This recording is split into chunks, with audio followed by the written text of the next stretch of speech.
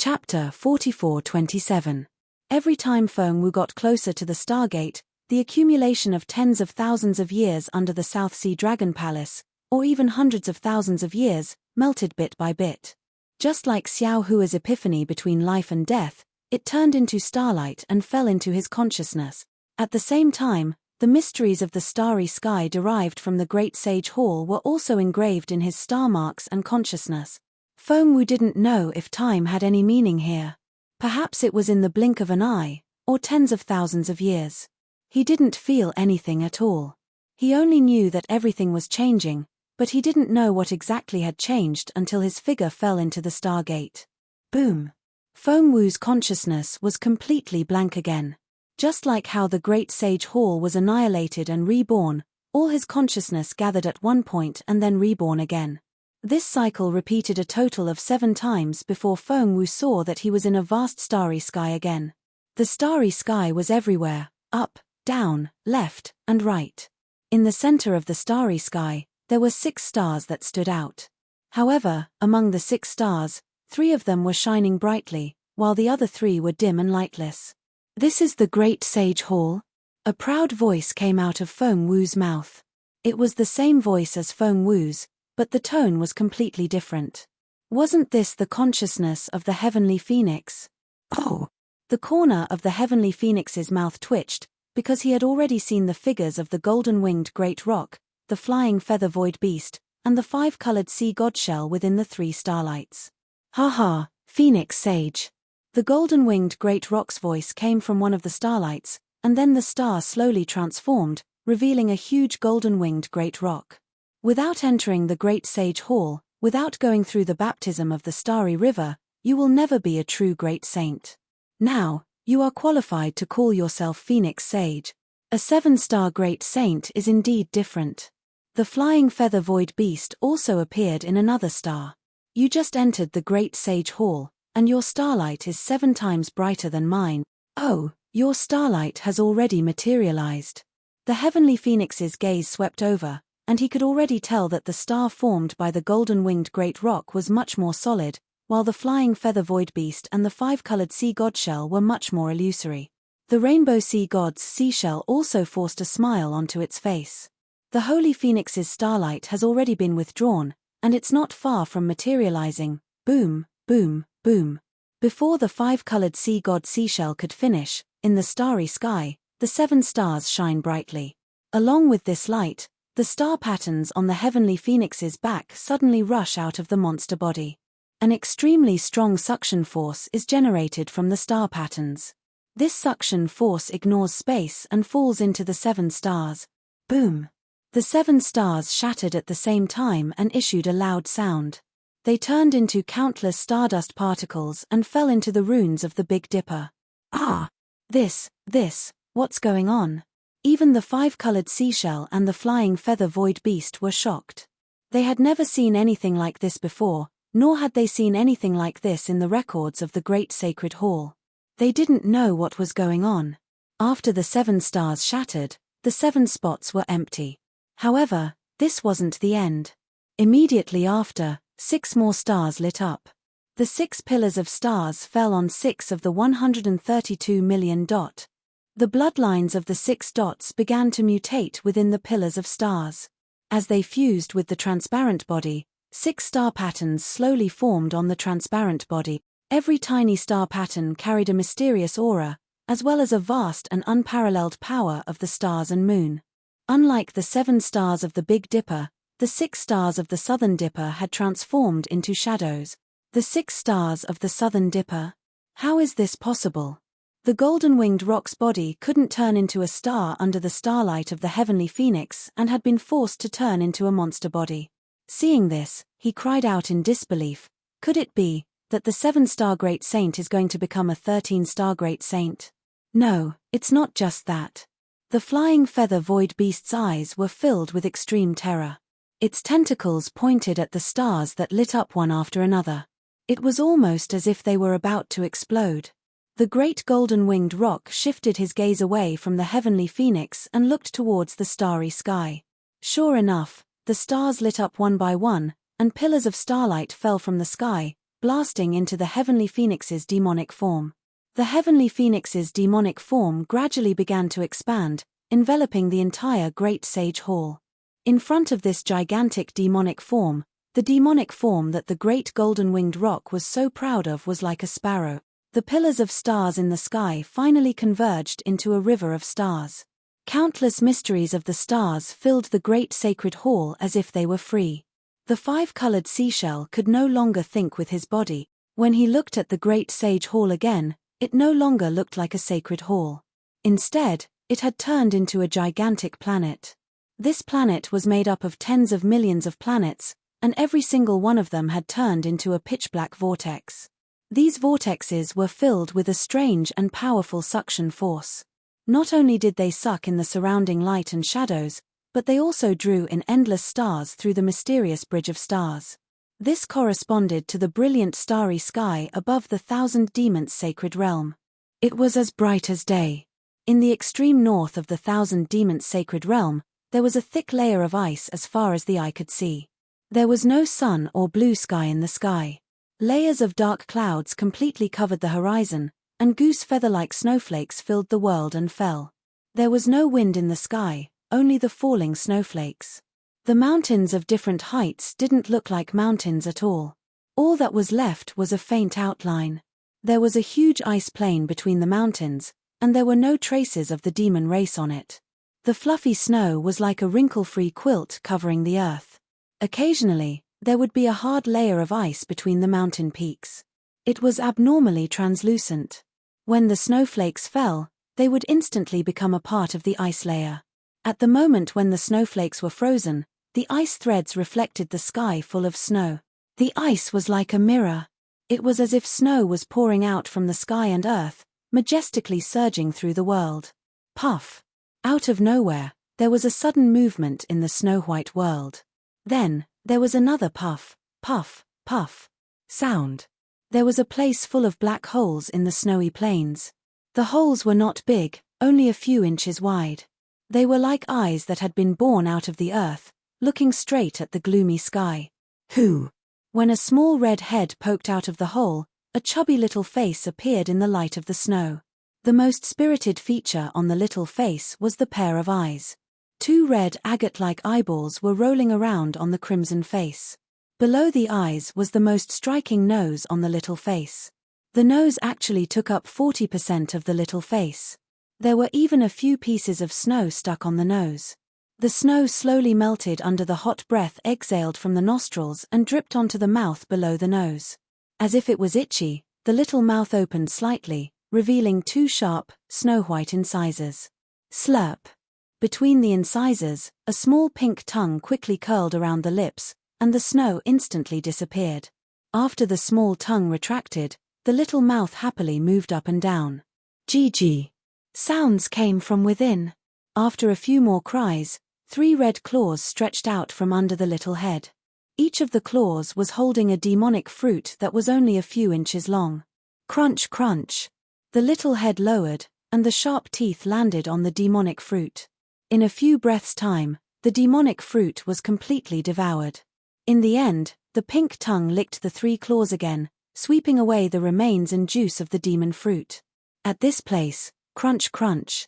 Sounds of crunching could be heard everywhere, covering the sound of snow falling from the sky. Tens of thousands of little heads like this had already appeared in the snow plains, and each of them greedily ate the demonic fruit. These cute little creatures were the commonly seen autumn rats in the northernmost part of the Thousand Demons' sacred realm. Crunch, crunch. The sounds of crunching were extremely rhythmic, but all of a sudden, all of the sounds stopped. All of the autumn rats put down the demonic fruit that they were eating, and their little heads swayed left and right with all their might. Their eyes were filled with panic. Swoosh. Just a few dozen feet away from these autumn rats, a sound suddenly came from a small pile of snow. A white figure flashed out from the pile of snow, and pounced on the closest autumn rat. Puff. Where the white figure landed, a red light flashed from within the hole, and the autumn rat had already fallen into the snow. The white figure's figure only caused snow and dust to fly, but it did not manage to grab a single strand of the autumn rat's red hair. At this moment, the white figure's figure was revealed. It was the autumn rat's natural enemy, the snow spear.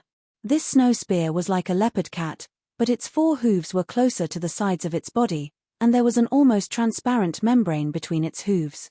When the snow spear's attack missed, its membrane flapped again, and its body floated like a snowflake. It was as fast as lightning, and it attacked the closest autumn rat. Swoosh! The autumn rat immediately retracted its head, but the snow spear's figure swayed, and it actually abandoned the autumn rat and turned to the other side. Over there, another autumn rat stuck its head out of the hole in the snow, as if it was watching a show.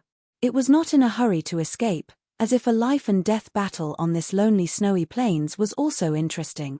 Seeing the snow spear suddenly pounce on it, the autumn rat was greatly frightened. It was already unable to dodge, and its little head only retracted half an inch. Puff! The snow spear's claws landed on the autumn rat's skull with lightning speed, and some green-red blood spurted out while emitting hot air. Once the snow spear succeeded, it did not stop at all. Its membrane flapped, and its figure flew into the distance. Under its sharp claws, the snow spear's corpse dripped with blood, and it fell onto the snowy plains. Looking at the distant autumn rats, as the snow spear flew away, they began to become active again. They did not panic just because an autumn rat was killed, and the autumn rats that were slightly further away did not even notice that an autumn rat was killed. Chapter 44:28. However, just as the snow sprite's sharp claws dragged the autumn rat across the snowy plains and was about to choose a place to eat, the snow sprite's body suddenly stopped. The snow-white fur all over its body exploded with a shoo sound as its entire body silently fell into the snow.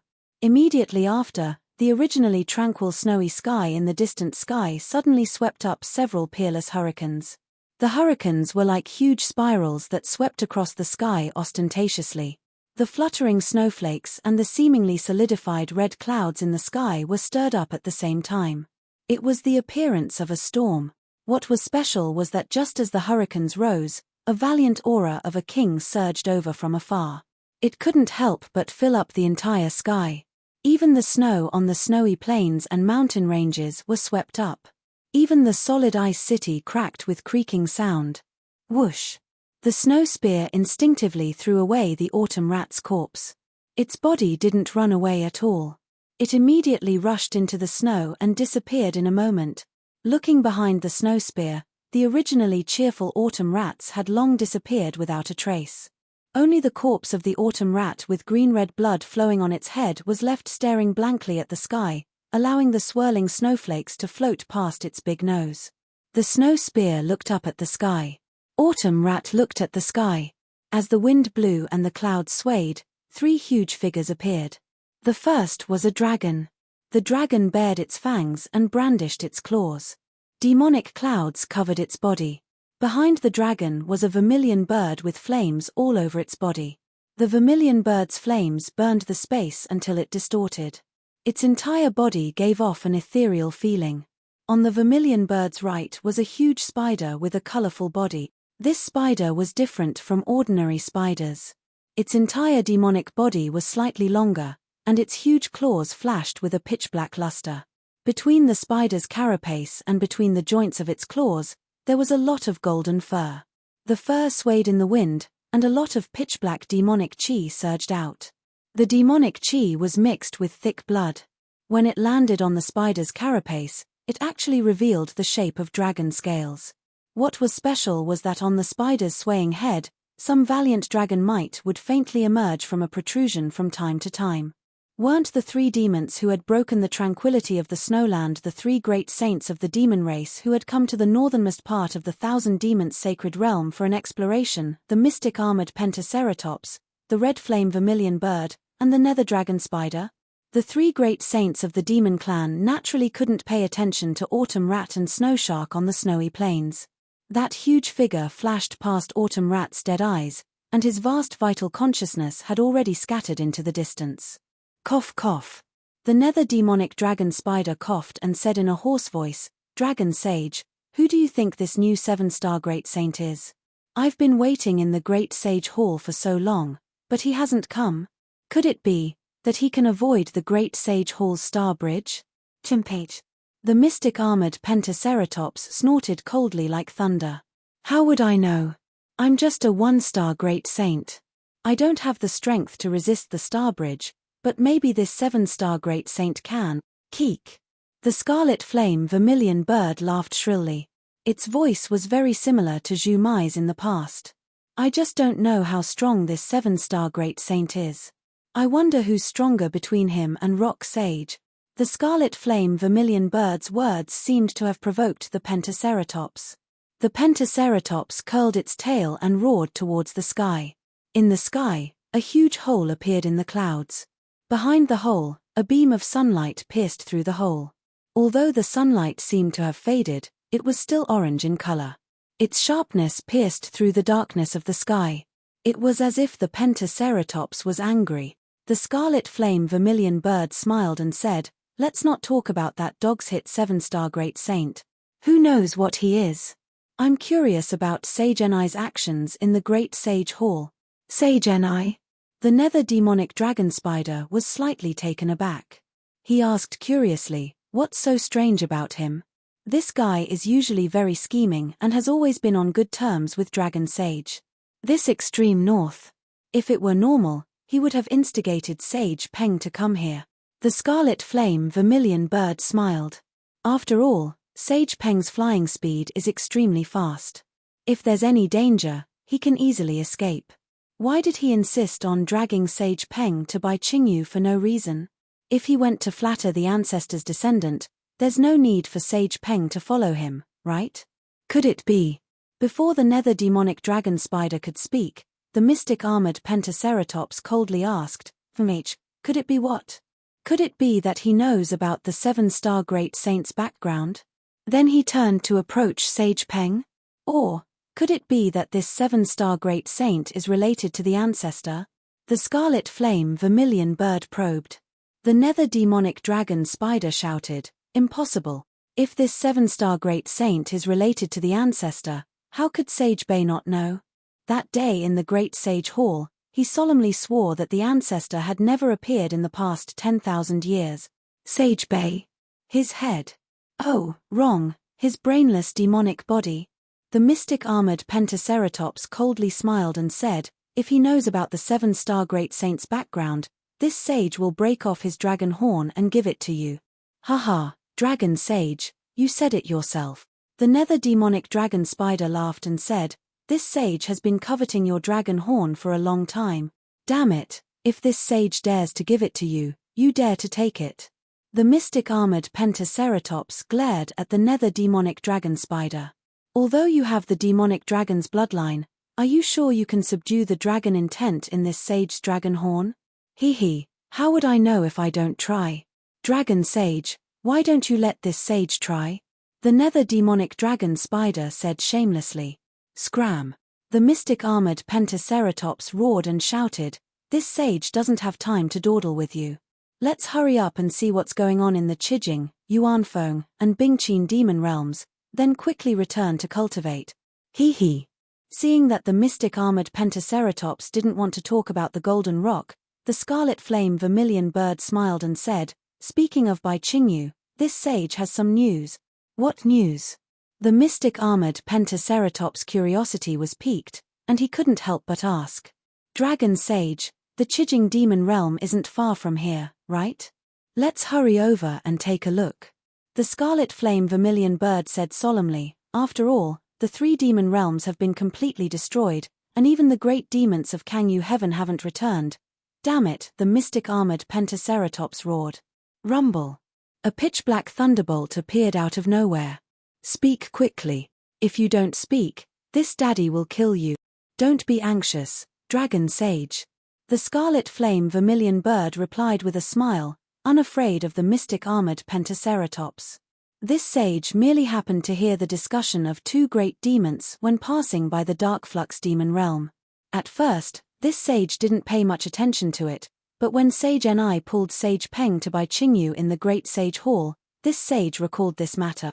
"Sparrow Sage, you are quite scheming," the nether demonic dragon spider said with a smile. "You actually restrained yourself from mentioning Bai Qingyu's matter until now. Damn it, this sage forgot about it," the scarlet flame vermilion bird shrieked, as though trying to explain. Seeing the scarlet flame vermilion bird trying to delay the matter, the mystic armored Pentaceratops said coldly, "Sparrow Sage, it's up to you whether you want to speak or not. When this sage returns to the great sage hall, I will first tell Sage Ni about this matter." "That can't be, Dragon Sage," the scarlet flame vermilion bird said with a bitter expression. "You also know that Sage Ni is the type to seek revenge for the smallest grievance. This sage only knows a little bit of information, so it shouldn't be enough for him to remember it, right? Speak quickly." The mystic armored Pentaceratops roared again. The scarlet flame vermilion bird wasn't delaying the matter, he was testing whether the mystic armored Pentaceratops really didn't know about Bai Qingyu's matter. Unfortunately, he couldn't see anything from the mystic armored Pentaceratops' expression. Thus, he said with a smile, "This sage heard that Bai Qingyu was holding a banquet. It seems that Bai Qingyu's demon king suppressed a human cultivator and wanted to use him to attract some humans to serve as food. What kind of bullshit is this?" The mystic armored Pentaceratops didn't wait for the scarlet flame vermilion bird to finish speaking. The matter of a demon king attracted Sage Ni? Sage Ni even pulled Sage Peng over? Did he think that a human cultivator could lure the human race's sage of literature? Unless the human cultivator was immortal Emperor Go Chen's princess. TCH. The nether demonic dragon spider immediately followed up on the mystic armored Pentaceratops' words. If it was immortal Emperor Go Chen's princess, that demon king wouldn't dare to suppress her even if he had 10 times the gut. "Spider Sage, you're too full of yourself." The scarlet flame vermilion bird laughed. "Bai Qingyu's demon king is Sage Bei's descendant. So what if his Sage Bei's descendant?" The nether demonic dragon spider asked, unconvinced. Even if Sage Bei wanted to suppress an immortal Emperor Go Chen's princess, he had to consider the consequences. "What if it was you, ancestor?" The scarlet flame vermilion bird's crimson flames shot up for thousands of feet. The nether demonic dragon spider was at a loss for words. The mystic armored Pentaceratops laughed. "Spider Sage, don't listen to Sage Vermilion Bird. Why would Ancestor care about a demon king?" That's right. The nether demonic dragon spider immediately glared at the scarlet flame vermilion bird and shouted, "Why would Ancestor care about a human cultivator? This human cultivator naturally isn't immortal Emperor Go Chen's princess." The scarlet flame vermilion bird didn't care and said casually, "As for who she is, I don't know. However, I do know that other than Bai Qingyu, there's also Shrouding Sky Ridge and Ancient Bell Mountain." Shrouding Sky Ridge? Ancient Bell Mountain? The mystic armored Pentaceratops was a bit surprised. Are those all the demon realms of Sage Bei's descendants? Of course not. The scarlet flame vermilion bird laughed. Shrouding Sky Ridge is the demon realm of one of Sage Peng's descendants, and Ancient Bell Mountain is the demon realm of one of Sage Ni's descendants. No wonder you didn't say anything in the great sacred hall. The nether demonic dragon spider waved its claws in the air as if it was laughing. So these 3 demon realms are related to Sage Peng, Sage Ni, and Sage Bei. That's good. The mystic armored Pentaceratops said faintly, "If Sage Peng and Qi Jing came, I might be." "Hehe, why would he drag me to Bai Qingyu? He probably has some other plans in mind, right?" "Hey!" The mystic armored Pentaceratops suddenly exclaimed in surprise. Its dragon body suddenly emitted a blinding light as it turned into a ray of light and rushed forward. Chapter 44-29. The scarlet flame vermilion bird was taken aback when he saw the profound armored pentahorned dragon's strange behavior. He hurriedly released his Yuan will, and as expected, when he saw the situation in the distance, he was also shocked. He spread his wings and flames burned fiercely. The scarlet flame vermilion bird's huge body also disappeared in a flash. "We're already here, what's the hurry?" The nether demonic dragon spider muttered as its body shook. Then, a dozen of its claws tore the space apart, and its figure disappeared. When the 3 great saints of the demon race appeared in the sky, their gazes fell on the ground in front of them, and they remained silent for a long time. Beneath the 3 great sages was an abyss that spanned 1,000,000 miles. The abyss was at least 10,000 feet deep. Inside the abyss, snowflakes danced in the air, but the strange thing was that the abyss was different from the snow on the ground. At the bottom of the abyss, there was a thin layer of snow. Due to the heat of the earth, there were many places where the dark green soil was exposed to the night sky. However, there seemed to be a layer of phosphorescence in the dark green soil, which shone brightly in the night sky. This abyss was actually so big that one couldn't see the end of it. Layers upon layers of light flickered like sparkling waves. How can this be? After a long while, the nether demonic dragon spider said in a low voice, "The whale demon realm is an inland sea, right? How did it become an abyss? The sea is gone, so it naturally became an abyss." The scarlet flame vermilion bird replied in a low voice. He had a bad feeling in his heart. The nether demonic dragon spider said in shock, "How can this be? How can millions of miles of sea be gone just like that? Not even a drop of water or a piece of ice is gone." The profound armored pentahorned dragon said coldly, "It's not just the water, even the whale demon race was killed." Yes. The scarlet flame vermilion bird sighed. The whale demon race are all sea beasts that are close to 10,000 feet long. In terms of demonic bodies, they don't fear any demon race in the thousand demon sacred realm. There are also many great demons in the whale demon race. Although the demon king didn't reach the 8th grade of origin energy, it was close to the 8th grade. The great demons of Blue Moon Sky all died here. How could a demonic beast king with an upper 7th grade elemental energy survive? The profound armored pentahorned dragon said coldly. The problem is. The nether demonic dragon spider said curiously, "It's not just the monster kings and great monsters. There are many sea monsters in the Qijing demon realm. Apart from the Qijing, there are also Jibao, Qin Kuan, and other monster clans. Although they are not as large as the Qijing, they are also very agile. How could they not know how to escape? Take a look at this place.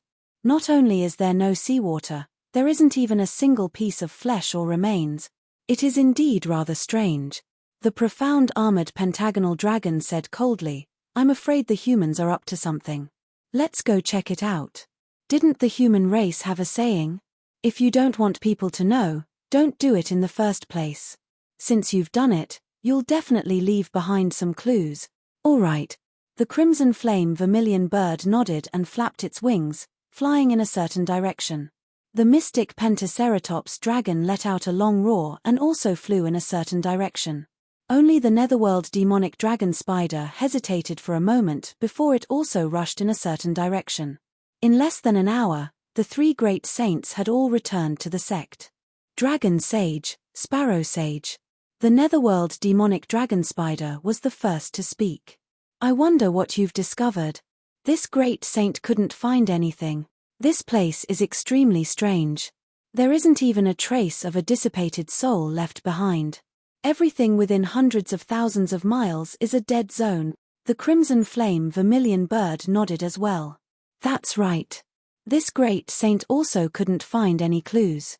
There isn't a single trace of the human race or any other demonic beast race that has been here." The profound armored pentagonal dragon looked into the distance and didn't speak for a long time. Although it didn't answer, the crimson flame vermilion bird and the netherworld demonic dragon spider knew that it hadn't discovered anything. "Sparrow Sage, Spider Sage." The profound armored pentagonal dragon retracted its gaze from the abyss and said, "Did you notice that the bottom of this abyss, as well as the 4 walls, are all extremely flat?" "No." The crimson flame vermilion bird was stunned for a moment before it casually replied. Its vital consciousness swept toward the abyss, as well as the place where the abyss connected to the ground in the distance. The crimson flame vermilion bird exclaimed in shock, as expected. "This is really strange. How can it be so flat? Could it be that the human race has repaired this place?" "That's true." The netherworld demonic dragon spider looked at the flat bottom of the abyss and said in agreement, "Not to mention the mud at the bottom of the Qijing demonic realm's inner sea, there should be a lot of reefs and rocks. But now, there isn't even a trace of them. It's as if the entire demon realm's seabed had been flattened by a boulder millions of kilometers in size. What's even stranger is that the 4 walls look as if they've been cut by a blade." The profound armored pentagonal dragon said coldly, "Could it be that the human race is trying to show off to our 1000 demonic sacred realm? Or are they trying to express something?" Don't think about the human race for now. The crimson flame vermilion bird shook its head. If they wanted to wipe out all the demonic beasts in the Chijing demonic realm, how many high-level cultivators would the human race have to send over? There's no way our 1,000 demonic sacred realm wouldn't have notice. Perhaps it's the work of some demonic beast king. Which demonic beast king? Sparrow Sage, why don't you tell us who has the ability to destroy the Chijing demonic realm to such an extent? The profound armored pentagonal dragon retorted. I can say without reservation that even if it's Sparrow Sage, you wouldn't be able to burn the entire Chijing demonic realm to the ground with your scarlet flame. And that's under the circumstances where no information was leaked. That's true. The crimson flame vermilion bird nodded slightly. And the great demons of Kangyu heaven, the nether demonic dragon spider agreed. Who would dare to attack so brazenly? That's the #1 expert of our 1,000 demonic sacred realm. At this point, the nether demonic dragon spider hurriedly shut its mouth and changed its words. That's the 6 great sages of our 1,000 demonic sacred realm. Bullshit, it's the 7 great sages now. The profound armored pentagonal dragon cursed. The nether demonic dragon spider was a bit embarrassed and angry, but its claws moved, and it pointed to the bottom of the abyss. And this phosphorescence, it's also strange. It seems to be embedded in the soil at the bottom of the abyss, and even the snow can't cover it. What about the bottom of the abyss? The profound armored pentagonal dragon asked. I haven't seen it yet. The nether demonic dragon spider muttered. The crimson flame vermilion bird smiled. Then I'll have to trouble you to take a look first. This is Spider Saint's innate ability, and it's something we can't compare to. Dragon Saint, Sparrow Saint, please wait a moment. The nether demonic dragon spider nodded, and the demonic chi around its body gradually surged out. The blood-red light was particularly dazzling in the night, and when it waved its claws, demonic clouds similar to the nether demonic chi surged out, and the nether demonic dragon spider's body fell into the abyss. Seeing the nether demonic dragon spider's body disappear, the crimson flame vermilion bird suddenly said, Dragon Saint, you really didn't find anything? Oh. What does Sparrow Saint mean? Could it be that you think I wouldn't say anything if I found something? The profound armored pentagonal dragon asked coldly. The crimson flame vermilion bird chuckled and said in a low voice, That's not it. It's just that I feel that Dragon Saint is the true #1 expert of our great sage temple, so how could you not find anything? Chimpage. The profound armored pentagonal dragon snorted.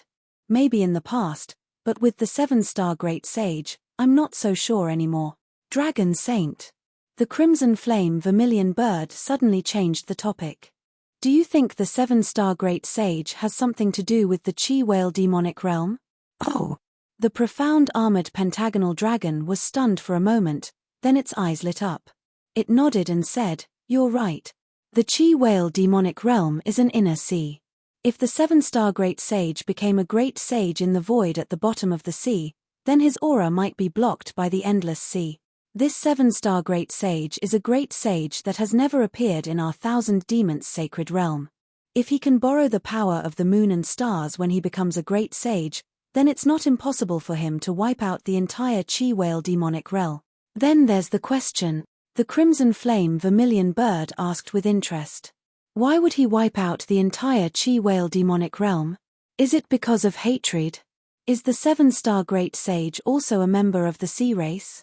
No, it should be to hide his identity. The profound armored pentagonal dragon shook its head.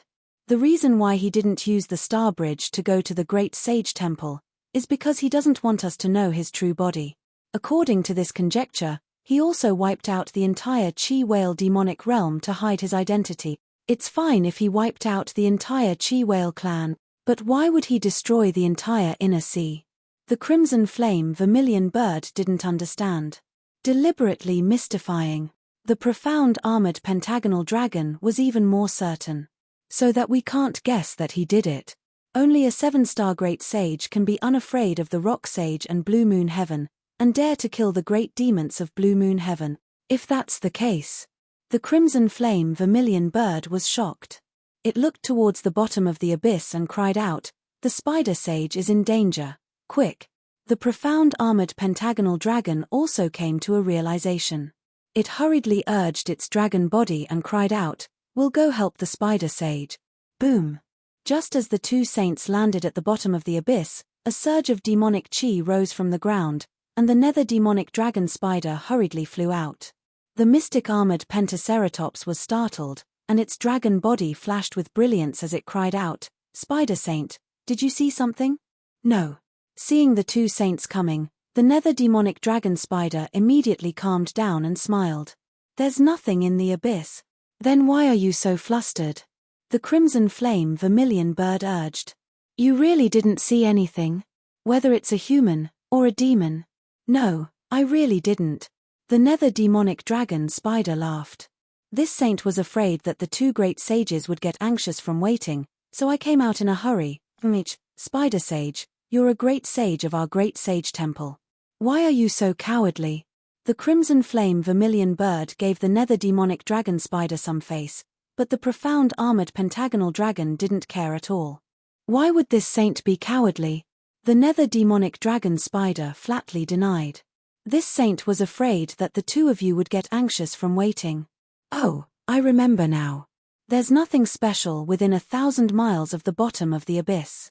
As I travel further down, there seems to be some indescribable changes in the space, but I don't know what exactly it is. I'll have to ask Sage Ni to come over and take a look." Chapter 44:30. "All right." The pentaceratops said helplessly, "We'll rush to the Yuanfeng and Bingqin demon realms now. If the situation is similar, we'll ask Saint Ni to come over first." Just as the pentaceratops said this, boom! In the night sky, outside the thick red clouds, a huge roar sounded. A huge beam of light from the stars and moons penetrated the clouds and fell. Although the beam of light was very far away from the three great sages, the heavy clouds formed a vortex under the bombardment of the beam of light, which was very obvious in the dark night sky. Then, boom, boom! Another 5 loud roars sounded in succession. The clouds that had been penetrated now had 5 more beams of light from the stars and moons falling. The entire cloud layer seemed to be torn apart by a huge hand. As the wind and clouds surged, the strong power of the stars and moons filled the entire sky. Like a tidal wave, the power of the stars and moons flooded the night sky. Just as the three great sages looked at each other, 1, 2. In just a few breaths, the 6 stars of the southern dipper appeared in the cloud hole. At this time, the 6 stars of the southern dipper connected in the starry sky and proudly looked down on the entire land of the demon race. The brilliant starlight not only illuminated the entire starry sky, but also the 1,000 demon sacred realm. The 3 great sages were shocked. Before they could think further, boom, boom, boom. 3 slightly soft roars sounded from the 3 great sages. The dragon horn of the pentaceratops shone brightly, and the star marks engraved on the 5 segments of the dragon horn appeared out of thin air, condensing into a dragon-shaped star in the sky. Many beams of light from the stars and moons fell on it. The dragon horn on the top of its head was revealed. This dragon horn was also different from ordinary dragon horns. It had 5 petals, and each petal was engraved with star marks. These star marks flashed with a black brilliance under the crystal flowers, and they actually condensed into the shape of a dragon star.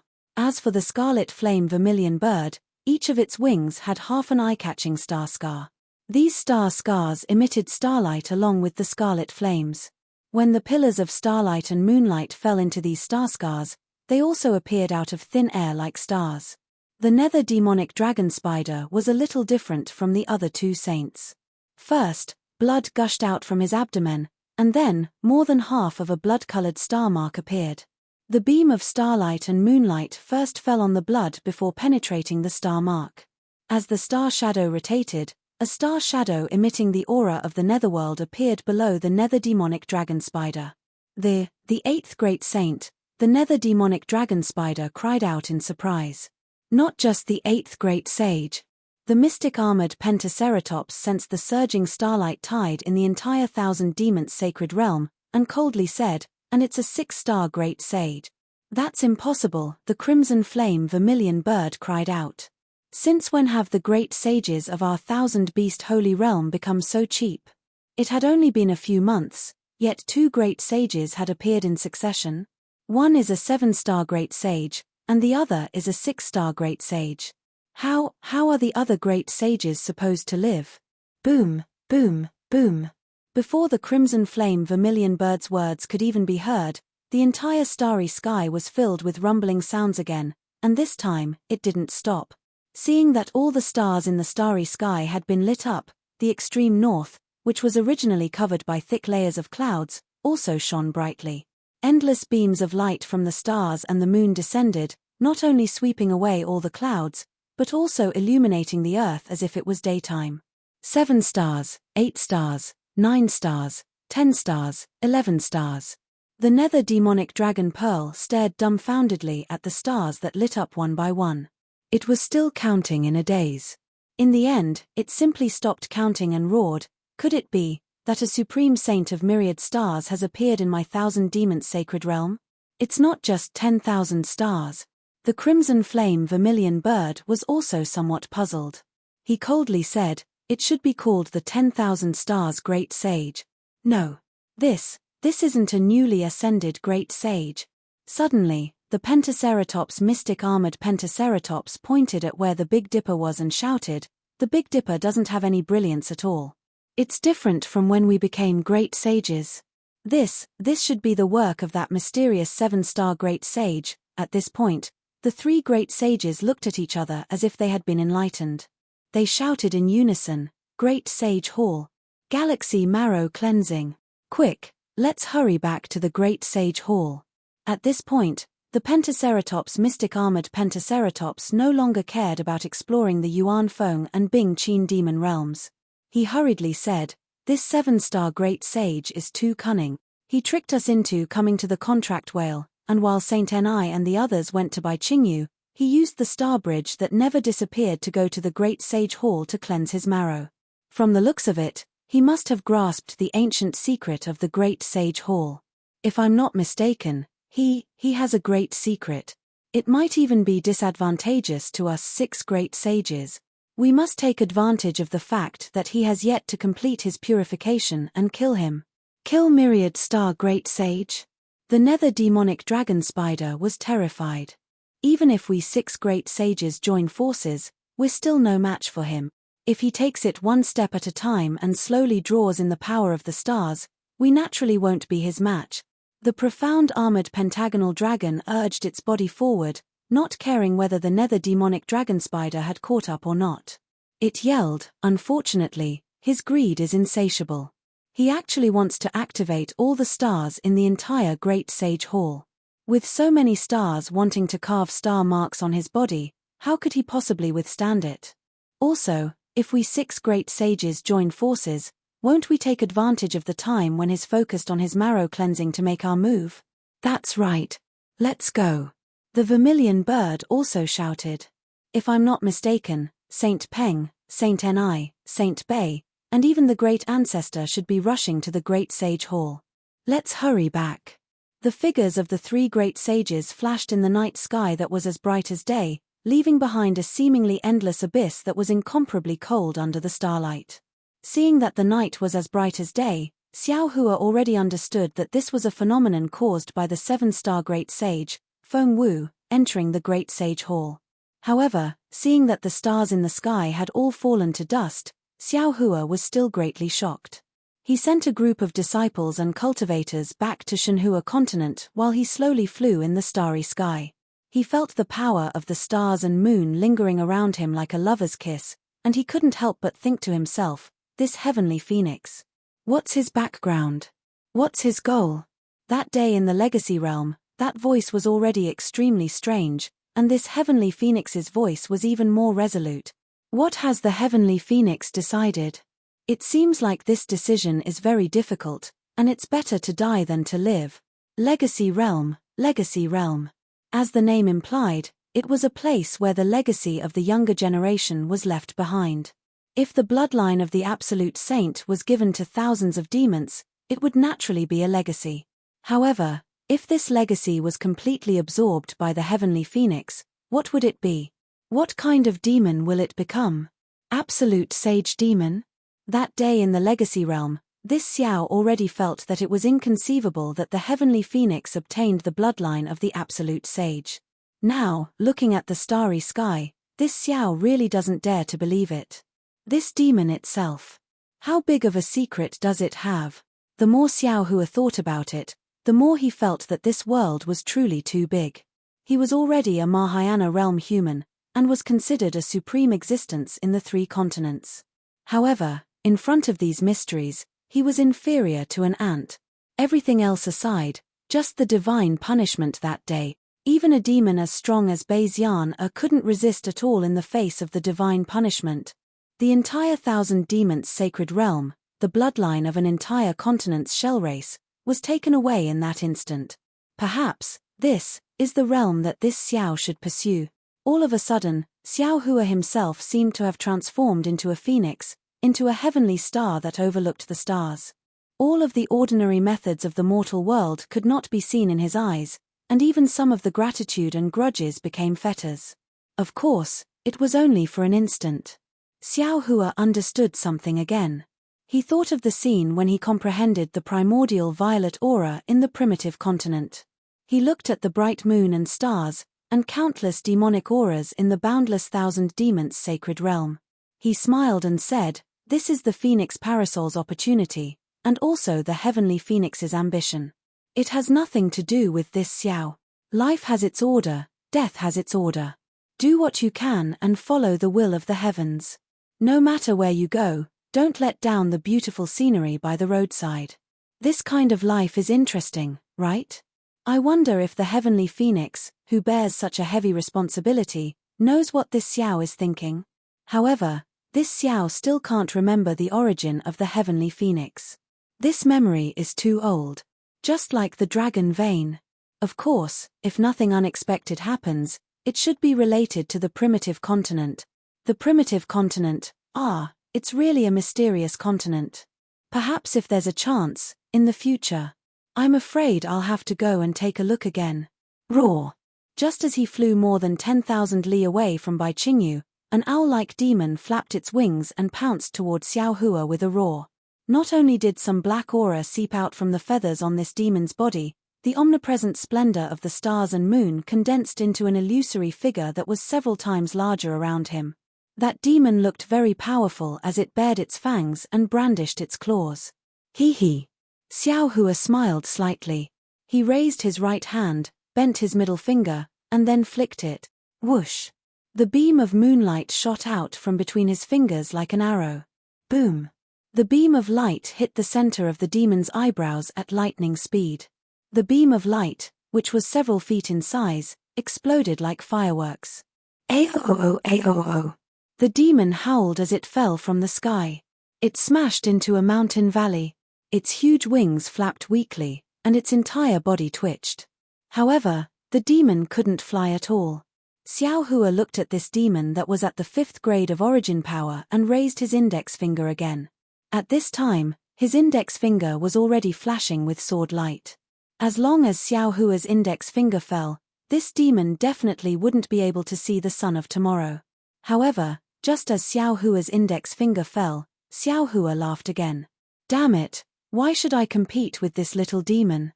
Not to mention that I'm already a grand ascension stage human. Feng Wu is already a great sage of the Great Sage Hall. Previously, he was already a 7-star great sage. If the golden-winged Great Peng hadn't made a breakthrough recently, the title of #1 expert of the demon race would definitely belong to Feng Wu. And now, Feng Wu is borrowing the power of the Great Sage Hall to engrave star patterns on his body. I believe that after this opportunity, even the golden-winged Great Peng won't be a match for Feng Wu. This 1,000 demon sacred realm will be his. This little demon is also his subordinate, so I can't make things difficult for him. I can only make things difficult for myself. Chapter 44:31. Ha ha ha. Xiao Hua couldn't help but laugh. His figure turned into a streak of light as he flew into the distance. Half a meal later, the monster struggled to get up from the ground. He shook his head as if he had just woken up from a dream. His wings flapped as he shouted, "Damn it, who is this human? How can he be so powerful? I've got nothing better to do." Why would I want to devour a human instead of using the power of the stars and moon? The power of the stars and moon entering my body is equivalent to several years of effort. Why would I waste my time? The monster muttered as he guided the starlight into his body to refine his monster body. Just as the monster said, the 1,000 Demons sacred realm was even more lively than when Feng Wu became a 7-star great saint. This was the power of the stars. It was far more powerful than the power of the 7-star great saints. Countless monsters were cultivating in seclusion, activating their own race's secret technique to guide the stars and moon into their bodies. The realm that had been stagnant for a long time was slowly being pushed forward by the vast tide of stars and moon. At the same time, above the heads of every demon cultivator in the sacred realm of 1,000 demons, there was a trace of faith and worship that could not be detected by the naked eye, divine sense, or other ordinary divine abilities. It passed through space and fell on Xiao Hua, into the crystal-like godhead that could not be seen outside of Xiao Hua's Niwen Palace. With Xiao Hua's current cultivation, he naturally couldn't detect this phenomenon. He saw that all the monsters were cultivating, so he also concealed his aura. However, after flying for a while, he saw a beautiful mountain forest under the moonlight. Green water flowed, and several acres of grass surrounded the mountain forest. It looked like a green carpet. Xiao Hua's heart skipped a beat. His figure descended and stood on the green grass. His gaze once again sized up the surroundings as he said in a low voice, "Forget it, it'll be here then." Saying that, Xiao Hua raised his hand and took out the yin-yang bracelet that Bai Bo gave him. He sent his divine sense inside and took out Fairy Jing's remains, as well as her bloody clothes. Looking at the clothes, although there was a strong smell of blood on them, Fairy Jing's aura still existed. Smelling this aura, the scenes from when he saw Fairy Jing on Jade Mountain all the way to when she left on Heartbreak Mountain flashed before Xiao Hua's eyes. Xiao Hua really didn't expect that their parting at that time would be forever. He could no longer see that Fairy Jing who carefully hid her lowliness in her heart for fear of being hurt. Deep sorrow filled Xiao Hua's heart. Fairy Jing had died for him, and at the same time, she had died to atone for her sins. But Fairy Jing didn't have to use her own life to pay for this sin. Even if Xiao Hua himself had been suppressed there, Xiao Hua wouldn't have let Fairy Jing use her life to save him. What truly brought Fairy Jing to this point was the love in her heart. That love had actually become a burden. While making her surpass the heartless water, it also made her unable to bear the burden. Xiao Hua whispered. Rather than talking to Fairy Jing, it was better to say that he was talking to himself. Fairy Jing, I have already taken your soul into the Shenhua continent. I believe that when you enter the cycle of reincarnation, you will be a different person. In this life, this Xiao has been acquainted with you, but I've failed to live up to your feelings. If it weren't for this Xiao, perhaps you would have been able to live a peaceful life. Of course, this Xiao really didn't know the pain in your heart that day and misunderstood you, thinking that you were a woman who was greedy for power. Now, this Xiao knows what you're thinking and has already fulfilled your dying wish. This Xiao originally wanted to bury your remains in the Shenhua continent as a memento. But, this life is this life, and the next life is the next life. You definitely don't like living in this life, so this Xiao might as well cut off everything in this life and the next life. I believe that this Xiao's choice is also your choice. I hope that you will be happy in the next life and be a carefree woman of the human race. As he spoke, Xiao Hua's figure flashed and sank into the ground. He only stopped when he had traveled a few hundred meters. He looked around and made a grabbing motion with his hand. Poof! A space a few feet wide was grabbed by him, and Xiao Hua sent Fairy Jing's bloody clothes and remains into it. When Xiao Hua stared at the bloody clothes for a moment, it was as if he could see Fairy Jing's dreamy eyes from that day. Those eyes were filled with joy, resentment, happiness, and sorrow. It was as if a net was trying to capture Xiao Hua's gaze, but the moment it was captured, it freed Xiao Hua's gaze. Ashes to ashes, dust to dust. I hope that my thoughts and memories will go with the wind. Xiao Hua sighed. With another swipe of his hand, the space was covered by soil. He believed that it wouldn't be long before everything here became a part of the earth, and there would be no traces left. Oh! Just as Xiao Hua put away his sorrow and prepared to leave this place of sorrow, he suddenly raised his eyebrows. His divine sense swept towards a place on the ground like a tide. When he saw the scene in the distance clearly, he couldn't help but be stunned and actually said in surprise, "Why is he here?" Amidst his surprised voice, a green brilliance flashed around Xiao Hua's body, and his figure had already disappeared. Thousands of kilometers away, deep within the earth, there was an incomplete nascent soul spirit body that was flashing with a faint spirit light. It was escaping into the depths of the earth, and behind it were hundreds of weasel-like demonic beasts. Their bodies surged with dark green demonic energy as they followed closely behind. The nearest demon beast was only a few hundred feet away from him, and the demon aura and starlight it spat out from its mouth and nose had already landed on the nascent soul's back like a hook. Wasn't this nascent soul spirit body Xin Ping, who had been missing for a long time? At this moment, Xin Ping was as anxious as a stray dog. His physical body had been killed by the gathering moth beast at Yizhao Ridge, and only his nascent soul had escaped. Shui Mingzi originally wanted to save his nascent soul, but Xin Ping already knew Shui Mingzi's intentions. He didn't dare to trust Shui Mingzi, and he also didn't dare to trust Ao Zhantian. Thus, he could only choose to escape by himself. Unfortunately, Xin Ping wasn't a late-stage nascent soul cultivator, nor was he an astral projection cultivator. His nascent soul wasn't completely solid, and he only escaped for a few dozen kilometers before he discovered that his nascent soul was showing signs of dissipating. Thus, he didn't hesitate to escape into the ground. This was also the reason why Shui Mingzi, Ao Zhantian, and even He Xiong couldn't find him. When Xin Ping felt safe, he hurriedly used his divine ability to return to the hidden immortal continent. However, after flying for half a day, Xin Ping discovered that something was wrong. It was already extremely dangerous for a human cultivator with a physical body to fly in the Thousand Demons sacred realm. How could he, a nascent soul spirit body, leave the Thousand Demons sacred realm safely? In just half a day, Xin Ping's nascent soul spirit body had already been attacked by several groups of demonic beasts. However, they were only demonic beasts, and not demonic beast. Xin Ping pondered for a moment and knew that he couldn't leave the Thousand Demons sacred realm by himself. Thus, he thought of the other Daoist cultivators who came to the Thousand Demons sacred realm to rescue Xiao Hua. This was because Xin Ping learned from Shui Mingzi that other than Shui Mingzi and Ao Zhantian, there might be other Daoist cultivators who had received Xiao Hua's favor. Thus, he wanted to try his luck and see if he could meet other humans who were as enthusiastic as Xiao Hua. Or perhaps, he could meet a fellow Daoist he was familiar with.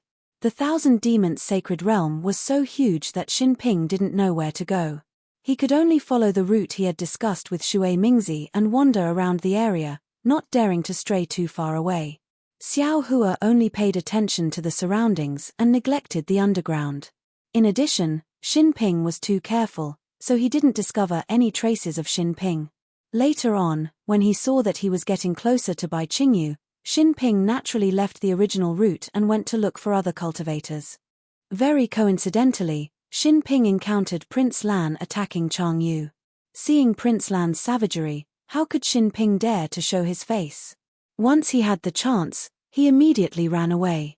Afterward, before Xin Ping's luck arrived, Xiao Hua had already unleashed his might. The entire Bai Qingyu was engulfed in the flames of war. Xin Ping, who had a nascent soul spirit body, suffered even more. He didn't dare to think about running into any human cultivators. He only wanted to escape from the chaotic heaven-earth origin qi. Xin Ping's luck was naturally bad. He had just escaped from the battle when he was immediately discovered by some demonic beasts. Although Xin Ping could kill some of the demonic beasts, there were countless demonic beasts in the Thousand Demons sacred realm. His nascent soul spirit body was constantly dissipating. The aura of the spirit body was the best food for demonic beasts. How could he escape from the pursuit of those savage demonic beasts? In just a day, Xin Ping's nascent soul spirit body was on the verge of collapse. His primordial spirit had also been devoured greatly. Feng Wu's ability to summon the power of the stars was truly a feast for all the demonic beasts in the Thousand Demons sacred realm. However, for Xin Ping, who had a nascent soul spirit body, it was tantamount to a monstrous calamity. Not to mention, His spirit body was even more devastated under the impact of the starlight beam. His damaged primordial spirit became increasingly blurry. He increasingly didn't know where he should escape to and how he should escape. Under the brilliance of the starlight beam, those demonic beasts were several times more excited than if they had eaten countless demonic herbs. Even if Xin Ping went deep underground, he still wouldn't be able to escape from their pursuit. Just like that, Xin Ping flew to the left side of Xiao Hua. However, the moment Xiao Hua discovered him, the weasel-like demonic beast spat out demonic aura. This demonic aura was equally powerful in this extraordinary night. It actually produced a hook-like brilliance of the starlight beam. When this brilliance landed, Xin Ping's nascent soul spirit body was pinned down. No matter how Xin Ping urged his nascent soul, he couldn't escape. Ayo! Seeing that the demonic beast in front of them had succeeded, the demonic beasts closest to them became even more excited. They let out a roar and spat out demonic aura, preparing to share the delicious food in their hands. Xin Ping, who was already on the verge of death, still had some instincts. After sensing the danger, he didn't hesitate at all. His nascent soul spat out a strand of silver blood. Within the blood, only a piece of the fan remained.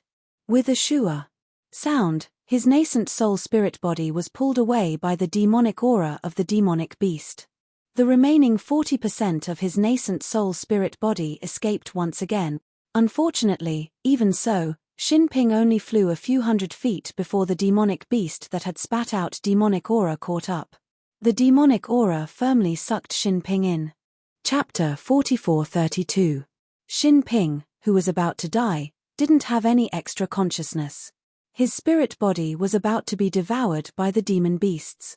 Suddenly, an incomparably powerful divine sense swept over. Before it even got close to Xin Ping, the demon beasts, who were extremely sensitive to danger, had already sensed it. Swoosh swoosh swoosh.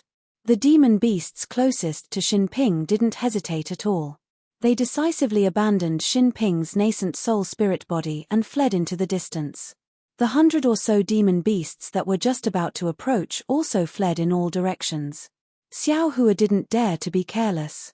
After sweeping with his divine sense, he chased for a few kilometers before slowly retracting it.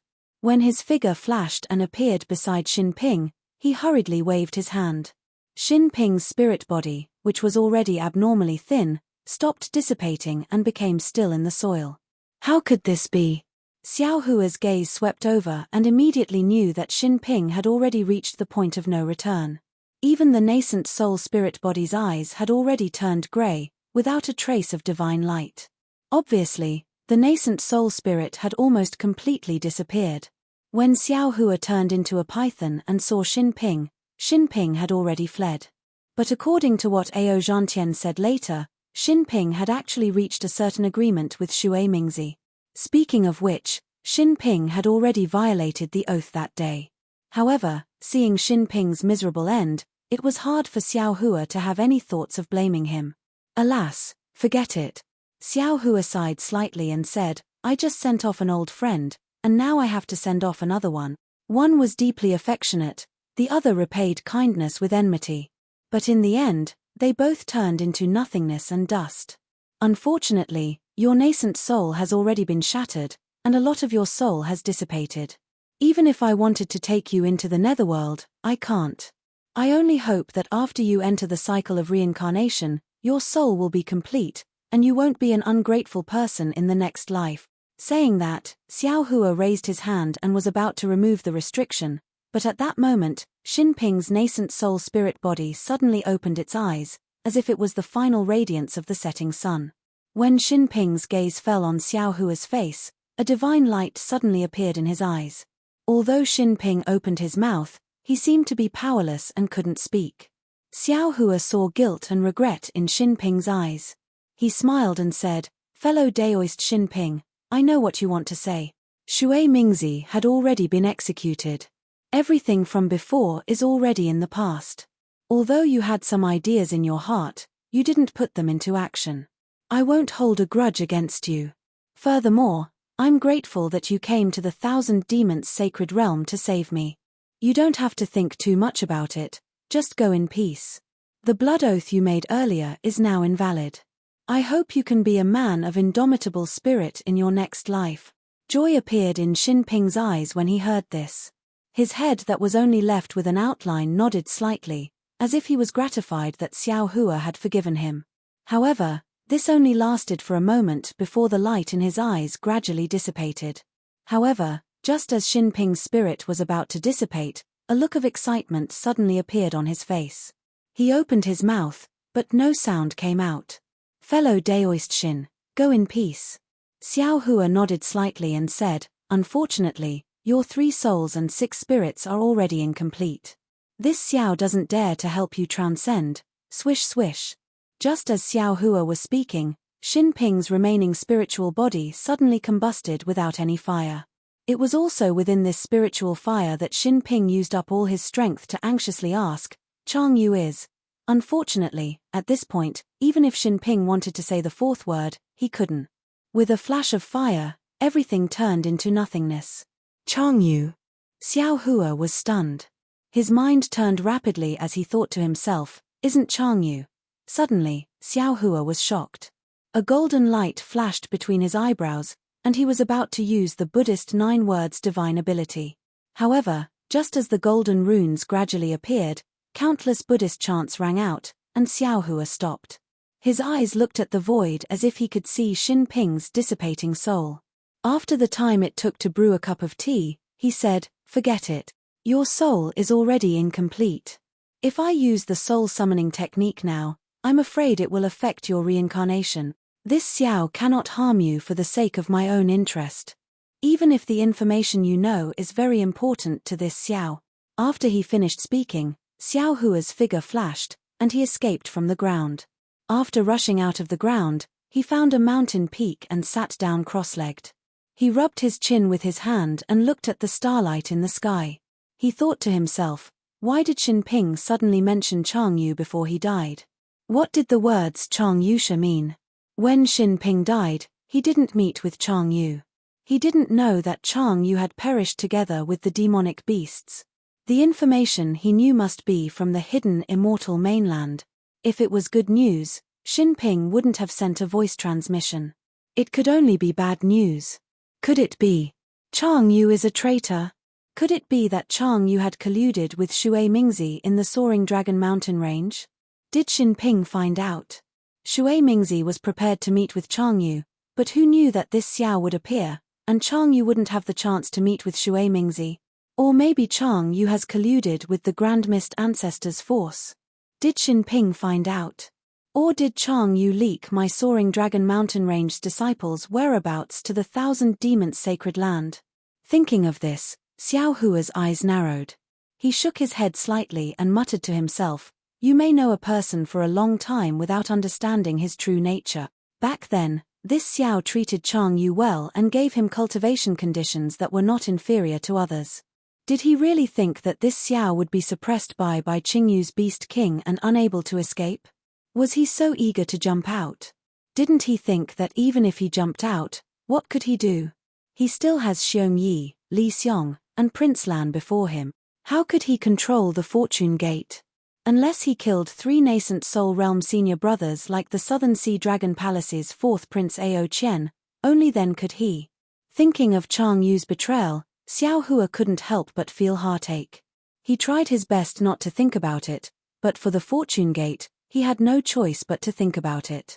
When Xiao Hua thought of this, he was suddenly startled and unconsciously stood up. Buzz! It didn't matter if he stood up, but the space within 100 miles to his left produced the sound of air exploding and the sound of thunder. No, no. Xiao Hua's eyes spun rapidly. If Chang Yu is such a scheming person, his best plan is not to come to the Thousand Demons' sacred land. It's best if he hides in the Soaring Dragon Mountain range. He only needs to wait for the Fortune Gate's disciples to be killed, then he can claim to be the sect master in the Soaring Dragon Mountain reign. Even if Xiong Yi and Prince Lan return, they must be seriously injured. Wouldn't it be easier for him to make a move? Of course, we can't rule out the possibility of him colluding with Shui Mingzi on the way to Bai Qingyu. A kind-hearted person would never think of others as his enemy. Therefore, in just a short moment, Xiao Hua thought of an excellent excuse for Chang Yu. Of course, all of this was just a guess. Xiao Hua pondered for a moment and called Daoist Wu out from the space. The moment Daoist Wu landed in the air, he immediately raised his head and shouted, "Damn it, isn't Daoist Feng Wu too arrogant? What is he doing? Is he trying to alarm the entire 1,000 demons' sacred land? A great saint of the demonic race has entered the Great Holy Hall. Is he trying to call immortal Emperor Go Chen and Vairocana revered Buddha over to observe the ceremony? I don't think this is what he wants." Xiao Hua replied indifferently, not to mention that this might be the effect of the Great Holy Hall. The heavenly phoenix is in his body. It's not something he can decide. Oh. Daoist Feng seems a little depressed. Daoist Wu looked at Xiao Hua and said, "Daoist Feng has just defeated the 1,000 demons' sacred land's old ancestor. You should be in high spirits." "That's nothing." Xiao Hua smiled bitterly. While pondering, he told Daoist Wu the whole story. Sigh. Daoist Wu instantly understood. He sucked in a breath of cold air and said, "Even your own disciple has become like this. I only have suspicions. I can't be sure, so I asked Daoist Feng to come over and take a look." Xiao Hua replied, If Daoist Wen Chu is here, he would be the most suitable." Daoist Wu nodded. "In that case, I will reluctantly accept." "Daoist Feng, conceal yourself first." As Xiao Hua spoke, he took out the Kunlun mirror and pulled Xiongyi out of the Shenhua continent with his mind. Xiongyi was still sitting cross-legged as if he was regulating his breathing. Xiao Hua didn't disturb him and just stood at the side and watched quietly. In just a moment, Xiongyi felt that something was wrong. The quintessential essence in his body flowed rapidly. He was on guard and immediately opened his eyes. "Master." Xiongyi only understood when he saw Xiao Hua standing beside him. He raised his head and looked around in surprise. He said anxiously, "Is this the Star Moon Palace?" "No." Xiao Hua's tone was a little indifferent as he replied, "This is still the 1,000 demons' sacred land. It's only about 1,000 miles away from Baiqingyu." Xiongyi heaved a sigh of relief and said with a smile, "Did I say that? It's just a moment. How could I have arrived? Unless the time in the Kunlun immortal realm is different from the 3 continents." As he spoke, Xiongyi looked at the stars and moon in the sky in surprise and asked curiously, "Master, what's going on? Why is the 1,000 demons' sacred land's starry sky different from the hidden immortal continent? Is it day or night?" "It's night." Xiao Hua's tone was still indifferent. "It's just that the 7 stars great saint of the 1,000 demons' sacred land has entered the great sage hall and attracted the congratulations of 10,000 stars." Hiss. Xiongyi was shocked. 7 stars great saint. Could it be that is even more powerful than that golden-winged great rock?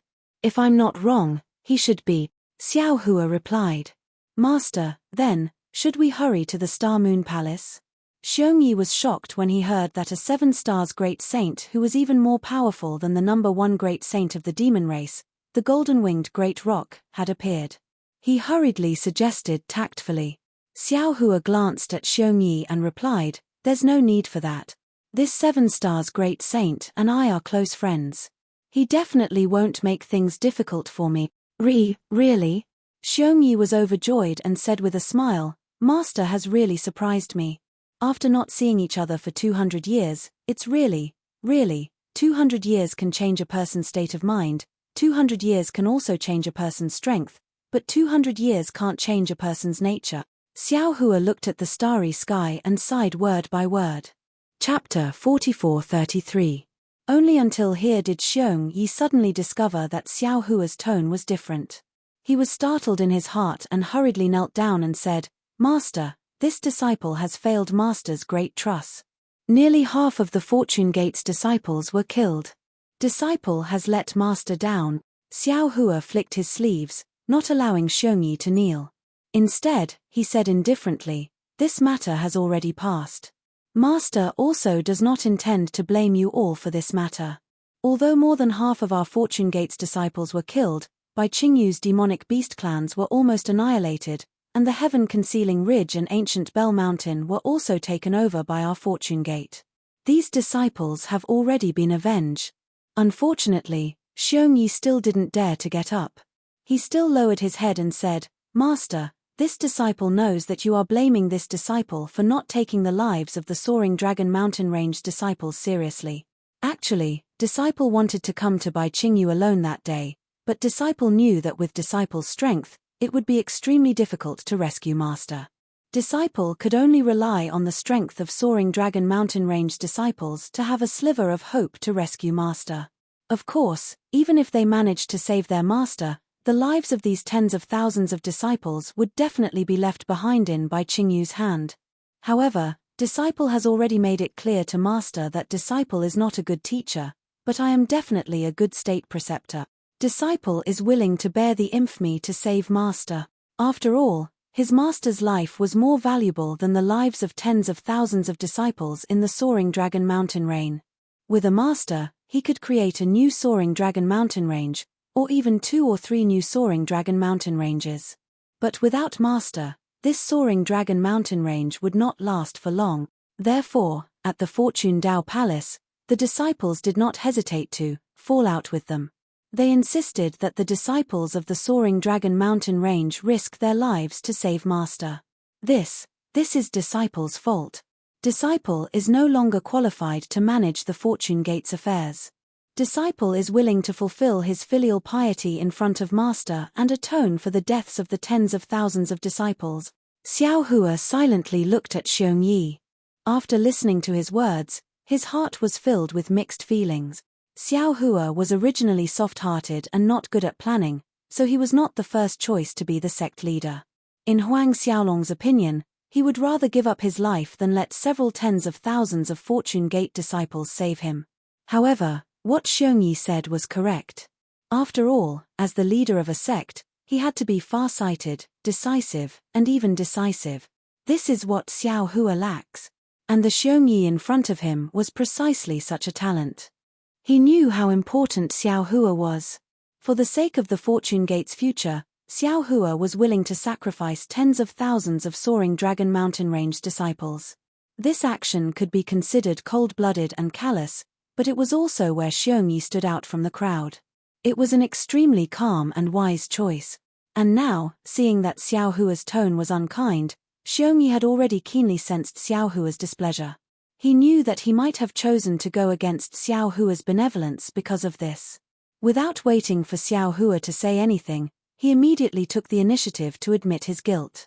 However, Xiongyi still thought too much. Xiao Hua didn't think about it at all. If it wasn't for Xiongyi's reminder, he really didn't know that Xiongyi was under so much pressure. Disciple. Xiao Hua thinks for a moment and says, "Master knows that I am not a qualified sect leader. Not good at the trifling matters of the sect, not good at the development of the sect, and not good at winning over people's heart. Therefore, when I met you, I said that I would give you a chance to display your talents.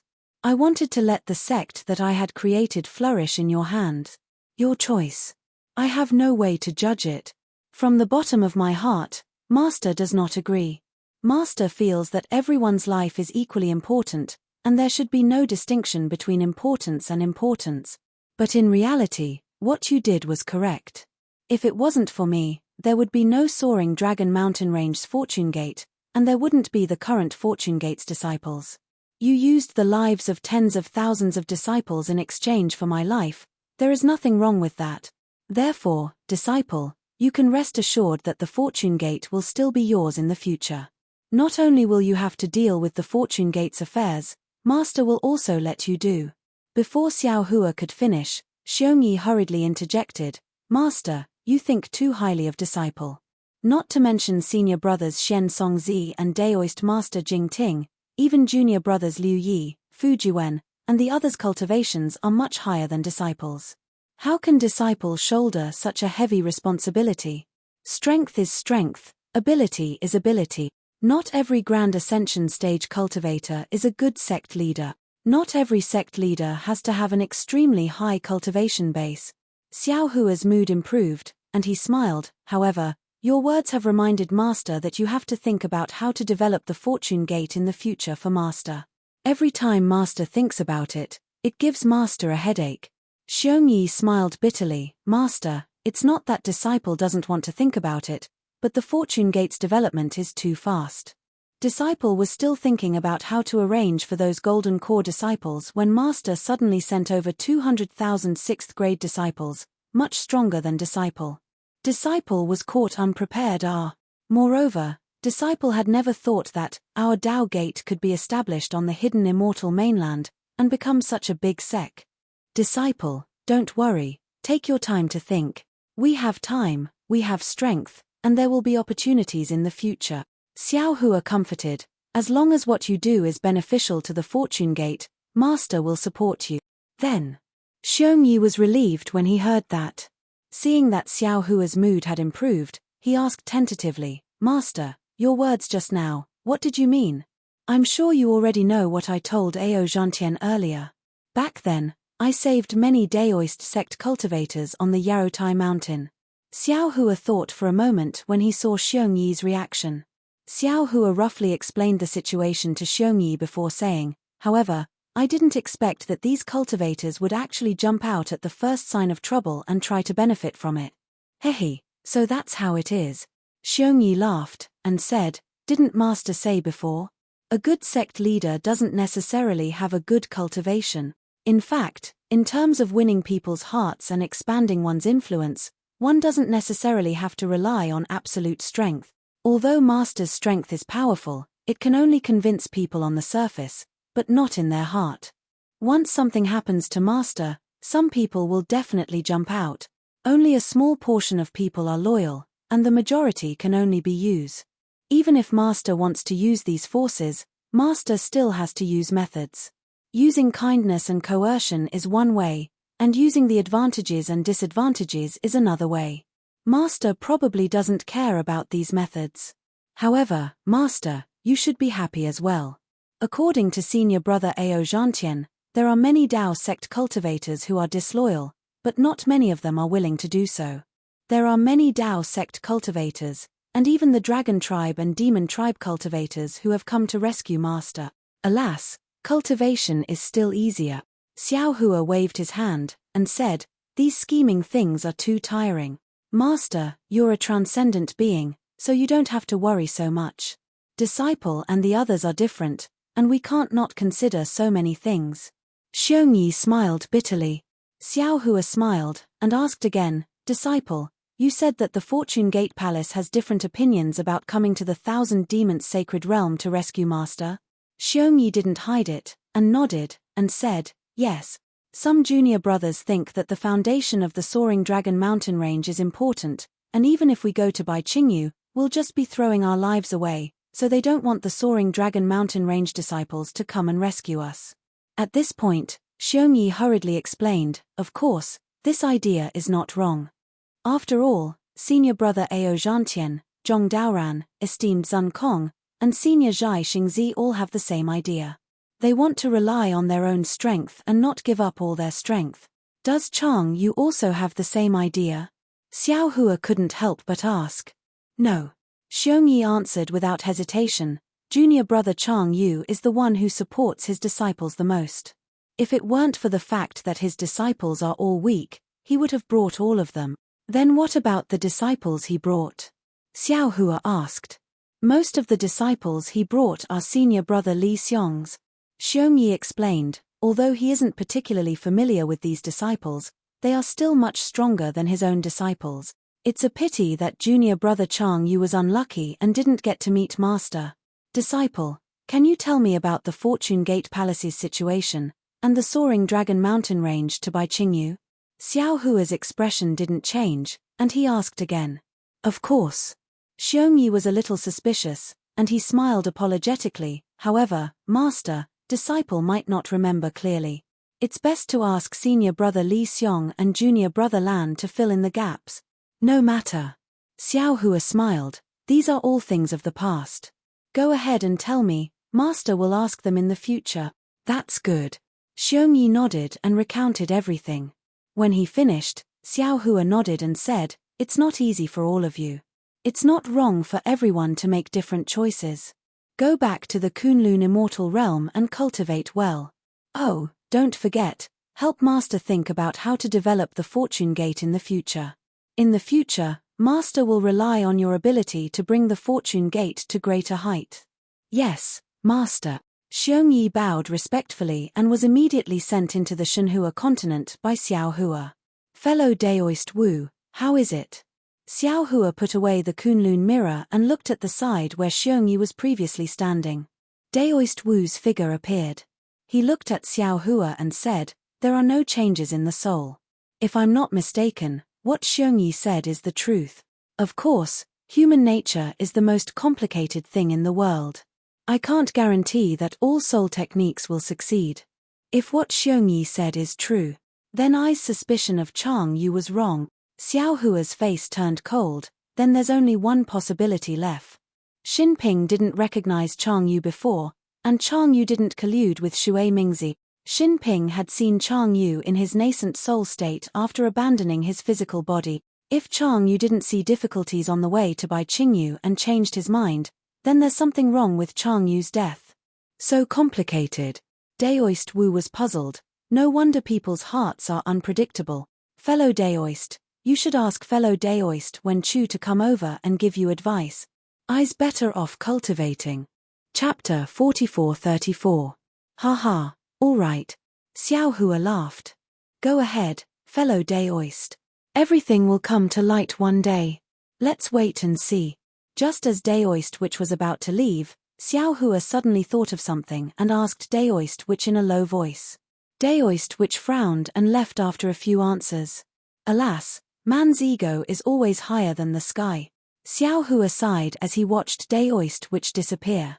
If not for this ego, how could there be cultivators among the human race? If not for this ego, how could there be immortals in this world? But it's also because of this ego that there are too many disturbances, too much chaos, and too much suffering in this world. After saying that, Xiao Hua fell silent for a moment and took out the Kunlun mirror. As the light beam flashed, Ao Sheng was pulled out from the Shenhua continent. Needless to say, Ao Sheng was even more surprised by the starlight in the sky. However, Xiao Hua was not in a good mood and ignored him. After Ao Sheng finished muttering and saw that Xiao Hua did not say anything, he immediately lowered his head and asked cautiously, Dragon Master Xiao, why did you call me out? I've already promised you that I'll bring you out to experience and improve your strength. Xiao Hua glanced at Ao Sheng, who had finally calmed down, and said, Actually, the experience is secondary. The most important thing is, my good friend, Daoist Yun, has some opportunities. This opportunity has something to do with you. Daoist Yun wants to return some of this opportunity to you. Oh. Ao Sheng was confused and asked curiously, Dragon Master Xiao, what you're saying? I don't seem to understand. Haha, it doesn't matter if you understand now. A rare smile appeared on Xiao Hua's face. You all took the risk to come to the Thousand Demons Sacred Realm to rescue me. I must repay this kindness. As for what Daoist Yun gave you, you may not know now, and you may not know in the future. But when you do know, just think about what I said today. Yes, Dragon Master Xiao. Ao Sheng nodded and said respectfully, I understand. Dragon Master Xiao's kindness to me, and even to the dragon race, will be engraved in my heart. Xiao Hua nodded and activated the Kunlun mirror in his hand. Under the light, Daoist Yun flew out of the space. After hearing Xiao Hua's voice transmission, Daoist Yun shook his head and said, Daoist, isn't Ao Sheng going to the Star Moon Palace with us? If he were to enter the Kunlun immortal realm to cultivate now, he would probably fall into a deep sleep first. Then, he would miss out on the opportunity to enter the Star Moon Palace. Younes Daoist Yun, he said, patted his forehead, I've been too hasty. I've forgotten about the Star Moon Palace. Ao Sheng looked at Xiao Hua and did not dare to say anything. Star Moon Palace was a matter of great importance. How could Xiao Hua forget about it? Daoist, Daoist Yun, Daoist, Daoist, Daoist B.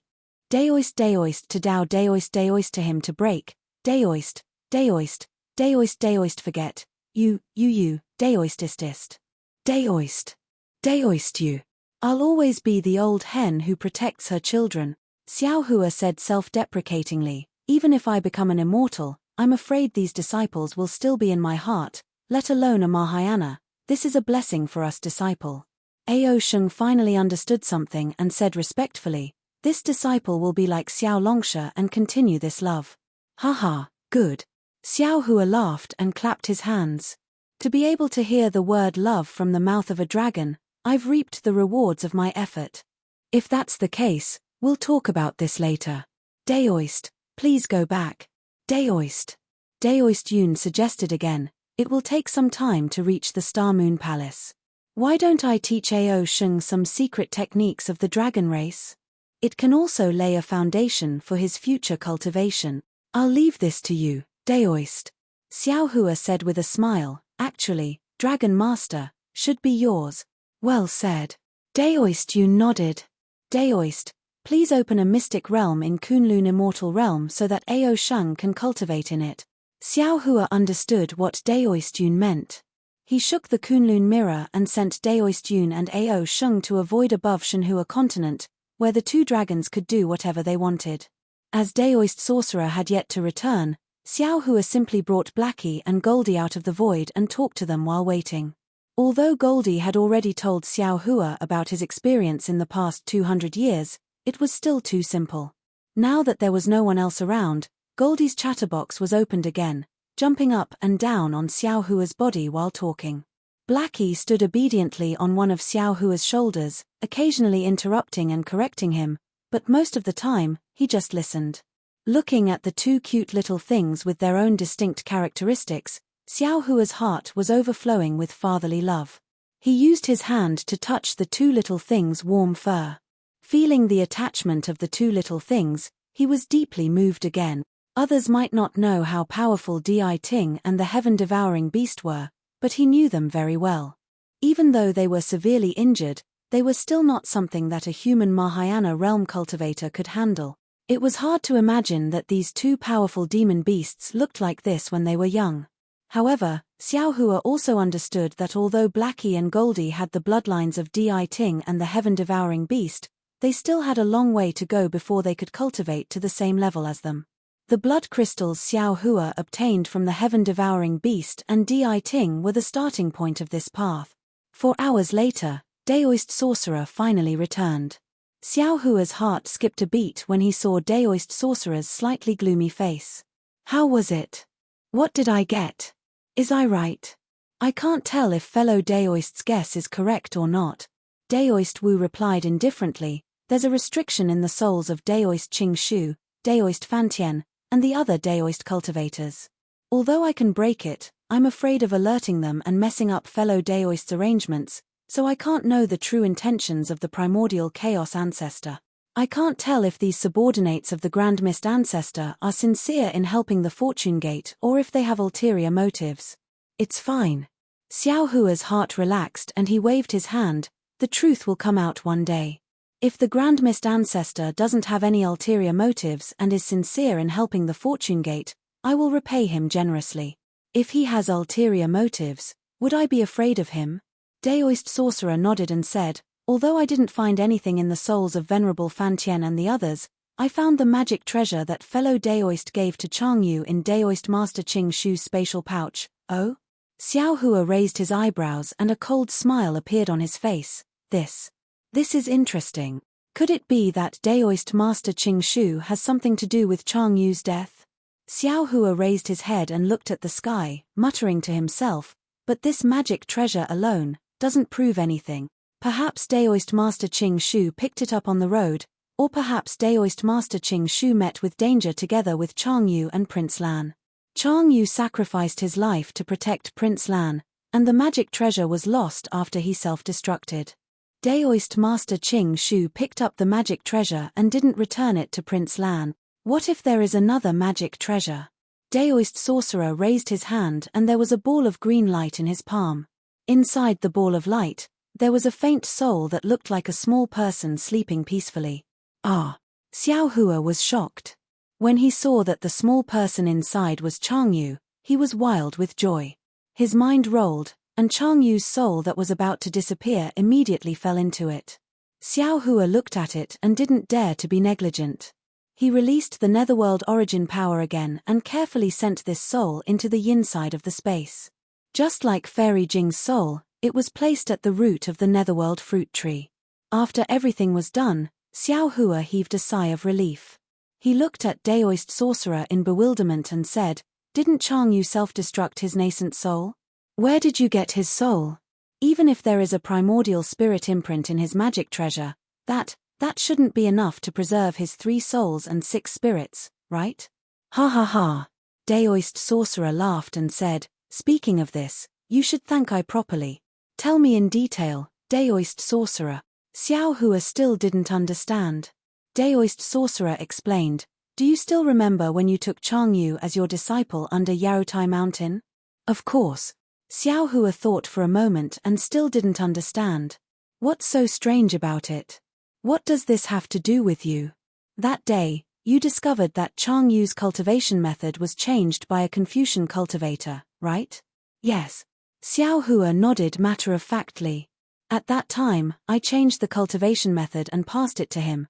At this point, Xiao Hua slapped his forehead and came to a realization. "That's right, that cultivation method wasn't changed by I myself.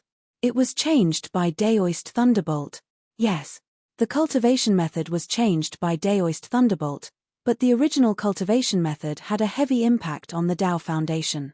If he didn't cultivate it again, it was impossible to reach the body integration realm." Daoist Thunderbolt thought for a long time and felt that changing the Dao sect's Dharma spells only treated the symptoms but not the root cause. Therefore, he asked I to change it, hoping that the soul spell could solve the root cause. I added some soul cultivation content in this cultivation method. Oh, this soul cultivation content is similar to the remnant copy of the primordial spirit that Daoist Thunderbolt obtained before.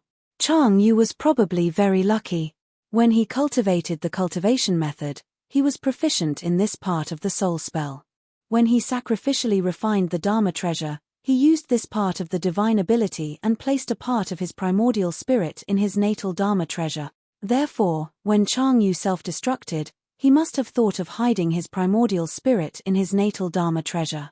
Daoist sorcerer explained, "Of course, Chang Yu's half-baked method of placing his primordial spirit was not enough to preserve his primordial spirit. However, the Dharma treasure that Daoist Thunderbolt gave him was not ordinary. It was an original Dharma treasure in Daoist Thunderbolt's space. There was another universe inside that could temporarily preserve his primordial spirit. In addition, Chang Yu died not long ago, so Daoist Qing Shu didn't have time to sacrifice himself. This allowed Chang Yu's 3 souls and 6 spirits to be preserved." Chapter 44-35. Good boy, good boy. Xiao Hua clapped and laughed. Chang Yu must be a loyal and righteous person. Otherwise, how could the heavenly Tao be so kind to him? Although he has cultivated to the nascent soul realm, his future is limited. Now that his fate with this world has been severed, his soul has been preserved, and he has the method of entrusting his primordial spirit, so his memories of this life should be preserved. From now on, he will be reborn in the Shenhua continent, similar to the Buddhist sect's reincarnation. From now on, his cultivation path will be smooth. Even if he can't preserve his memories and cultivation techniques, on the Shenhua continent, he will have a better future than he does now. Daoist Witch agreed. That's right, that's right. Xiao Hua nodded and bowed. I thank you on behalf of Chang Yu. If you hadn't arrived in time, his soul would have dissipated in the air after a while. He wouldn't even have the chance to reincarnate. You're welcome. Daoist Witch returned the greeting. Your disciple is also I's disciple. What's there to thank me for? However, Chang Yu's 3 souls and 6 spirits are already damaged and need to be repaired on the underworld fruit tree. I can't ask him more. Otherwise, the truth of the matter would be easily known. Haha, the so-called truth of the matter is really not worth mentioning compared to Chang Yu's matter. Xiao Hua laughed. Since I have already been alerted, the truth will appear sooner or later. You should go back and rest first. All right, I will take my leave. Daoist Witch cupped his hands and returned to the space. Xiao Hua stood there and looked into the distance. The smile in his eyes slowly disappeared, and a faint frost hung on his face. He snorted coldly. At any time, a choice means a loss, and different choices mean different losses. Since you have made a choice, what you have lost has become reality. After saying that, Xiao Hua didn't put the two little ones into the space. He moved his body and headed east. After a few hours, the sky was bright. However, there wasn't much of a difference between night and day in the Thousand Demons' sacred realm. The sky was filled with stars, and all of them were clamoring to compete with the sun. After an entire day, the sun very uninterestedly set from the east to the west. If someone didn't look directly at the sky, they wouldn't be able to see the sun's shadow. This situation lasted for 81 days and nights. Then, the curtains slowly came to an end. The starry sky dimmed once more, and the starlight gradually dimmed. At this point, the boundlessly jubilant Thousand Beast sacred realm finally fell silent again. The demons who had benefited all went into seclusion to refine the power of the stars and moons that could only be obtained in 100 or even 1,000 years. What was special was that the star power that the Phoenix Parasol drew upon was extremely pure and of extremely high quality. It was extremely beneficial for many demons to break through their bottlenecks. This starlight banquet directly caused the overall strength of the Thousand Demons' sacred realm to increase. Xiao Hua did not care about this star-moon banquet. He knew in his heart that no matter how much the demon race of the Thousand Demons' sacred realm benefited, the biggest winner was still Feng Wu of the Great Sage Temple. He only flew towards the east of the Thousand Demons' sacred realm to search for traces of the Bright Moon Palace. Although Ying Bo of the Continuous Merchant Alliance had received Do Shan Jun's message and even received some information about Zhai Xinglu, the Continuous Merchant Alliance was too inexperienced after all. They did not know the specific time and location of the Star Moon Palace's appearance. What made Xiao Hua even more puzzled was that there were some Zhai Xinglu in the Thousand Demons' sacred realm. However, for some reason, these Zhai Xinglu had all disappeared in the past 100 years. The Continuous Merchant Alliance's ability was not enough to find the reason for the disappearance. However, Xiao Hua did not particularly care. After all, other than the demon race, there were only humans who coveted the opportunities of the Star Moon Palace. As long as he went to the east of the Thousand Demons' sacred realm and saw a human, wouldn't he just need to ask around and find out? Xiao Hua did not believe that with his status as a human Mahayana realm cultivator, he could not even find out this information. Moreover, Xiao Hua believed that Zhai Xinglu would have some arrangements in the east of the Thousand Demons' sacred realm. Do Shan Jun alone could give the Jade Eyes to Ying Bo in advance. How could he not have predicted his arrival? Unfortunately, Xiao Hua still underestimated the vastness of the Thousand Demons' sacred realm. He had been flying towards the east for dozens of days and saw the demon realms below him one after another. Some were continuous mountains, some were crisscrossing paths, some were deep ravines, and some were filled with lakes. He did not see anything special. He also encountered many demon races. There were great demons, demon kings, sun devourer, and heaven devourer. However, these demon races did not know about the Star Moon Palace, nor did they know where Zhai Xinglu was. On this day, they arrived at another place with water. This swamp was slightly different from what Xiao Hua had seen previously. Not only was this swamp huge, but even though he did not release his divine thought, he could not see the edge of this swamp. Moreover, there were many rivers on the left side of the swamp. These rivers were like jade ribbons that wrapped around the swamp. Many water races lived in these rivers. Occasionally, there would be some water races that had gained sentience and would fight in groups. Looking at the many rivers, he saw that they all originated from a mountain range thousands of miles away from the swamp. This mountain range was also very tall. The mountain peaks that stretched for thousands of miles were covered in white snow. Many thin streams were formed from the mountain range and slowly flowed down. When they converged into a river, they flowed through the plains at the foot of the mountain and became a majestic river. These hundreds of thousands of rivers strangely surrounded the entire swamp, and the river water flowed into it continuously. There were many islands in the swamp. Some were several acres in size, while others were several miles in size. The islands were either rugged like rocks or lush like forests. Occasionally, there were flocks of waterbirds flying above the swamp. There were also schools of fish swimming on the surface of the water. Although there wasn't the fragrance of fish and rice, Xiao Hua couldn't help but slow down when his gaze swept across the lake and mountain scenery. However, Just as Xiao Hua flew into the swamp, between the swamp and the snowy mountain range in the distance, boom boom. A series of explosions suddenly sounded. Then, he saw a light that soared into the sky, illuminating the already dim sky. The Thousand Demons' sacred realm was not like the hidden immortal continent, nor was it like the Western paradise. Ordinary fights between the demon race could be found everywhere. During the period when Fengwu attracted the power of 10,000 stars, all the demon race were focused on absorbing the power of the stars and did not have time to fight. Then, Xiao Hua flew in the Thousand Demons' sacred realm. Other than the beautiful scenery, what he saw was bloody fights. Compared to the time when Xiao Hua followed Shui Mingzi and the others to Bai Qingyu, they encountered a lot more killing. Xiao Hua didn't pay any attention to the fights between the demon race unless he saw that a demon race member really wanted to perish together with him. Only then would Xiao Hua release his aura to disperse the demon race member. The rest would just fly past him. However, when this light landed in Xiao Hua's eyes, it was so familiar. Xiao Hua could not help but chuckle. Previously, I was talking to Zhai Xingzi about the 4 joys of a Confucian cultivator's life. Today, I met an old friend in a foreign land. It's really interesting.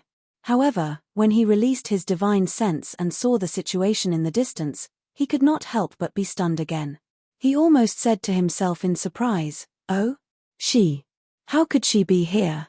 Thousands of miles away, it was where several rivers intersected. These rivers were like ancient trees in a dense forest, entangled together. In the several hundred acres of water area, there were dozens of tributaries that sometimes flowed to the west and sometimes to the north. It was impossible to distinguish which tributary flew out from which river. In the sky above this water area, there were 3 balls of holy light that kept churning. Among these 3 balls of light, there were 2 big ones and 1 small one. The big one was several hundred zhong in size, and the small one was only several hundred zhong in size. Regardless of the size, these balls of light were different from the light of the moon and stars. They were abnormally pure. Moreover, every strand of light from these balls of light would send out strands of awe-inspiring qi in the air. A kind of feeling that made one's heart calm involuntarily arose. Looking inside the balls of light, there were 3 light beasts with dragon heads, Chilean bodies, cow hooves, and lion-like tails. Weren't they the ones Xiao Hua met in the Bronze Pillar country in his early years? The male and female light beasts in the balls of light were no different from before. The light beast's cub was 1 size bigger. Below their feet, there were many clouds floating in the air. These clouds changed from time to time. Gold rui, silver rui, dragon balls, and gold ingots appeared as if they were real, appearing and disappearing in the sky. At this time, the 3 light beasts were standing in the air and roaring. Although the pure brilliance made one feel at ease, the brilliance was like a flame rolling in the sky, revealing the anger of the 3 light beasts. Several li in front of the light beasts' heads, there was a hawk owl thousands of zhong in size, flapping its wings and coldly looking at them. Wasn't this the venerable Master 9 Firmaments that Xiao Hua met that day? However, at this time, venerable Master 9 Firmaments had already transformed into a hawk owl. The hawk owl's body was huge, and its feathers were like iron. Waves of demonic qi overflowed from the gaps of its feathers, spreading in all directions. The faint power of the moon and stars also flashed around the hawk owl's body. It was indescribably valiant, and it was definitely not the appearance Xiao Hua saw that day. Below the hawk owl, above the water, there was a catfish thousands of zhong in size. It also emitted a dense demonic qi, twisting its huge demonic body at low altitude. The surface of the catfish's body was not covered with ordinary scales. As its demonic body swayed, waves of ripples flowed on the surface of its body. Occasionally, the demonic qi would disperse, and a layer of glossy and sinister black light would be reflected in the dusk along with the ripples. Moreover, when the catfish flapped its huge tail, there was a faint rumbling sound at low altitude. The water below the catfish's body also had waves of several zhong in size. Although there were only 3 light beasts, the hawk owl and the catfish were not the only ones. Behind the 2 demonic beasts, there were thousands of flying demonic beasts and water demonic beasts, holding various demonic artifacts in their hands. They rode demonic clouds and scattered in the air and water. Their gazes all fell on the light beasts, and there was no fear in their eyes. Chapter 44:36. Light Beast. The sparrow hawk flapped its wings, causing the wind to howl. It seemed to be demonstrating and encouraging. Its slightly hoarse voice sounded in the wind, "Don't go too far. Back then, I did offend you and took your child away. But I had my reasons. As soon as I had the chance to return to the Thousand Demons' sacred realm, I immediately asked a familiar great demon to go to the light demon realm to plead for mercy. Not only did you not accept my apology, but you also injured that great demon, causing me to compensate him with a lot of things. After that, I sent my subordinates to the light demon realm many times to offer things, just to get your forgiveness. But not only did you not accept the things, you even killed my subordinates. Did I think that I couldn't get your forgiveness even if I compromised? Now that you've chased me to the water wave demon realm, do you really want to kill all of us without leaving a trace of mercy? Ayo! The huge catfish also cried from below, "Light beast, listen to me. We did offend you back then. But think about it, how many people in the Thousand Demons' sacred realm would be willing to offend you? Why did we have to find trouble with you? We were forced into a dead end, so we had no choice but to take the risk. Besides, your little brat was captured by us, and we served him carefully. We didn't abuse him, nor did we offer him to the Demon King. Think about it, if he wasn't in our hands, but in the hands of humans or other demon clans, would he still be alive?" Roar! The light beast roared. Its appearance changed, and it said coldly, "Those who humiliate us light beasts must be killed." Chimpage. The other light beast cried out in the distance, "It's not wrong for you to want to get out of this predicament. But you can think of your own way. Why do you have to use our lives as a bargaining chip? And you knew that we were seriously injured, but you still set up an ambush to lure us into a trap.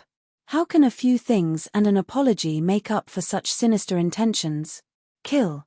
The light beast roared and stomped its front hooves forward. The cloud of gold and agate immediately emitted a murderous aura. Flames gushed out from the light beast and rushed towards Catfish. At this moment, Hawk Owl anxiously shouted, "Wait!" The light beast smiled coldly. The light sword was flashing under his feet. He said, "Master Ju Xiao, do you have anything else to say? To tell you the truth, even if you can make Tai Shu blossom today, this old man will not let you go." Hawk Owl seemed to be stalling for time. He screamed, "It's just a life and death struggle. What's so great about that? I just want to ask you a question. Speak." The light beast said coldly. "Light beast, do you know who Ding Buxing of your light beast clan is? It's because you guys are too stubborn and don't know how to be flexible. As long as you set your mind on something, you'll definitely do it." Yang Xiao said, "With your personality, who knows how many demons you've offended in the Thousand Demons sacred realm? Back then, wasn't that why you were injured? Today, it's time for us to die, so we're not afraid of offending you. If you think these words have any value, why don't you start from today and—" "Shut up!" The light beast roared and shouted, "As long as there's light, there's no fear of darkness. As long as there's justice, there's no fear of evil. If we live in darkness, what's the point of talking about light? If this old man tolerates your ugliness, how can this old man be called the light beast? Although we light beasts don't have many clansmen, there's justice in heaven and earth. My light beast clan won't go extinct. That's because, no matter how dark the world is, light will always exist." After it finished speaking, the light beast let out a loud roar, and its entire body shone brightly. Circles of heart-shaped light emerged from the light beast's body and spread out in all directions. In just a short moment, the space within a few dozen miles was filled with a pure and holy energy. When the light landed on Yang Xiao and Catfish's bodies, it emitted a sizzling sound. The black flames and demonic qi around the two demons were mostly wiped out by this light. Not only that, the light penetrated the black flames and pierced into the two demons' bodies like needles. Catfish's shiny body actually produced clusters of light spots. Roar! The two demons seemed to be in pain. They twisted their bodies and roared loudly. The water under Catfish's body surged up to 100 feet high wave. "Ha ha ha!" The light beast laughed loudly. "Did you see that? How can light coexist with darkness? While laughing, the light beast suddenly kicked out the bull leg that had been brewing for a long time. Woo! Amidst the whistling of the wind, the auspicious cloud mixed with the beam of light transformed into a huge shadow and fell towards Catfish. Wherever the cloud passed, layers of space would crack. Before the shadow could get close to Catfish, the surface of Catfish's body began to tremble violently. Circles of ripples began to spread out from the surface of Catfish's body. Damn it!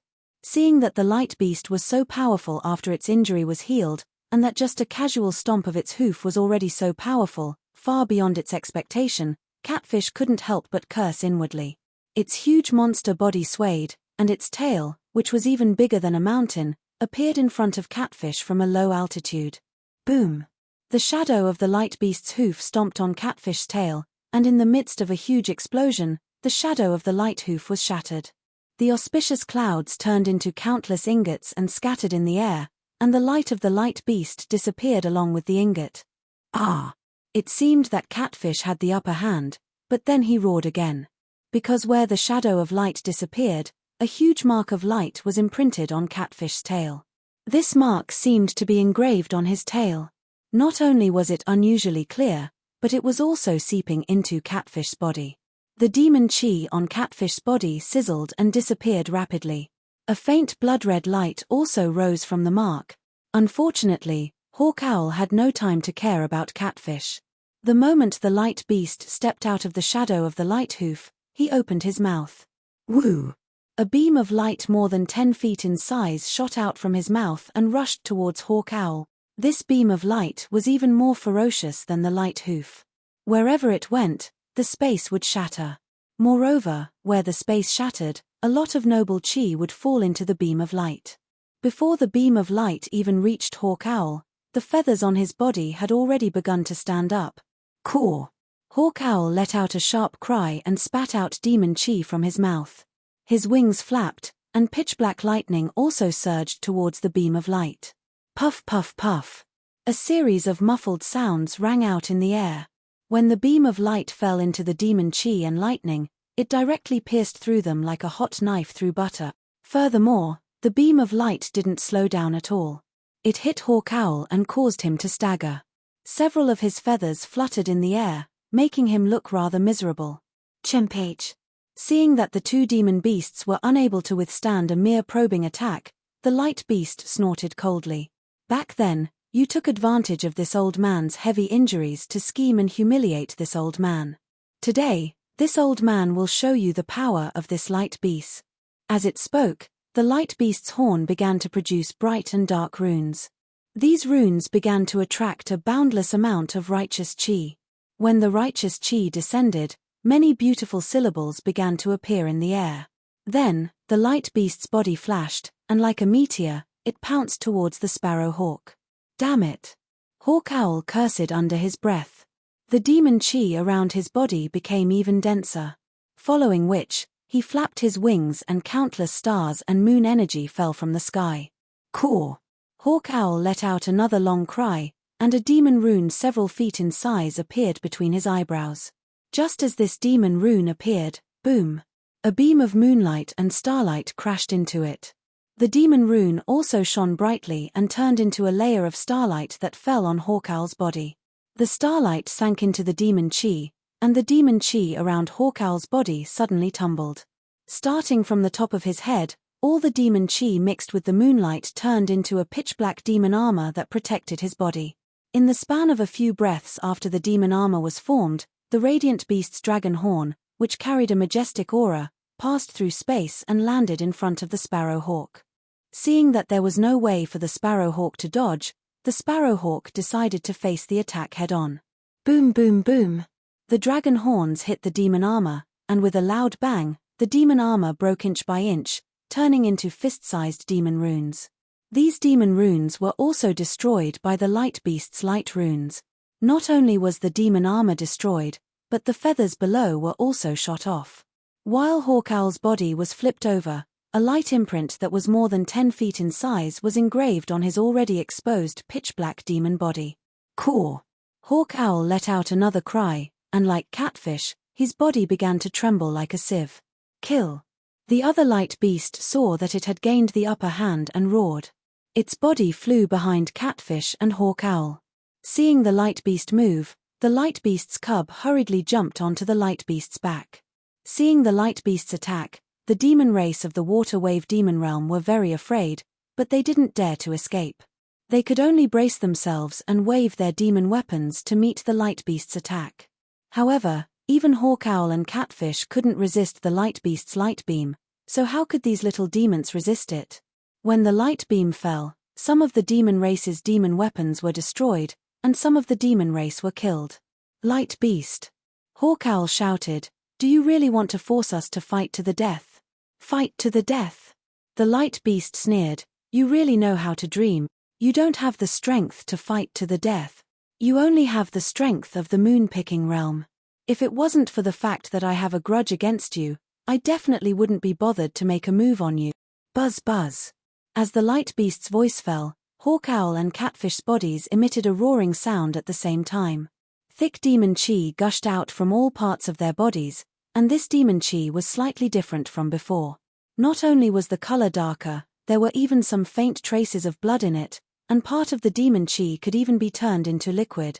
Under the demon chi, the light imprint on the two demons' bodies was washed away. Even the faces of the two demons looked ferocious in this demon chi. Chapter 44:37.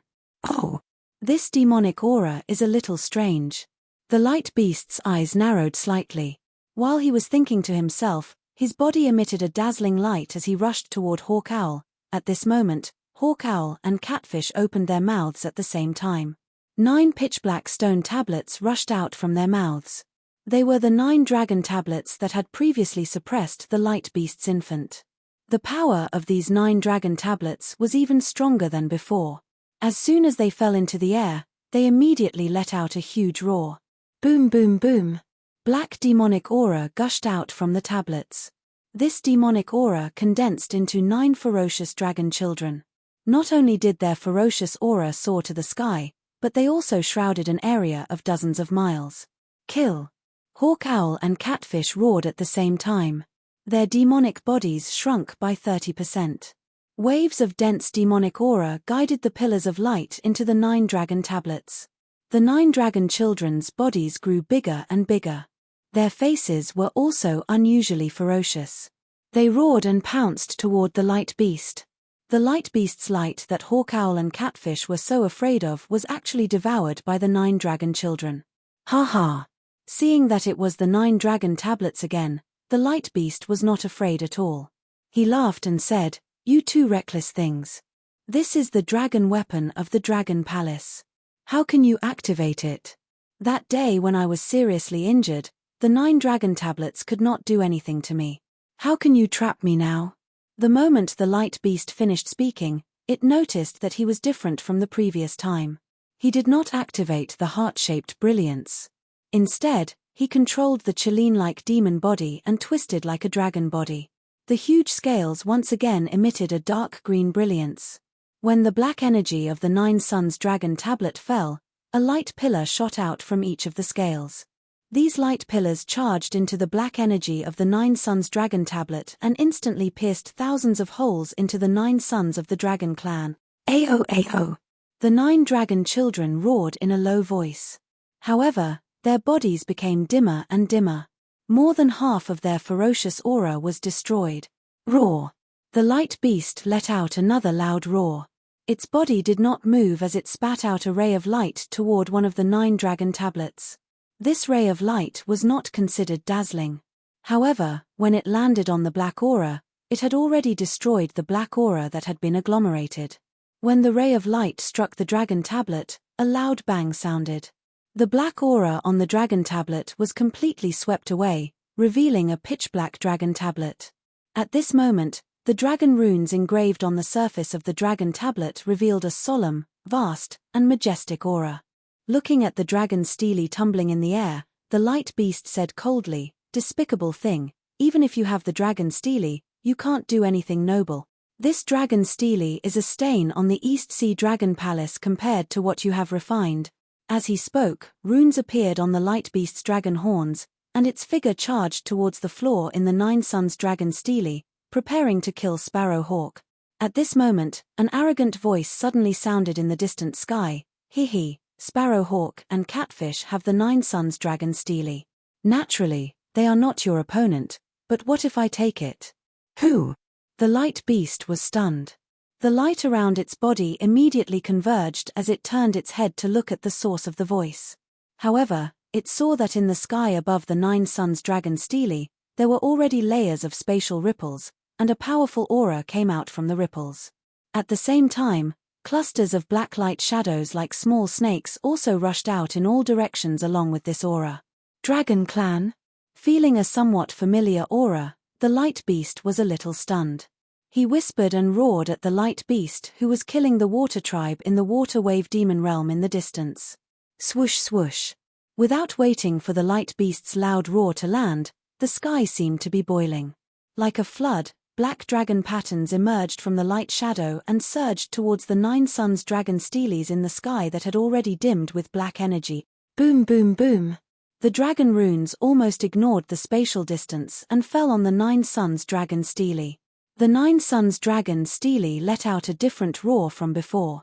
The previous sound was purely the roar of the dragon weapon, but this roar was like a dragon's roar. Along with this dragon's roar, another dragon's roar that shook the wilderness came from the space.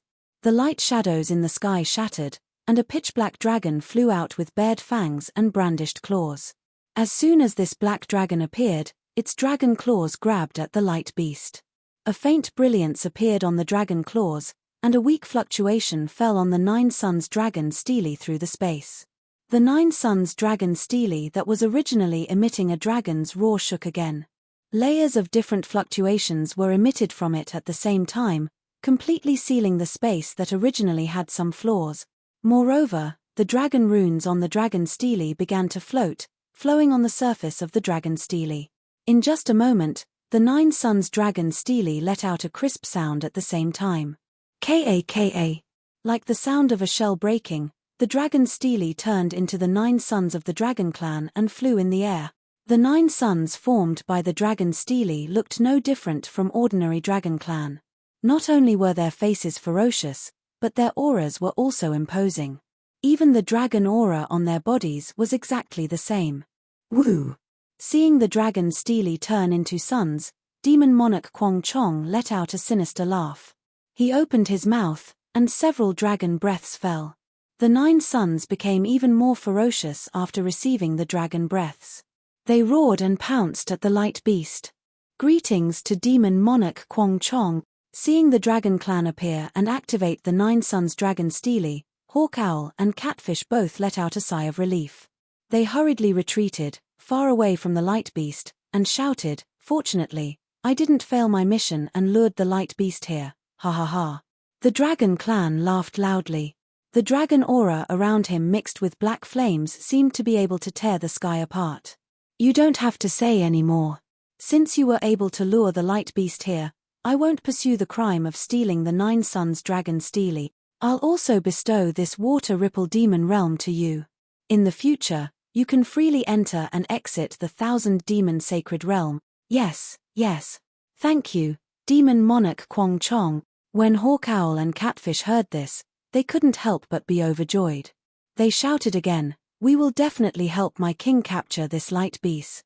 I already know of your loyalty." The Dragon Clan laughed loudly. "However, your strength is really not enough. It's better to retreat to the side." Yes. Although Hawk Owl and Catfish didn't understand why Demon Monarch Kwong Chong came alone, they didn't dare to ask anything. They activated their demon bodies to escape. "Where do you think you're going?" When Demon Monarch Kwong Chong appeared, the female light beast that was attacking the Water Clan had already sensed that something was amiss. She brought the young light beasts and was about to fly over to rendezvous with the male light beast. However, just as she was flying, Demon Monarch Kwong Chong had already activated the 9 Suns Dragon Steely to trap the light beast inside.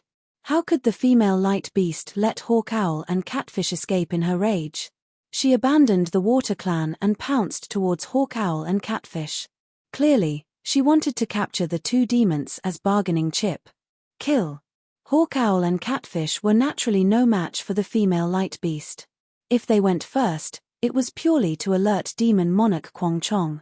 However, since the female light beast was attacking, they couldn't avoid it. The two demons roared angrily and activated their demon clouds to meet the female light beast from two different directions. It was also at this moment that several thin threads suddenly appeared in the space behind the female light beast. These thin threads were almost transparent, and they were not obvious in the somewhat dusky sky. However, these thin threads were very strange. Wherever the light beast's light reached, the space would be swept clean, and not even dust could fall.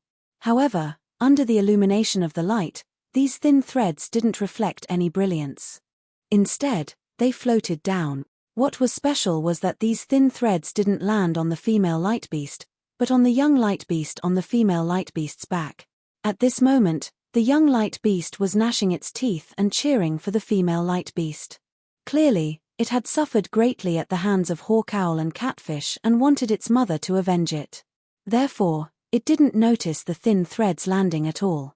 The thin threads looked like they were landing leisurely, but in reality, their speed was extremely fast.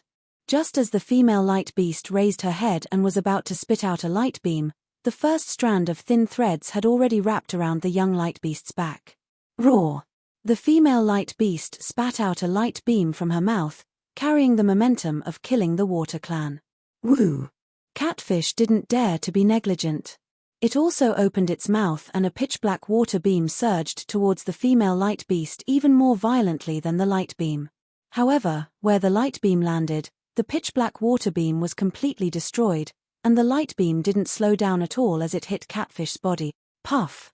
With a muffled sound, the light beam struck Catfish's body, creating a dent that was at least several hundred feet in size. In the dent, countless demon chi condensed into a whirlpool to resist the light beam. Under the whirlpool, many strange demon runes appeared under the trembling skin of Catfish.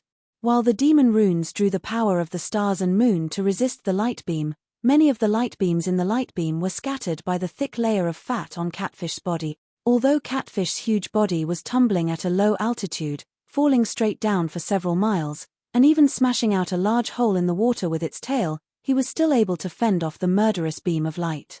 Chimpage. The female light beast snorted coldly and lowered her head again. A ripple appeared on her curved dragon horn, and a thunderbolt that tore the void apart gradually appeared. Roar! Just as the female light beast was about to kill, the young light beast suddenly howled. The female light beast was shocked. How could she still care about killing the two demon clan members? She hurriedly turned her head to look at the young light beast. When she saw the young light beast's condition, not only was she shocked, but her eyes were also filled with fear and regret. At this time, there were more than a dozen cracks on the little light beast's back, and within these cracks, there were almost colorless light flashing.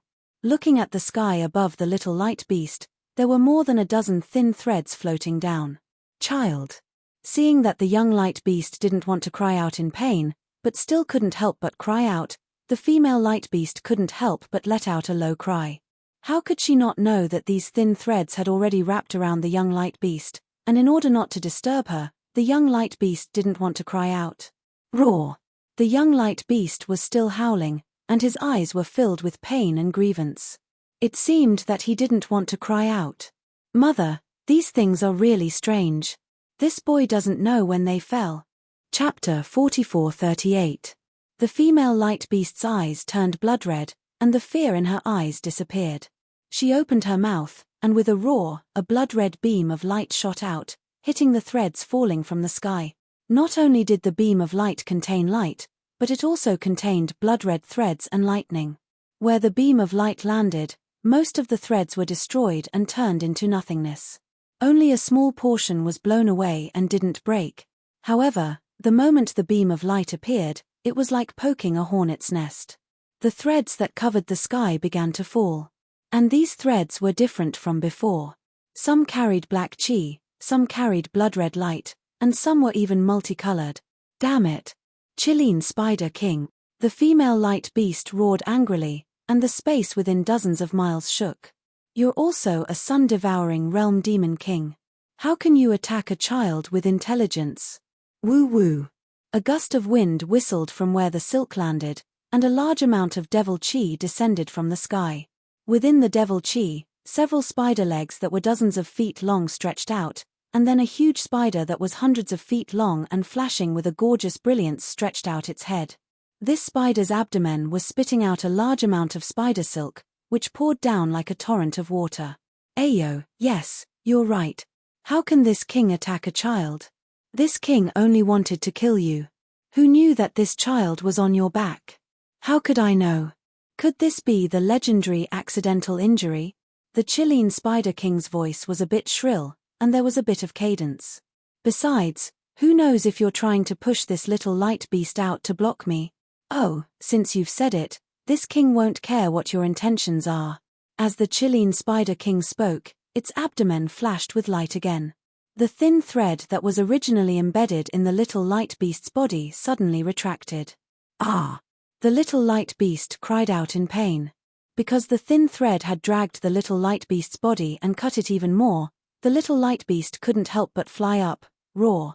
As if the father and son were connected, the little light beast's cries attracted the attention of the male light beast in the nine-child dragon Steely. The male light beast roared, and the nine-child dragon Steely that was pouncing towards him suddenly stopped in midair. Then, a heart-shaped light rushed out. Not only did it push the nine-child dragon Steely 100 feet away, it even tore open space, revealing a gap. Boom! As the gap appeared, the male light beast went into a frenzy as if it didn't care about its life anymore. Its dragon horn flashed and pierced into the gap, and the scales on its body glowed with blood-red light. Countless amounts of righteous chi descended and pierced through the gap. A small portion of the male light beast's body peeked out from the dragon chi of the Nine Suns dragon Steely. Unfortunately, before the male light beast could escape from the Nine Suns dragon Steely, Demon Monarch Conchong raised her head and let out a dragon roar. She turned into a black thunderbolt and charged down. Lightning also appeared from her dragon horns and she attacked the light beast like lightning. Roar! The light beast was inside the nine-child dragon Steely and couldn't dodge. Seeing Demon Monarch Gongchong's momentum, he had no choice but to let out an angry roar and charged forward. Hong! The thunderbolts from the two dragon horns collided. Indescribable arcs of light and arcs of lightning burst forth. Explosions rang out in the air several dozen li to the left. Spatial cracks of various sizes crisscrossed one after another. Even the 9 dragon Steelies were caught in this wave of air. They were tossing and turning extremely. 4 or 5 of them could no longer take shape. Where the light landed, they still turned into stone Steelies. Looking at the male light beast, his huge body was flipped over and the light around him suddenly dimmed. The dragon horn on his forehead was a bit crooked and strands of blood-colored light came from the root of the dragon horn. Opposite the light beast was Demon Monarch Harp Chong. The black dragon's body made a turn in midair and immediately stabilized. The dragon chi around its body flourished, and its dragon claws grabbed downwards. The 9 Suns dragon Steely once again let out a rumbling sound, enveloping the light beast. This time, the 9-child dragon Steely spun like crazy and a demon formation emitting the aura of the dragon clan appeared. Seeing the demon monarch gradually shrink under Demon Monarch Gongchong's control, how could the female light beast not know Demon Monarch Gongchong's plan? She looked at the 9-child dragon Steely with some difficulty and then looked at the small light beast trapped by the spider silk. In just a moment, she made a decision. She raised her head to the sky and let out a long neigh. Then, the scales all over her body began to emit wisps of fire. Those wisps of fire were also transparent like colored glass. She raised her leg again, and under her hooves, the clouds of thousands of golden pearls suddenly converged into her body. Vortexes were formed in the air, and the outline of a tunnel that was hundreds of feet wide was instantly revealed. This outline also had wisps of fire emitting from it. Ha ha!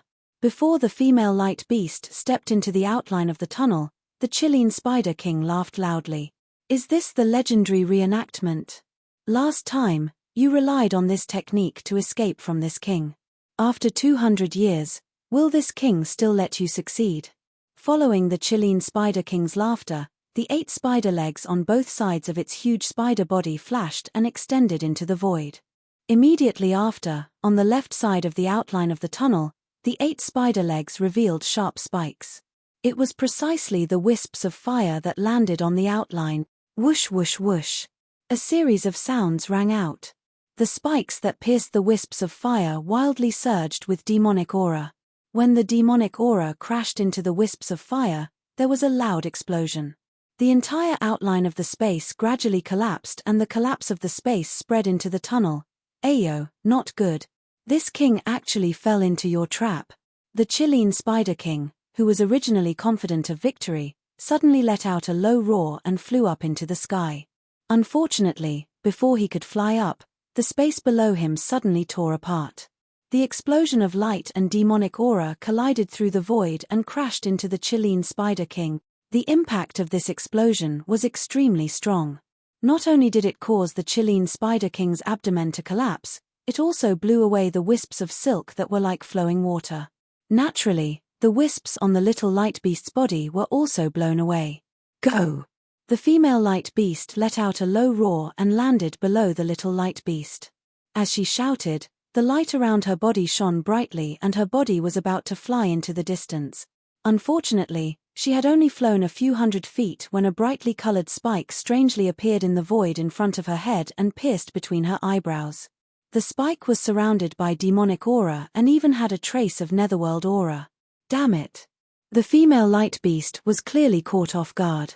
Her body quickly dodged and the spike pierced through the light around her body, leaving a deep wound on her forehead. Ha ha!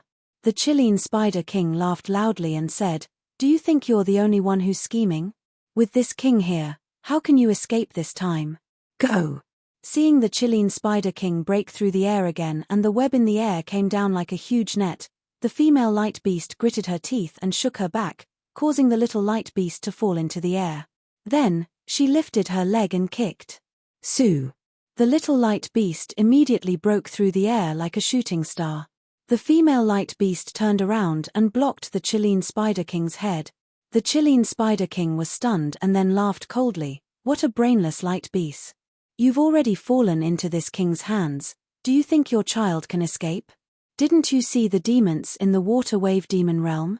They've already chased over. The female light beast was shocked and released her Yuan-shen. As expected, how could Hawk Owl and Catfish let go of such a good opportunity to claim credit? They had already moved their bodies and chased over. The other demons in the distance who were lucky enough to survive also shouted and flew over. Ayo! Just as the female light beast was distracted, a similarly colorful spike appeared from under her body. With lightning speed, it pierced through the light beast's light and pierced deep into her abdomen. The female light beast screamed in pain. Damn it! While the 2 radiance beasts were being suppressed by their mortal enemies, and the little radiance beast was being chased by demons, the family of 3 was in dire straits. 100 miles away from the battlefield, a ray of light flashed. Countless inscriptions surged within the light, and when the inscriptions shattered, a beautiful female cultivator emerged from the light. It was none other than Princess Baihua, who was as beautiful as a flower. Princess Hundred Flowers was no longer as frail as she had been before. She raised her hand, and true energy surged out. Just as she was about to raise her hand, a boundless divine will swept out from the distance, covering the entire water region in the blink of an eye. Hey! Princess Baihua's expression changed slightly. She hurriedly turned her head, but the clear light in her eyes had yet to be released. Rumble. From where the divine sense came, there was the sound of thunder. The thunder was faster than White Horse fleeting time. Just as the sound was heard, a fist several hundred feet in size flashed with lightning and came through the air. Boom! With a loud sound, it hit the 9-child dragon Steely. This method of killing the dragon Steely was extremely strange. Whoosh! The 9-child dragon Steely couldn't withstand the huge force of the fist and exploded, turning into 9 dim stone Steelies that scattered in the air. Ah! Demon King Conchong was shocked and looked at the huge fist in disbelief. Fear appeared in his eyes. Then, the fist didn't seem to have any intention of retracting. It swayed and smashed towards Demon King Conchong. Demon King Conchong's body swayed and he shouted, Who is this senior? This lowly one is the descendant of the demon race's second sacred mystic armor Pentaceratops. Unfortunately, Before he could finish speaking, the fist had already landed. Amidst the strong wind, Demon Monarch Harppet's demon body was imprisoned. Demon Monarch Harppet's figure swayed rapidly as the dragon chi around him surged like a spring. He wanted to use some means to resist. However, before he could do anything, the fist's wind was extremely fierce. The fist's momentum could tear the void apart. Even though he tried his best to block the fist with his dragon tail, his body was still smashed down by the fist. Not only were the scales on Demon Monarch Conchong's body cracked, even her draconic chi was nearly scattered. Her figure smashed a deep hole in the water on the ground. Chapter 4439. Hehe, how interesting. Seeing this, Princess Baihua withdrew her clear eyes technique and slowly withdrew her aura. She then stared thoughtfully at where the fist came from. Damn it. Seeing Demon Monarch Conchong being knocked down by a fist, how could the Chilean Spider King not know how powerful this newcomer was? He didn't even dare to release his origin sense. Demonic chi surged out of his body and the surrounding sky lit up again. He wanted to use his innate ability to escape. Catcher. Without waiting for the light to form, several thick bolts of lightning appeared out of thin air and shattered it. Then, the lightning roared like a righteous spear and struck the Chilean Spider King's back. Ah! The Chilean Spider King screamed. Its hard carapace was shattered and waves of demonic chi surged out. Aho! The male and female light beasts stepped out of the trap and looked at each other in dismay. The two beasts let out a cry and flew towards the little light beast without caring about the battle situation. Shua! Above the heads of the two beasts, a flat lightning flashed and a tall and thin human figure walked out of the lightning. Wasn't that Xiao Hua? You! The male light beast saw Xiao Hua's appearance and immediately remembered. However, he opened his mouth and called out, Xiao! Xiao! But even after calling out a few times, he still couldn't call out the name of the human he met more than 200 years ago. Fellow Daoist Xiao? On the contrary, Princess Baihua smiled like 100 flowers blooming. Is this really you? Xiao Hua glanced at Princess Baihua with a complicated gaze. He raised his right hand and waved his sleeve, releasing the Divine Power Centipede. As soon as the Divine Power Centipede appeared, its body lit up with golden light. Countless dragon-shaped phantoms rushed out from the golden light. Go, rescue that light beast cub. Xiao Hua raised his hand and pointed into the distance. Those two demon beasts were your old enemies. I'll leave them to you. Yes, Master. The Divine Power Centipede responded in a low voice. Multicolored clouds appeared under its feet and it flew into the distance. The male and female light beasts glanced at each other. The female light beast endured her injuries and chased after them. Senior. The Chilean Spider King's body tumbled a few times in the air before he finally stabilized himself. All the ferocity from before had disappeared. He transformed into his human form and respectfully said, This lowly one is the descendant of the nether demonic dragon spider great saint.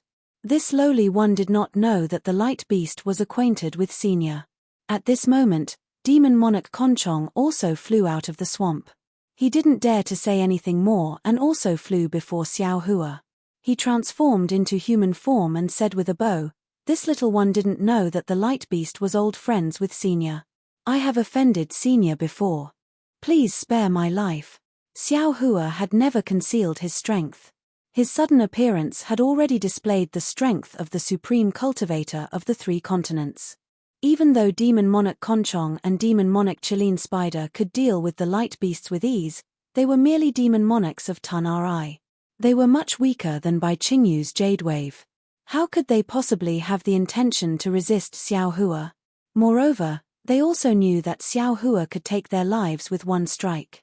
Since Xiao Hua didn't take their lives, he probably wouldn't take their lives again. Xiao Hua looked at the 2 demon monarchs and coldly snorted. He didn't pay attention to them. Instead, he turned to look at Princess Baihua and said with a meaningful smile, Xinyi, I really didn't expect that I would meet you again in the 1,000 Demons Sacred Realm before I went to the Chanu Kingdom to taste the daughter tea.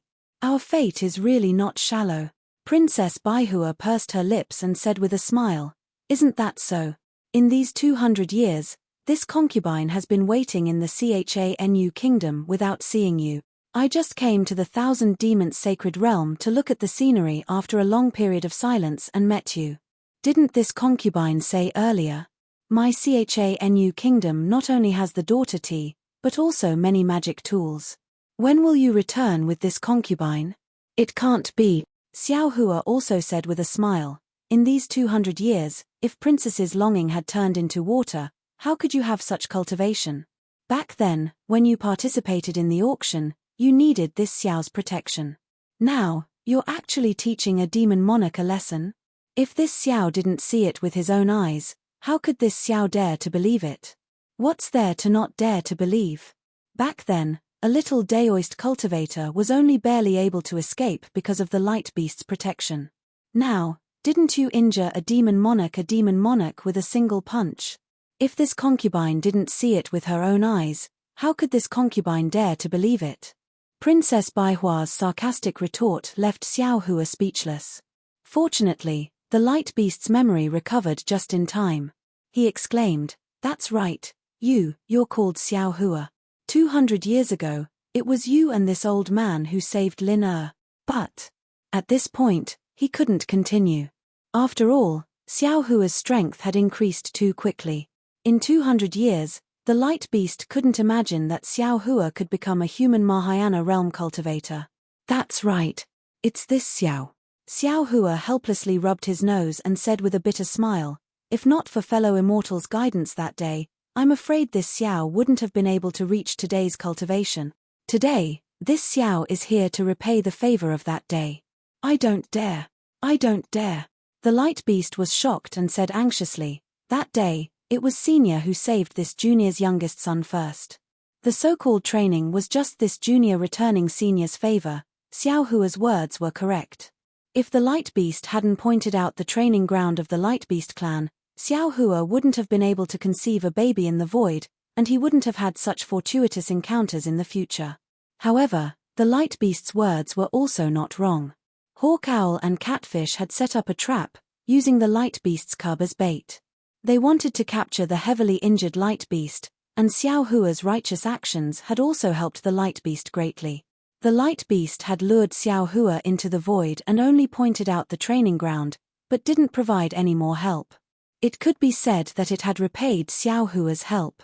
Xiao Hua and the light beast didn't owe each other anything. Xiao Hua naturally understood that the so-called karma was entangled. Although a cause was a cause could also be an effect could be an effect, but an effect could also be a cause. Cause, effect. Perhaps only the hand of karma could understand it clearly. His cultivation was still shallow, so there was no need to explain it clearly. He smiled and said, "Haha, light beast, not only did you and I get to know each other, but we also fought side by side against enemies. This Xiao was just passing by today and happened to meet you. I just casually helped. There's no need to say these polite words." Yes. Although the light beast was honest, he also understood that Xiao Hua not only hated evil, but also had a magnanimous heart.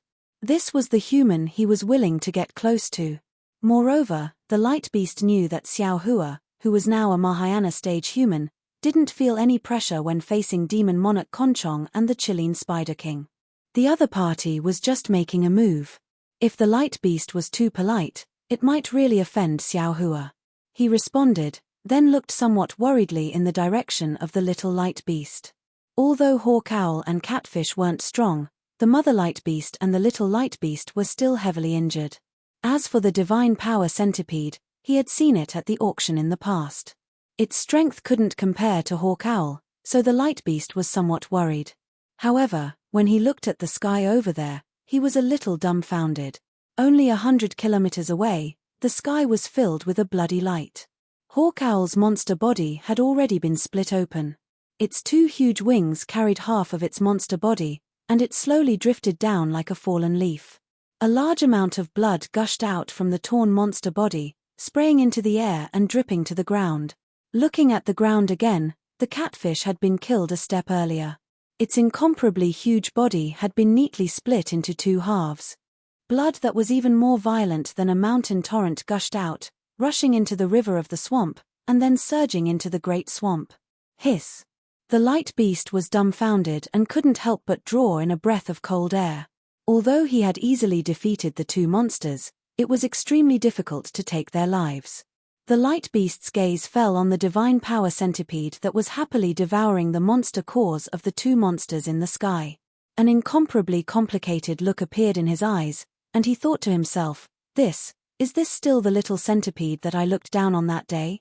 That day, not only did the light beast look down on the divine power centipede, even Xiao Hua, if not for the fact that he had helped at a critical moment, he definitely wouldn't have taken half a glance at him. The light beast retracted his astonished gaze and looked at the mother light beast and the little light beast. At this moment, the two light beasts were slowly flying back, but their bodies were riddled with injuries. Especially the little light beast, its back and abdomen were covered with wounds caused by the Chilean Spider King's spider silk. These wounds flickered with a black aura, which was precisely the opposite of the light beast's brilliance. Not only did the wounds not show any signs of healing, but they were even expanding. Large drops of pus dripped down the little light beast's monster body.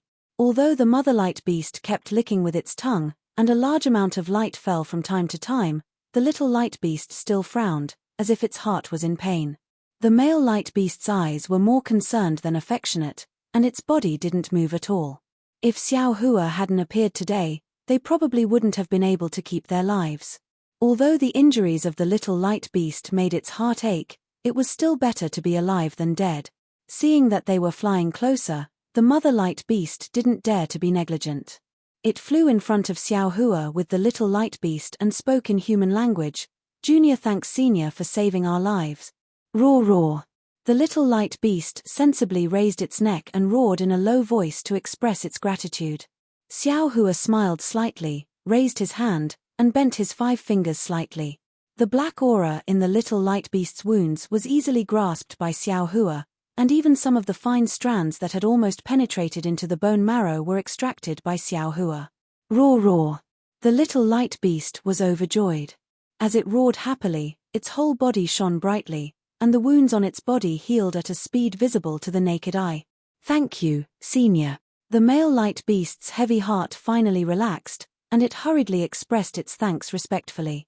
Woo! At this moment, a hurricane rolled up from afar, and the divine power centipede flew over proudly. The dragon aura around its body overflowed, and it actually condensed into a similar dragon shape. Chapter 4440. Seeing the dragon aura approaching, not to mention the 3 light beasts, even demon monarch Conchong's dragon body shrank back, its dragon horns glowing with vigilance. Just as all the monsters were shocked by the dragon aura, Princess Baihua's surprised voice sounded not far away. "Dragon sacrifice?" Princess Baihua's words struck Xiao Hua like a bolt of lightning. Xiao Hua's body stiffened in midair. He understood very well that the divine power centipede had not only swallowed a lot of Mojiao, but also some dragon corpses and strange insect corpses. In particular, the divine power centipede had swallowed a dragon sacrifice. Therefore, the divine power centipede's dragon aura was very strong, and its body also had dragon breath. In Xiao Hua's view, this dragon aura was not so much the dragon aura of the dragon race, but the dragon aura of the dragon sacrifice after it evolved. Of course, only the dragon race could recognize this dragon aura. Ordinary cultivators could not detect anything abnormal. Even ordinary dragons could not know what the dragon aura of the dragon sacrifice was. However, Xiao Hua never expected that the princess of the Chameleon country, whom he had only met twice in the Bronze Pillar country, would be able to recognize it. After a while, Xiao Hua turned his head with some difficulty and looked at Princess Baihua. He narrowed his eyes and said, "Xin Yi, this Xiao is somewhat ignorant." In this Xiao's view, 200 years is enough for a princess to become a country's ruler. However, 200 years is definitely not enough for a scholar to become a knowledgeable expert with unfathomable cultivation. He. Princess Baihua, who had already become the ruler of the Chameleon country, covered her mouth and laughed. She was still as cute as she was 200 years ago. She beamed with joy and said, "Xiao Hua, 200 years is not enough for an ordinary person to become an unfathomable expert, but an instant is enough for a person to completely chain." Seeing that Princess Baihua did not reveal the truth, Xiao Hua could only withdraw his gaze. He waved his hand, and the divine power centipede's body shrank to less than 3 inches and landed in his palm. At this time, the divine power centipede's body emitted a golden light, and that light looked no different from a small dragon. "Little Gold, you're quite greedy," Xiao Hua said with a smile, but his tone was not reproachful. The Herculean centipede hurriedly replied, "Please forgive me, Master.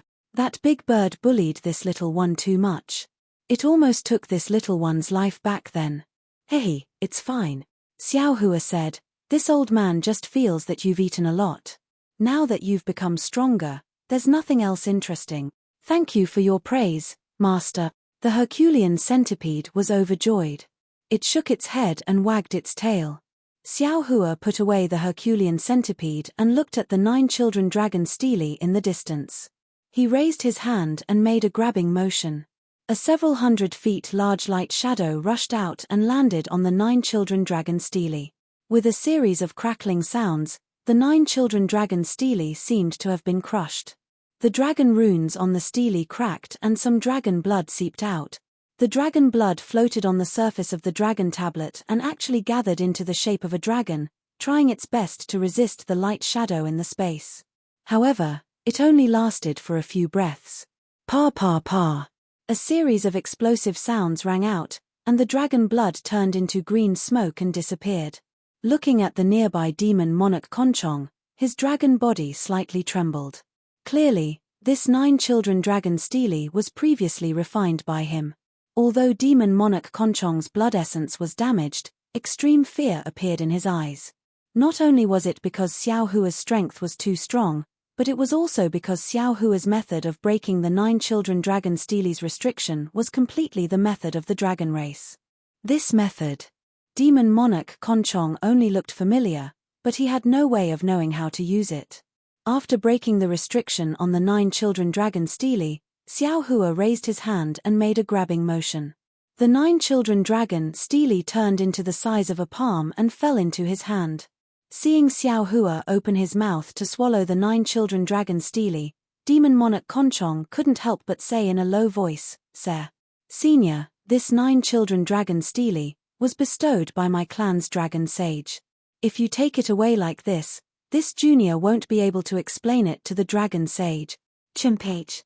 Xiao Hua coldly snorted and said, "This Xiao is the dragon race's dragon master. Not to mention the dragon weapon in your hand, even if this Xiao wants to take the dragon throne of the 4 seas dragon kings, this Xiao can easily take it.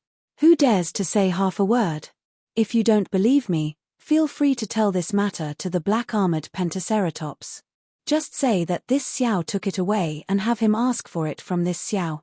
"Dragon master?" Demon monarch Conchong was shocked. Although he didn't quite understand what Xiao Hua was saying, it sounded really powerful. He didn't dare to say half a word more. After putting away the 9 children dragon stele, Xiao Hua pinched his chin and looked at the 2 demon monarchs, not speaking for a long time. Sensing Xiao Hua's gaze sweeping over their bodies, the 2 demon monarchs felt uneasy as if they were sitting on pins and needles.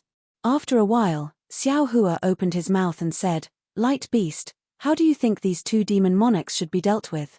The male light beast said, reporting to Senior, "This junior killed a descendant of a Chilean spider king in his early years. Therefore, the Chilean spider king has always wanted to avenge his descendant. The last time this junior saw Senior, I was injured by him. Today, this junior was once again injured by him. This can be considered even. If he no longer pursues this matter, this junior also doesn't want to make things difficult for Senior." Of course. Without waiting for Xiao Hua to speak, that Chilean spider king hurriedly shouted, "This junior will now swear to Senior that he will no longer dare to find trouble with the light beast in the future." Xiao Hua's expression didn't change, and he didn't comment. He looked at demon monarch Conchong again and asked, "What about him?" "Demon monarch Conchong." The light beast was somewhat hesitant. He looked at the female light beast and the young light beast, and said, "This junior isn't familiar with demon monarch Conchong. I'm afraid that because of demon monarch Conchong and demon monarch Conchong had the intention to kill this junior." Since Demon Monarch Conchong and Demon Monarch Conchong have already been executed, this junior doesn't intend to pursue this matter.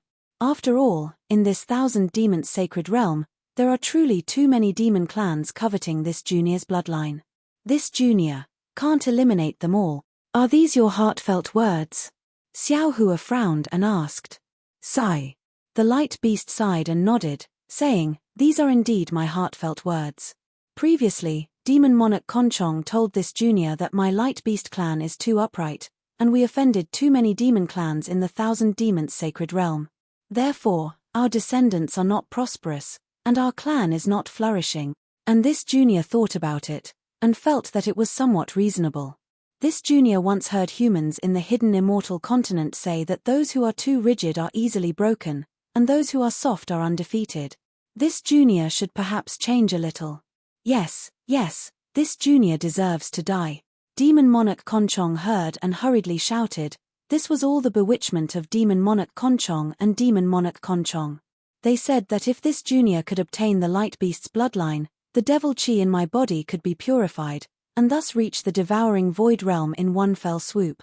This junior was bewitched, and thus fell into the scheme of those two demon monarchs. Demon Monarch Conchong and the others pushed all the blame to Demon Monarch Conchong and Demon Monarch Conchong, as if he was as pure as the light beast. Xiao Hua coldly glanced at him and berated, shut up. Yes. Demon Monarch Conchong hurriedly responded, but suddenly came to a realization, and hurriedly lowered his head, not daring to say any more. Xiao Hua looked at the light beast and said with a smile, Light beast, actually, you don't have to do this. Light is to bravely move forward and pierce through the darkness. If there is fear in your heart, how can you radiate light? As for the light beast situation in the 1,000 demons sacred realm, just as Xiao Hua was about to persuade, Princess Baihua suddenly interrupted, Light beast, if you're willing, I can introduce you to the 1,000 demons sacred realm's star plucking tower. If you have any problems in the future, feel free to go find Star Plucking Tower. Star Plucking Tower? Xiao Hua was stunned and looked at Princess Baihua in confusion, thinking to himself, could it be that Zhu Qing has come to the 1,000 demons sacred realm? Star Plucking Tower? The light beast was also confused. He looked at Princess Baihua and said, thank you for your kind intentions, senior, but this junior still doesn't want to be sheltered by the human race's Star Plucking Tower. You're wrong. Princess Baihua said with a smile, Star Plucking Tower doesn't only belong to the human race, and you don't even know the meaning of Star Plucking Tower. Hearing this, a faint smile appeared on Xiao Hua's face. He interrupted Princess Baihua and said, Your Majesty, can you let this Xiao finish speaking? He, go ahead. Princess Baihua replied with a smile. Light Beast, do you know of the 3 demon realms, by Qingyu, Sky Concealing Ridge, and Ancient Bell Mountain? Xiao Hua asked. The light beast thought for a moment and nodded. This junior knows of Sky Concealing Ridge. The Demon King there seems to be the son of the demon race's first great sage. This junior doesn't know about the other 2. Xiao Hua nodded. These 3 demon realms no longer belong to the descendants of those 3 great sages. Demon King Conchong clearly knew these 3 demon kings. He said in surprise, Senior, when did this happen? Ni Quan and Bai Qing, what happened? Xiao Hua glanced at him and asked, could it be that you haven't heard of Qing Bo's banquet? Demon King Conchong smiled and said, reporting to Senior, Ancient Bell Mountain is very far away. This junior really doesn't know what Qing Bo's banquet is. Xiao Hua waved his hand and said, what Qing Bo's banquet is, you will naturally know in the future. What this Xiao wants to say is that these 3 demon realms now belong to the demon race's 7th great sage. And this 7th great sage is this Xiao's old acquaintance. While speaking, Xiao Hua intentionally or unintentionally glanced at Princess Baihua. Sure enough, when Xiao Hua mentioned Qing Bo's banquet, Princess Baihua didn't look surprised at all. Only when Xiao Hua mentioned the 7th great sage did her brows slightly raise, and a strange light appeared in her eyes. Of course, when she noticed Xiao Hua's gaze, a smile appeared in her eyes again. Senior actually knows the 7th great sage of my 1,000 demon sacred realm? The light beast was extremely surprised, as if he suddenly understood something. Xiao Hua nodded and replied, That's right. The seventh great sage of your demon race is a heaven-defying lightning phoenix. This Xiao is very familiar with him, and this Xiao also knows that Phoenix Sage likes upright and magnanimous demons. He doesn't have any children in the Thousand Demon Sacred Realm. Currently, Ancient Bell Mountain, Bai Qingyu, and Sky Concealing Ridge don't have any more demons except Bai Qingyu. If you want, you can go there. Chapter 44-41. Actually, Princess Baihua said, Light Beast, although your light demon realm is mysterious and ordinary demons can't enter, your light beast clan is too rare. If you can obtain the protection of the Great Sage Temple's seventh great sage, who would dare to target your bloodline in the future? The light beast seemed to be moved, but he was still hesitant and looked at the female light beast. The female light beast said, Junior thanks Senior for your kindness, but this is a serious matter. Can you let Junior think about it? Of course. Xiao Hua smiled and took out a beast skin. On it was the symbol of a phoenix spreading its wings. He handed it to the light beast and said, This is the Phoenix Sage's token. Take it. Whether you are willing or not, there is no harm in paying a visit to the Phoenix Sage. It will be useful to your light beast clan in the future. Thank you, Senior. The light beast opened his mouth and swallowed the beast skin. He bowed and said. Then, Xiao Hua looked at Demon Monarch Conchong and Chilean Spider King and asked indifferently, Did you see it? Yes, this Junior already knows. Demon Monarch Conchong and the Chilean Spider Monarch were very adaptable. They hastily replied, The Radiance Beast has already obtained the protection of the seventh great sage. Whoever dares to touch the Radiance Beast will be opposing the seventh great sage. Since it is useful, this Xiao won't take your lives for now. Xiao Hua nodded. Demon Monarch Conchong and Chilean Spider King were overjoyed and kowtowed. This Junior thanks Senior. However, Xiao Hua changed the topic. You can be spared from death, but your crimes cannot be forgiven. This Xiao will give you a task. You can go to the hidden immortal continent. Senior, please speak. Demon Monarch Conchong and Chilean Spider King were puzzled and asked respectfully. When Xiao Hua told them about the sutra seeking extreme bliss, the two demon monarchs looked at each other. However, they didn't dare to disagree. After bowing, they urged their rolling demon clouds to head to the hidden immortal continent to kill Chunzong and his disciple. After the two demon monarchs left, the light beast didn't want to stay any longer. After bowing, he urged his cloud to go into the distance. Only Xiao Hua and Princess Baihua were left standing in the vast swamp under the nebula. The wind carried water vapor, which gradually filled the air in the night. The moonlight shone on the water vapor. It was truly a scene of ascension to immortality. Princess Baihua looked around and sighed. Ari, someone once said that as long as I was around, he would be willing to stand by the river for 100 days, nor did they get tired of it. But now, you don't even want to speak after just standing there for a moment. Yes, at that time, he was a wonderful person, and the princess was also a princess. But now, the person had become mysterious, and the princess had become the monarch. Things have changed with the passage of time. That's how it is. Xiao Hua naturally recalled his conversation with Princess Baihua back in the Copper Pillar State and sighed as he replied. Not only have things changed with the passage of time, but things have also changed. Princess Baihua looked at Xiao Hua with her beautiful eyes and said, Speaking of that night in the hidden immortal continent, it was the most unforgettable night in my life. That night, that fearless little Daoist cultivator actually faced the demon race directly. And when the sun rose, that little cultivator actually followed the light beast and left. Do you know how deep of an impression this left on me? I don't know. Xiao Hua seemed to be somewhat unromantic as he replied.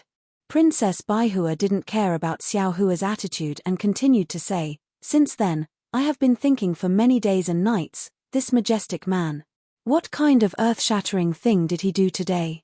How many female cultivators' hearts did he quietly move? But who would have thought that after several hundred years, this majestic man was already so tall that he couldn't be looked up at? He had already stepped on all the obstacles between heaven and earth and stood at the peak of the human world. And behind him, in the shadows, there were countless legends and countless unfathomable, secret. Clap, clap, clap. Xiao Hua smiled and clapped. Your Majesty is indeed talented in literature. This Xiao really admires you.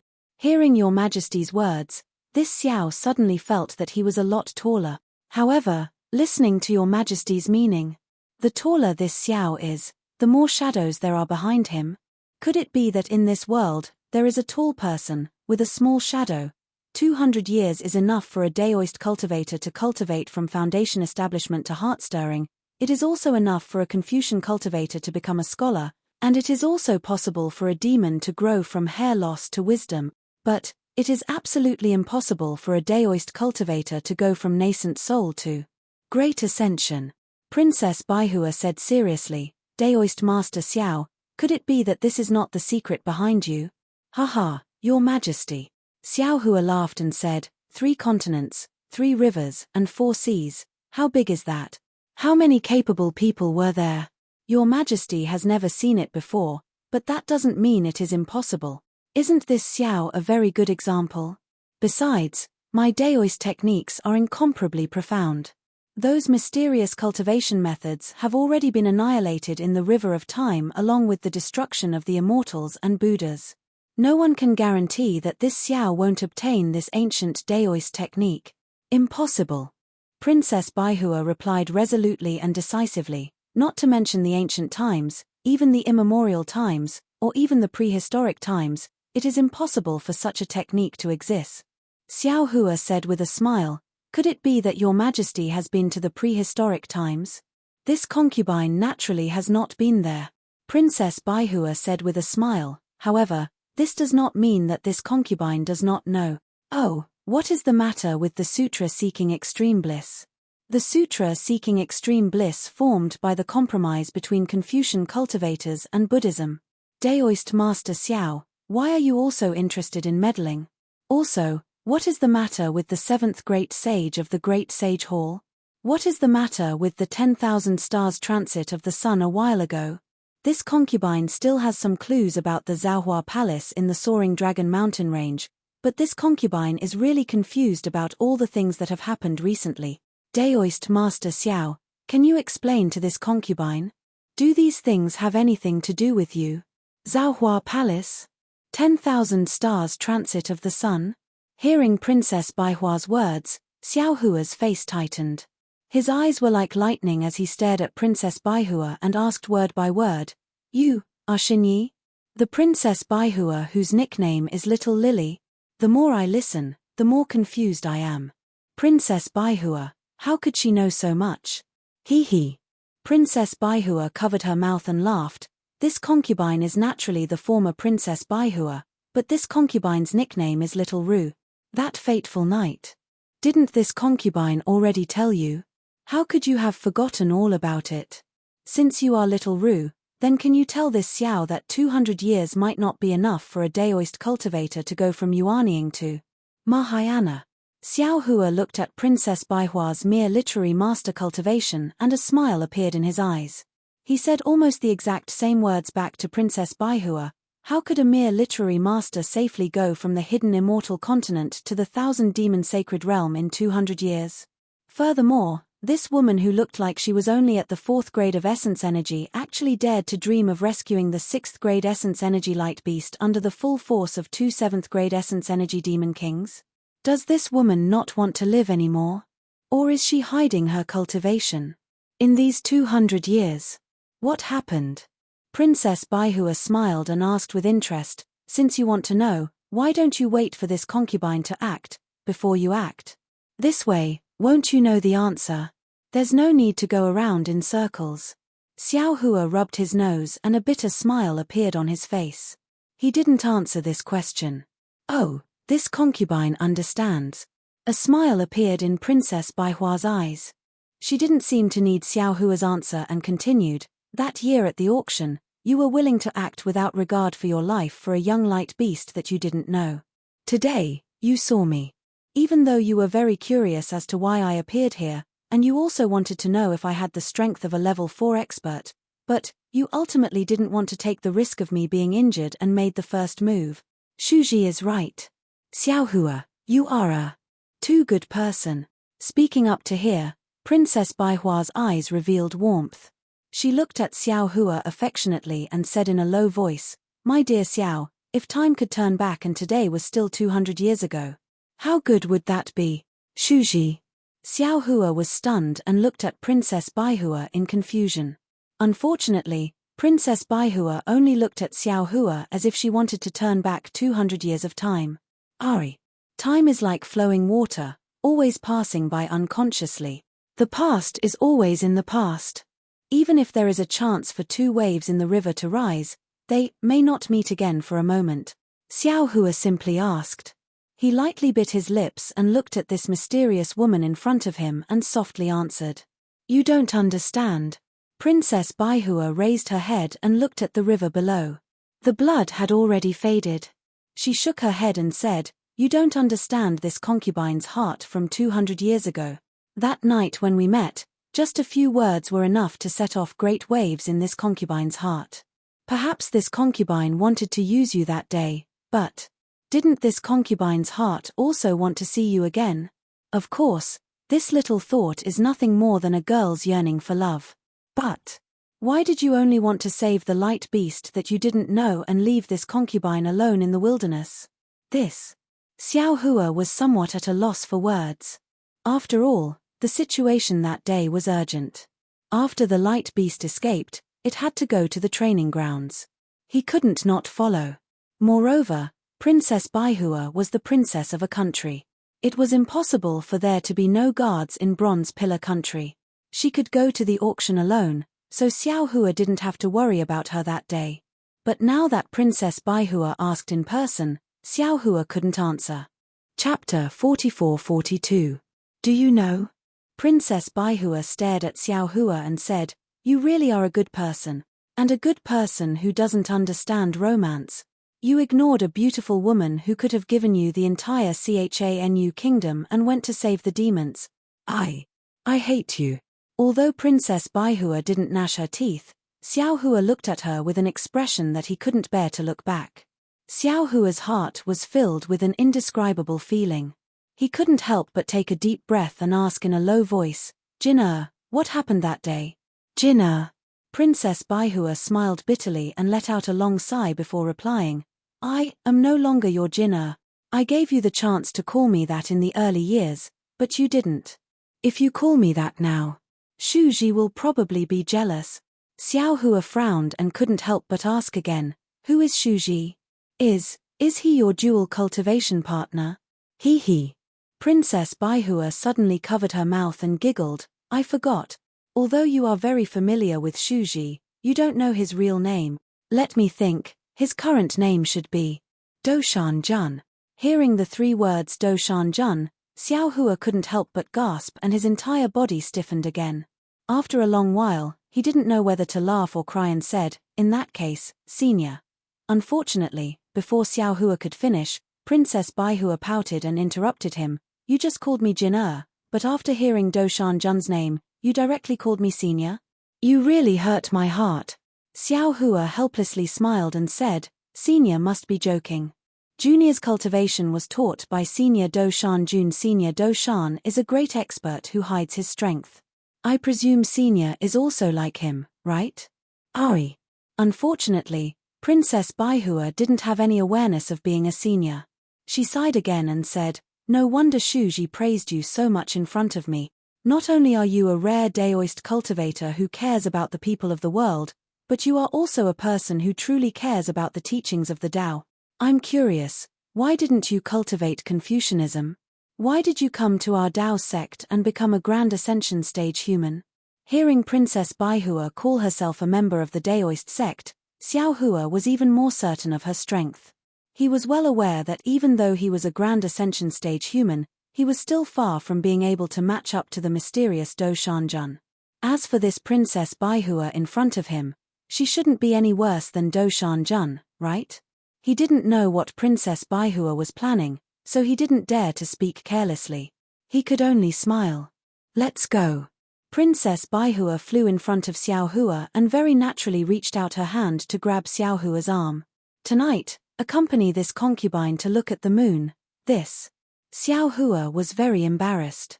He slightly leaned to the side, trying to avoid Princess Baihua's hand. This isn't appropriate, right? Unfortunately, even though Xiao Hua had already reached the Grand Ascension stage, he was still unable to escape Princess Baihua's grasp. Princess Baihua hugged Xiao Hua's arm and said with a smile, "This concubine is just joking with you. Shuji doesn't know about this, and he won't be jealous of Princess Baihua." But, Xiao Hua felt the warmth of Princess Baihua's body and the softness of her arm. He was very embarrassed and said 2 buts in a row. However, just as he was about to decline, he suddenly understood and whispered, "Princess." "Princess Baihua?" "Yes." Princess Baihua smiled. "This is Princess Baihua's last wish. You don't want to disappoint her in the afterlife, do you? It's just a good impression."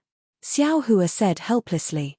Princess Baihua blinked and said, "Yes, it's just accompanying Princess Baihua to look at the moon." Seeing Princess Baihua like this, Xiao Hua couldn't help but think of Fairy Jing.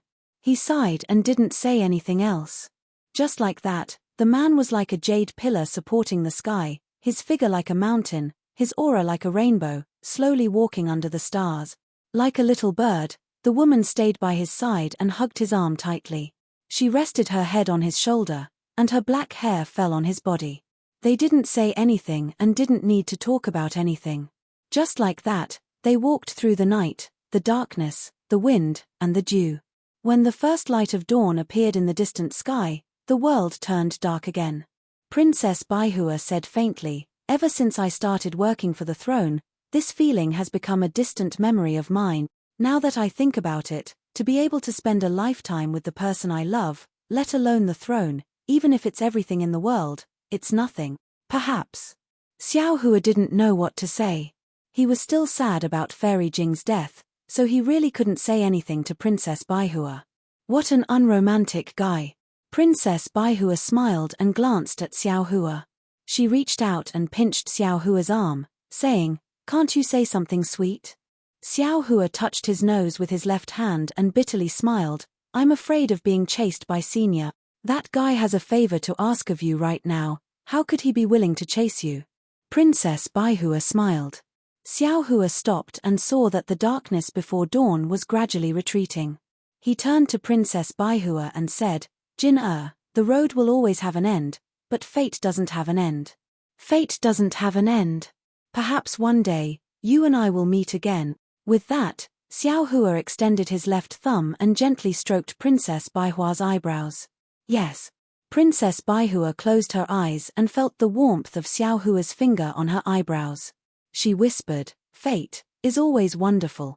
That damned Shuji, if he had half of your sweet words, I wouldn't have." "Forget it, let's not talk about him." When Xiao Hua's finger fell from between Princess Baihua's eyebrows, Princess Baihua also let go of his arm. Then, she charmingly combed her hair and smiled, "Since we met tonight, I've helped Princess Baihua fulfill her last wish. You can say that I didn't let her down." The night was silent, but Xiao Hua's mind was full of thoughts. He thought about what Princess Baihua said after meeting her and knew that the current Princess Baihua was no longer the Princess Baihua from 200 years ago. He bowed and said, "Senior, what happened 200 years ago? Can you tell this junior now?" "My name is Xingyue." Princess Baihua glared at Xiao Hua and said, "Calling me senior makes me feel old." "Yes, Fairy Xingyue." Xiao Hua smiled, "So every woman doesn't like to grow old." Just as he said this, Xiao Hua was suddenly startled.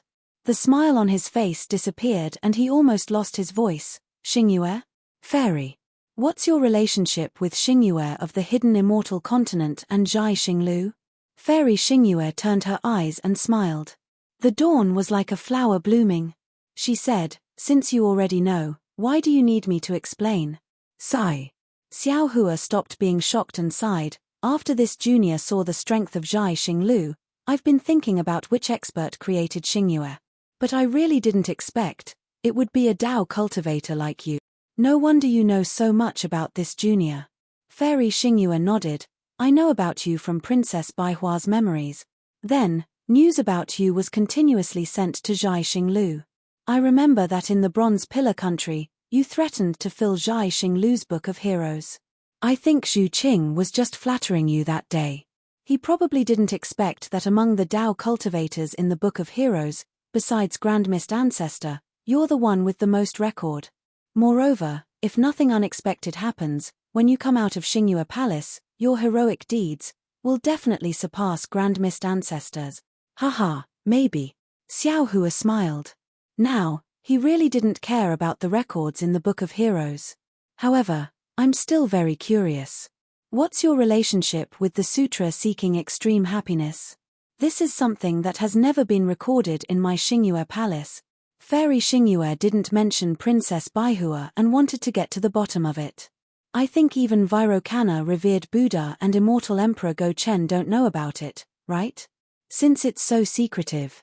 Xiao Hua smiled and said, "Why do you want to know? If you don't tell me, I won't tell you about Fairy Baihua." Xingyue looked at Xiao Hua with a smile, a sly look in her eyes. Xiao Hua raised his eyebrows and replied, "If you don't want to say, then there's no need to. Anyway, there won't be a Princess Baihua in this world in the future. As for what happened 200 years ago, I don't want to know too much about it. Sigh, men are all ungrateful things." Fairy Xingyue sighed and said, "I thought you would be an exception. But after walking with me for a night, you forgot about Princess Baihua so quickly." Xiao Hua, of course, knew that Fairy Xingyue was trying to provoke him. He didn't answer and just looked at the sun that had just risen in the distance with a smile. The orange-red color had already scattered all over the sky and was now slowly covering the earth. Okay. Seeing that Xiao Hua didn't fall for her trick, Fairy Xingyue had to say, "I'm afraid that you're the only one in this world who cares about Princess Baihua's life and death. If I don't tell you, who else can I tell? Fairy, please tell me." Xiao Hua stopped smiling and looked at Fairy Xingyue seriously. "Princess Baihua is a beautiful woman with a short life." Fairy Xingyue waved her hand and motioned for Xiao Hua to follow her. While flying, she said, she lived in the palace of the Chanu kingdom since she was a child. Although she was a noble princess, in order to obtain the position of king, she racked her brains to calculate and compete with the other princesses for fame and fortune. She didn't have much happiness. She participated in the auction at the star-picking tower of the Bronze Pillar Kingdom for the position of king. She even invited you for this reason. It wasn't until you met her again on the dragon boat that she began to have a good impression of you. And when you took action for the sake of the baby of the light beast, she was deeply shocked. She really didn't expect that there would be such a fearless man in this world. Chapter 44-43. Just when she was a little tempted, she suddenly heard a rather familiar voice. She had occasionally heard this voice in the Chanu kingdom's palace. If I'm not wrong, this voice should belong to the other princess's backer, but at that time, Princess Baihua wasn't completely sure, so she didn't tell you. When you followed the light beast and broke open Catfish's body, she escaped with the humans and demons. By then, you had already flown away with the light beast, so she couldn't catch up even if she wanted to. Old monster Zhifeng, Ao Shui, and that stag king also seemed to have something to do. They hid in a corner and didn't allow anyone to approach them. Princess Baihua had no choice but to return to Bronze Pillar country alone. On the way back, that person indeed appeared. He didn't even allow Princess Baihua to beg for mercy and killed her. After killing her, that person calmly escaped. When I passed by, Princess Baihua's body was almost cold. Princess Baihua went to Zhai Xinglu to bid, which was arranged by Zhai Xinglu. They wanted to find a few suitable bodies for me, and Princess Baihua happened to be one of them. At that time, my body was already somewhat old. When I saw Princess Baihua die, I simply occupied her body and obtained her memories. But at that time, my body wasn't stable yet, so I didn't find that person to avenge Princess Baihua. In the end, before I could do anything, Zhai Xinglu sent news that that person was actually killed by you. At that time, I felt that you and Princess Baihua's fate was not shallow. Last night, I accompanied you all the way.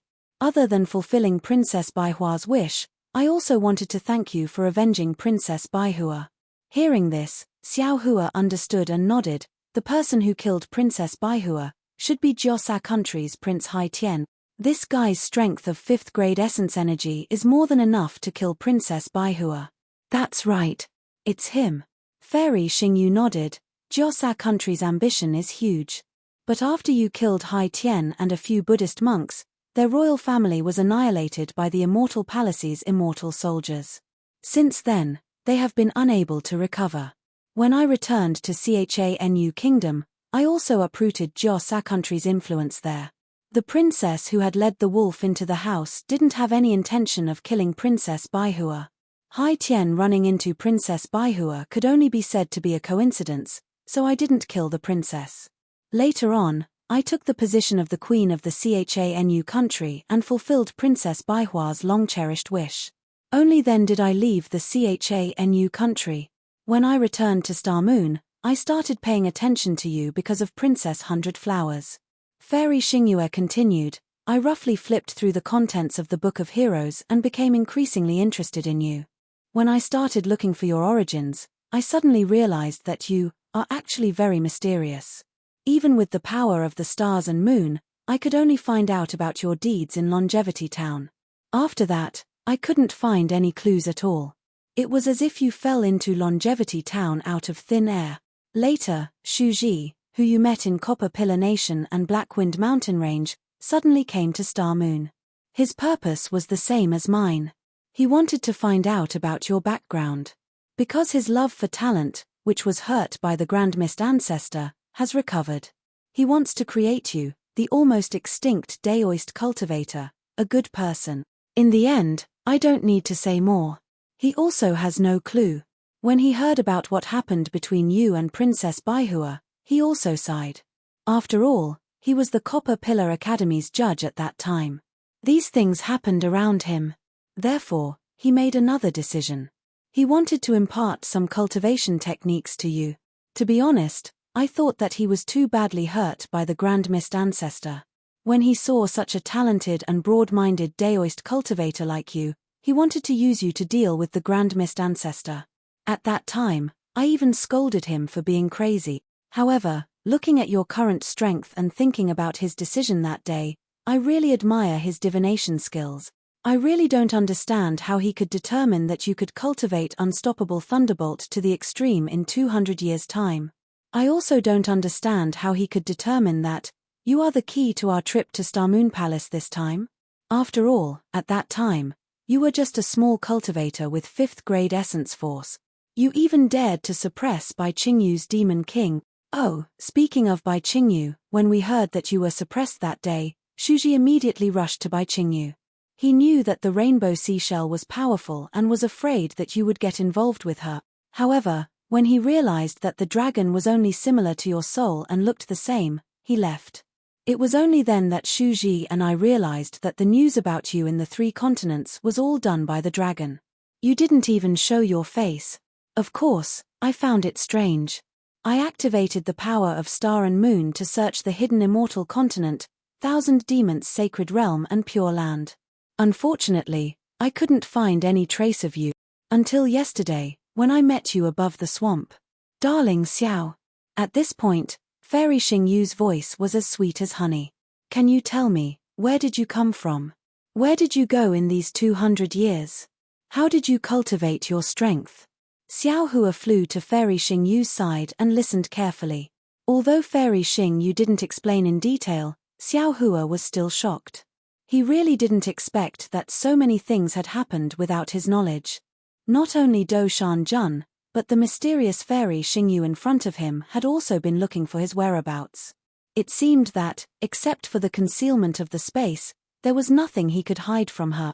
When he heard Fairy Xingyu's question, he understood that it wasn't that Fairy Xingyu and Do Shan Jun didn't believe him.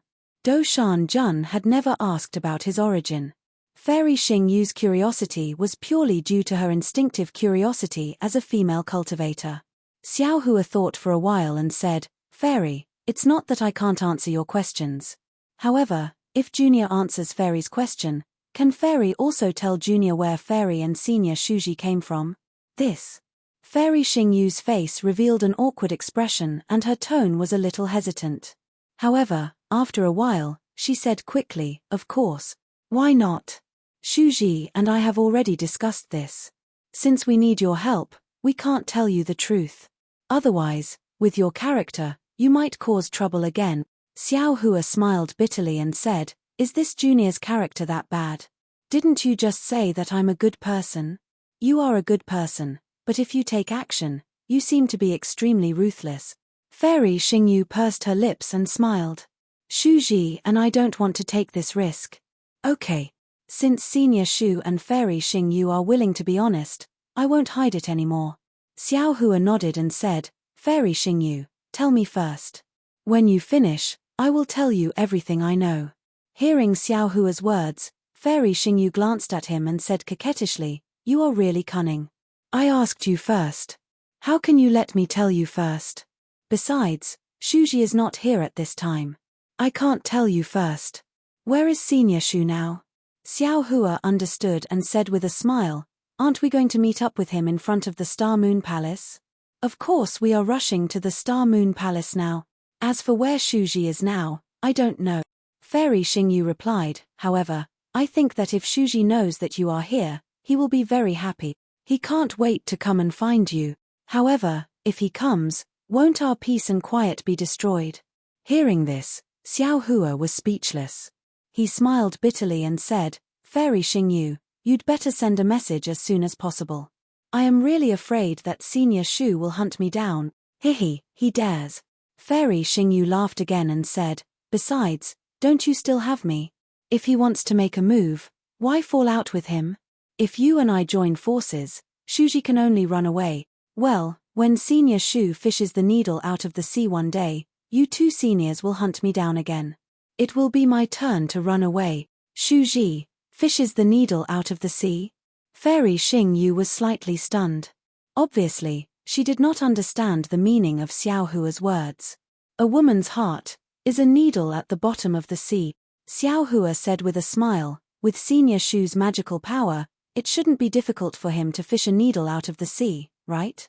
"Humph." Fairy Xingyu snorted and said, "It's not a problem for him to fish a needle out, but when it comes to fishing a woman's heart, he can't compare to you."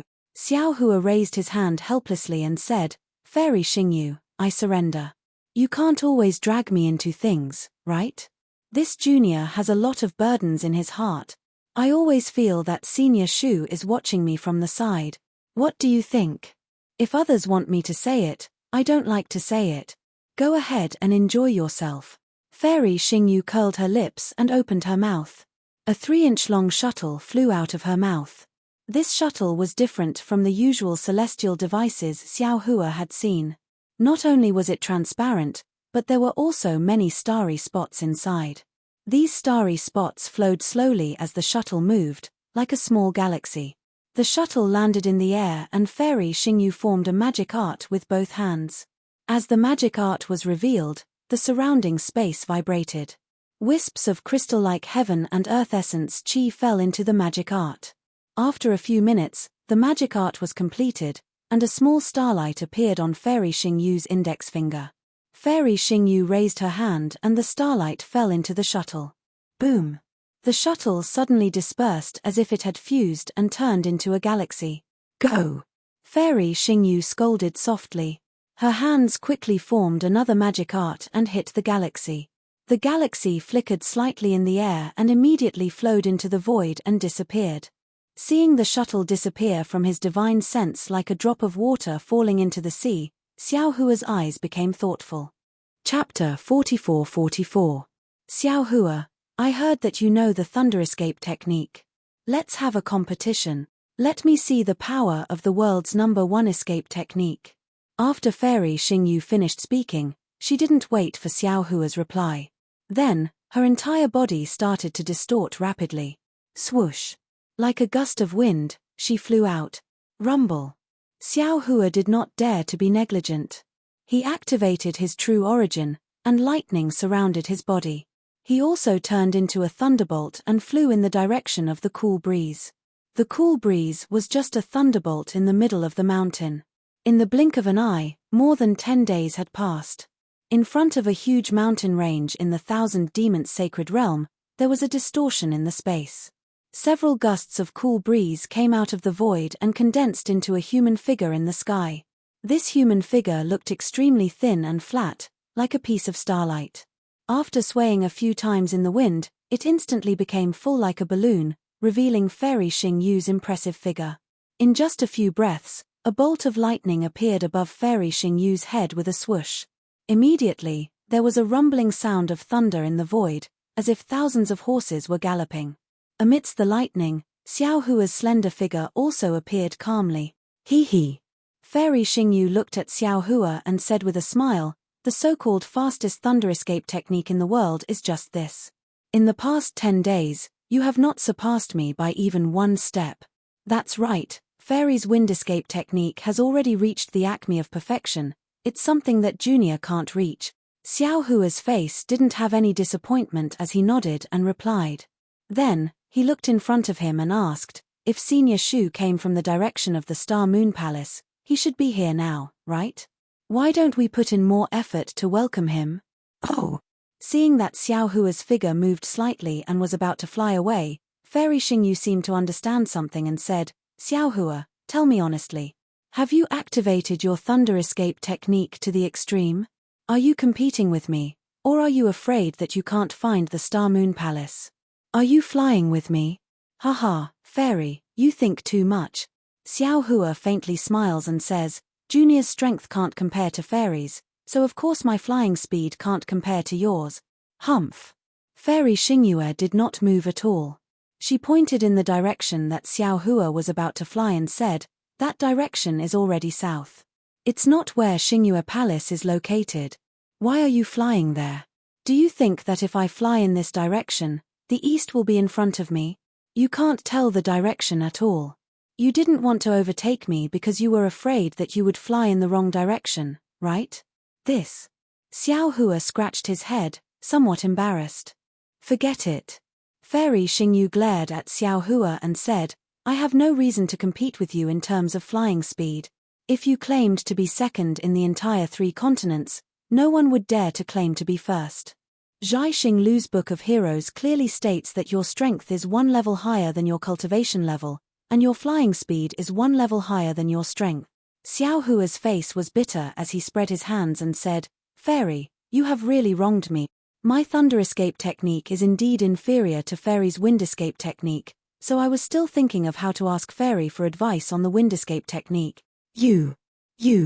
Fairy Xingyu was really speechless. She scolded, "You are really the same as what the Book of Heroes says. You want all kinds of cultivation techniques. Don't you think you are a little greedy?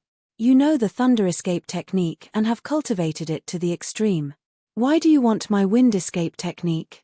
Don't tell me you still want to cultivate the wind escape technique. Hee hee, stones from other mountains can help jade." Xiao Hua smiled and said, "I just want to refer to other escape techniques to better cultivate the thunder escape technique. Is that really the case?" Fairy Xingyu asked with a smile, as if she had a better understanding of Xiao Hua's character.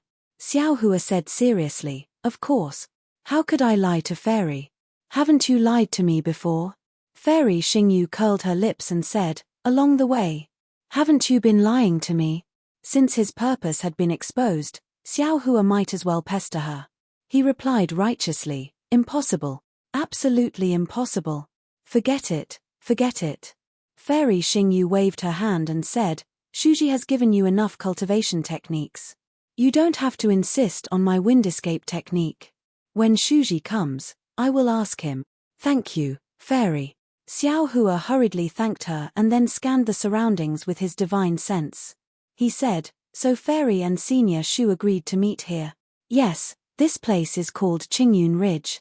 In the early years, I came here with Shuji to search for traces of Xingyue Palace, so I am very familiar with this place.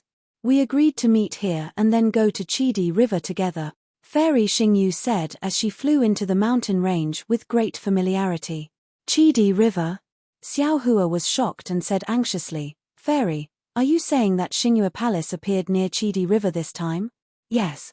Fairy Xingyu answered and flew into the foothills. There was a waterfall that was thousands of feet in size hanging on the mountain wall. The surging blue water flowed out of the foothills in a magnificent manner and went straight down thousands of feet. Then, it crashed into the pool in the mountain stream. The waterfall hit the rocks on the stone wall and rushed into the deep pool. The sound of the water was so loud that it seemed to drown out all the sounds in the world. Fairy Xingyu landed on a mountain ridge opposite the waterfall. There were several huge rocks flashing in the light of the water. Fairy Xingyu sat cross-legged on one of the huge rocks. Then, she faced the sky, as if she was meditating. Xiao Hua released his divine sense to scan the surroundings. Other than a few ordinary birds and beasts, there were no other demon clan members. He could only fly to another huge rock. Before his figure could land, an extremely cold qi rushed over from the huge rock. Oh! Xiao Hua took a closer look and thought, it turns out that these are rare cold ice jade. I don't know if they were born here or if they were left here by Senior Shu and Fairy Xingyu. Then, Xiao Hua also sat down cross-legged. A gust of cold qi rushed straight into his body. While Xiao Hua activated his cultivation method to refine it, his eyes were rolling rapidly. He was thinking about how to get the wind escape skill from Fairy Xingyu. On this day, there was a rainstorm. Wild water droplets poured down like the Milky Way, covering the sky and the earth. In addition to the darkness in the sky, there was a faint layer of watery light. It was somewhat similar to the heavy water disaster in the Untainted Land. The world was covered by rain. The waterfall on the mountain ridge was even more devastating. The water was several times stronger than before, almost covering all the mountains that Xiao Hua could see with the naked eye. The pool in the mountain stream had been filled. The water rushed into the distance along the mountain stream, looking similar to a mountain flood. Fairy Xingyu and Xiao Hua were naturally not afraid of the rain. There was not a single drop of rain falling within a radius of 1,000 feet around them. However, at this time, Xiao Hua did not close his eyes to meditate like Fairy Xingyu. He had already opened his eyes. Looking at the rapid water flow, he released his divine sense and explored the surrounding water. Oh! Suddenly, Xiao Hua made a sound and looked sideways. Almost at the same time, Fairy Xingyu also opened her eyes and looked in the same direction. In just a moment, a divine sense as vast as the sea of smoke swept over from the rain. When it fell on the two of them, it immediately withdrew. Immediately after, all the raindrops within a radius of 100 miles suddenly exploded at the same time. Amidst the popping sounds, the raindrops once again shone with innumerable splendor. When the splendor flashed, the world suddenly fell silent again. Even the sound of the waterfall had disappeared. Woo! In the void, a watery light suddenly appeared. All the water droplets within 100 miles were filled with this watery light. All the water droplets that came into contact with the watery light emitted a strange vibration, gathering towards the sky. In the end, a transparent human figure was revealed. Wasn't that the peerless beauty Do Shanjun? As soon as Do Shanjun's appearance was revealed, his starry eyes moved slightly. As if adding the finishing touch, the transparent watery human figure was immediately colored. A living cultivator stepped out of the rain. However, at this time, Do Shanjun was no longer dressed like a Confucian cultivator. Instead, he was dressed in a Taoist robe and had an extraordinary temperament. As Do Shanjun's figure moved, the space within a radius of 100 miles began to move. Even the raindrops began to fall violently again. Xiao Hua. Do Shanjun's gaze fell on Xiao Hua. He said in surprise, You have already cultivated to the Mahayana realm? How is this possible? Xiao Hua did not dare to be negligent. He had already stood up before Do Shanjun's figure appeared. At this time, he hurriedly moved forward and bowed. Junior greets Senior Shu. Oh, it seems that Fairy Xingyu couldn't hold back and told you everything before I came. Shuji was not surprised. He glanced at Fairy Xingyu, who was still sitting cross-legged on the ice jade, and said, No. Xiao Hua said with a smile, Fairy Xingyu only told me your real name. I'm still waiting for you to come over and explain everything to me. Humph, did you hear that? I didn't reveal anything about you. Don't wrongly accuse me like last time. Fairy Xingyu opened her eyes and said with a cold snort. There was no special expression on his face, which was far from the expression he had when he was with Xiao Hua. Shuji responded and flew to a cold ice jade to sit down. He looked at Xiao Hua and said, Did you get the jade eyes I left for you? I got it. Xiao Hua nodded and replied, Senior's divination technique is really amazing. You can actually predict what will happen 200 years later. I'm ashamed. Shuji shook his head and said, I only know a little about divination. How could I be so clear about what will happen 200 years later? That day, I was just on a whim. I knew that you had some relationship with the Luo Yi Merchant Alliance, so I gave the Jade Eyes to the demon clan named Ying Po. Chapter 44-45. Xiao Hua naturally knew that Shuji was being modest. Just as he was about to speak, Fairy Xingyu said sarcastically, I knew you would say that. You've only been a judge of the academy for a few days and you've already learned how to be hypocritical. If you didn't know what would happen today, how could you have given the Jade Eyes to that demon? I didn't say that I didn't foresee what would happen today. I just said that I didn't foresee it so clearly. Shuji was not angry and only answered lightly. His tone, coupled with his otherworldly temperament, gave birth to an indescribable arrogance. Humph, you're just a hypocrite. Fairy Xingyu said rudely. She snorted to show her disdain.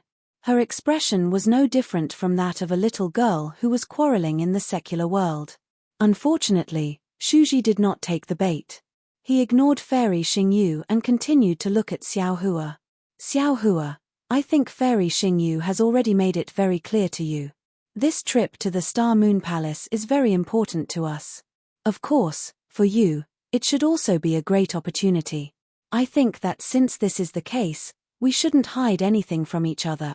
Even if we don't gain anything from this trip to the Star Moon Palace, in the future, among the cultivators on the 3 continents who can stand shoulder to shoulder with us, you're the only one who can catch our attention. Therefore, we should face each other openly and honestly. Unlucky, unlucky. Before Shuji could finish speaking, Fairy Xingyu, who was next to him, cursed a few times. Then, she spat on the ground and said, You haven't even seen the Star Moon Palace and you're already saying such unlucky things. Could it be that you're cursing? No. Shuji glanced at Fairy Xingyu and said, I'm just telling the truth. Xiao Hua, who was watching from the side, was overjoyed. Xiao Hua understood Fairy Xingyu's thoughts and actions very well. However, Shuji just didn't cooperate. Xiao Hua didn't know if he was really unromantic or if he didn't have Fairy Xingyu in his heart. Of course, the more the two of them acted like this, the more relieved Xiao Hua was. After all, such a person's mind was relatively pure and would not be very calculative. Shuji looked at Xiao Hua again and said, That day at Blackwind Ridge, I already used a secret technique to carefully examine your cultivation. There was absolutely no sign of damage, so it's impossible for you to have recovered your cultivation in the past 200 years. Then here comes the problem. Xiao Hua, I have never heard of or seen any records of a human cultivator being able to advance from the spirit severing stage in 200 years. If we use the strength standards of the 3 continents, it should be from the 5th level of essence energy directly to the 9th level of essence energy. I've already said this before. Fairy Xingyu seized the opportunity to speak. He just won't admit it. So, Xiao Hua. Shuji ignored Fairy Xingyu and asked Xiao Hua, Can you tell me what happened in the past 200 years? Humph. Fairy Xingyu looked at Shuji angrily and said, I've already told Xiao Hua. If it weren't for the agreement with you, he would have told me. Xiao Hua finally spoke. He smiled and said, Senior Shu, could it be that the Star Moon Palace is very important to you? Of course it's important. Shuji glanced at Fairy Xingyu and answered. Then it seems that my cultivation level is also very important to our trip to the Star Moon Palace this time? That's right. Shuji nodded again. There's a place in the Star Moon Palace that requires the power of thunder. I'm not strong enough, so I need to borrow your cultivation level. Previously, your strength was only at the 5th level of essence energy and could not help me much. Therefore, besides you, I also found a few others. However, I never expected that you would actually be at the 9th level of essence energy. There's no need for those people to go. That's strange. Xiao Hua asked, puzzled. I remember that when we were at the Star Picking Tower, Zhu Qing said very clearly that the Star Moon Palace is very useful for comprehending the power of the stars. Similarly, according to different cultivation methods, the opportunities are different. A Confucian cultivator can comprehend the heart of heaven and become a literary star. A demon king can sense the power of the stars and combine their physical bodies to become a great sage. A daoist can break through the void and reach the realm of ascension. However, these opportunities are only for cultivators at the 7th or 8th level of essence energy. With my cultivation level, I'm afraid there's no point in entering the Star Moon Palace. Also, why does Senior value the Star Moon Palace so much? Why are you asking first? Fairy Xingyue glared at Xiao Hua and said, "Didn't we agree? You tell us first and we'll tell you later." Shuji nodded. Fairy Xingyue is right. The Star Moon Palace was originally discovered by Fairy Xingyue in the 3 continents. Her Xingyue was formed entirely to search for the Star Moon Palace. Our purpose of searching for the Star Moon Palace is different from the purpose of the cultivators from the 3 continents. Actually, we also want to see if we can find our own opportunities from the opportunities of these cultivators. As for what this opportunity is, Xiao Hua, you're the first cultivator in the 3 continents who knows about it. I'm afraid you're also the only one. As he spoke, Shuji raised his right hand. Boom! A huge roar sounded from the waterfall. The waterfall rushed up into the sky like 10,000 water dragons. As it roared in the air, it covered an area of several hundred miles around them. Shuji raised his hand again and made a grabbing motion. Crack! The waterfall above the 3 of them immediately froze. This solidification rapidly spread in all directions. In just a few breaths, the water that covered a radius of several hundred miles froze. Layers of mysterious fluctuations slowly flowed on the surface of the solidified water. Xiao Hua tried to release his divine thought, but the entire water flow was like a huge boundary. Not only did it block sound and aura, but his divine thought also could not pass through it. Looking at the foothills again, the rain was no longer raining. The water flowed slowly, and the green leaves and grass were sparkling with water droplets. It was a beautiful scene. Show off, show off. The corners of Fairy Xingyu's mouth curled up as she rolled her eyes at Shuji. Then, with a flick of her finger, a speck of starlight fell on the water curtain. Whoosh! In an instant, the entire water curtain shone with starlight, as if a starry sky had enveloped the 3 of them. "Hehe, this is beautiful," Fairy Xingyu said with a smug smile. Shuji's cold face was still the same. He turned to Xiao Hua and said, "Xiao Hua, now you should tell me what happened in the past 200 years, right? Senior, would you believe me if I said that I was not in the 3 continents for the past 200 years? Xiao Hua asked with a smile. Nonsense. Of course, you were not in the 3 continents. Is there a need to ask? Fairy Xingyu continued, Shuji and I used our magic, but we couldn't find you. How could you have been in the 3 continents? Senior, you should know where I was last seen, right? Xiao Hua was not in a hurry to answer. Instead, he looked at Fairy Xingyu and asked with a smile. Fairy Xingyu smiled proudly and said, "Of course. You were last seen at the River and Tide Temple in the Longevity Town. You even tried to stop." "Oh, I understand. You were not trying to stop the sutra-seeking of bliss held by the immortals and Buddhas. You were trying to stop that monk from taking down the Buddha roll. You actually know that unknown Chun Zong."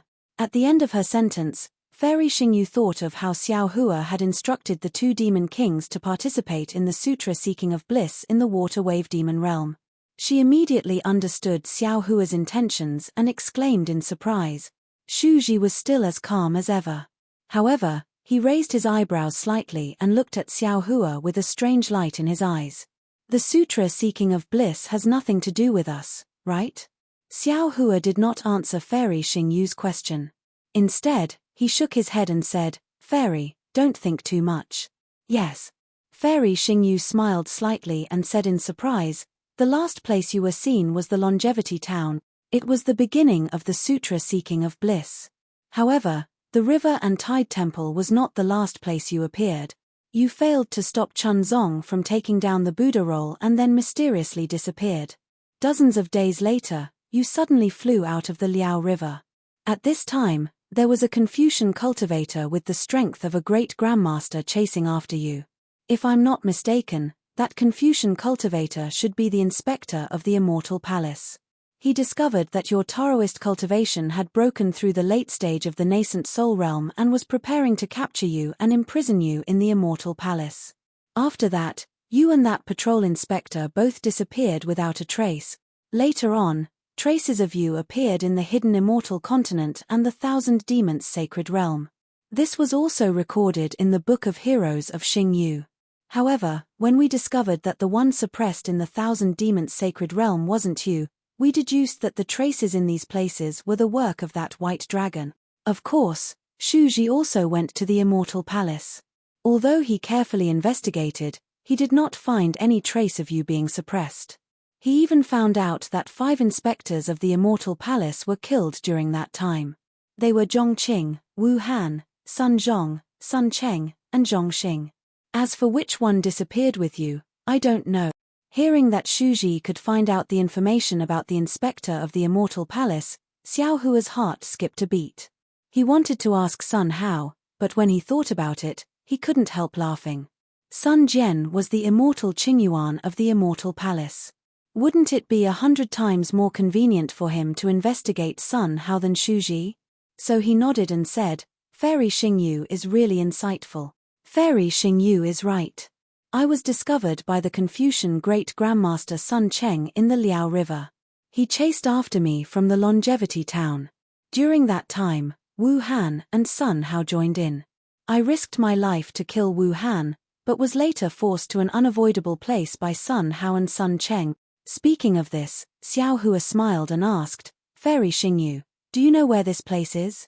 Oh, where? In this world, there are too many unavoidable places. I don't know.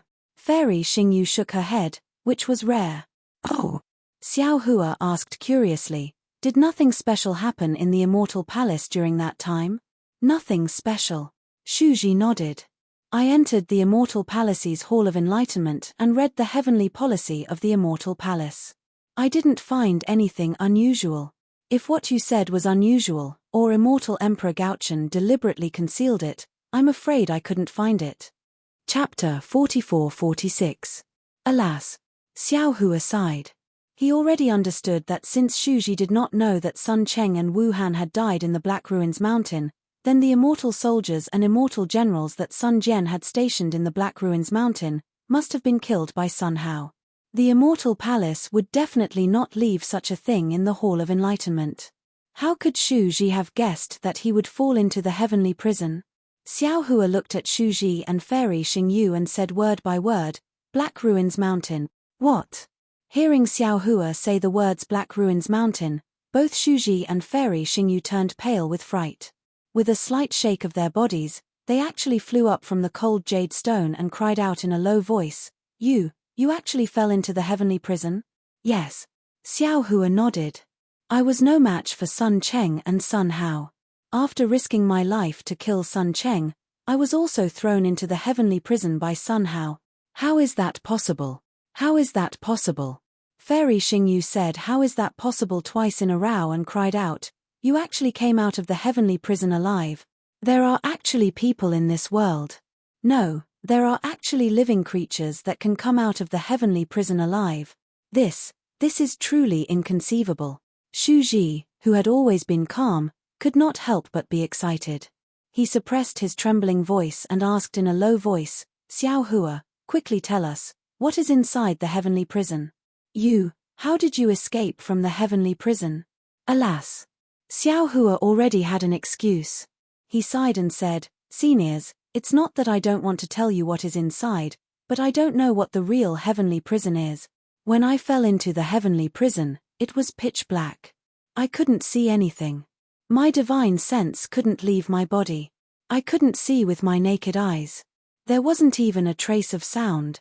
But occasionally, there would be some strange flashes of light. At the same time, there would also be some strange chi of heaven and earth. Oh, there would also be fluctuations similar to the thunder tribulation. Junior was drifting in the darkness. I originally wanted to die. But when I wanted to die, I couldn't activate my Dharma power and couldn't even move my body. Later, when there was chi of heaven and earth, I didn't want to die. Junior thought, Since there is the chi of heaven and earth, I can cultivate. If I can cultivate to the level of immortal ascension, will I be able to escape from the heavenly prison with the help of the immortal ascension thunder tribulation? Therefore, during my time in the heavenly prison, I only focused on cultivation. Speaking of this, I have to thank Senior Shu. If it weren't for Senior's cultivation methods, I wouldn't have been able to reach the Mahayana realm. And then, Shuji was both excited and disappointed. He took a few deep breaths and asked calmly. The heavenly prison sometimes has world yuan qi, and sometimes it doesn't. Also, the fluctuations of the lightning tribulation are very rare. I have cultivated in the heavenly prison for 40,000 years, and barely reached the Great Ascension stage. Xiao Hua continued, after reaching the Grand Ascension stage, Junior's heart is finally at ease. I just have to wait for another 10,000 years for the lightning tribulation to descend. But, just as I was cultivating, a strange spatial ripple appeared in the darkness. This ripple was even more powerful than a thunderbolt, and it tore apart the space around me. There was an extremely strong suction force in the spatial rift, and I couldn't avoid it before I was sucked in. Then, the huge impact knocked me out. When I woke up, I was already near the South Sea. What? You just came out of the heavenly prison? Fairy Xing Yu was even more surprised. You're not lying to us, are you? Xiao Hua smiled. He was actually testing Shu Ji and Fairy Xing Yu at this time, and he was also wondering if he should follow them to the Star Moon Palace. Yes, Xiao Hua replied, it's that simple. When Junior returned to the South Sea, I found out that I had spent 40,000 years in the heavenly prison, and the 3 continents had only spent 200 years. Later, Junior heard about Qingbo's banquet, so I hurried to buy Qingyu. Then, I got Senior Shu's jade eyes from Yingpo and immediately rushed to the Chidi River. Xiao Hua didn't mention anything about his Fortune Gate disciples, but he also believed that neither the South Sea Dragon Palace nor Bai Qingyu's matter would reach Fairy Xing Yu's ears for the time being. Firstly, the South Sea Dragon Palace was a disgrace to the dragon palaces of the Four Seas, so they would definitely keep their mouths shut. Even if it was leaked, it wouldn't be known by Zhai Xinglu in a short period of time. Secondly, although Bai Qingyu's matter was sensational, it happened very recently. Not to mention that the Seven Stars Great Saint's news would cover up Bai Qingyu's matter. Even if Zhai Xinglu got the news, it might not be delivered to Fairy Xingyu so quickly. Thirdly, Zhai Xinglu of the Thousand Demons Sacred Realm had almost disappeared. The entire Star Moon Palace was busy with the Star Moon Palace, so Bai Qingyu's matter wouldn't attract their attention for the time being. Of course, Fairy Xingyu and Shu Ji would definitely know about this after the Star Moon Palace, but which cultivator didn't have secrets? Since Xiao Hua had told them about the heavenly prison, he believed that they wouldn't pester him anymore. Impossible, it can't be that simple. Fairy Xing Yu didn't believe it as expected. It's not like I haven't been to the Black Ruins Mountain. Even Shu Ji and I don't dare to go in. How could you come out so easily? Moreover, the Black Ruins Mountain has existed for so many years. I've never heard of anyone going in and coming out alive. Hey, Fairy, if you didn't ask, would I have told you? If I didn't tell you, who would know that I came out of the heavenly prison alive? Xiao Hua retorted with a smile. In short, I don't believe that you can come out so easily. Fairy Xingyu shook her head and said, if you're not too lucky, then you're lying to us. No, you must be lying to us. There's no essence chi of heaven and earth in the heavenly prison. Even immortals can't survive there. How could you cultivate there? Xiao Hua's face showed a meaningful smile as he asked, Fairy, are you an immortal? Have you been to the heavenly prison before? Xingyue. Shu Ji, who had been silent, suddenly spoke. Don't forget that there's the Star Moon Palace in the 3 continents. What's wrong with the Star Moon Palace? What does this have to do with the Star Moon Palace? Fairy Xingyu was stunned and somewhat puzzled. Shu Ji explained, the Star Moon Palace is about to appear soon. Isn't it similar to the time when Xiao Hua escaped? Hiss. Fairy Xingyu sucked in a breath of cold air and looked at Xiao Hua in disbelief. She said, if that's the case, then it's really possible. Xiao Hua, your luck is really that good. If I claim to be the second luckiest in the world, I'm afraid no one would dare to claim to be the first.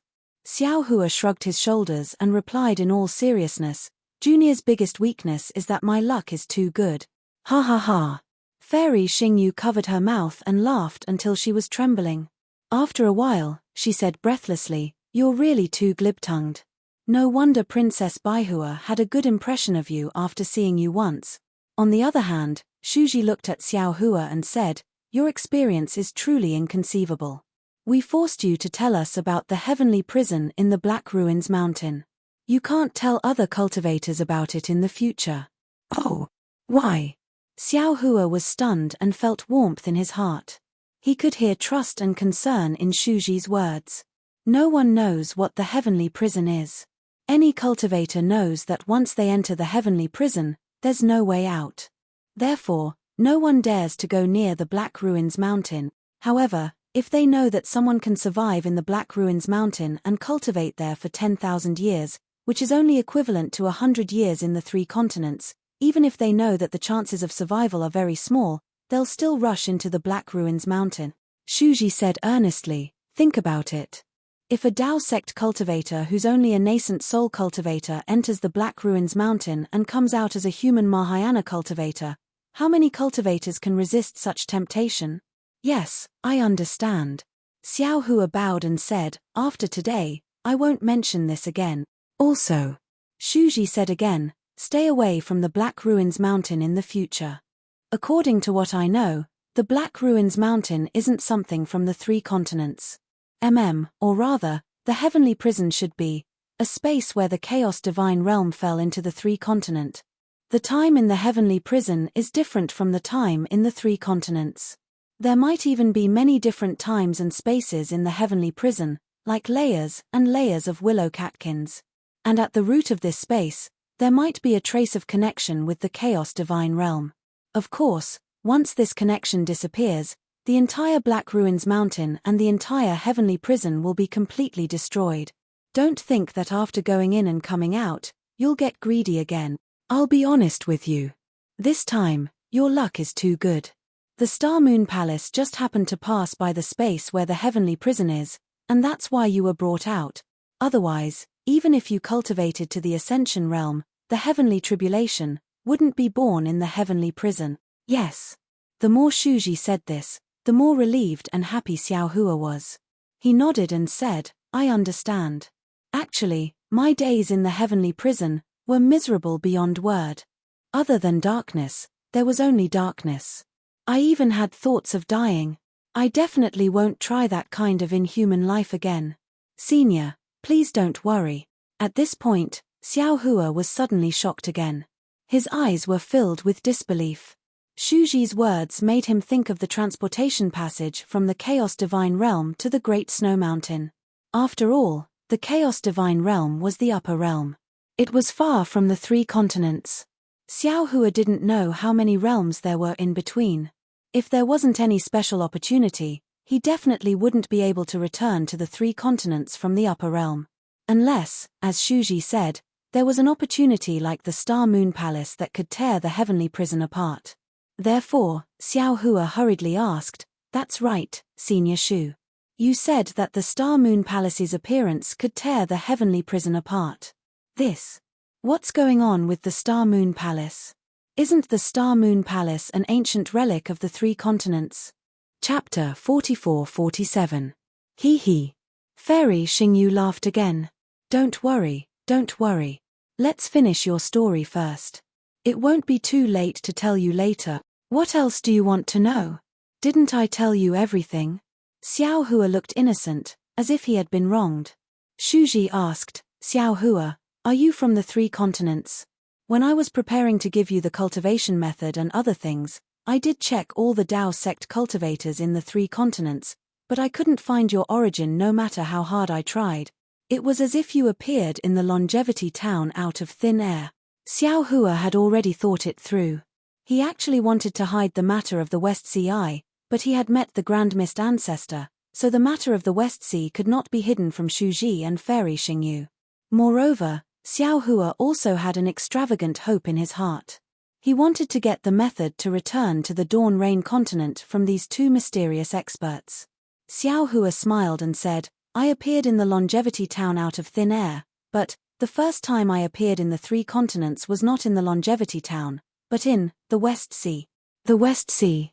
You are really not a human from the 3 continents. Fairy Xingyu felt a little strange, but she replied with certainty, Shuji, see, I'm right. Yes, I'm from the Dawn Rain continent. A rogue cultivator.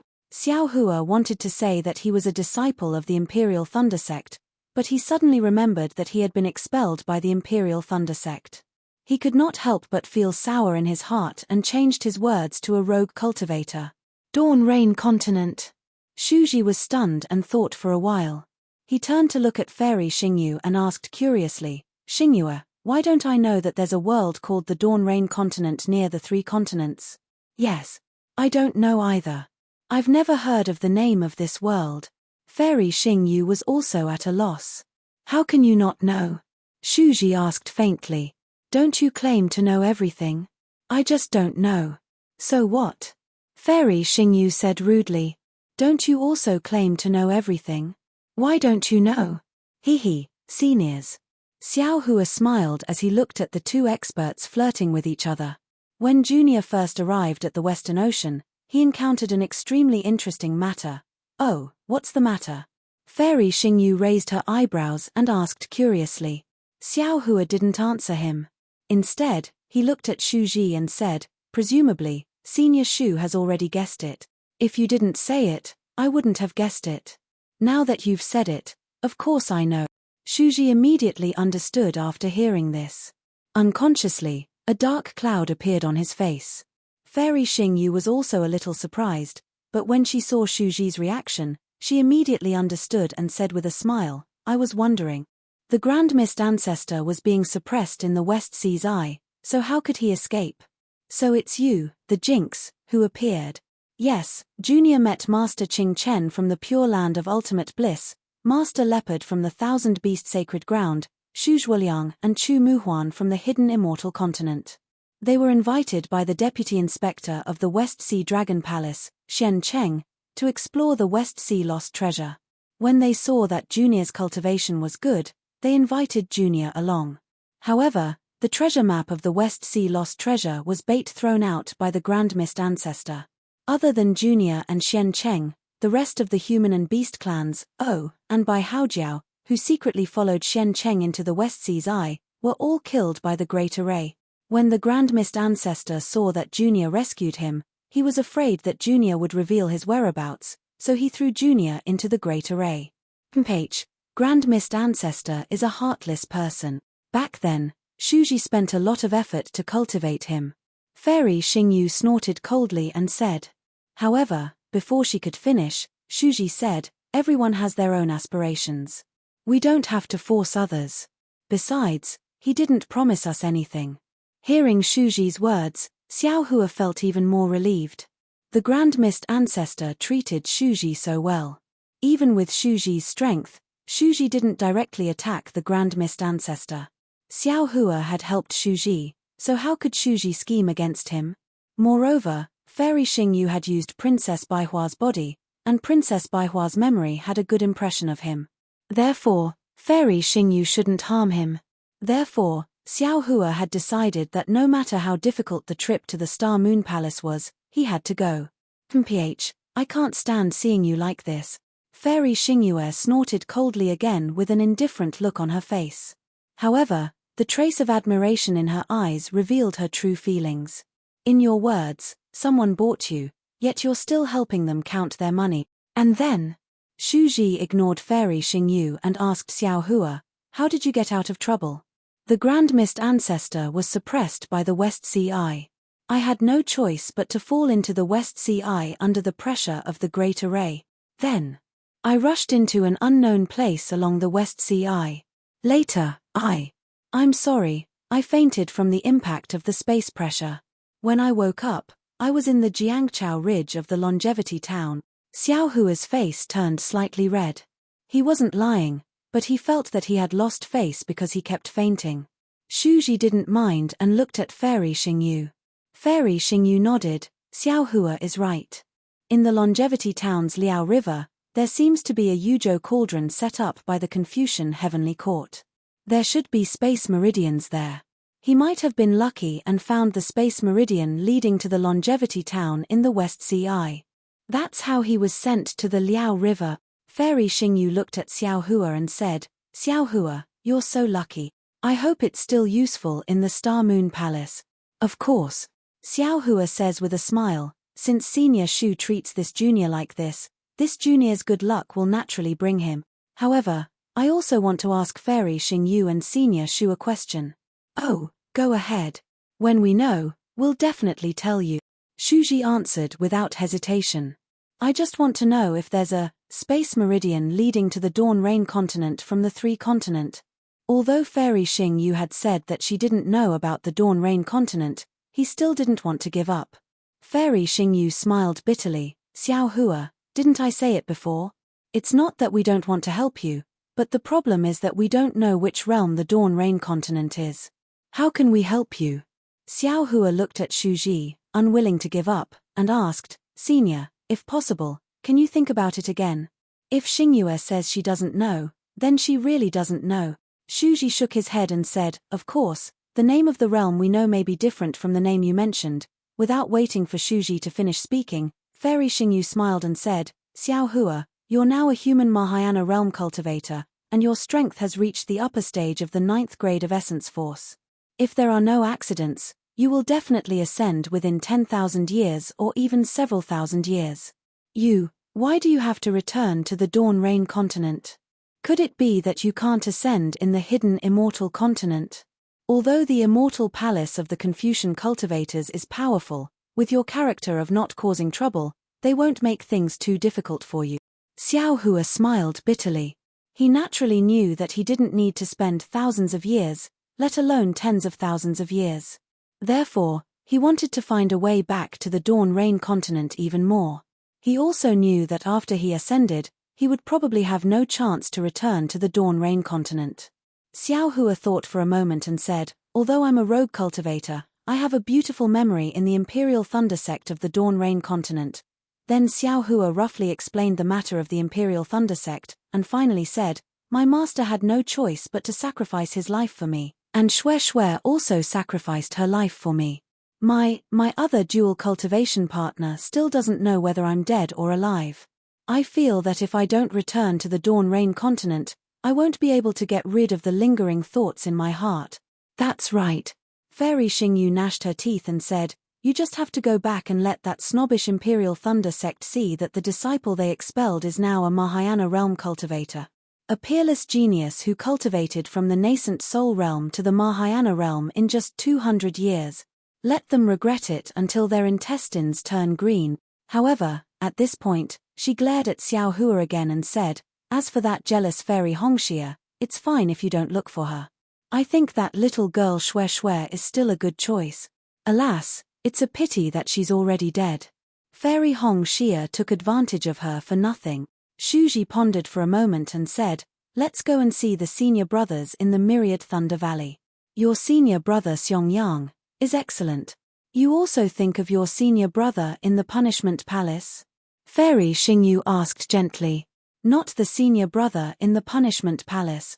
Shuji looked into the distance and said, it's an elder brother in my hometown. When Fairy Xingyu heard this, there was a trace of nostalgia in her eyes. She whispered, that's an extremely distant memory. Xiaohua naturally knew that their hometown was a secret in the hearts of Shuji and Fairy Xingyu. He didn't dare to ask more and just watched from the side. After a few minutes, Shuji withdrew his gaze from the distance and looked at Fairy Xingyu and said seriously, Xingyue, since we can't return to our hometown, why don't you help Xiaohua? Your law palace must have records of the 3 continents and the surrounding realms. You might as well think of Xiaohua. Yes, I know. Fairy Xingyu nodded and said, although this matter is forbidden in the law palace, I don't think Celestial Master of Law will know about this, right? Shuji blinked his eyes and said with a smile, of course not. Fairy Xingyu's face turned slightly red. She looked up at Xiaohua and asked, Xiaohua, first tell me what's so special about the Dawn Rain continent. Also, what was the situation when you came from the Dawn Rain continent to the 3 continents? You didn't faint in the space passage again, did you? I didn't faint this time, Xiao Hua said with a smile. I remember the situation in the space passage clearly. Okay, tell me about the situation in the Dawn Rain continent. Fairy Xingyu nodded and asked. Chapter 44-48. After Xiao Hua finished explaining the situation of the Dawn Rain continent, Fairy Xingyu and Shu Ji were both surprised. Shu Ji asked, What? You said that there are only Taoist cultivators in the Dawn Rain continent. Oh, there are also sword cultivators and beast cultivators. There are no Confucian cultivators or Buddhist cultivators. There are no demon clans. Yes, there are no traces of Confucian cultivators. There are only Buddhist cultivators. Xiao Hua nodded. According to legend, there were Confucian cultivators and Buddhist cultivators in ancient times, but they were all killed by our Taoist cultivators. Impossible. Fairy Xingyu shook her head without hesitation. There is no such realm nearby. Maybe. Shu Ji thought for a moment and said, Xiao Hua's cultivation was not high enough, and he might not have experienced many places, so he couldn't have seen the whole Dawn Rain continent. Yes, yes. Xiao Hua nodded and said, in the northwest of the Dawn Rain continent, there are so-called soul cultivators who cultivate the 12 great gods. On the other side of the Million Mountains, there seems to be a place called Defeat League. Sai, you're talking about soul cultivators? Soul cultivators of the 12 great gods. Fairy Xingyu exclaimed, and her face showed even more surprise. Impossible. That's absolutely impossible. What's impossible? Shu Ji was also stunned. He looked at Xiao Hua and then at Fairy Xingyu and asked curiously, what are the 12 great gods? What is a soul cultivator? Remember. Fairy Xingyu's face showed a rare look of horror.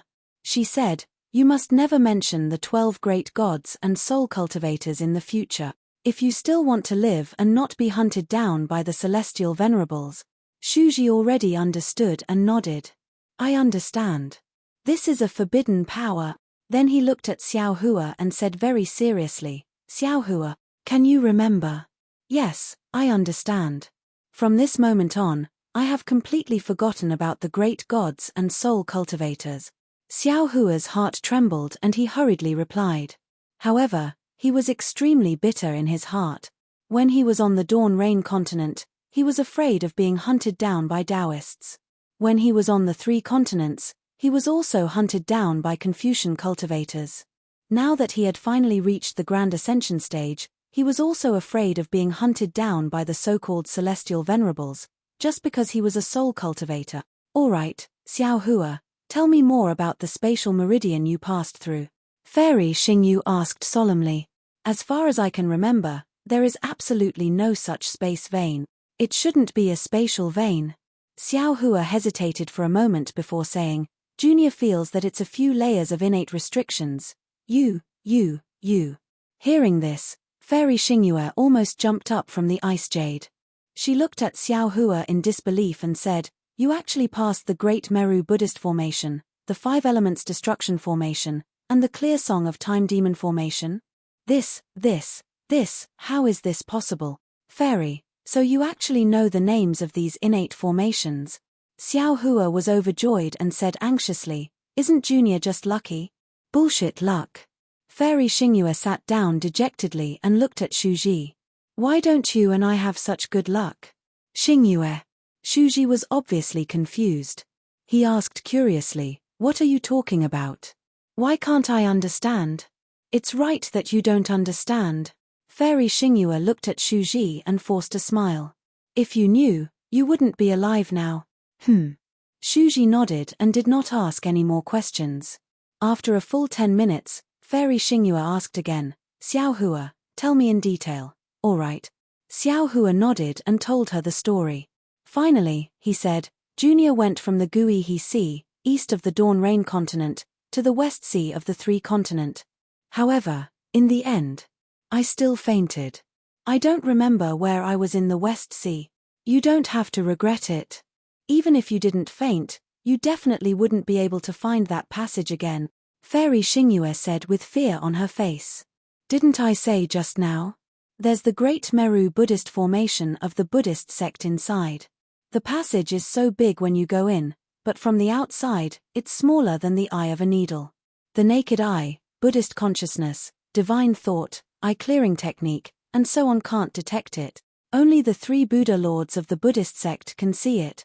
Moreover, it's said that you have to reach the golden body 6th refinement stage or above. Also, the passage you passed through only exists temporarily. It must have disappeared by now. Xiao Hua, I can tell you seriously that you definitely won't be able to return to the Dawn Rain continent, even if you're lucky enough to escape from the heaven prison. Hearing Fairy Xingyue's words, Xiao Hua's heart turned cold. He asked helplessly, Fairy, is there really no way at all? Yes. Fairy Xingyue nodded. Because even Shuji and I can't find the flaws of the 3 divine prohibitions and safely pass through the Song of Time demon formation, let alone you. Just give up. Sigh, okay. Xiao Hua sighed. He also understood that if it wasn't impossible, Fairy Xingyue wouldn't say such a thing. Xiao Hua. Shuji also said, even I don't know about this. It can be seen how secretive this matter is in the immortal world. You must remember it. Yes, this junior understands. Xiao Hua answered casually, but he was stunned in an instant. He said in surprise, what? Immortal? Immortal world? Aren't the 2 seniors from the 10,000 demon realm? Ph, what do we have to do with the 10,000 demon realm? Fairy Xingyue looked at Xiao Hua's surprise and snorted coldly. The 10,000 demon realm has everything. There's the spirit clan, the demon clan, and the divine clan, but there's no human clan. Shuji and I are real humans. How can we be from the 10,000 demon realm? But are the seniors really from the immortal world? Xiao Hua still couldn't believe it. Isn't it impossible for the immortals from the immortal world to return to the cultivation world? It's impossible to return to the cultivation world normally. Shuji explained, occasionally, there will be abnormal returns. But as long as they fall into the cultivation world, it will be extremely difficult to return to the immortal world again. TSK. Fairy Xingyue curled her lips and looked at Shuji. Don't be fooled by him. You gave him so many cultivation methods. I don't believe that he can't guess that you're from the immortal world. Xiao Hua shook his head and said, this junior did have this idea, but the problem is that I don't think any immortals can come to the 3 continents, so I can only guess that they're from the 10,000 demon realm. You can return to the 3 continents through the space crack of the heavenly prison. Why can't we? Fairy Xingyue was even more skeptical. Xiao Hua looked at Fairy Xingyue, who was only at the nascent soul stage. He really couldn't associate her with the immortals in his mind. He smiled bitterly and said, then, what kind of immortals are you? What's your purpose in coming to the 3 continents? What's the immortal world like? Shuji glanced at Xiao Hua and said faintly, we have no right to tell you what the immortal world is like. Anyway, you'll soon ascend and you'll know in the future. I'm sure you know that there are many things that you shouldn't know until the time is right. This won't be good for you, me, or even Xingyue. It'll even be good for the cultivators of the 3 continents. Okay. Xiao Hua was helpless. In fact, what Shuji said was right. There were many things that he would never tell Liu Yi and other disciples in advance, so as not to cause too many unforeseen events. He could only nod and say, Senior, please tell me what you can. My name is Shuji. My Taoist name, it's not worth mentioning. Shuji said, I'm the punishment envoy of a punishment palace in the immortal realm. My Taoist name is Fairy Xingyue. As for my real name, it's not worth mentioning.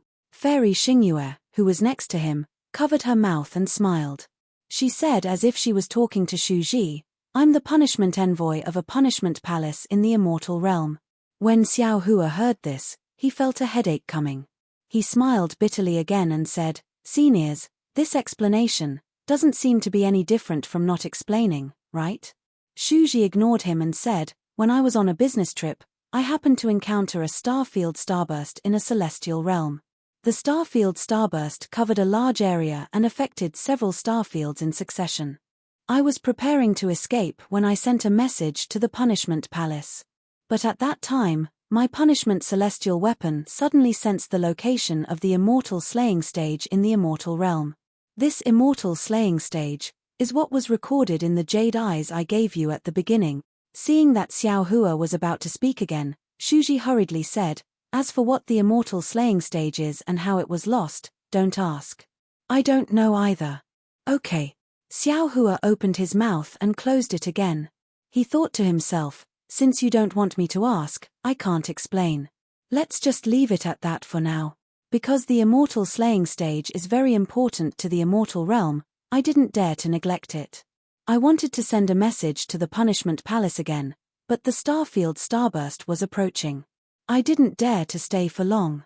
I hurriedly found a gap in the Starfield starburst and went to find it according to the celestial weapon of punishment. But before I found the immortal slaying stage, I met Fairy Xingyu. Shuji glanced at Fairy Xingyu. Shuji is the punishment envoy, the immortal envoy who carries out punishment. Fairy Xingyu continued, I am the punishment envoy. My duty is to control the immortal law and punish according to the law. Since I want to control the immortal law, I have to investigate all the star fields in the celestial realm. It's somewhat similar to the inspector in the immortal palaces of the 3 continents. When I met Shuji, I received a secret order from the Celestial Venerable of Justice. I was following the law to check some immortal restrictions in a certain celestial realm. I had just ascertained the situation of the immortal restrictions and was about to send a message to the Celestial Venerable. But at that time, I suddenly discovered that a Confucian cultivator from the heavenly court had barged into the immortal realm. This Confucian cultivator had become a demon and wanted to sacrifice the immortals in the starfield. When I discovered this, the blood sacrifice had already begun. The stars began to explode one by one, gradually forming a terrifying starfield starburst. I didn't dare to neglect it and hurriedly sent a message about the starfield starburst to the Palace of Justice. Unfortunately, before I could send the message, I was discovered by the Confucian cultivator who had become a demon. That Confucian cultivator should have a cultivation level that was slightly higher than mine. I fought with him for a while and realized that I was no match for him. I hurriedly prepared to escape and ask for help. The Confucian cultivator pursued me step by step. Unable to escape, I risked my life to escape into the starfield starburst. But the Confucian cultivator didn't care about his own life and chased after me. At that time, I met Shuji. Chapter 44-49. Fairy Xingyu and I didn't know each other at first. Shuji said again, but when I saw her being chased by the Confucian cultivator, I couldn't just leave her be, so I hurried forward to help. However, that Confucian cultivator was really powerful. Even when the 2 of us joined forces, he was not at a disadvantage. The 2 of us couldn't fight and retreat at the same time.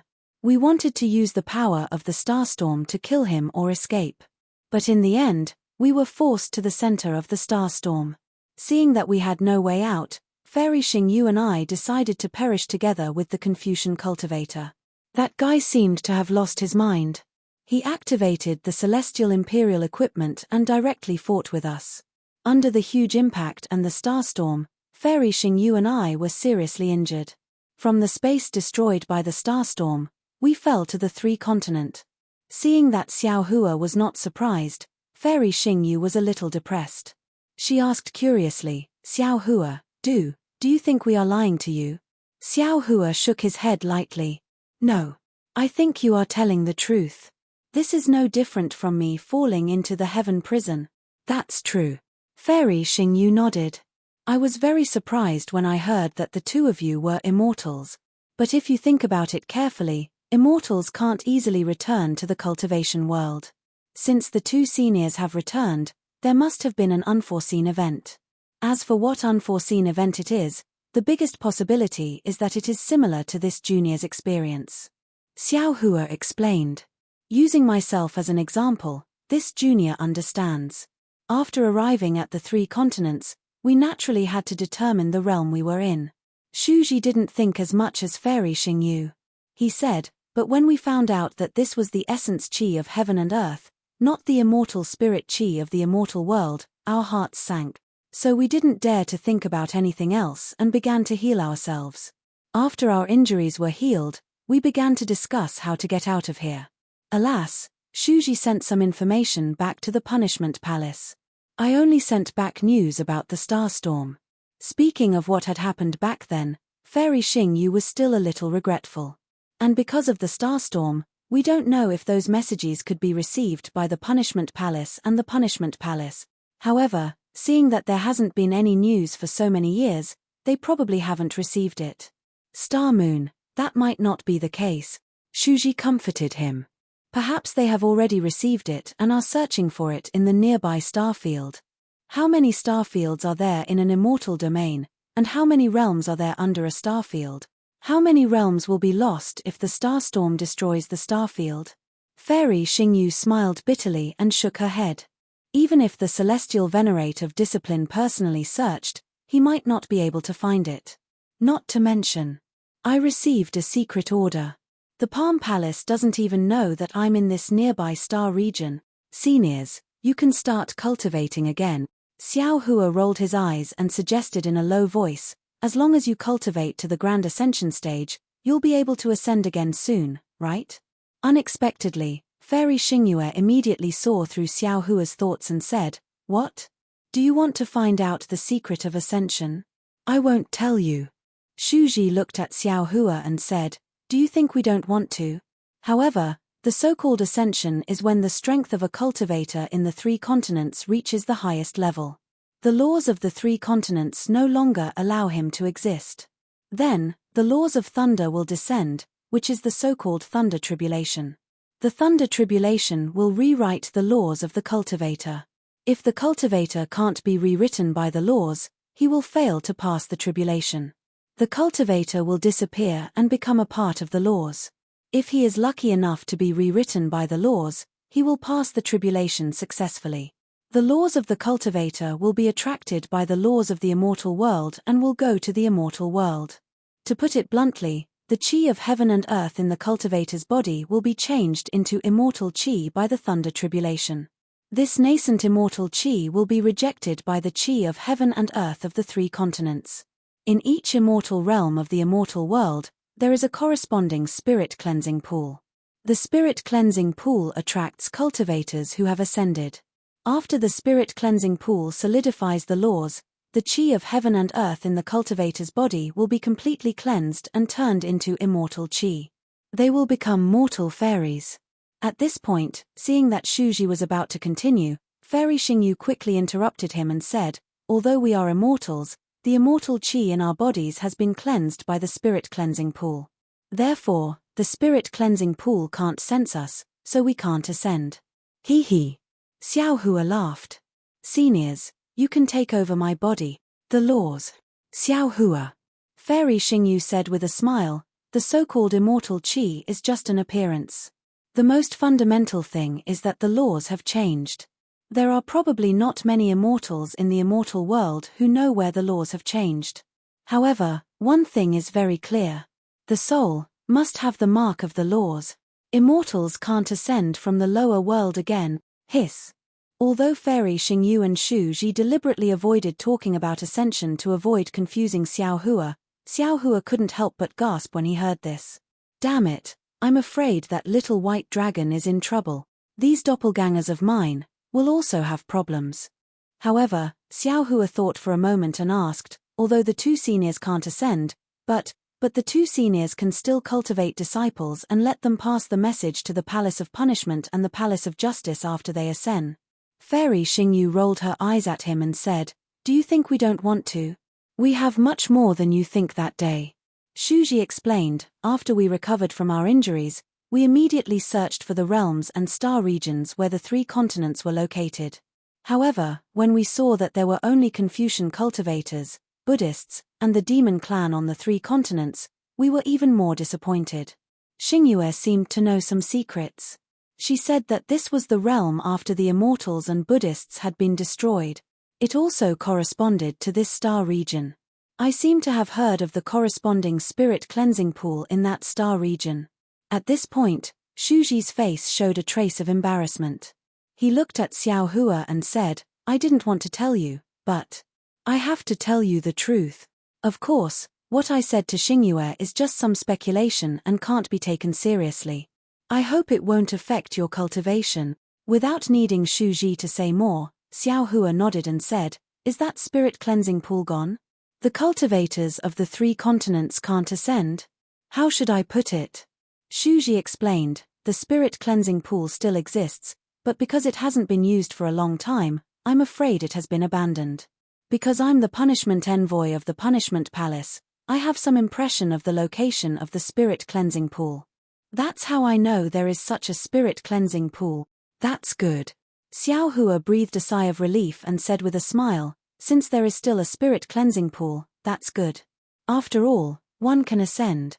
Actually, Shu Ji wanted to explain, but Fairy Xingyu hurriedly said, Shu Ji, didn't we already talk about this before? There are so many secrets of the immortal world.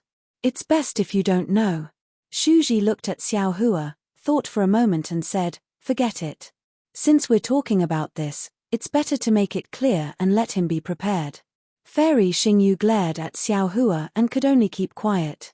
Actually, if the spirit cleansing pool no longer exists, you can also ascend and even fly to other spirit cleansing pools. At the very least, you may appear near the spirit cleansing pool. At that time, you may face a powerful immortal beast. You may have a slim chance of survival. Shu Ji said, but the spirit cleansing pool here is abandoned.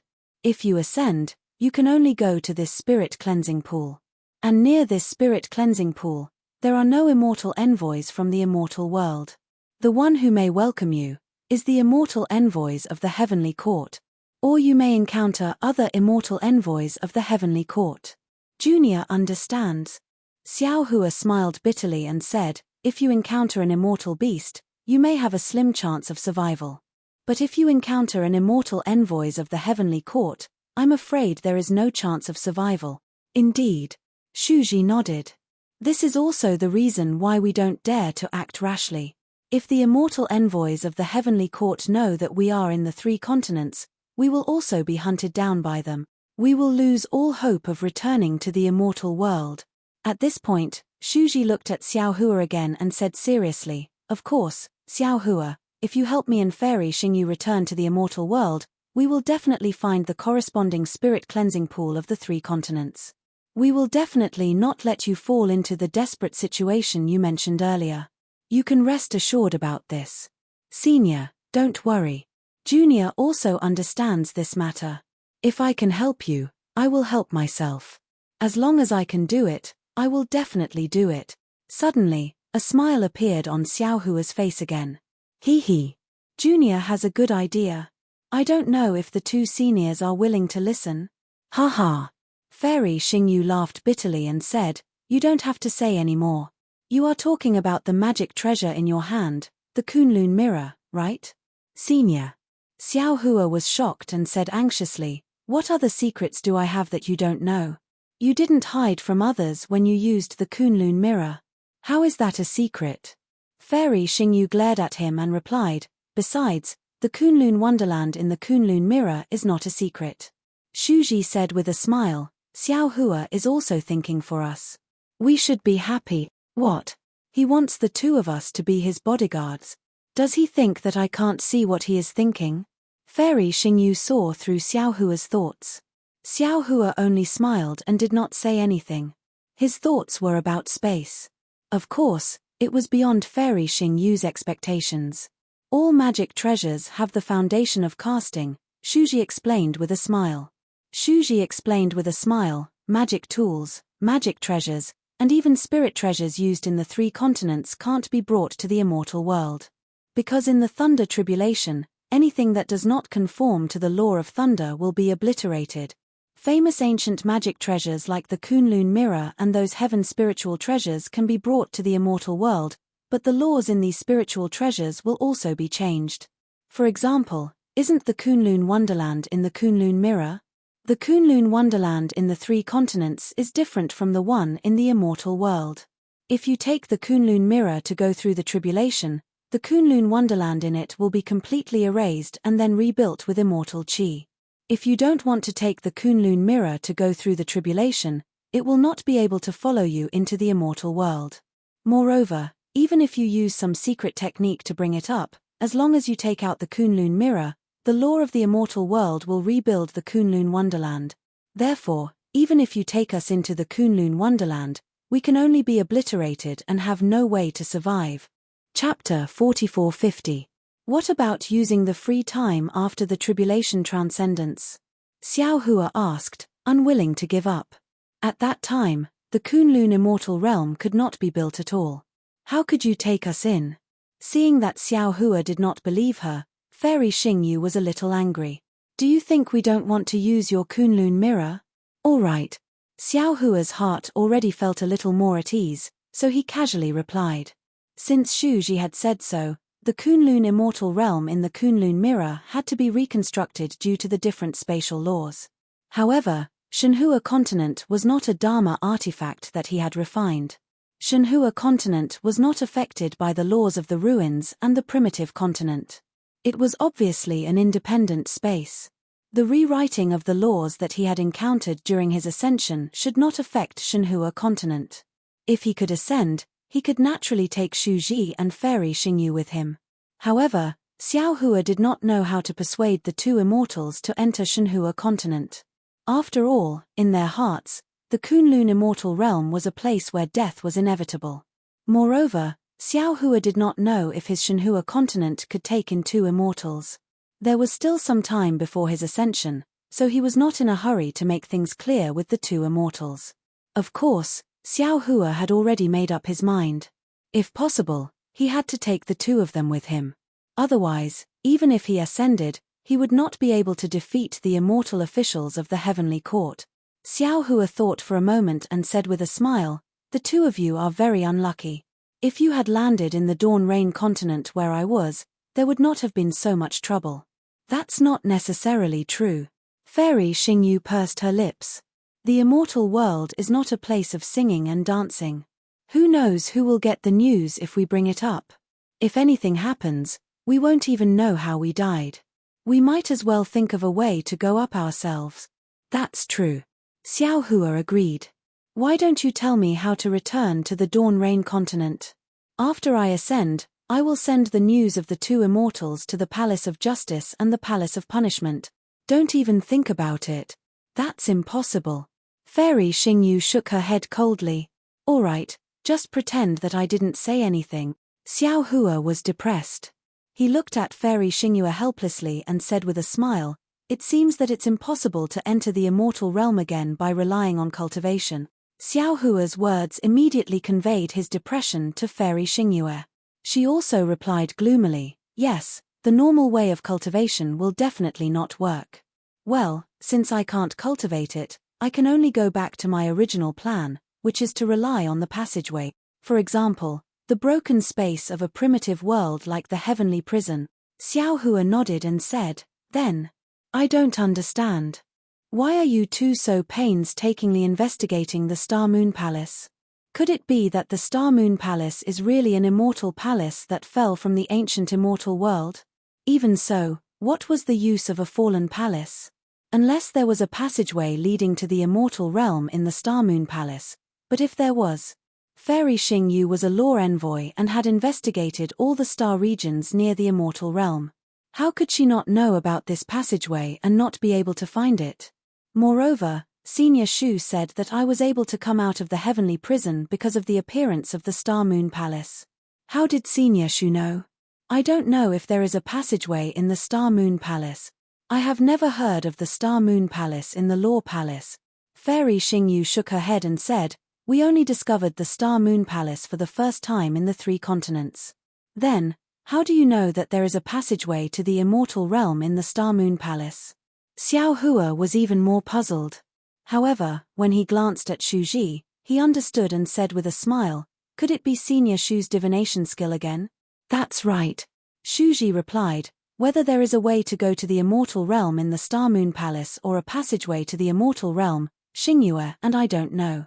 It's just that when we thought about it to no avail, I took the risk of my body collapsing and my soul dispersing to perform the divination skill.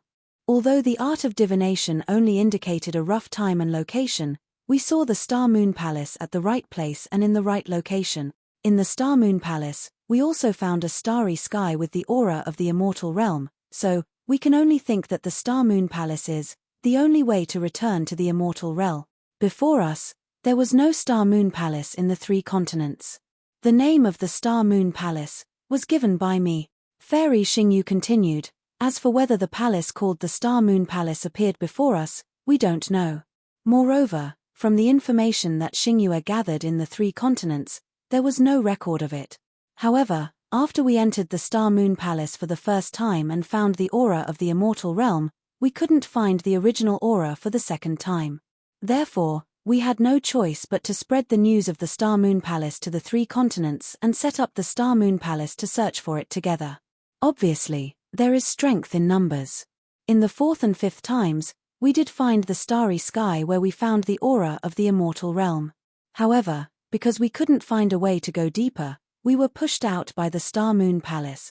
However, other than you, there is no 4th person who knows the real purpose of this matter. Yes, this junior understands. Xiao Hua nodded and looked at Shu Ji. Senior Shu, can you tell this junior about the situation in the Star-Moon Palace? Shu Ji looked at Fairy Xingyu. The 2 of them exchanged glances and nodded slightly. Then, Shu Ji looked at Xiao Hua and said, actually, when I discussed with Fairy Xingyu about the internal affairs of the Star-Moon Palace, I did not intend to tell you. Oh, why? Xiao Hua was a little puzzled. It's very simple. Shu Ji smiled bitterly. I have entered the Star-Moon Palace a total of 8 times with Fairy Xingyu. Other than the fact that the outline of the Star-Moon Palace was exactly the same when it appeared, everything inside was different. Only in a certain part of the starry sky could we see the aura of the immortal realm. In other places, other than the rumbling of thunder, there were some inexplicable starry sky and light silhouettes. These light silhouettes were very strange. They were different every time. Sometimes, they were sunken in different star shapes. Sometimes, they were some magical weapons. Sometimes, they were some mysterious lines. There were also times when they were actually some heads. There were many more on the left and right. Of course, just from the surface, it seemed that something like a token was needed to be placed inside to open the starry sky or light silhouettes. However, this so-called token was very strange. We searched the hidden immortal continent, the 1,000 Demons' sacred realm, and the Pure Land but could not find it. Even though Fairy Xingyu controlled the stars and moons and could see all kinds of strange things every day, and every time we entered the Star-Moon Palace, we were fully prepared. However, it seemed that something was missing every time.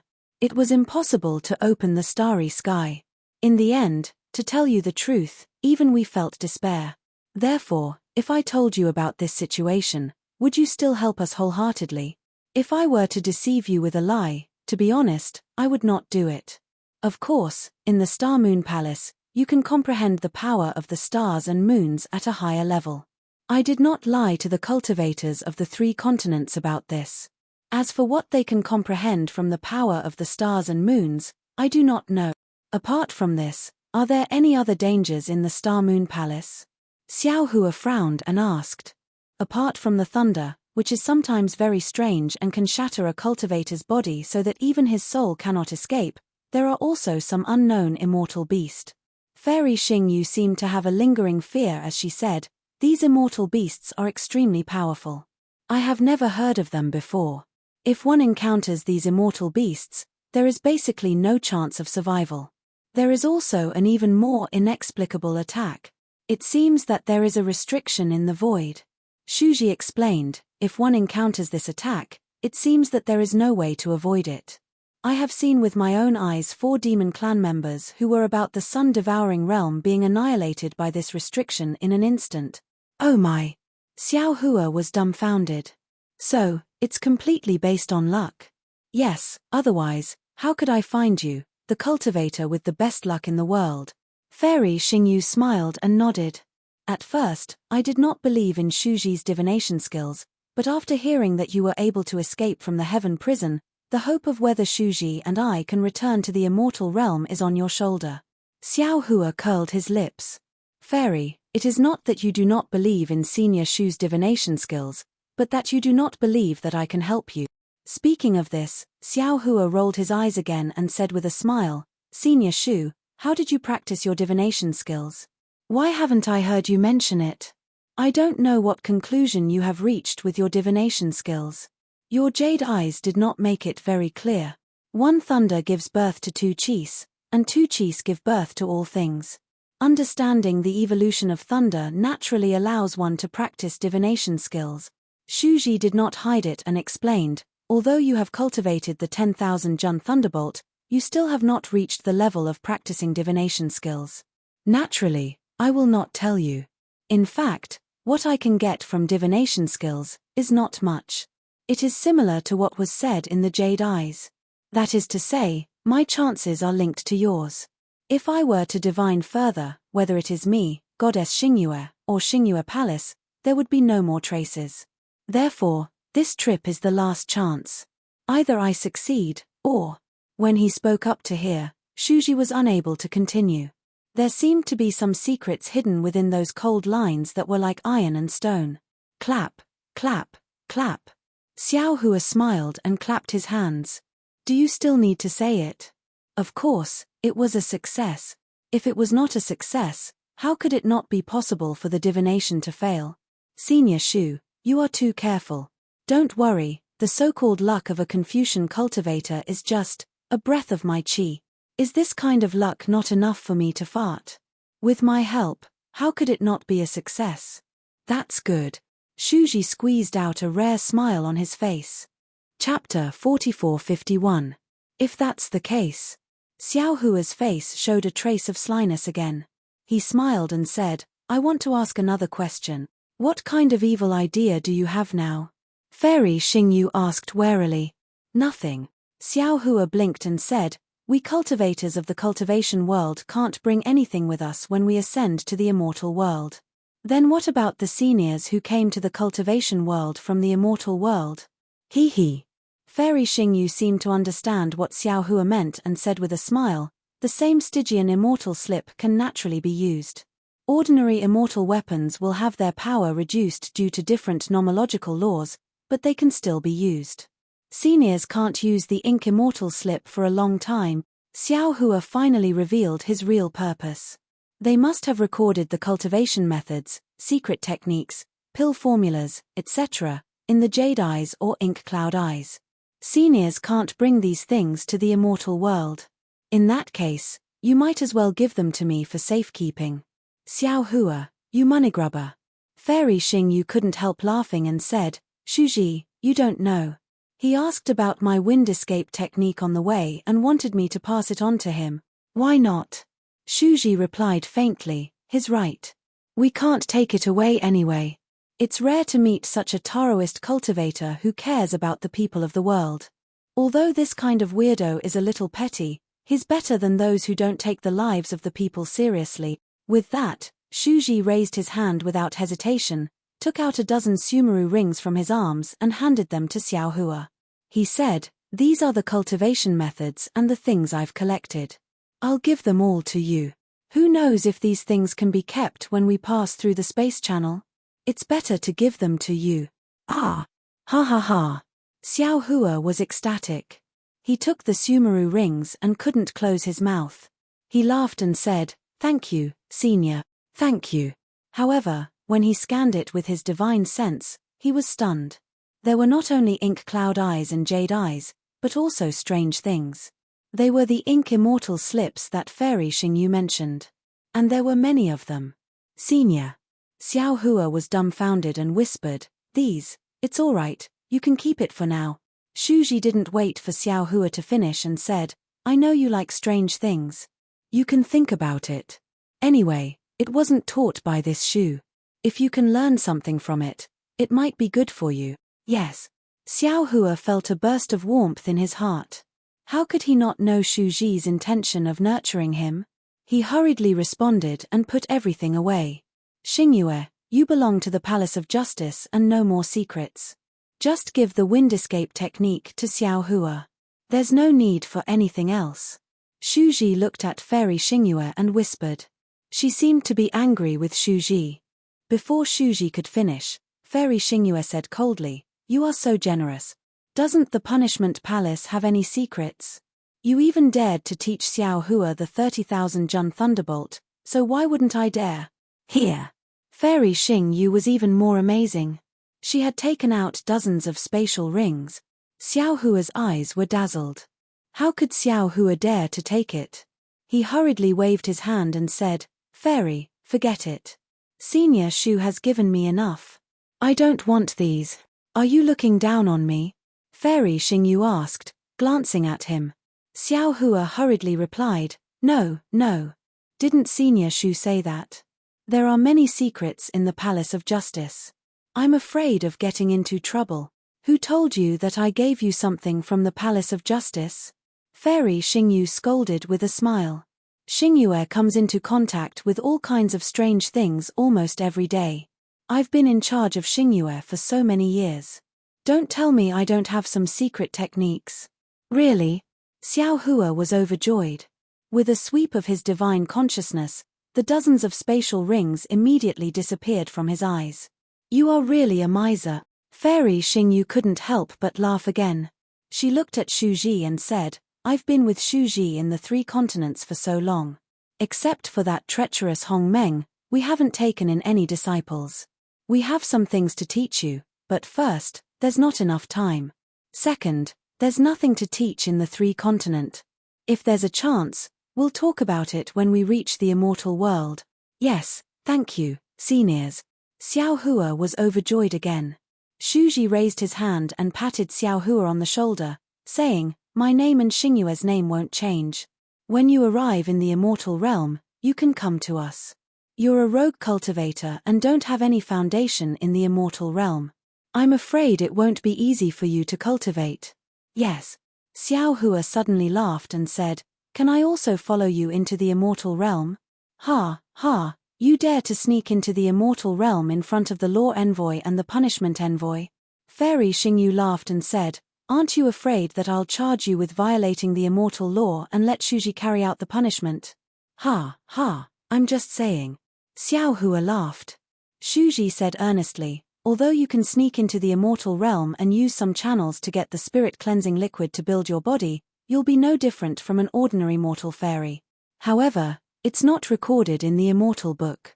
As the saying goes, if you don't have a proper name, you can't do it openly in the immortal realm. Therefore, I suggest that you go through the thunder tribulation to become an immortal. Okay, I understand. Xiao Hua wasn't thinking about himself. He was also thinking about the future of Shenhua continent in the space. However, it seemed that Shu Ji, the punishment envoy, was very impartial. Xiao Hua didn't dare to reveal anything. He just said casually, Actually, even if you can't return to the immortal realm through the Star Moon Palace, you can still live freely in the 3 continents, right? If that's the case, Xiao Hua, why do you have to look for the way back to the Dawn Rain continent? Fairy Xing Yu glanced at Xiao Hua indifferently and asked, You've cultivated to the Mahayana stage of the human clan in the 3 continents and experienced the most important part of your life.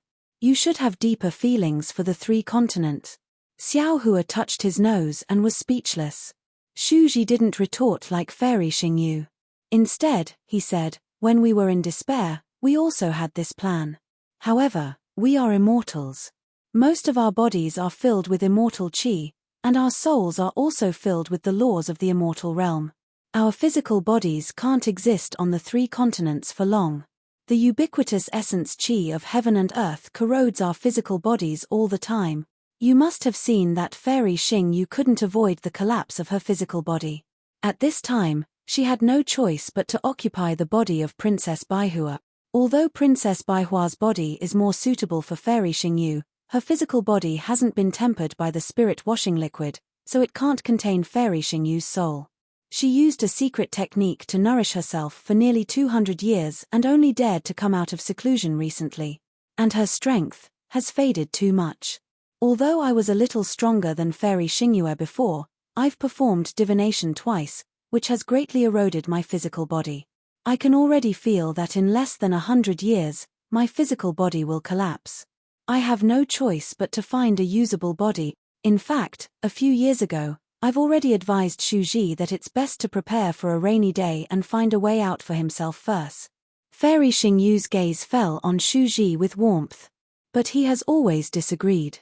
He doesn't want to interfere with another person's life, nor does he want to take another person's life for no reason. I'm the punishment envoy of the punishment palace, in charge of the punishment fairy weapon of the immortal world. If I don't have the most basic self-discipline in my heart, how can I be fair? Shuji replied faintly. Aren't you the same? Although you've taken over Princess Baihua's body, I know that if nothing unexpected happens, your physical body can last for another 100 years. For the same belief, you mentioned abandoning your physical body. You've also lost a lot of cultivation. One is marked by the company one keeps. Fairy Xingyu pursed her lips and smiled. I've always heard you say this, so I can't help but be self-disciplined. In the face of Fairy Xingyu's exposed thoughts, Shuji changed the topic. He looked up at the starry sky and said disconsolately, in my hometown, there's an idiom to describe people without souls. It's called the walking dead. I thought, if my soul stayed in someone else's physical body, would it still be me? I'm afraid I'm no different from a walking dead, right? Fairy Xingyu raised her eyebrows and was about to get angry. However, after thinking for a while, she became dejected. She whispered, Shuji, tell me about your hometown. I've told you so much, but you've never mentioned your hometown. Hometown? Xiao Hua asked curiously, the hometown you mentioned earlier. Isn't it the immortal world? Of course not. Fairy Xingyu rolled her eyes at Xiao Hua. The hometown that immortals talk about is the place where they ascend.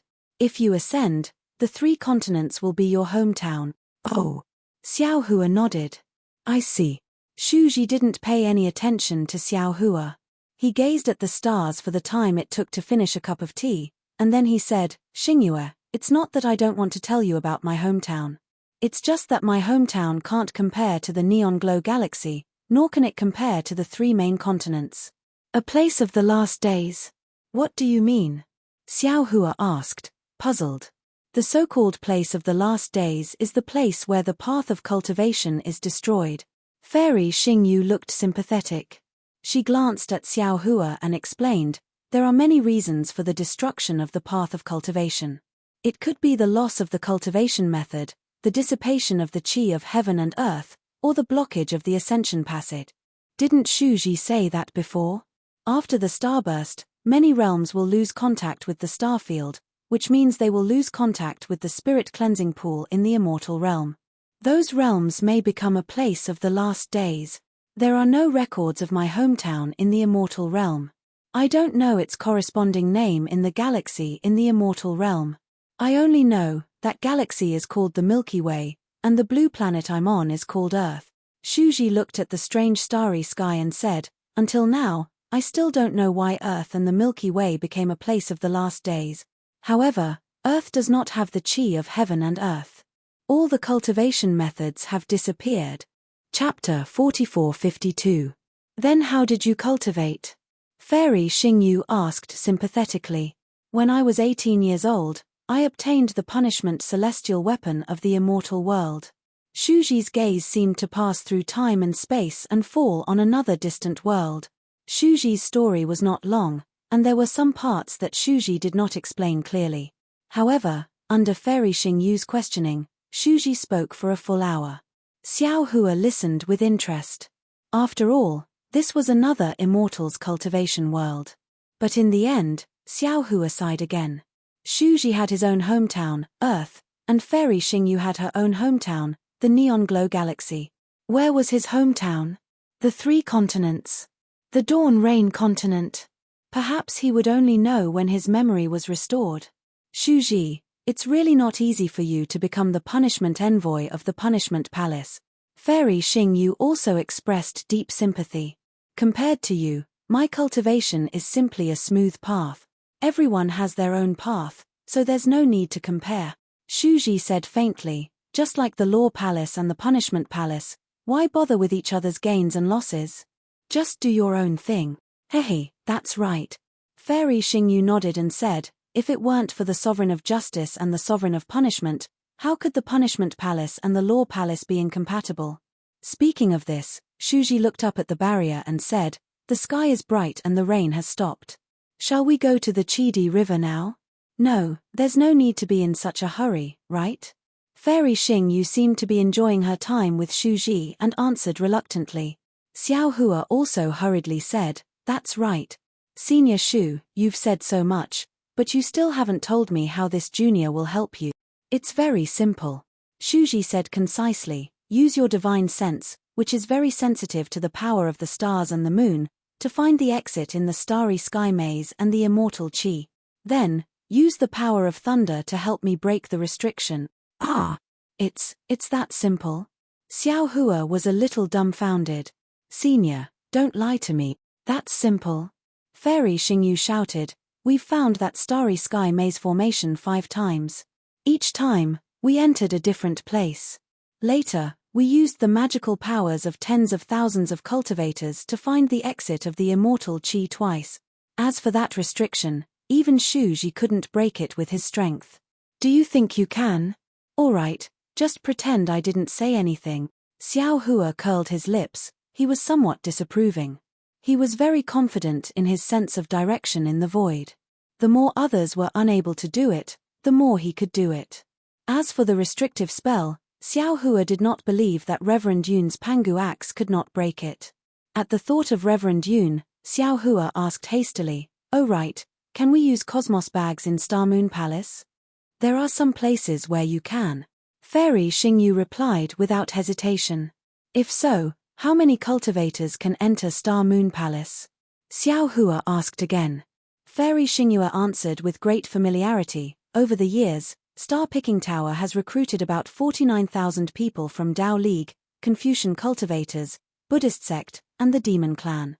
All Confucian aristocratic families above the 3rd class would send people, and 60% of the aristocratic families below the 3rd class would send people. The Buddhist sect's guardians would send people. As for the Demon Clan, there are even more. After all, the Demon Clan is more sensitive to the power of the stars and moon. Star Moon Palace has appeared in the 1,000 Demons' sacred realm. If we count, there are about 60,000 people. So many." Xiao Hua was dumbfounded. Star Moon Palace was a famous ancient ruin in the 3 continents. Xiao Hua already felt that it was a lot to be qualified to enter a few hundred of them. Who would have thought that 60,000 people could enter at once? How was this training? It was more like sightseeing. Hihi, Xingyue has been preparing for so long. Isn't it for this day? 50,000 people is not a lot, Fairy Xingyu said with a grin. Xiao Hua also smiled. If there were only a few hundred people, the 10,000 people he brought would be very eye-catching. However, since there were already 60,000 people going in, his 10,000 people were nothing. Junior also wants to bring some Fortune Gate disciples in. It won't affect anything, right? Xiao Hua asked tentatively. You want to take advantage of me again? Fairy Xingyu snapped. Can't you not take advantage of me? No, as long as I live, I won't stop taking advantage of you. Xiao Hua replied decisively. Shuji glanced at Xiao Hua and said, It doesn't matter. Anyone can go in, as long as you find a place where you can use the Kunlun mirror. Hihi, many thanks, senior. Xiao Hua's smile was even brighter than Xiao Hua's. In addition to what senior said earlier, if there's anything junior needs to do in the Star Moon Palace, please feel free to tell me. Mph, don't worry. Fairy Xingyu snorted coldly. We have already entered 8 times. If we can avoid borrowing your help, we will try our best not to. If you bring too many disciples in, you have to let them be careful of the dangers inside.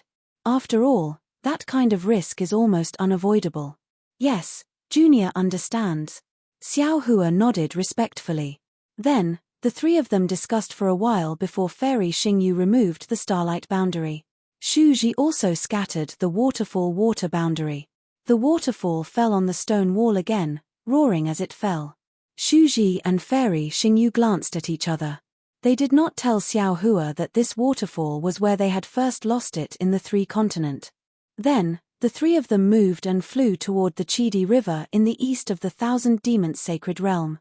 When the stars of the 1,000 Demons' sacred realm shone brightly, the great sacred hall was the center of the 1,000 Demons' sacred realm, where the stars gathered.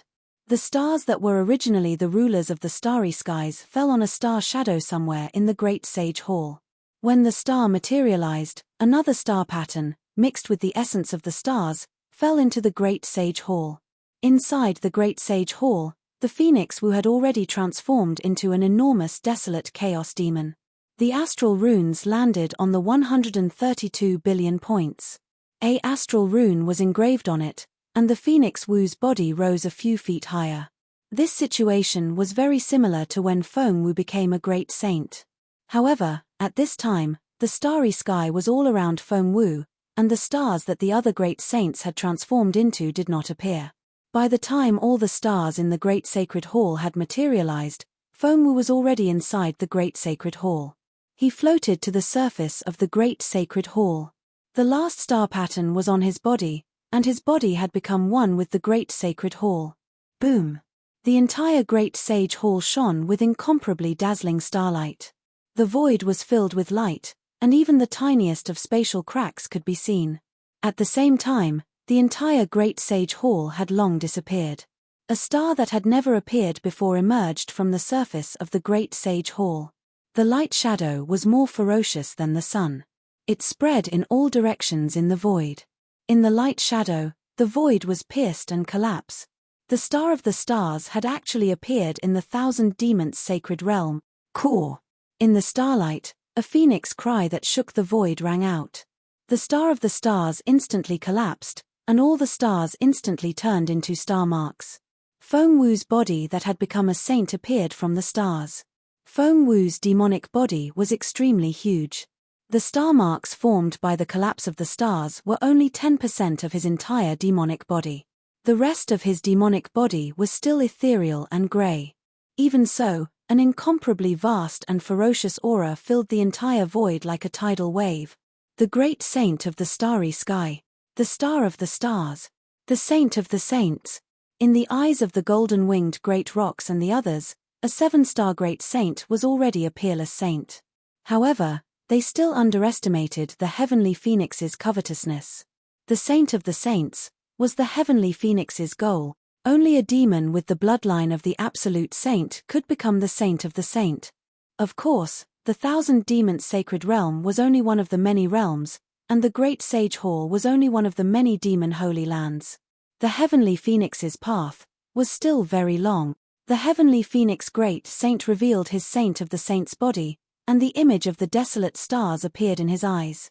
His gaze was fixed on a certain spot in the void. At this moment, the void rumbled with thunder that resembled a horned dragon. The power of laws of the 3 continents surged in from all directions, not allowing the heavenly phoenix great saint to resist at all. A trace of mockery appeared in the heavenly phoenix great saint's eyes, and then he closed them again. As the heavenly phoenix great saint closed his eyes, the ferocious aura receded like the tide. His demon great saint's body also faded from the starlight. The lightning disappeared, and the star of the stars appeared again. At this moment, the golden-winged great rock, the mystic armored pentaceratops, the flying feather void beast, the 5-colored sea godshell, the scarlet flame vermilion bird, and the netherworld demonic dragon spider all appeared in the star of the stars. However, the stars of the golden-winged great rock, the flying feather void beast, and the 5-colored sea godshell were covered in faint starlight, while the stars of the mystic armored pentaceratops, the scarlet flame vermilion bird, and the nether demonic dragon spider were grayish-white. However, in an instant, 3 star bridges emerged, and 3 starlights emerged from the void and fell on the 3 stars. The 3 stars also gave birth to starlight. Not only that, when the 6 stars were shining, the star of the golden-winged great peng bird flew several feet higher, and the star of the 5-colored sea godshell fell several feet lower. The positions of the 6 great sages had changed. Although Feng Wu's demonic body had already hidden itself among the stars, his consciousness was still present. After observing the changes in the positions of the stars in the Great Sage Hall, Feng Wu's demonic body also escaped from the stars. The moment he left, the stars in the Great Sage Hall began to fade, and the hall's appearance appeared. The heavenly phoenix great saint still transformed into his previous star demon great saint and descended. When he landed half a foot higher than the golden-winged great pengbird, he stopped. Feng Wu opened his eyes and glanced at the 6 great sages of the demon race, whose eyes were tightly shut. With a flap of his wings, The starlight in the great sage hall gradually extinguished. The great sage hall became peaceful, and the pillars of stars that fell into the great sage hall also disappeared. The star of the stars phenomenon that had shrouded the 1,000-demon sacred realm for dozens of days and nights also disappeared. P.S. A new year has begun. I wish all your wishes come true, and all the best. Thank you all for your support of the third-place finisher, and express my gratitude. Chapter 4453. Oh! As the light dimmed, the golden-winged great pengbird was the first to come to his senses. He looked at Feng Wu, who was half a foot taller than him. While the golden-winged great pengbird was shocked, his eyes were filled with admiration. However, when he saw the mystic-armored pentaceratops, who was dozens of feet shorter than him, a smile appeared on his face. The golden rock woke up, and so did the mystic-armored pentaceratops and the others. The mystic-armored pentaceratops, the scarlet flame vermilion bird, and the nether demonic dragon spider didn't expect to be able to rush back to the great sage hall so quickly. However, when the star bridge appeared, they understood something. Therefore, the three great sages looked at each other without any particular surprise. Then, the three great sages looked at the five-colored sea god Seashell, who was several feet behind them, and then looked at Feng Wu. Feng Wu saw that the great sages had returned to the great sage hall and were looking at him. He knew that although he had concealed his identity as the great sage of all sages, he was still a 7-star great sage of the 1,000 demons sacred realm. He was still the first great sage of the demon race. If he didn't speak, the other 6 great sages wouldn't speak either. Therefore, Feng Wu nodded at the 6 great sages and said to the golden rock, "Great Sage Peng, this is my first time in the Great Sage Hall. I'm not familiar with the Great Sage Hall or the 1,000 demons sacred realm. Please introduce me." "Yes, Great Sage Feng." The golden rock's arrogance had mostly dissipated when he faced Feng Wu. He, the flying feather void beast, and the 5-colored sea god Seashell all knew that Feng Wu's strength wasn't inferior to his when he was a 7-star great sage. Now that he'd cleansed himself with the great sage hall's starlight, he'd even drawn the 6 stars of the southern dipper into his body. Although the golden rock didn't know what had happened after that, seeing that Feng Wu's star position was higher than his, the golden rock didn't dare to underestimate him. The golden rock turned to the mystic-armored pentaceratops, the scarlet flame vermilion bird, and the nether demonic dragon spider, and said, "This is the first great sage of the demon race, the heaven-defying thunder phoenix. Greetings, great sage Feng." The mystic-armored pentaceratops and the others respectfully and introduced themselves. Then, the golden-winged great Peng continued, "Phoenix Sage, every time a new great saint enters the great sage hall, there is an unwritten rule, and that is the ranking of the great sage.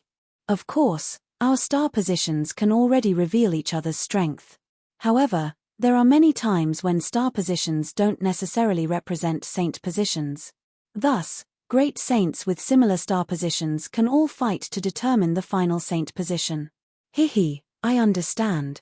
Feng Wu smiled and said, "Don't look at how Bei Sheng has fallen to the bottom right now. His true strength might not be inferior to spider saints, right?" Without waiting for the golden-winged great rock to speak, the mystic-armored pentaceratops hurriedly said, "The Phoenix Sage is right. This is definitely the case now. However, the star position also represents the potential and speed of cultivation. In the future, Bei Sage may not be able to compare to Spider Sage." Feng Wu pondered for a moment, then nodded and said, "Since this is the custom of the Great Sage Hall, this saint will not overstep it. Great sages, if you have any objections, we can do our best to settle them."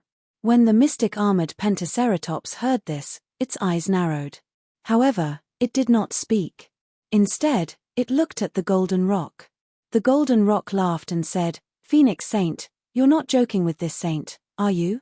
This saint has already fought Phoenix Saint once before, and this saint admits that he is no match for him. If we fight again now, wouldn't this saint be looking for trouble?" Of course, Dragon Saint has always been unconvinced of this saint's position as the top expert of the demon race. He has challenged this saint many times. Now that Phoenix Saint has taken the lead, perhaps he will be interested. As it said this, the golden rock turned to look meaningfully at the mystic-armored pentaceratops and asked, "Don't you think so, Dragon Saint?" "That's right, That's right. Before the mystic armored Pentaceratops could speak, the flying feather void beast in the distance shouted, "Dragons and phoenixes are the strongest demon race in ancient times. Phoenix Saint has never appeared in our 1,000-demon sacred realm. Now that Phoenix Saint has come to our great sage hall, it is indeed time for us to broaden our horizons and see who is the strongest." The mystic armored Pentaceratops had originally wanted to see just how powerful this newly ascended 7 stars great saint was. However, after seeing the stars rise above the sun, and seeing even the golden-winged great Peng concede defeat, and finally the flying feather void beast egging him on, how could he not know what to do? The mystic armored Pentaceratops smiled and said, "Although this saint has just met Phoenix Saint, before this saint, Sparrow Saint, and Spider Saint returned to the great sage hall, the Phoenix Saint's starlight marrow cleansing attracted the power of 10,000 stars to our 1,000-demon sacred realm. We have benefited greatly from it. We have yet to thank Phoenix Saint, so how can we fight Phoenix Saint?" With that, the mystic armored Pentaceratops bowed grandly and said, "Thank you for your help, Phoenix Saint."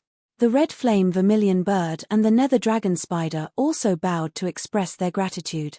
Phoenix Saint smiled and bowed back. The flying feather void beast and the 5-colored sea god seashell were a little depressed. After the 3 great saints bowed, the golden rock spoke again. "Since no great saint wants to challenge Phoenix Saint, then Phoenix Saint's title as the top great saint of the demon race is set. This saint is the 2nd great saint of the demon race. Is there anyone who wants to challenge this saint?" As the golden rock spoke, his gaze fell on the mystic armored Pentaceratops. The mystic armored Pentaceratops' mouth was bitter. He knew very well that the golden rock's strength was on par with his.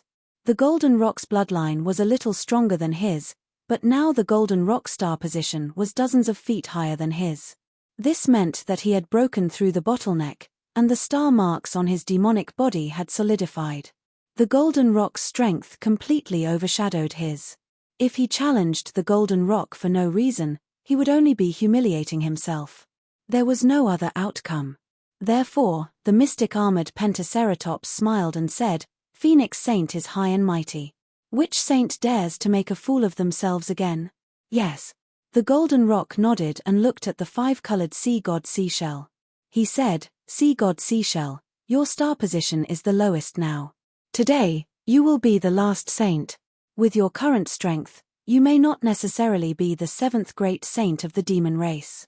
If you want, you can challenge Spider Saint." Hearing the golden rock's words, the 5-colored sea god seashell didn't react. The nether demonic dragon spider's pupils constricted. The mystic armored Pentaceratops had already made it clear that the 5-colored sea god seashell's strength was definitely higher than his. If he fought the 5-colored sea god seashell, he would definitely be the last of the 7 great saint. However, a moment later, the 5-colored sea god seashell smiled and said, "I have already seen the power of Phoenix Saint in my previous battle with her. At the same time, I have also glimpsed the peak combat strength of the demon race. Since I want to challenge you, I will challenge the 1st great saint of the demon race. As for today's battle, it doesn't matter if we don't fight. I will temporarily occupy the position of the 7th great saint of the demon race. So what? Good." The golden rock clapped and smiled. There is a saying in the human race that every dog has its day. 30 years is too short for the demon race. Why don't we make a promise of 3,000 years? After 3,000 years, we will meet again to fight. Ha ha. The pentagram dragon laughed. After 3,000 years, Rock Saint and Phoenix Saint will have broken through the starry sky. Even if we want to fight, we won't be able to find the 2 great saint. Ha ha ha. The flying feather void beast and the others laughed. Seeing that the great sage hall had never been so friendly before, Feng Wu's heart moved. He said, "When a new great saint enters the great sage hall, there is usually a lot of excitement. Today, when I enter, it seems a little lonely. How about this? We are all the most powerful demon race in the 1,000-demon sacred realm, and we are all great saints of the great sage hall. Although we can't be considered brothers, for the sake of the future prosperity of the demon race and the 1,000-demon sacred realm, why don't we become sworn brothers? 7 saints become sworn brothers? Not only was the golden-winged Great Peng stunned by Feng Wu's words, but even the other saints were stunned. After all, the demon race was not like the human race. They had always respected individual combat strength. Even if they were on good terms with each other, they were mostly demons of their own race. How could they become sworn brothers with other demon races? Even if the black-armored Pentaceratops and the nether demonic dragon spider were on good terms, they had never thought of becoming sworn brothers. Even though the various saints appeared to be harmonious on the surface, who knew how many conflicts there were in private? The heirs of the various holy lands even fought each other to the death. The Golden Rock hesitated for a moment and asked, "Phoenix Sage, what do you mean?" Feng Wu smiled. "Rock Sage, I'm sure you've been to the hidden immortal continent and the pure land of ultimate bliss to train. If there is a conflict between the Confucian cultivators and the Buddhist sect, who do you think will win?" The Golden Rock did not hesitate and said, "If I'm not wrong, it should be the Buddhist sect." "Why?" Feng Wu asked. Although the Buddhist sect is divided into many factions, they all belong to the Thunder Sound Temple.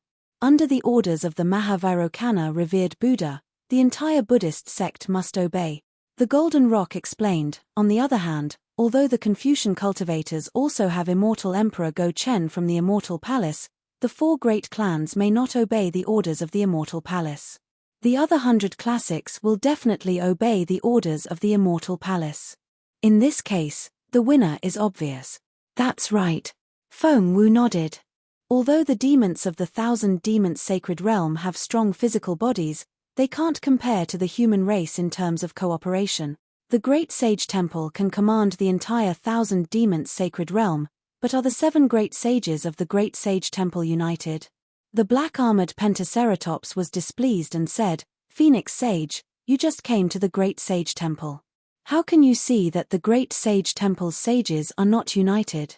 "Dragon Sage, don't be impatient," Feng Wu said unhurriedly. "What I said earlier is only one of the reasons. Secondly, the Great Sage Temple originally had 6 great sages. Although the 1,000 Demons Sacred Realm is large, I'm afraid there is not a single demon realm in it that is outside of the sage's influence, right?"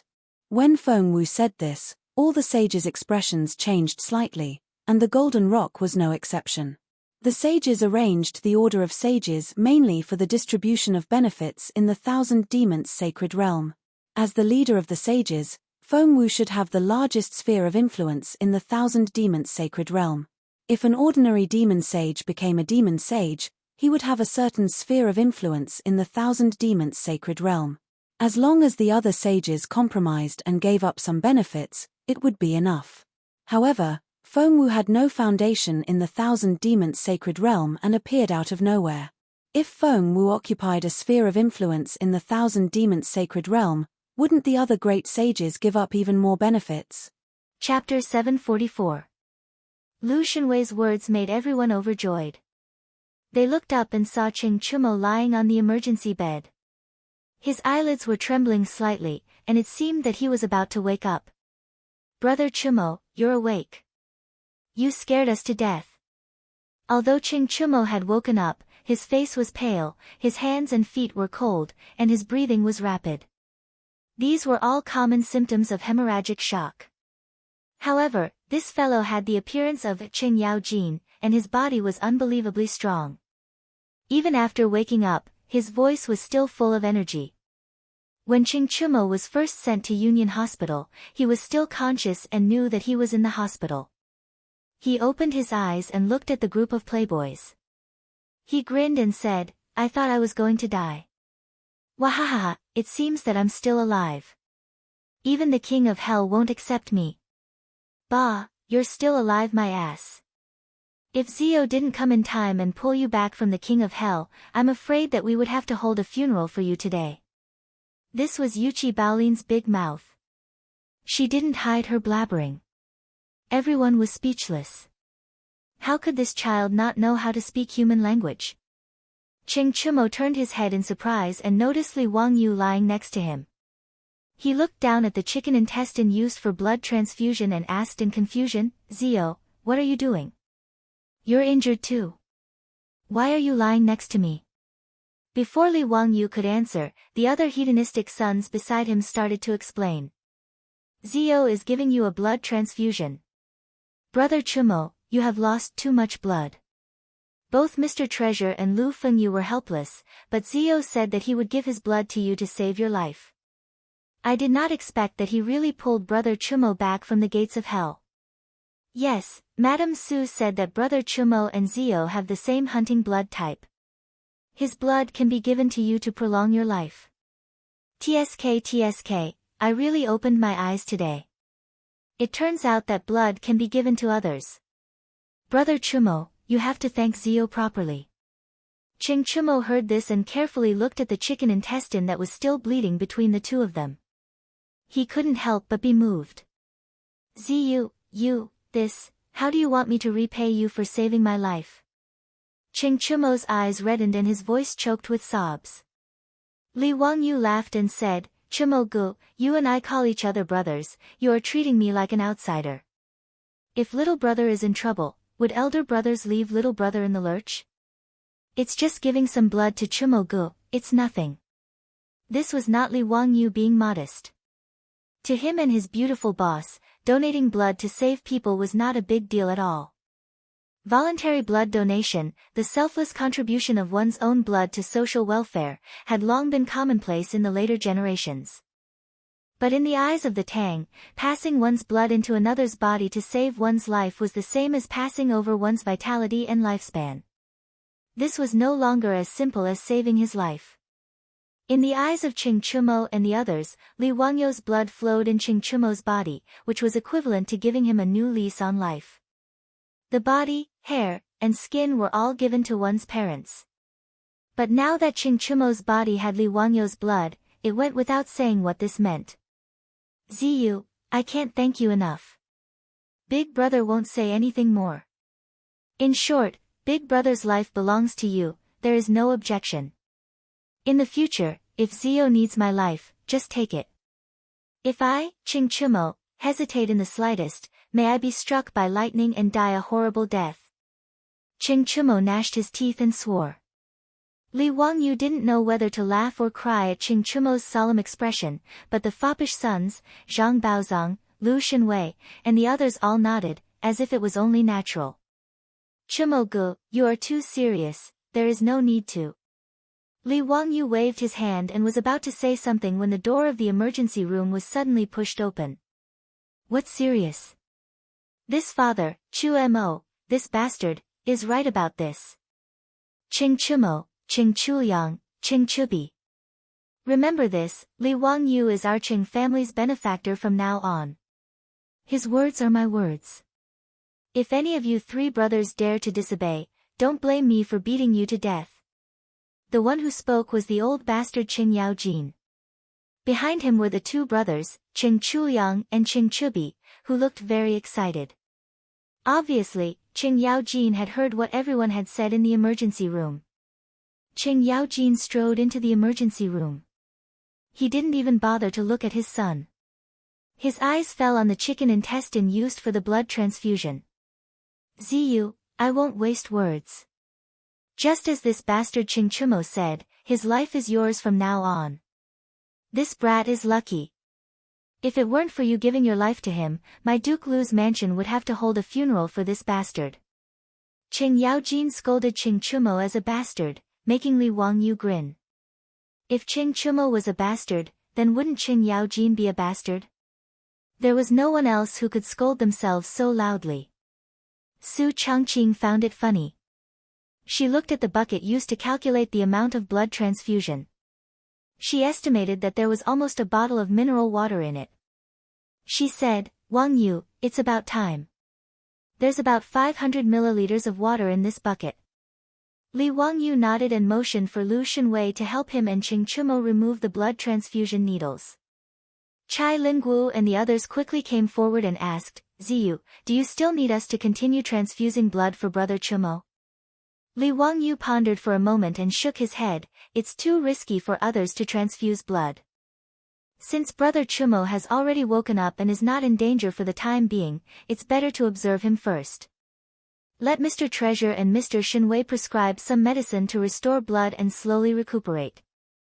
Direct blood transfusion without any treatment could only be used as a last resort for emergency treatment. After all, the risk was too high. If there was a hemolytic reaction, then it would be over. Zhang Baozong and Lu Shinwei also nodded, that's right. The young duke's pulse is stable. The previous wound has already been sutured and stopped bleeding. Li Wangyu had just sat up from the hospital bed. Before he could get off the bed, Qing Yaojin's large palm slapped him hard on the shoulder. Wahahaha, Ziyu, you little brat, are really the reincarnation of an ancient almighty. You even know how to use blood transfusion to save lives. I've really opened my eyes. Come, let's go to Peace Square. I'll treat you to a drink. We won't go back until we're drunk. Li Wangyu was almost slapped back to the hospital bed. This old hooligan was simply biting the hand that fed him. Still want to drink? Drink your sister. I just gave 500 milliliters of blood to your son, and you actually want to drag me to a drink? Are you afraid that I won't die quickly enough? I'm offering my blood to your son, not wine. Uncle Cheng, there's no need to drink. This nephew has given his blood, so I can't drink wine during this period of time. Qing Yaojin glared, can't drink wine. Very well, Qing Chuliang, Qing Chubi, come over and help your elder brother. Kowtow to Ziyu and thank him for saving your lives. Qing Chuliang and Qing Chubi didn't say anything else and knelt down with a plop. They wanted to kowtow to Li Wangyu. Li Wangyu was so scared that he quickly jumped off the hospital bed and tried to pull the two brothers up. Chuliang, Chubi, what are you doing? Quickly get up. Don't listen to Uncle Cheng's nonsense. However, Li Wangyu's small body couldn't pull Qing Chuliang and Qing Chubi up. These two brothers were as strong as calves. They didn't care what Li Wangyu said. They very happily kowtowed 3 times to Li Wangyu, knocking their heads against the floor. Chapter 745. Li Wangyu could not stop the two brothers, Qing Chuliang and Qing Chubi, so he could only accept the big gift from them for his elder brother. In the emergency room, after a lot of noise, Zhang Baozong was ready to arrange for someone to send Qing Chumo to the ward and ask someone to get the medicine for him. Brother Chumo, you can rest assured and stay in the hospital for a while. With Mr. Baozong's treatment, I think you will recover soon. Union Hospital naturally had a special ward for hospitalization. Li Wangyu considered the needs of the officials and nobles in Chang'an City, so he specially arranged for a VIP ward. The furnishings and nurses serving the patients were carefully selected. Qing Chumo waved his hand casually and said, "It's just a small injury. I was accidentally bitten by an arrow in my stomach. It's nothing. It's no big deal. I'm not used to living in this hospital. The smell of medicine makes me uncomfortable. I'd better go back to my mansion. There are maids to serve me. Zio, you don't need to worry." As soon as he finished speaking, the door of the emergency room was pushed open. Several young and beautiful women in white nurse uniforms came in and bowed to everyone. "Greetings, County Earl Quan, High Duke Lu, and all the young dukes. I'm a nurse of the hospital.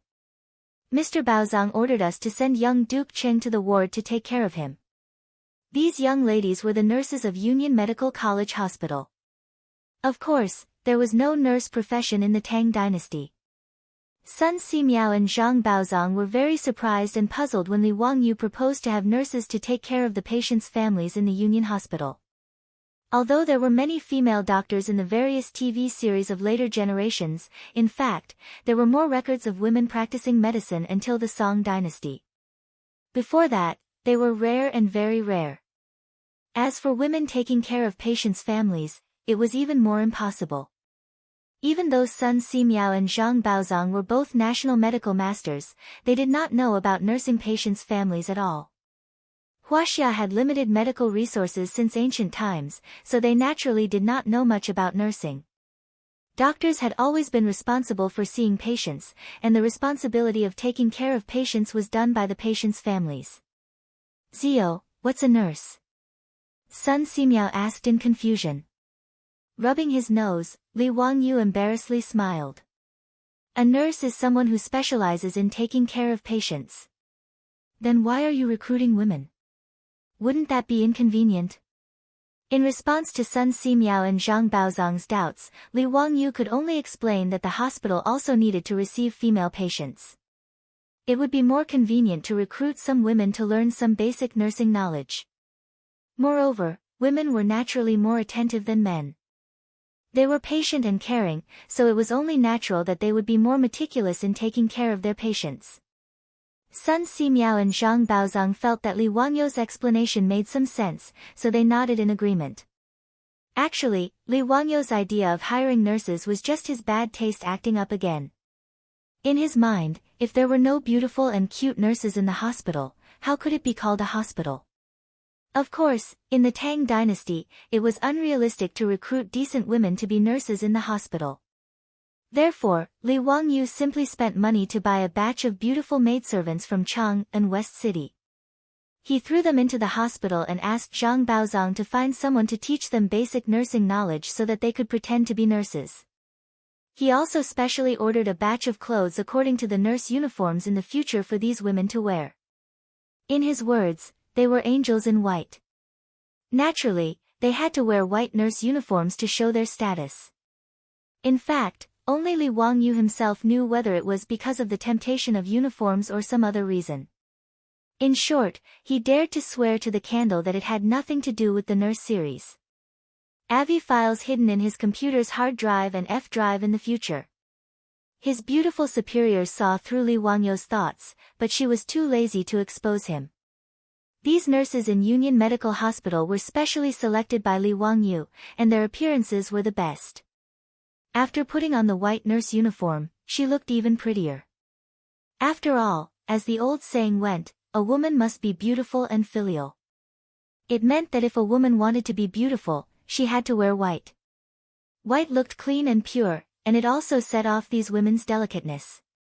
The group of foppish young masters stared blankly at the nurses. Their gazes kept shifting back and forth between the nurses. Ching Chumo was even more unbearable. His mouth was wide open for a long time. Now, he didn't say anything about going back home or that he disliked the smell of the hospital's medicine. He nodded cooperatively and said, "Then I'll have to trouble you to take care of me these days." After Ching Chumo was sent to the ward, the nurses in white nurse uniforms tidied up his bed, changed his clothes, served him tea and water, wiped his face with a hot towel, and asked about his well-being gently, which made the foppish men stare. After seeing Ching Chumo being served by the beautiful nurses, Fang Yai said with envy, "Damn it, if I knew that the person injured today was me, how good would it be?" His words almost caused Li Wangyu to stumble, and the other fops at the side all nodded their heads in agreement. Brother Yai is right. Brother Chumo is really lucky to have these young ladies serving him. Chai Linggu directly asked Li Wangyu, "Zio, I also feel a little uncomfortable today. I wonder if I can stay in the hospital for a while. If these young ladies, oh, no, nurses. If these nurses serve me for a while, I'm sure I can recover." Li Wangyu was so angry that he didn't even have the strength to scold them. These bastards, what did they think the hospital was? Was it a brothel in Ping Kong Fong or a wine shop in Shi City? Damn it, men really like the temptation of uniforms. No wonder the Japanese in the future liked to film those nurse series. Ching Chumo, who was lying on the bed, didn't seem to feel the pain of his wound at all. He grinned foolishly and let the nurses handle him. After a while, Ching Chumo turned his head to Li Wangyu and said, "Zio, Sai, my injury is too serious. I'm afraid I'll have to stay in the hospital for a few months." Ching Chumo's words made Li Wangyu raise his middle finger at him. "Damn it, you want to stay for a few months? Do you have any shame? This group of bastards. None of them are good people." In fact, Ching Chumo's injury wasn't serious. It was just that the arrow had pierced his abdomen. Zhang Baozong and Lu Xinwei had examined him and found that his abdomen wasn't injured. After the wound was sutured, he would be able to jump around again after a few days of rest. This guy's body was already ridiculously strong. Previously in the emergency room, he was still yelling about going back home. He actually had the nerve to say that he wanted to stay for a few months. Bah, I despise this kind of scum. Li Wangyu couldn't be bothered to talk to these lustful fellows. He turned his head to look at Cheng Yaojin. Uncle Cheng, what do you plan to do about Brother Chumo's injury? Hearing him mention this matter, Cheng Yaojin was so angry that he slammed his fist on the table in the ward, causing the teacups to clatter. Just now, I led my troops to surround the Honglu Temple and forced the Goguryeo diplomatic mission to hand over the culprit. Who knew that the sage would suddenly appear, and not only did he not allow me to capture the culprit, he even scolded me. Zio, you sure have a lot of ideas. Help me think of a solution. We can't let those bastards off. Chapter 746. When Li Wangyu and the other scions heard Cheng Yaojin's words, black lines appeared on their foreheads. The heck, no wonder they didn't see Cheng Yaojin coming to the hospital. It turned out that this old hooligan had brought his troops to the Chamberlain of Dependencies to take down the culprit and avenge Cheng Chumo. It was no wonder Pai Lupi scolded him. Even if Goguryeo and the Tang dynasty weren't on friendly terms, the Goguryeo envoy was still a foreign subject. If Cheng Yaojin were to charge into the Chamberlain of Dependencies and take away the envoy, how could the royal court preserve its face? Besides, Pai Lupi had also received a detailed report from the Hundred Horsemen Department, so he knew exactly how Cheng Chumo had been injured. Other than lamenting that Cheng Chumo's luck was too bad, what else could Pai Lupi say? To think that the arrow he shot out would be blocked by the other party and then fly back to stab him. This was simply an unheard of miracle. Even though Pai Lupi didn't feel comfortable with this matter, he couldn't ignore it. He could only step forward to scold Cheng Yaojin and chase him away. Fortunately, Cheng Chumo was saved by Li Wangyu. When the news reached the Chamberlain of Dependencies, everyone, including Pai Lupi, heaved a sigh of relief. Otherwise, given Cheng Yaojin's personality, if his eldest son had really died, he would have charged into the Chamberlain of Dependencies and cut off the head of the Goguryeo envoy. At that time, what could Pai Lupi do? Could he have Cheng Yaojin pay for the Goguryeo envoy's life? After pondering for a moment, Li Wangyu felt that it would be a little tricky to avenge Cheng Chumo. It was difficult to bring this matter to the table. After all, it was just an accident. He and the other scions knew that Cheng Chumo's arrow was aimed at the crown of the Eastern Continent's envoy, but others didn't know. In the eyes of the officials, Cheng Chumo wanted to injure someone but was stopped by the Goguryeo envoy, resulting in an accident that injured himself. Under such circumstances, if the royal court still had to punish the Goguryeo envoy, where would they put their face? Does Pai Lupi not want the Khan's face anymore? Li Wangyu asked, Uncle Cheng, have you found out who the person who injured Brother Chumo is? I reckon that it would be very difficult for the saint to pass down a decree to punish him. I can only find trouble with that person in private. Cheng Yaojin nodded. Even though the Goguryeo envoy is currently holed up in the Chamberlain of Dependencies, I had the head of the Chamberlain of Dependencies investigate the matter. The brat who had injured Chumo was called Yun Gaesaman, the deputy envoy of Goguryeo. His father, Yuan Taizwa, is the eastern lord of Goguryeo. It will be troublesome to deal with this lad. Yun Gaesaman. It was actually him. Li Wangyu's pupils constricted upon hearing this. This name was too familiar. An influential official of Goguryeo, a famous general. Later on, Yun Gaesaman had brutally killed the king of Goguryeo and usurped Goguryeo's authority as regent. More importantly, when Pai Lupi attacked Goguryeo 10 years later, he was the one who led the troops to resist, causing Pai Lupi to suffer defeat in Liaodong. Li Wangyu narrowed his eyes as he recalled. In the third year of Zhenguan, Yun Gaesaman should have been 26 years old. His father, Yuan Taizwa, was the eastern lord of Goguryeo, the prime minister of Goguryeo. He was in charge of Goguryeo's military and political affairs, wielding immense power in Goguryeo. After Yuan Taizwa's death, Yun Gaesaman took over his father's position. In the 16th year of Zhenguan, Goguryeo's king Ronglio wanted to kill Yun Gaesaman, but Yun Gaesaman lured him into killing him. Afterwards, Yun Gaesaman supported King Ronglio's nephew, Gao Zong, as the puppet king while he acted as regent. Although Yun Gaesaman had become Cao Cao, he was truly a formidable character. During his reign, the Tang dynasty had never been able to swallow up Goguryeo. It was only in the first year of Qianfeng, when Yun Gaesaman died and his 3 sons rebelled, allowing the Tang dynasty to finally conquer Goguryeo. Thinking back to Yun Gaesaman's life, Li Wangyou's eyes flashed. Since Yun Gaesaman had come to Chang'an, shouldn't he think of a way to get rid of him? In history, the record of Pai Lupi's conquest of Goguryeo was not very clear. In the unofficial records, it was even said that Pai Lupi had suffered an injury to his eye while conquering Goguryeo, resulting in Pai Lupi's death at the age of 50. The truth of this matter was unknown, but the failure of the conquest of Liaodong was one of the greatest failures in the life of Pai Lupi. Although Li Ji had destroyed Goguryeo and taken revenge for Pai Lupi, if Pai Lupi had personally conquered Goguryeo, would history have been different? Li Wangyu was a staunch Chinese nationalist. He believed that countries like Goguryeo had been Chinese lands since ancient times and should naturally be conquered by the Tang dynasty. If he could get rid of Yun Gaesaman in advance, the conquest of Goguryeo would be much smoother. Perhaps in the 19th year of Zhenguan, Pai Lupi might have personally conquered Liaodong and brought it under the Tang dynasty's control. Li Wangyu also had another reason for disliking Goguryeo. The Koreans of the later generations actually claimed that Goguryeo was a country established by the Koreans in history. Although Goguryeo and Goryeo only differed by a single word, they were completely unrelated. It was just that Goguryeo had once ruled the Korean peninsula. The Koreans of the later generations stubbornly believed that Goguryeo was a part of their history. Li Wangyu was naturally displeased by this. This included Yun Gaesaman, who had been hailed as a national hero by the Koreans and had even acted in a TV series.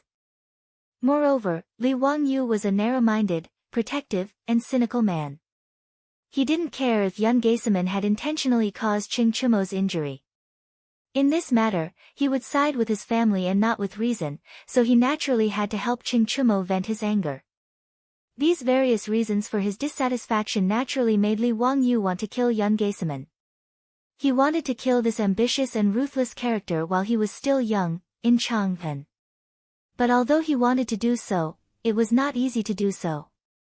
No matter what, Yun Gaesaman was now an envoy of Goguryeo, and he couldn't just get Qing Chumo to kill him. If he really did that, Goguryeo and the Tang dynasty would immediately start fighting. But killing Yun Gaesaman in a justifiable manner seemed even more difficult. Li Wangyu thought for a long time, but he couldn't think of anything, and he couldn't help but feel rather annoyed. It wasn't like he could run to Taiji Palace and tell Pai Lupi, "Uncle, this person will be your greatest enemy in the future, so hurry and kill him." It would be strange if Pai Lupi didn't treat him like a fool. Even if Pai Lupi believed him, how could he have a justifiable reason to kill a deputy envoy of the Goguryeo diplomatic mission? This was simply impossible.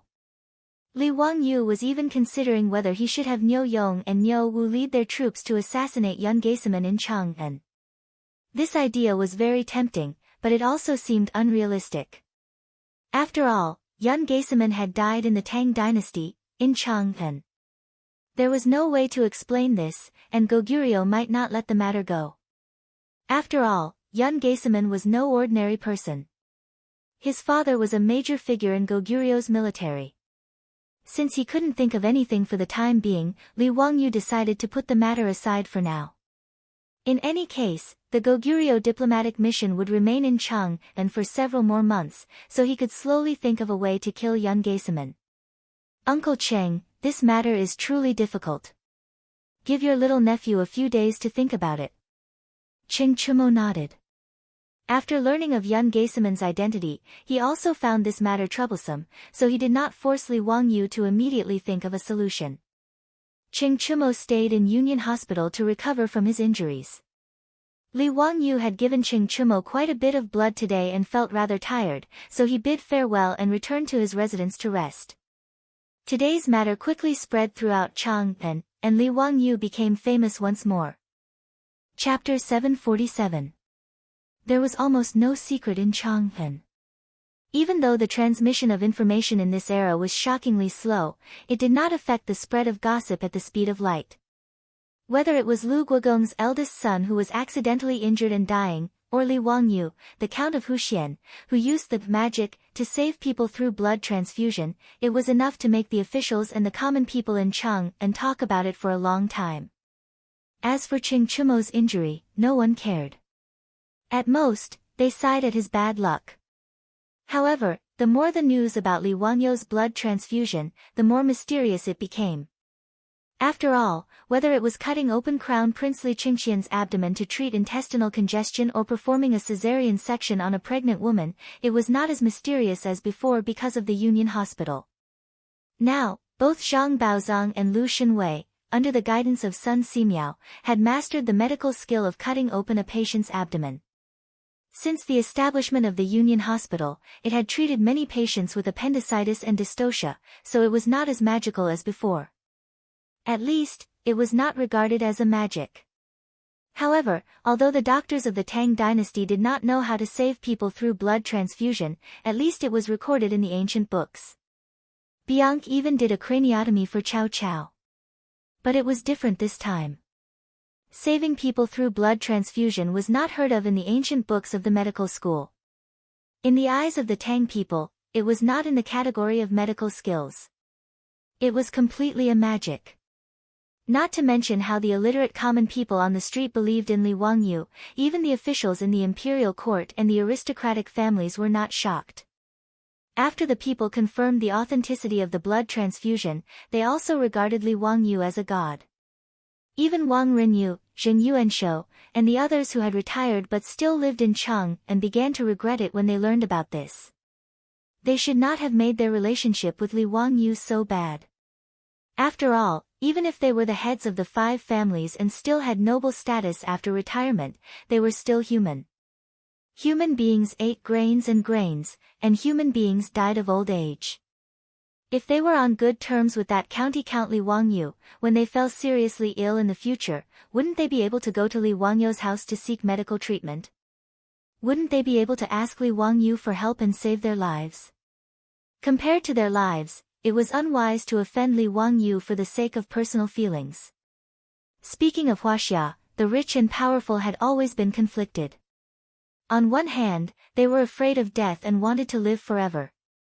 On the other hand, they had also degraded the status of doctors. Other than famous doctors like Sun Simiao and Zhang Baozong, ordinary doctors were considered low class in ancient China. Han Yu wrote in Shi Shua, shamans and musicians are masters of 100 arts. Gentlemen despise them. Now their wisdom is beyond our reach. How strange. Doctors were classified as workers, and their status was much lower than that of the scholar officials. They were people that were despised by the noblemen. From this, one could see the social atmosphere at that time. Sun Simiao was not only a doctor, but also a Taoist priest. That was why Pai Lupi valued him so much that he wanted to invite him to Cheng and confer him the title of nobility. Zhang Baozong was not only a famous doctor, but also a man who was well-read. It could be said that most of the famous doctors in Huaxia were not ordinary people, so they were respected. Those ordinary doctors, on the other hand, had low status and were not valued. They were lowly people. Wang Renyu and the others could look down on doctors. After all, even if they looked down on these doctors, once they fell ill, these doctors would not dare to not treat them seriously. But Li Wangyu was different. He was the county magistrate who founded the country, the nephew of the sage, and the imperial tutor of the crown prince. Who would dare to force him to treat their own illness? Not to mention how regretful Wang Renyu and the others were when they learned of this matter. Even Empress Zhangsun and Pai Lupi in Taiji Palace were shocked when they learned of this matter. In Li Main Hall, Empress Zhangsun teased the swaddled Li Ji while saying to Pai Lupi, "Erlang, did Zio really use his own blood to save Qing Chumo?" Pai Lupi nodded, "That's right. Not only did the 100 Horsemen Department report this matter in detail, I also asked Jijie. He saw this matter with his own eyes. Lu Fengyu also reported this matter to me. Qing Chumo, that bastard, was shot in the abdomen by his own arrow. When he was sent to Union Hospital, he was already bleeding profusely. Zhang Baozong and Lu Fengyu were helpless. After Zio left, he gave his own blood to Qing Chumo and saved that kid's life. Speaking of which, Qing Chumo's life was really good. Not only did he manage to keep his life, but from now on, Zio's blood flows in his body. Guanyin maid, think about it, who is Zio? He is the blood of our Li Tang clan. Humph, Qing Chumo, that bastard, got lucky. After Empress Zhangsun heard this, she sucked in a breath of cold air. Erlang, everyone says that Zio is the reincarnation of a celestial being. It seems that this is true. Otherwise, how could he know the method of blood transfer? She lowered her head to look at Li Ji in her arms and couldn't help but smile. Fortunately, Erlang had a way to make Qing Qian and Qing Ke take Zio as their master. When Ji Nu is a bit older, Erlang should also have Zio take him in and teach him well. Ha, that's natural. Speaking of which, Zio, Qing Qian, Qing Ke, and Ji Nu are all brothers who haven't gone beyond 5 generations. If he doesn't pass on his skills to Qing Qian and the others, how can it be justified? I also plan to have Li Ku, Li Yu, and the others go to the academy to study. The task of teaching the crown prince and the princes will all be given to Zio. I want to see if this kid dares to not do his best. Pai Lupi laughed loudly. Empress Zhangsun covered her mouth and laughed lightly. How can there be an uncle like you, wholeheartedly scheming against your own nephew? Guanyin maid, it's not like you don't know. That kid is very tired. If I didn't force him, he would definitely be happy to hide in that Dingzhou village and be the Xiaoyao County Count. Humph, this kid has so much skill and talent, but he is willing to waste it like this. How can I do as he wishes? As an emperor, Pai Lupi was naturally wary of his subjects. After all, the throne moved people's hearts. Back then, in order to sit on the throne, he had viciously and mercilessly killed his brother and father before ascending to the throne. Among the Li Tang clan relatives, those who had some ability all obediently handed over their military power in order to avoid being targeted by Pai Lupi. They didn't dare to interfere with government affairs. Zhao County Prince Li Shaogong had the title of Minister of the Imperial Clan Temple, but he could only indulge in the singing and dancing of beauties. He was afraid that Pai Lupi would be wary of him. However, Pai Lupi was not afraid of Li Wangyu at all.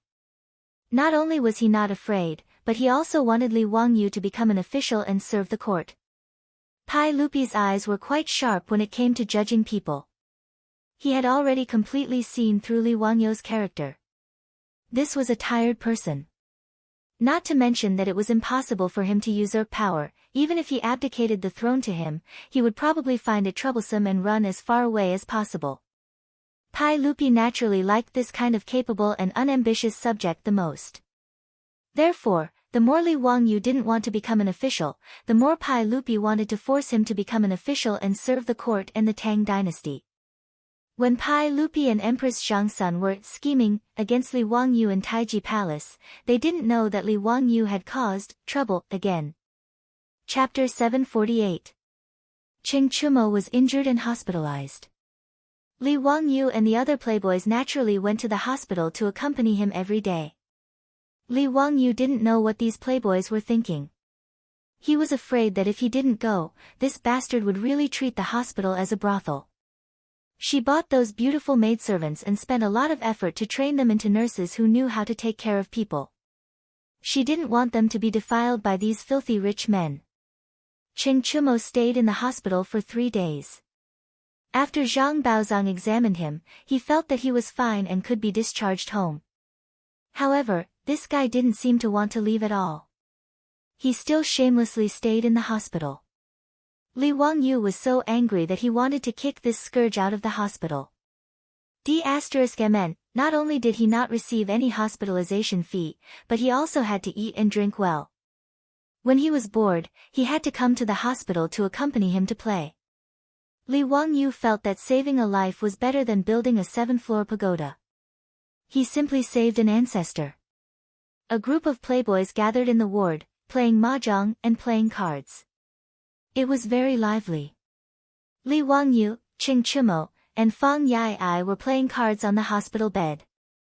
A beautiful nurse, no more than 14 or 15 years old, pushed the door and came in to give Ching Chumo a bowl of medicine. "Young master, here is your medicine." "A pair of 5, okay, I'll drink it right away." After Ching Chumo threw out his cards, he didn't care what cards Li Wangyu played. He reached out and took the bowl of medicine. Li Wangyu's eyes were sharp. He immediately saw that this guy was using the opportunity of reaching out to take the medicine to touch the nurse's soft body. The nurse's cheeks suddenly turned red. She lowered her head and didn't dare to speak. Mn, he really thought that he didn't exist. He actually took advantage of the nurse's tofu. If it was in the future, Ching Chumo, this bastard, dared to take advantage of the nurse's tofu, he would have been splashed with a bowl of medicine and slapped in the face. But this was the Great Tang, and these maidservants had no human rights to speak of. Not to mention just touching her little hand, even if Ching Chumo wanted her to serve him in bed, this little nurse would not dare to say no. Fortunately, although Ching Chumo and his group were lecherous, they were not bastards. As for these servant girls, he would only tease them verbally and take advantage of them. He would not force them to do anything against their will. Ching Chumo raised his head to finish the medicine and reluctantly watched the shy nurse leave.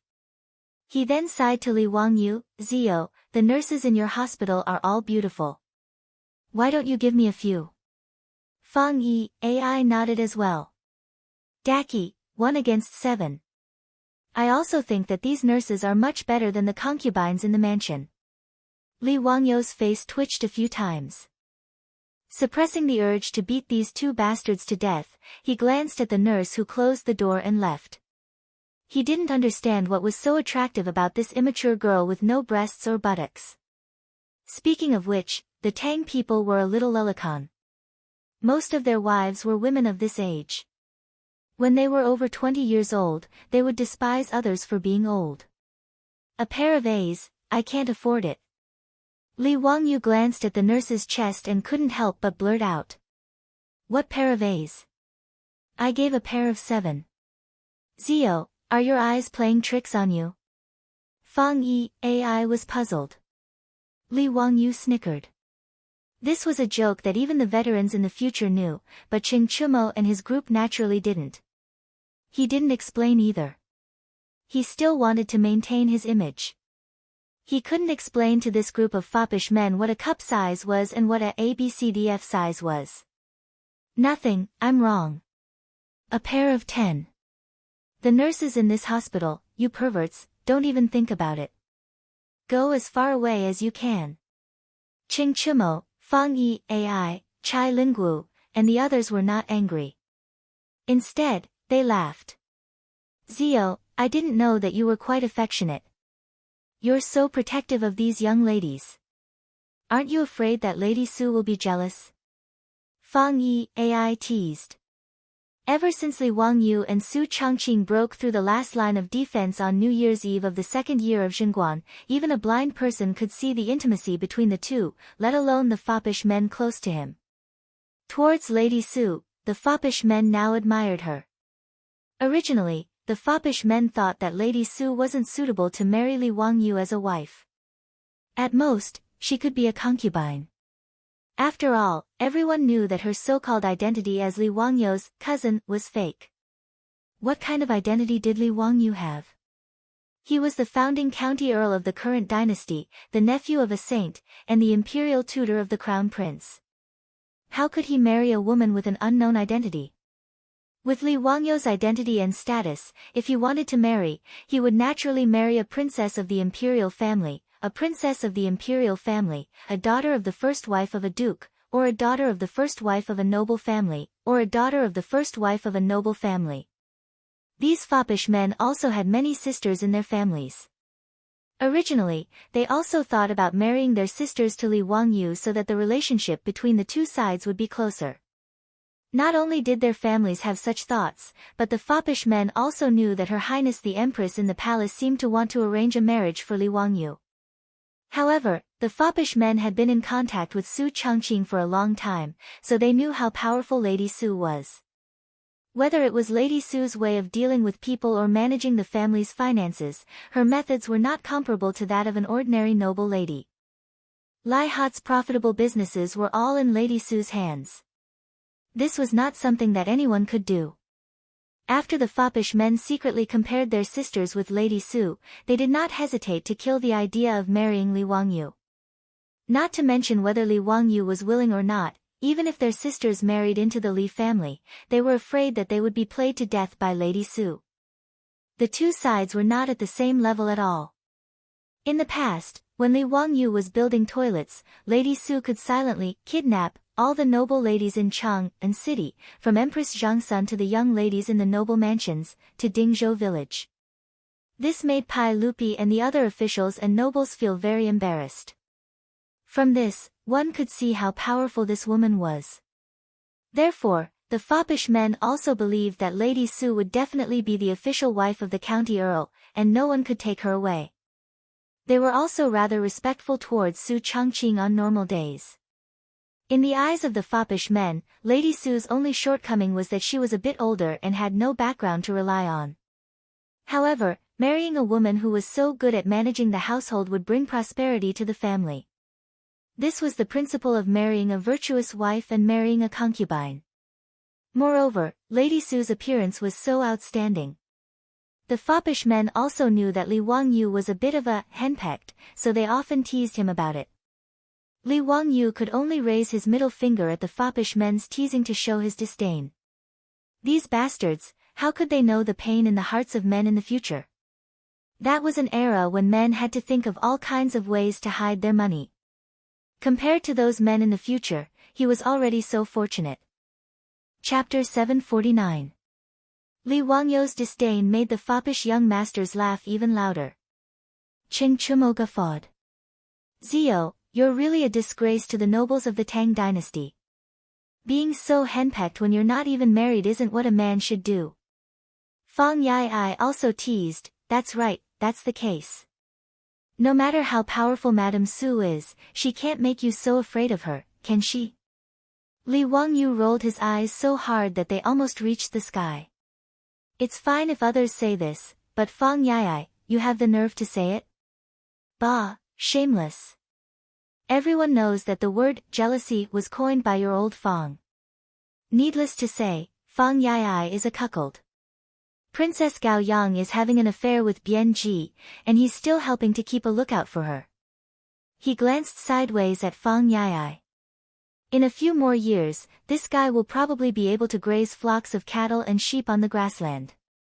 However, these were things that had yet to happen, so Li Wangyu naturally couldn't use this to attack Fang Yai. He could only pretend that he didn't hear him. In any case, Li Wangyu was already thanking the heavens that his beautiful boss could tolerate Aphrodite's existence. Moreover, his beautiful boss also seemed to tacitly approve of that lowly Perrin. Although he hadn't gotten a taste of her yet, what more could he ask for as a white-collar loser of the modern era? In his opinion, this was already an impossible miracle. How could he dare to ask for more when he had already gotten such a huge advantage? Although this matter was really embarrassing in the eyes of Qing Chumo and the other hedonists. The Tang dynasty was a true patriarchal society, and Li Wangyu's henpecked behavior was simply a joke. Although these hedonists weren't married yet, they had several concubines serving them in their manors, and each of them was a veteran in the field of flowers. Compared to them, Li Wangyu was as pure as a little white flower. However, this bastard Qing Chumo mocked him. That was simply intolerable. This guy was eating and drinking his own food, yet he didn't pay his hospitalization fees.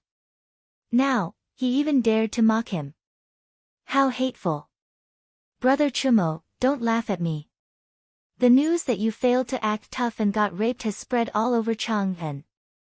Young Duke of Duke Lu's mansion, TSK, you've lost all face this time, and you still have the nerve to criticize me? The matter of an accidental injury was now Qing Chumo's reverse scale, and could not be touched lightly. With Li Wangyu's ridicule, Qing Chumo was naturally annoyed. He stopped playing cards and threw away the cards in his hand. With a strange cry, he pounced on Li Wangyu and pressed him down on the hospital bed, ravaging him for a while.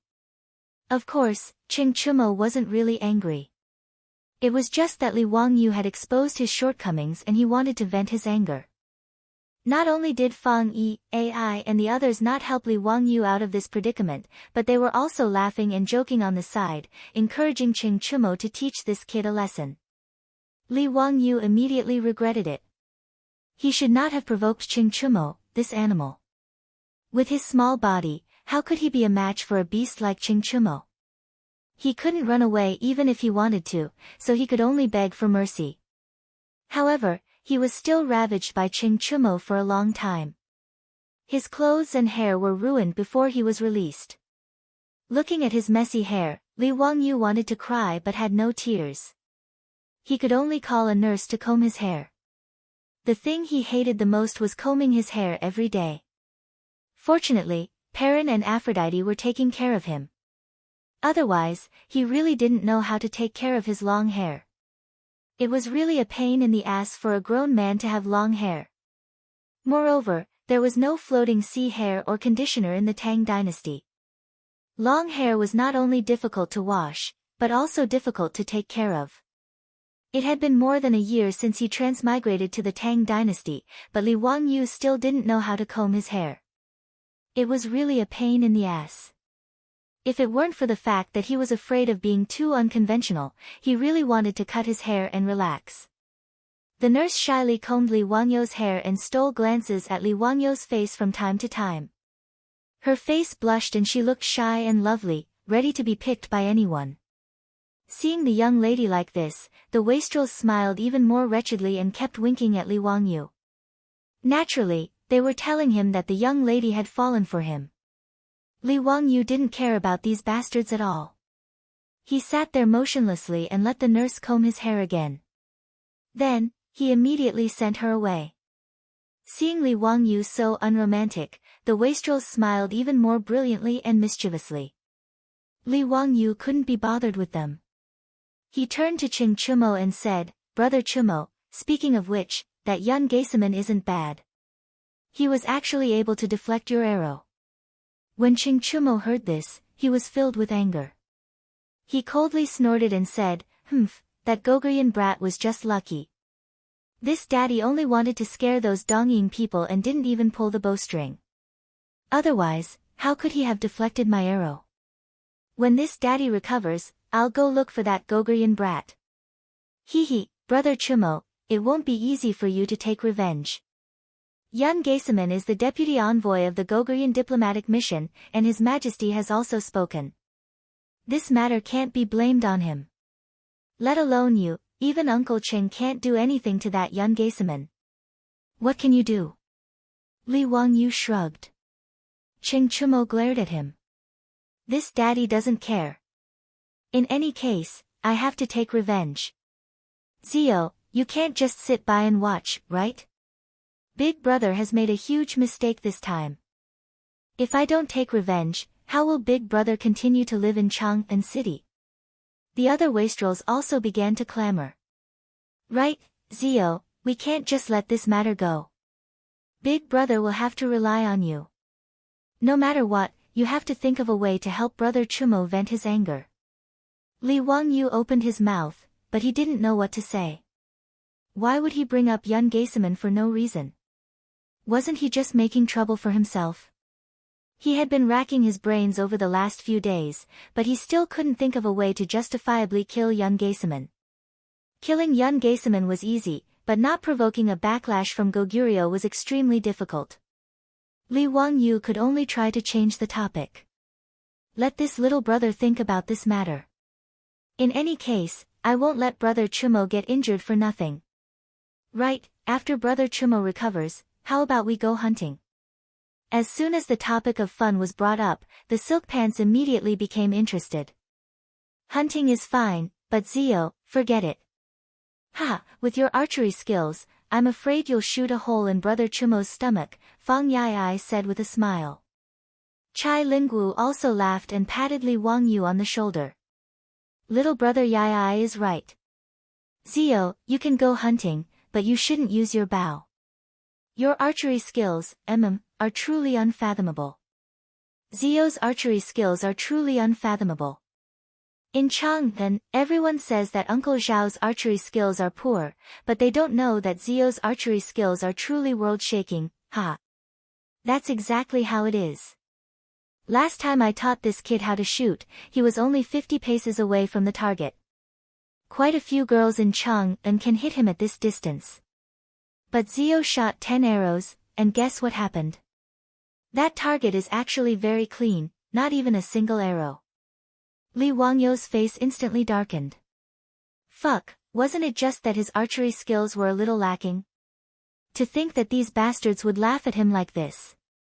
Uncle could tolerate this, but not Aunt.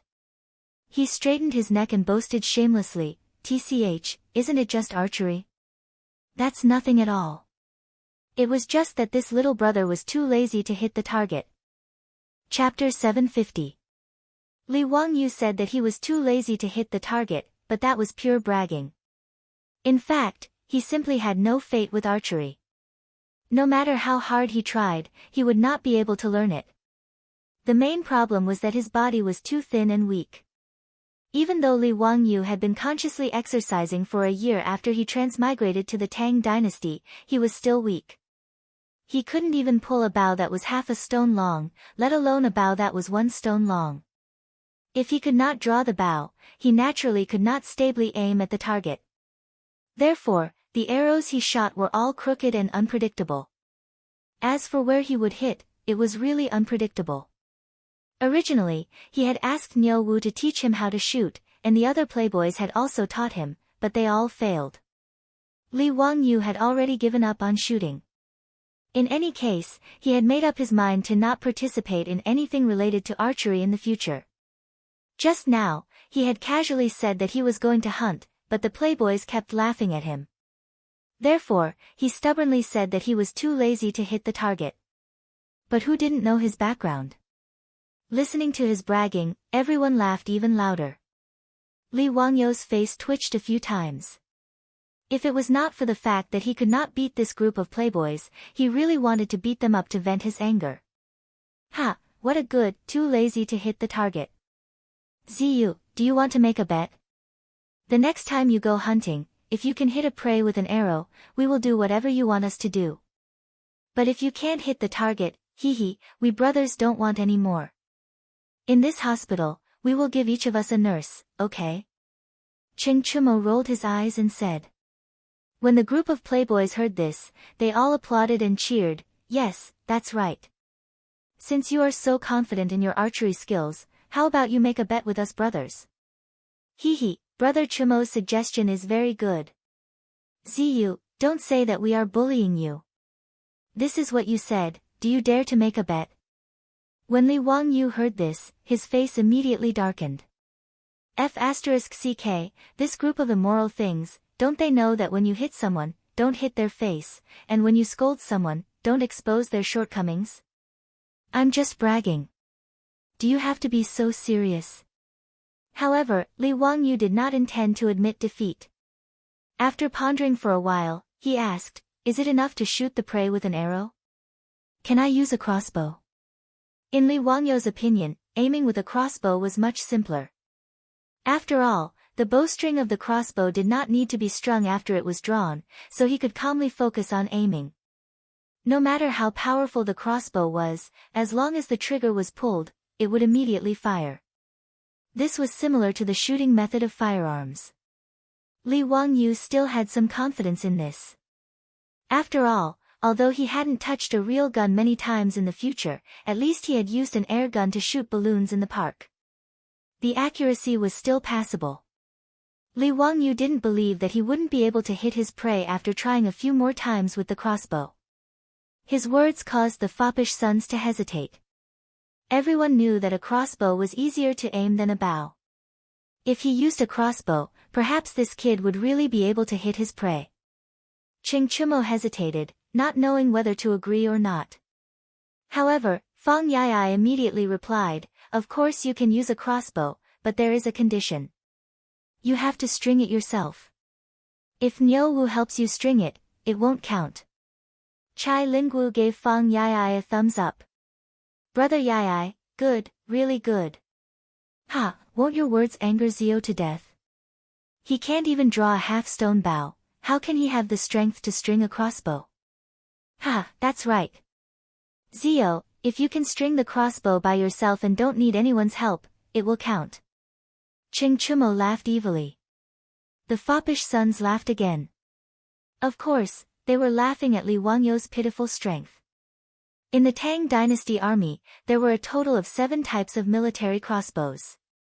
They were the Jianzhang crossbow, the horn crossbow, the wooden crossbow, the large wooden crossbow, the bamboo crossbow, and the Fuyuan crossbow. Of these 7 types of crossbows, only the first 2, the Jianzhang crossbow and the horn crossbow, were individual crossbows.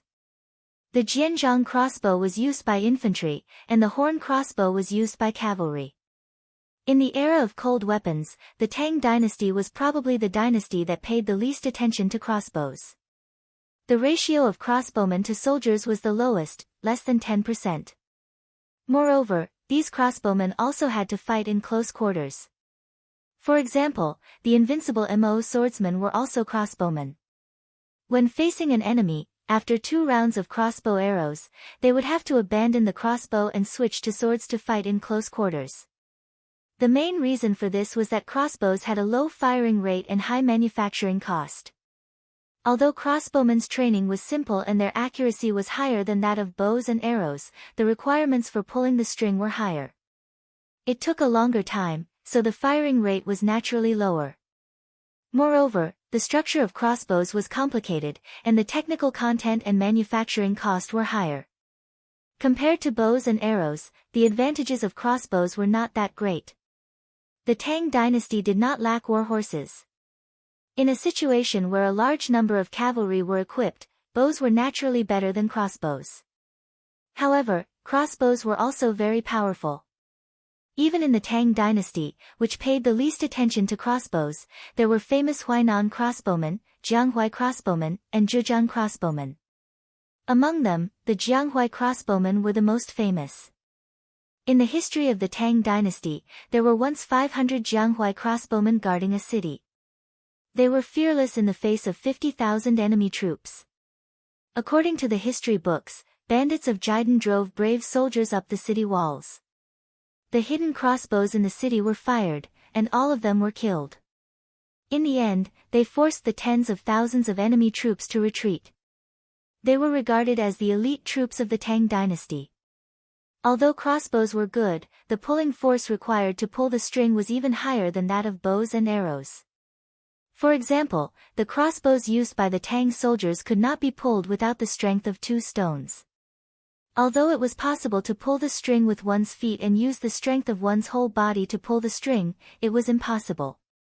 However, the debauches were certain that even if Li Wangyou used all of his strength, he wouldn't be able to string the crossbow with his small body. When Li Wangyou heard this, he was also in a difficult position. His original plan was to let Niu Wu or Fu Zhongchu help him pull the string. He only needed to aim and shoot. However, he did not expect Fang Yai to block this loophole. Ziyu, aren't your brothers loyal enough? We even agreed to let you use the crossbow. Even if Ziyu shot a rabbit, it would be your win. How about it? Ching Chumo continued to laugh. He was certain that Li Wangyou would not dare to make this bet with them, so he deliberately said this. The playboys all knew that Li Wangyou was good at everything except for his weak body. It was rare to have a chance to ridicule this kid. How could they not seize the opportunity? Chai Lingguo, Fang Yai, and the others also chimed in one after another, opening their mouths to mock Li Wangyou, making Li Wangyou extremely depressed. Just as he did not know how to answer, the door of the ward was pushed open again. A nurse came in with a basin of water. Young Duke, Mr. Treasure ordered this servant to help you clean your wounds. Ching Chumo didn't continue to taunt Li Wangyou and ran up to the nurse with a cheeky smile on his face. He took the opportunity to help the nurse with the basin and deliberately took advantage of the nurse. Aya, how can a weak little girl like you do such a strenuous job? Put it aside, I'll do it myself. The next time you go to the well to draw water, remember to call me. The wheels of the well are heavy. I don't want to tire you little girls out. Ching Chumo's words made Li Wangyu stare and slap his thigh. Wahahaha, I'll make this bet with you. Chapter 751. Li Wangyu's sudden words stunned all the wastrels. Ching Chumo turned his head and asked, Ziyu, what did you say? Li Wangyu had a mysterious smile on his face. He, I said I'll take this bet. Give me 10 days, then we'll go into the mountains to hunt. I'll use a crossbow and don't need anyone's help. I'll string the bow myself. If I can hit the prey, you'll have to listen to my orders and do one thing for me. How about it? Do you want to bet or not? His confident words made Ching Chumo, Fang Yai, and the others hesitate. They didn't understand what Li Wangyu was planning. They were sure that Li Wangyu couldn't string the crossbow with his own strength. It was a military crossbow from the Tang dynasty. If the tension of the crossbow was reduced, then the arrow would be light and powerless.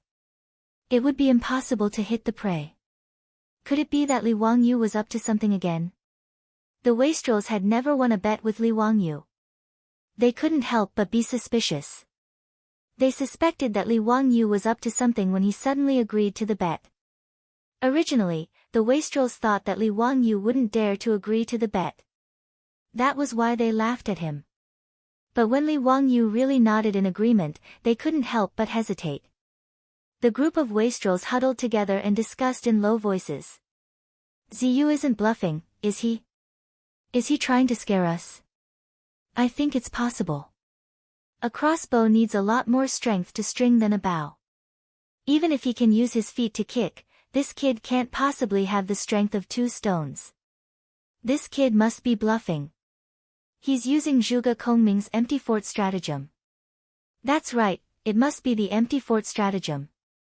He's trying to scare us. Let's bet with him. I don't believe that Zio, with his small body, can draw the bowstring of a crossbow by himself. After some discussion, they all felt that Li Wangyu was just bluffing to scare them. Ching Chumo said, let's bet then. Zio, if we go hunting after 10 days and you can't catch anything, these little nurses, hey, we won't be polite. Li Wangyu simply nodded. Alright, let's do that. A gentleman keeps his word. He, if all of you lose, then you have to listen to my instructions and do something. When the time comes, you can't go back on your words. Ching Chumo, Fang Yai, Chai Linggu, and the others looked at each other and nodded their heads firmly. Everyone clapped their hands to make an oath and set the bet. Li Wangyu laughed sinisterly as he rubbed his chin. He began to think about how he should tease this group of silk pants after he won. Naturally, he didn't have anything for the silk pants to do. The reason he made this bet was because he was bored out of his mind and wanted to amuse the silk pants. When the time came, Li Wangyu hadn't decided whether to let this group of silk pants do a striptease on the Vermilion Bird Avenue or run naked outside the Imperial City. As for this bet, Li Wangyu naturally had the confidence to win. He really didn't have the strength to string the crossbow, but the conversation between Ching Chumo and the little nurse just now reminded him. The wheel used to draw water from the well was a kind of winch pulley. In order to save energy, the simplest way was naturally the principle of pulley sets that he learned in junior high school physics. As long as 2 pulleys were used to wrap the crossbow string around the crossbow arm, it could be guaranteed that only 1/8 of the original strength would be needed to quickly draw the bowstring. The reason why he knew so clearly was that he was also a military fan who had been browsing various military forums for a long time. Crossbows were weapons that were still used even by the special forces of the later generations. The sound of the crossbow being loaded and fired was very low. It was suitable for silent sniping and killing, and its accuracy was also quite high. It was the standard equipment of the special forces. As for why silencers weren't used, it was because real firearms, even if silencers were used, the sound was actually not low. It was simply not as silent as it was in the movies. Although Li Wangyu had never played with a real crossbow, even if he hadn't eaten pork, he had seen pigs run. In the military forums of the later generations, he had seen a lot of photos and drawings of various crossbows, and he had a very deep impression of the pulley sets. The pulley sets of the later generations' crossbows used eccentric wheels. When the eccentric wheels rotated, the radius of movement was different. When the eccentric wheels moved from a short radius to a long radius, the tension generated changed from a labor-intensive lever to a labor-saving lever. The data that could save 1/8 of the strength to string the crossbow was also something he saw in the forums. The range of a crossbow was actually greater than that of a bow. Using the Tang dynasty as an example, the range of a bow was usually 1 stone 2 to 1 stone 4, while a crossbow was around 2 stones to 2 stones 4. Even a 2-stone crossbow would require a pulling force of more than 200 pounds to string the bowstring. This was naturally something Li Wangyu couldn't do no matter what. But if he used a pulley set, he would only need 20 to 30 pounds of strength to string the bowstring. Even if Li Wangyu was thin and weak, he still had a pulling force of 50 to 60 pounds. Naturally, he would be able to string the bowstring. Moreover, even if this data was wrong, it wouldn't be so labor-saving. He still had other ways to string the bowstring, and that was the principle of leverage. Combining the pulley set and the principle of leverage, he didn't believe that he couldn't string the crossbow. It was because he thought of a way that Li Wangyu had made a bet with the playboys. But this kind of crossbow wasn't available in the Tang dynasty. Although Li Wangyu knew the general principle, he still needed some time to make it. Therefore, he made an agreement with the playboys to go hunting in the mountains in 10 days. Seeing Li Wangyu smile so wretchedly, the playboys couldn't help but mutter in their hearts. They felt that they had been played by this kid again. But no matter how they thought about it, they didn't feel that there was anything wrong with it. They were a group of illiterates, so of course they didn't understand the principles of physics, let alone the principles of pulleys and leverage. It was reasonable that they would be played by Li Wangyu. After the two sides agreed on the bet, Li Wangyu didn't feel like staying in the hospital to accompany Qing Chumo any longer. He took Niu Wu and left in a hurry. He was going to Tsuewei Palace to find Yan Liben in the weapon workshop. Whether or not the new crossbow could be made would all depend on Yan Liben's ability. Li Wangyu was actually looking forward to hunting. Li Wangyu often saw photos and videos of Europeans and Americans hunting with hunting rifles and crossbows. But in the Huaxia of the future, where would there be wild animals for people to hunt? Those that could survive were all protected animals. After transmigrating to the Tang dynasty, Li Wangyu originally wanted to try hunting in the mountains with the playboys. He thought that it would be very enjoyable. But with his terrible archery skills, he couldn't even hit a rabbit, let alone now in the forests of the Tang dynasty. Wolves, tigers, leopards, and bears could be seen everywhere. Without good archery skills, rashly going hunting was simply sending warmth to the wild beasts. However, the reason why humans were high-level creatures and could occupy the top of the food chain was not because of their strong bodies, but because of their brains and tools. When the new crossbow was made, Li Wangyu, a person without the strength to truss a chicken, could also go hunting in the mountains with the playboys and enjoy the pleasure of hunting with his own hands. Chapter 752. Li Wangyu was extremely excited at the thought of being able to kill everyone after making the improved crossbow. He led Niu Wu and the others out of Chang'an City and went straight to the valley where the Tsuewei Palace was located. When Yan Liben heard his subordinate report that his teacher had come, he hurriedly came out to greet him. Disciple Liben greets teacher. How come teacher has time to come to the weapon workshop today? Yan Liben couldn't be blamed for asking this.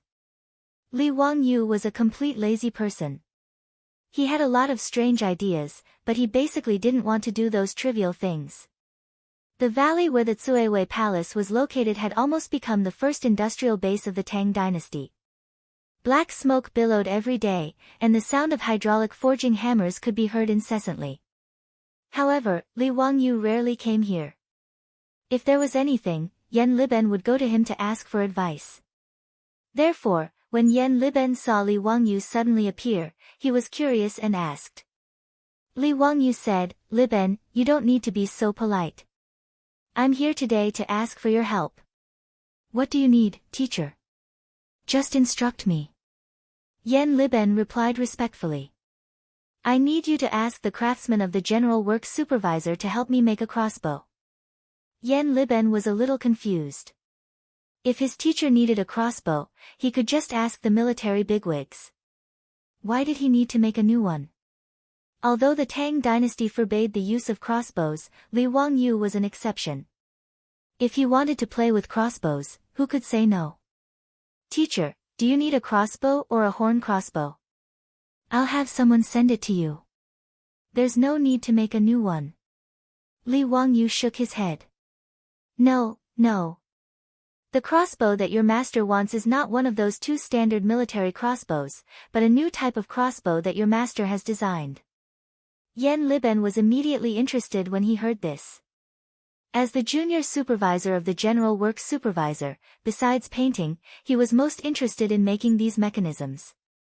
When he heard that his teacher wanted to make a new crossbow, he hurriedly asked, "Teacher, do you have the blueprint?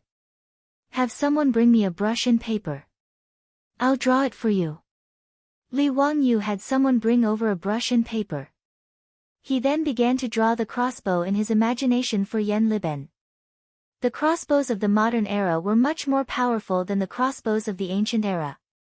Even if it was a civilian-grade crossbow, the initial speed of the arrow would still be 100 meters per second. Modern composite crossbows had a more scientific design. Not only were they similar in appearance to firearms, but most of them were also equipped with scopes. The aiming equipment was perfect, and the experience was better. Naturally, the shooting accuracy was also quite high. Li Wangyu had seen information on the internet. Many well-made modern composite crossbows could accurately hit a coin at a distance of 200 meters. Its accuracy was almost comparable to a sniper rifle. Nowadays, the bows and crossbows of the Tang dynasty were mostly made of natural materials such as bamboo and wood. The energy conversion efficiency of the arrows was low. Compared to the modern composite crossbows of the later generations, they were completely incomparable. Of course, it was impossible for Li Wangyu to create composite crossbows in the Tang dynasty. Those composite crossbows could not be made just by knowing the appearance. It involved many modern subjects such as material science, ergonomics, mechanics, and so on. It was far from what a second-tier electronic commerce major like him could understand. However, Li Wangyu could find a way to improve the accuracy of the crossbow and reduce the tension of the crossbow string. It was possible. At the very least, he planned to use steel instead of wood to make crossbows. Now, with the use of hydraulic forging hammers, the ordnance workshop in the valley of the Tsuewei Palace could forge a lot of well-tempered steel every day. Li Wangyu felt that these well-tempered steel should be able to be used to make crossbows. As for the appearance of the crossbow, he directly copied the appearance of the crossbow of the later generations. If the crossbow arm and bowstring were removed, the crossbow's appearance would not be much different from a sniper rifle. Li Wangyu even planned to fix the monocular that he had asked the supervising craftsman to make on the crossbow as a scope. He did not believe that when this new crossbow was made, he would not be able to catch prey. The more Yan Liben looked at the drawings drawn by Li Wangyu, the more surprised he was. He could not help but ask, "Sir, the crossbow arm of your crossbow is so thin. It seems that there is no wood that can make it like this without breaking." Li Wangyu shook his head. "Wrong, Liben. The crossbow arm I drew is not made of wood, but of steel." "Steel? How is this possible? How can steel be bent like this?" Li Wangyu's words stunned Yan Liben. In his knowledge, steel could not be bent like this. Li Wangyu did not feel that there was anything wrong with it. He answered matter-of-factly, "Naturally, the crossbow arm is made of spring steel." Halfway through his words, he suddenly felt that something was wrong. Damn, there was no spring steel in the Tang dynasty, right? Since ancient times, there seemed to be no metal springs unearthed in Huaxia. The soft sword that could be wrapped around the waist as a belt was just a fiction in wuxia novels. There was no such soft metal sword in reality. Yan Liben certainly did not know what spring steel was, but the key was that he did not know either. Li Wangyu knew that the spring steel of the later generations was used to maintain its elasticity under quenching and tempering conditions. It was a steel that was specially used to make springs and elastic components. As for how spring steel was made, he knew nothing. Li Wangyu remembered that he once visited the terracotta army in Xi'an. There was a bronze sword of the Qin dynasty displayed in the museum. He clearly remembered that the museum's explanation once said that when the bronze sword was unearthed, it was pressed by the terracotta and bent at a 45-degree angle. But when the archaeologists carefully removed the terracotta and took out the sword, the bronze sword quickly bounced back and became straight again. Since the Qin dynasty could do it, there was no reason that the craftsmen of the Tang dynasty could not do it. He scratched his head angrily and asked, "Li Ben, don't you know what kind of steel can be elastic? Is there no steel that can be restored after being bent?" "Teacher, I really don't know. Why don't I find a few craftsmen who specialize in making weapons and ask them if they know?" Soon, a few craftsmen in the military equipment workshop who specialized in making weapons were found. In response to Li Wangyu's question, the craftsmen looked at each other and did not know how to answer. When they made weapons, they required the steel to be hard and resistant to wear. They had never thought of using steel to make crossbows. Although China had iron bows, they did not use steel to make the body of the bow. Instead, they used a mixture of metal, bamboo, wood, and tendons to inlay iron bars on the back of the bow. As for the bending of the bow, it was still made of bamboo, wood, and tendons. Seeing the craftsmen shake their heads, Li Wangyu was naturally disappointed. If the new crossbow was made of bamboo or wood, it was not impossible. But obviously, the power of the crossbow would be far inferior to the crossbow made of spring steel. Moreover, if the crossbow was made of bamboo or wood, it would be much heavier. With his small arms and legs, how could he be willing to carry a heavy crossbow to hunt? However, since he could not use metal spring steel, he could only settle for the next best thing. He would first make the other parts of the crossbow. At the very least, he had to make a crossbow that he could pull and shoot prey from a distance. Otherwise, after 10 days, he would definitely lose the bet with those wastrels. Li Wangyu could not bear to let those young nurses in the hospital be defiled by Ching Chumo and those other perverts. Just as he was feeling depressed, an old craftsman carefully rubbed his hands and said with some apprehension, "County Count Hu, this lowly one once accidentally made a broken sword. The sword body could be bent." Chapter 753. The old craftsman's words immediately energized Li Wangyu. The fact that the blade could bend meant that the metal used to forge the sword had a very high degree of toughness and elasticity. Otherwise, it would have easily snapped. "Oh. Really? Where's the sword you forged? Let me see it," Li Wangyu hurriedly asked. The old craftsman was somewhat troubled. He uneasily rubbed his calloused palms together. "That sword is a useless sword. Because it didn't meet the standards, it was sent back to the forge to be reforged. However, this lowly one does remember that this lowly one made a mistake during the tempering and quenching process, resulting in a problem with the body of the sword. If County Count Huxian requires this lowly one to reforge it, this lowly one is willing to try. However, this lowly one fears that this lowly one won't be able to meet County Count Huxian's requirements." Li Wangyu was overjoyed. As far as he knew, spring steel truly was different from ordinary steel through tempering and quenching. Mo Fei, this craftsman, had accidentally created spring steel with elasticity. If this was true, then there was even more hope for his new crossbow. He hurriedly said, Okay, immediately go and try again. I need a crossbow arm made from refined steel. If you can make it, I will reward you with 100 taels of gold." Upon hearing that County Count Huxian was willing to reward him with 100 taels of gold, the eyes of the other craftsmen immediately turned red, and they looked enviously at the craftsman who had just spoken. They all knew that the old craftsman had forged a useless sword. This was because the sword he had forged had a mistake during the tempering process, causing the body of the sword to distort when it was swung. In the eyes of the Tang, this was naturally a useless sword. For this reason, the old craftsman had even been harshly punished by the manager of the workshop. Who would have thought that this old craftsman would profit from this disaster? It was clearly a mistake, but he had caught the eye of a noble like County Count Huxian. This was no small sum of money, so how could they not be envious? The old craftsman was even more excited, and he repeatedly bowed to Li Wangyu. Count Huxian, be at ease. This lowly one wouldn't dare to be careless. This lowly one will definitely forge that crossbow arm. Good.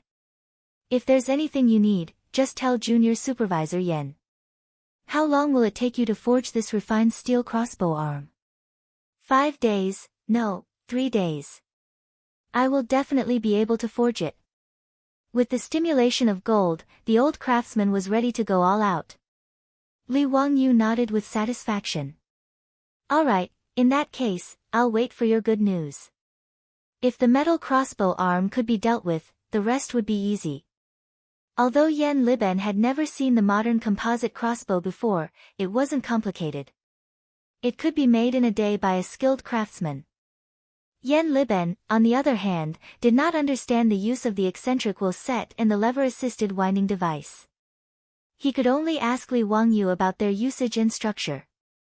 After listening to Li Wangyu's explanation, Yen Liben's head shook like a rattle when he heard that with the structure of the mechanism, he could only use a small amount of strength to wind the crossbow. Teacher, how is this possible? If the crossbow you designed was made of steel, the pulling force would be astonishing. Nowadays, the military's crossbows have a flux energy of 2 to 4 stones, but this crossbow has at least 3 stones worth of flux energy, maybe even higher. How could such a powerful crossbow be strung by human strength alone? Disciple reckons that such a powerful crossbow cannot be used by a single person. Li Wangyu could only patiently explain to Yen Liben what a pulley set was, what an eccentric wheel was, and what the lever-assisted principle was.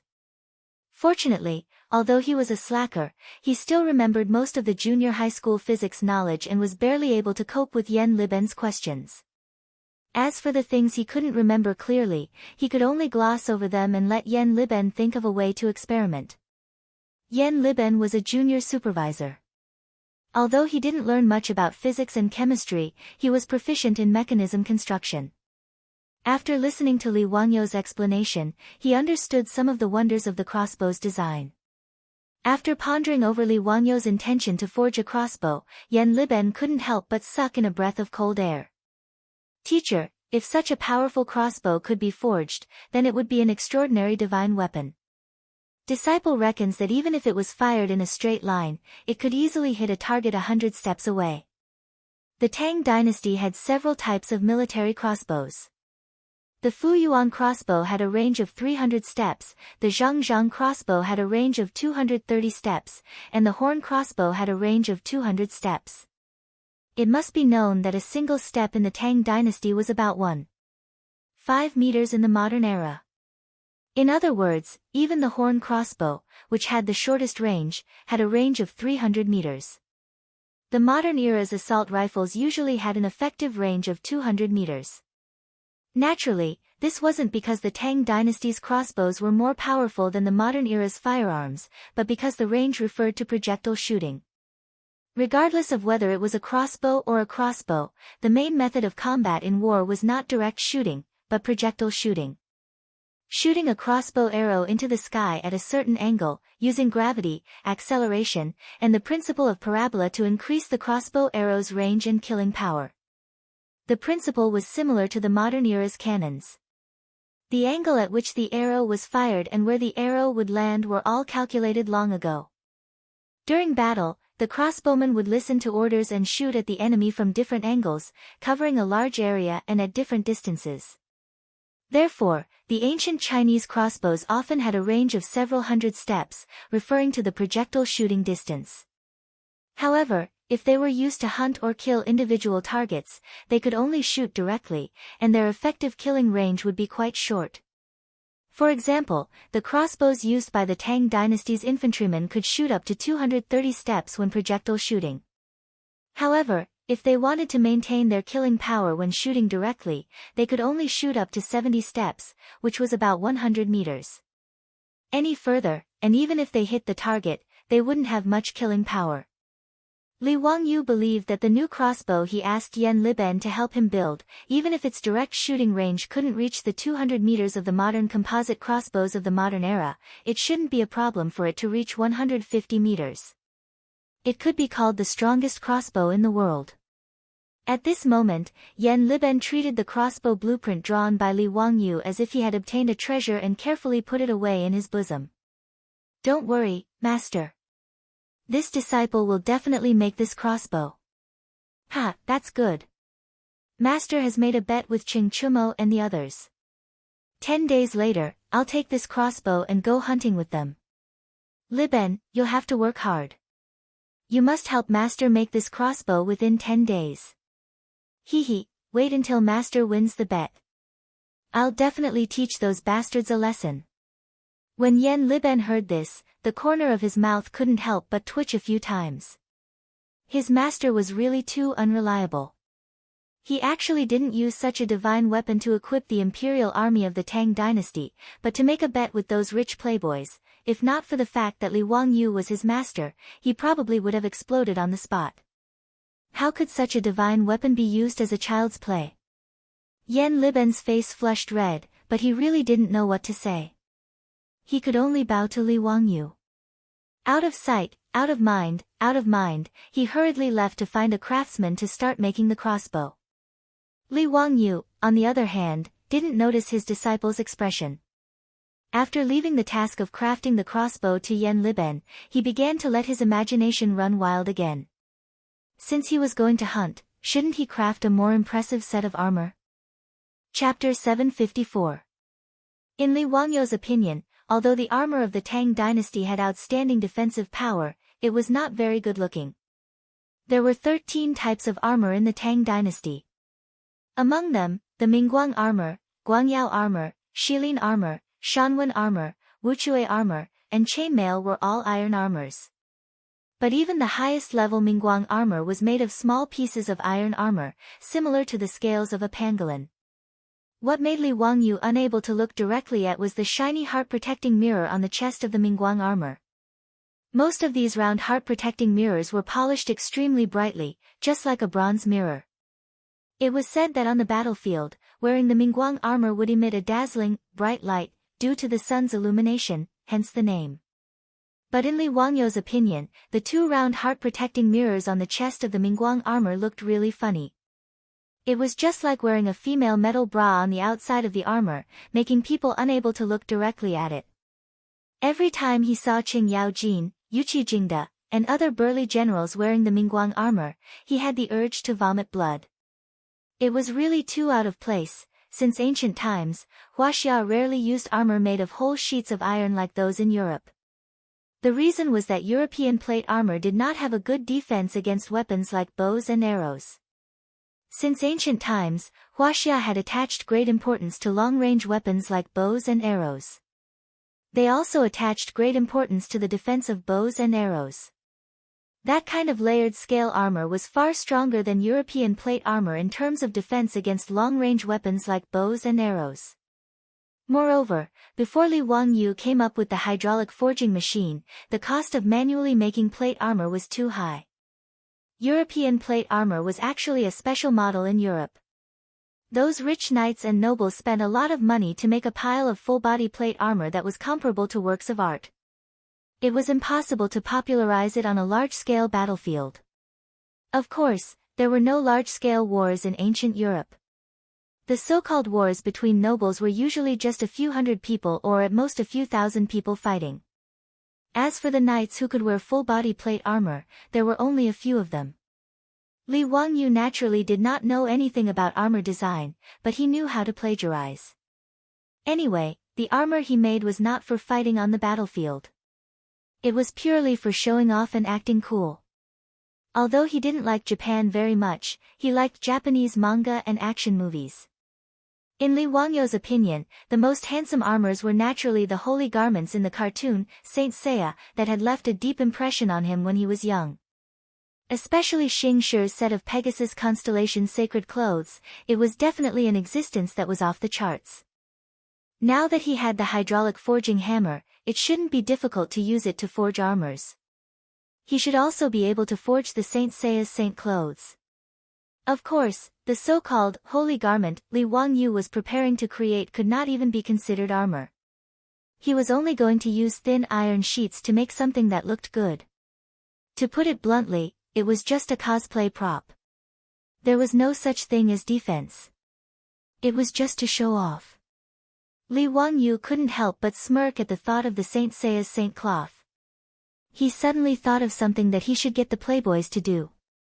Hee, it just so happens that I'm bored.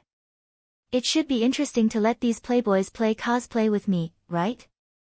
There were exactly 10 playboys. When the time came, he could add Niu Yong and Niu Wu to form a gold Saint Seiya of the 12 zodiac temples. It would be very interesting. Thinking of this, Li Wangyu was instantly interested. He immediately started to draw the blueprint of the Saint Seiya's saint cloth. Luckily, he loved to read the Saint Seiya comic book the most when he was young. He roughly remembered the style of the saint cloth, so it wasn't a problem to draw it out. After drawing the Saint Seiya's saint cloth and the gold saint cloth of the 12 zodiac temples in one go, Li Wangyu sent someone to find Yen Liben. Liben, help me find a few craftsmen to forge the armor on this blueprint. Yen Liben reached out to take the blueprint. After taking a look, his eyeballs almost popped out of their sockets. Moss. Teacher, you're drawing armor. Li Wangyu nodded as if it was a matter of course. Of course it's armor. How is it? Isn't it cool? Yen Liben swallowed his saliva with difficulty. Teacher, these armors can be forged. Now, with the help of the hydraulic forging machine designed by teacher, this kind of plate armor is naturally very easy to forge. But are these armors really useful? This kind of full-body armor, ordinary people probably can't wear it, right? How are they going to march and fight? Most of the armor of the Tang dynasty wasn't full-body armor. Even so, it was made of thousands of pieces of armor that were connected together with ropes in an extremely complicated way. The total weight of the armor reached more than 25 kilograms. Moreover, the thickness of the pieces of armor was only 1 to 2 millimeters. Based on Yen Liben's experience, if he were to forge the armor on Li Wangyu's blueprint, the weight would probably reach more than 50 kilograms. How could such heavy armor be practical? Even famous generals like Cheng Yaojin and Yuqi Jingda would find it difficult to fight while wearing armor that weighed more than 50 kilograms. Li Wangyu smiled and shook his head. Liben, you're wrong. This armor is only made of thin iron sheets. It's light and portable. Then how does it defend against arrows and weapons? Yen Liben asked, puzzled. Li Wang smiled and rubbed his nose. You can just treat it as a costume. It's not for battle. Oh right, remember to plate this set of armor with silver. As for the other 12 sets, let me plate them with gold. You must make them look beautiful. Costume. You still need to plate them with gold. Yen Liben felt that his worldview was about to collapse today. Was Teacher Li messing with him? He looked at the stack of blueprints in his hand again. Every set of armor on it was of a style that Yen Liben had never seen before. Moreover, they looked rather awkward. Although in the future, the saints' holy clothes had countless fans, in the eyes of the Tang people, these holy clothes could be considered strange. One must know that since ancient times, the design and decorations of armor were not randomly done. There was a meaning behind them. For example, the top of the copper helmet was often inserted with the feathers of a colorful bird. Because the bird was ferocious and aggressive, it was used to symbolize bravery even in death. The ferocious copper shoulder guards and buckles in the shape of a beast's head were not only for decoration, but also to deter the enemy. However, it was not as if the Tang dynasty did not have armor that was purely for decoration. For example, the shining armor worn by the imperial guards of Taiji Palace was basically just for aesthetic appearance and to show off the majesty of the imperial family. However, it had no practical meaning for defense. Yen Li originally thought that Li Wangyu wanted to forge a suit of armor for the same reason. He nodded helplessly. Alright, I understand. It's not difficult to make these armors, but it will cost a lot to plate them with gold and silver. Li Wangyu spoke like a nouveau riche. Don't worry, I'll ask Niu Wu to send the gold over later. Don't be stingy about the expenses, wages, and rewards for the craftsmen. I only have one request, and that is to be fast. Help me make them within 10 days. With his current wealth, spending a few hundred taels of gold just to be happy was not a big deal. Being rich was just that willful. Yes, I understand. Yen Liben only felt that his head was hurting. Chapter 755. After Li Wangyu returned to his mansion in Dingzhou village, he couldn't wait to tell his beautiful boss about the bet he made with the playboys today. Only his beautiful boss could understand the fun in such a fun thing. Sure enough, after hearing Li Wangyu say that he had ordered people to make the Saint Seiya 12 golden palaces Saint Seiya and was going to let Qing Chumo and the others cosplay as Saint Seiya, the beautiful boss couldn't help laughing. She gently hammered Li Wangyu's chest with her pink fist, covered her mouth and laughed. You can tease Qing Chumo and the others, but it's still very interesting when you think about it. Hee hee, speaking of which, I also liked to read comics when I was a child. I also read Saint Seiya Starshot. Li Wangyu laughed and said, ha ha ha, since I have nothing to do anyway, I'll tease them a bit. Whenever I think of Qing Chumo and the others wearing the dazzling and flashy Saint Seiya golden palaces, I want to laugh. When the time comes, I'll make these bastards walk back and forth on Vermilion Bird Avenue several times and let all the people in Chang and City have a good look. The beautiful boss blinked and suddenly said, it doesn't seem interesting to just let them wear the Saint Seiya golden palaces Saint Seiya Starshot. Since it's cosplay, why don't you let them cosplay as Saint Seiya Starshot? Wouldn't that be more interesting? Li Wangyu was stunned.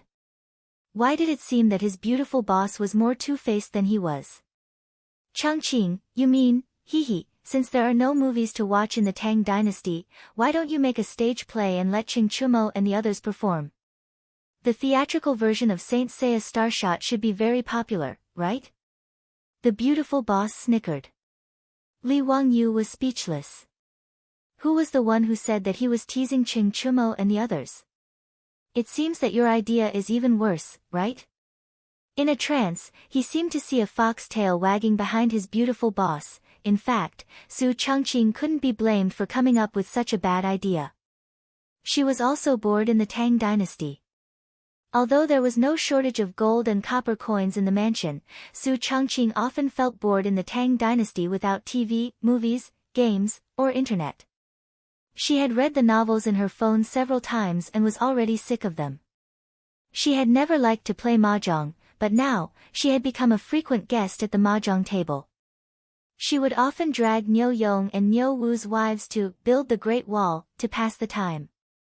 Therefore, when he heard Li Wangyu mention letting the hedonistic sons cosplay as Saint Seiya, Su Changqing suddenly thought that it would be more interesting to let the hedonistic sons perform on stage. After being stunned, Li Wangyu also laughed. The proposal of his beautiful boss was really to his liking. There was no such thing as a stage play in the Tang dynasty. If he could create one with his beautiful boss, it should be very popular, right? Changqing, that's a good idea. It sounds interesting. Hee hee, why don't we play a little bigger? Why don't we buy a piece of land in Chang and City and build a theater there? Then we can show all kinds of programs in the theater every day. Like The Legend of the White Snake, a Chinese ghost story, Romeo and Juliet, we can adapt them and perform them. Operas, stage plays, and plays will do. You and I have a lot of these stories in our heads. His beautiful boss naturally clapped her hands and applauded his proposal. That's a good idea.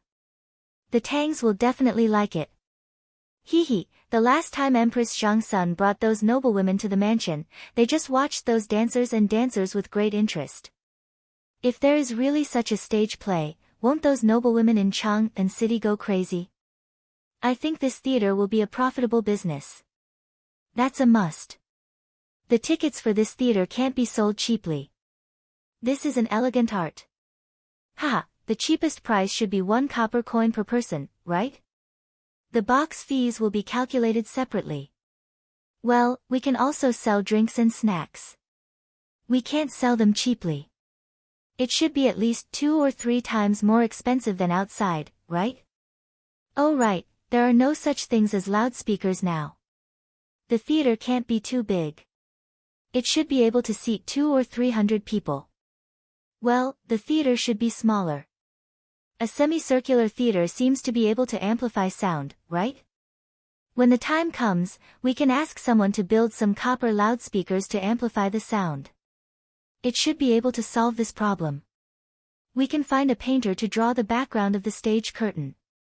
We can also use the fireworks you made before as special effects on the stage. We can find a musician to play the music live. As for the actors, let's just buy some dancers and dancers. The more they talked, the more excited they became. They took a pen and paper and began to record the venue and personnel needed to set up a theater, what the theater should be like, and so on.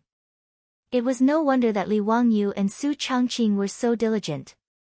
The cultural entertainment of the Tang dynasty was really boring. Even opera had not appeared at this time. There were only vaudeville artists performing in the streets. It was not until Li Longji ascended the throne that the dancers and dancers in the palace were gathered in the Pear Garden to learn singing, dancing, and opera. This was also the reason why the opera industry was called the Pear Garden in later generations, and Li Longji was also called the founder of the opera industry. But even if there were opera in the Tang dynasty at this time, Li Wangyu and Su Changqing would not like it. In later generations, Peking opera and other operas were already very mature. They could not attract young audiences, let alone the two of them, who would like to listen to the operas of the Tang dynasty. However, it was not easy to rehearse this stage play. Saint Seiya Starshot's 12 Golden Palaces. Whether it was a comic or an animated film, the two of them had no experience in adapting it into a stage play. Just thinking about it gave them a headache. Li Wangyu rolled his eyes and said, "Changqing, I don't know how to rehearse this stage play. I don't know any music, dancing, lines, or acting. Hee, I'll have to trouble you, Changqing." His words made the beautiful boss stunned. Then, she immediately reacted. How could this guy not know anything? He was obviously trying to slack off. Indeed, neither she nor Li Wangyu were actors or directors with professional training. It was naturally unrealistic to say that they knew how to rehearse a stage play. If it were in later generations, the works that the two of them rehearsed would probably make the audience laugh their heads off. However, this was the Tang dynasty.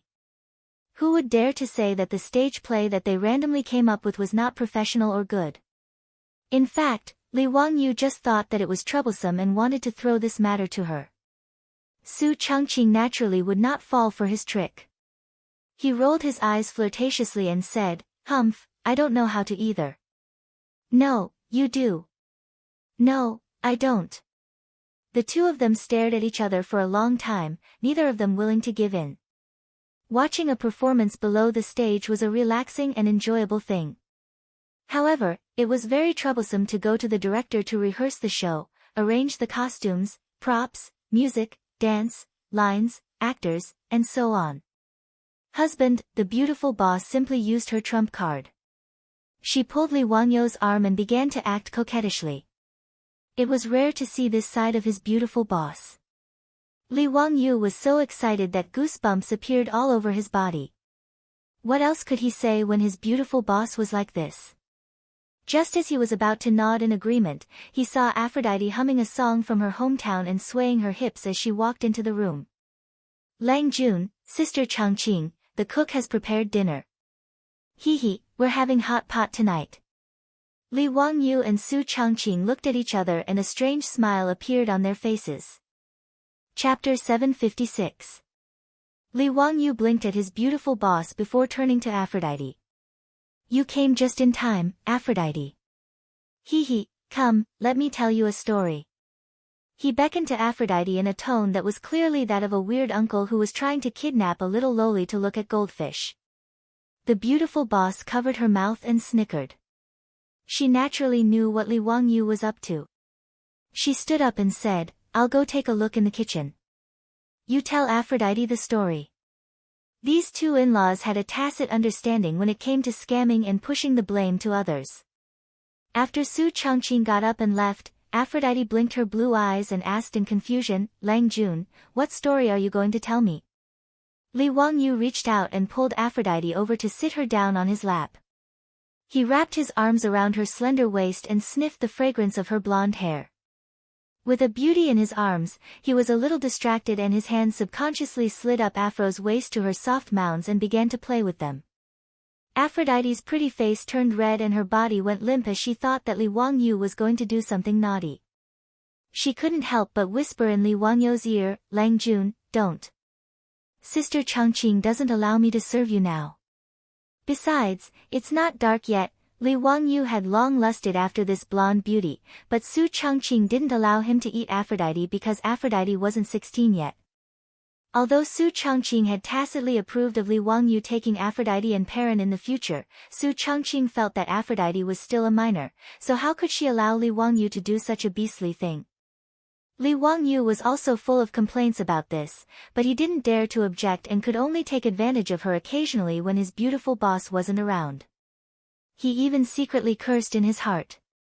His beautiful boss was probably jealous, wasn't she? Avro was only 15 years old, but she was already developing better than her. This feeling, TSK, it was impossible to control it with one hand. Li Wangyu finally managed to control his urge. He coughed and said, "Cough, cough. What are you thinking, Aphrodite? I'm only telling you a story about the goddess Athena. Do you want to hear it?" Aphrodite's full name was Aphrodite. Like Athena, she was a goddess in ancient Greek mythology. Hearing that Li Wangyu was going to tell her a story about ancient Greek mythology, Aphrodite forgot about her shyness and hurriedly urged Li Wangyu to hurry up. "Lang Jun, you know the story of Athena? Tell me about it." The story goes like this. A long, long time ago, there was a group of warriors who protected justice and peace. They protected the goddess of wisdom and war, Athena. Their fists could cut through the sky and their feet could crack the earth. They were the Saint Seiyas. The Saint Seiya has the saint garments corresponding to the constellations in the sky. There are a total of 88 Saint Seiyas that have been passed down since the mythological era. Saint Seiyas? Why have I never heard of the existence of the Saint Seiyas in ancient Greek mythology? Aphrodite was puzzled as she interrupted Li Wangyu's narration. Li Wangyu thought to himself, "Of course you haven't heard of it. It's just a story made up by Akita Masami. It's just based on ancient Greek mythology, mixed with Egyptian mythology, Indian mythology, ancient China legends, and so on. It can be said to be a hodgepodge of everything you want. Are you going to listen or not? If you want to listen, don't interrupt." Li Wangyu couldn't be bothered to explain, and deliberately said with a straight face. Aphrodite naturally wanted to continue listening. She could only grunt in grievance and didn't dare to continue asking. She snuggled up in Li Wangyu's arms and listened to him continue telling the story of the Saint Seiyas. Although Li Wangyu's narration of the Saint Seiya was completely different from the ancient Greek mythology that Aphrodite knew, the story had ups and downs, and Aphrodite was soon fascinated by it. She even ignored the thief who had been playing with the pair of weapons in front of her chest. 13 years ago, the Saint Seiya of Gemini, who had both good and evil sides, was instigated by others. After struggling in his heart, his evil side finally won over his good nature, and he killed Pope Xian and pretended to be the Pope. 13 years later, Seiya and the others returned from their respective training grounds and became Saint Seiyas. Athena issued a challenge to the Holy Realm in the name of the goddess to prove her identity as the goddess and expose Saga's lies. Unexpectedly, the goddess was injured by the golden arrow as soon as she arrived in the Holy Realm. Seiya and the others had to pass through the 12 zodiacs to reach the goddess shrine and use the statue of the goddess to save the goddess' life. After 12 hours of bloody battle, Seiya finally reached the goddess shrine and saved Athena's life. In the end, the Golden Saint Seiya understood the truth and acknowledged her identity as the goddess. Saga's good side finally won over his evil side, and he committed suicide in front of the goddess to atone for his actions 13 years ago. Seiya and the others are truly formidable. They were only bronze saints, but they were able to defeat gold saints. Lang Jun, is there more to this story? I want to hear more. Aphrodite was still unsatisfied after listening to the simplified version of the story of the Saint Seiya. Hee, of course there's more to the story, but Aphrodite, do you want to let more people know about this story? This is the story of the goddess Athena, from your distant homeland. Wouldn't it be interesting to let the Tangs know about this story? Li Wangyu asked. Aphrodite nodded and asked, Lang Jun, are you planning to write these stories and print them into books? Li Wangyu smiled mischievously. Books are boring. I was thinking that it would be more fun if I could put these stories on a stage and perform them. Stage? Perform. Aphrodite couldn't keep up with Li Wangyu's thoughts at all, and didn't understand what he meant by stage and performance. It's a stage in a house. I'll present these stories in the same way as Zaju and Nua operas, Li Wangyu explained. Although there were no operas in the Tang dynasty, there were Zaju and Nua operas. Zaju included all kinds of operas, mixed music, singing and dancing operas, and puppet operas. Most of them were Zaju performances to worship gods and Buddhas. Moreover, the Zaju performances in the Tang dynasty weren't sung like operas, but recited in reciting. They were mainly recited in prose and had a bit of a stage play feel to them. Aphrodite still didn't fully understand his explanation and still didn't understand how Li Wangyu's story could be performed on a stage. Seeing that Aphrodite was looking at him in confusion, Li Wangyu felt a headache coming on. How was he supposed to explain to this blonde girl what a stage play was? If he didn't let Aphrodite understand what he and his beautiful boss were thinking, how was she going to take the blame? As soon as Aphrodite entered the room, Li Wangyu and Su Changqing, who were trying to push the blame to each other, both thought of the person who would take their place and manage the theater. That was Aphrodite, the blonde girl from Europe. Aphrodite was good at singing and dancing, and it would be too much of a waste if she was just kept as a canary in the residence. Since he and his beautiful boss wanted to slack off, they naturally had to groom Aphrodite and let her take over the theater. But how to make Aphrodite, who had never seen stage plays in the future, understand what he and his beautiful boss were thinking was a big problem. Li Wangyu frowned and pondered for a while before coming up with a solution that wasn't really a solution. Since he couldn't explain it clearly to Aphrodite after so much effort, he might as well let her experience it firsthand. Chapter 757. Since there were no entertainment facilities such as televisions in the Tang dynasty, people usually had to go to bed early after lighting up. Work at sunrise and rest at sunset was the daily routine of the Tangs. Sleeping, daydreaming, drinking, playing chess, visiting friends, weaving, admiring the moon, and stealing, these were probably the daily routines of the Tangs at night. People like Li Wangyu and his beautiful boss, who were used to the nightlife of the future, were also very helpless about this. However, ever since he pushed down his beautiful boss on New Year's Eve, Li Wangyu no longer had the mood to sleep at night. At least, it was still very exciting to sneak into his beautiful boss's room every night and clap for love. Of course, the so-called clapping was actually just a cover-up.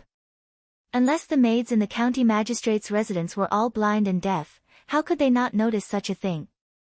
However, they also knew what to say and what not to say, so they all cooperated with their Langjun and Mrs. Su to put on an act. That night, Li Wangyu sneaked into his beautiful boss's room again. After a round of passion, Li Wangyu turned on his sage mode and hugged his beautiful woman. Stroking Su Changqing's smooth back, he talked about the theater. Changqing, I don't think there'll be a problem if you leave the theater to Aphrodite. It's just that this girl doesn't understand what a stage play is. I'm thinking, why don't you show her your phone?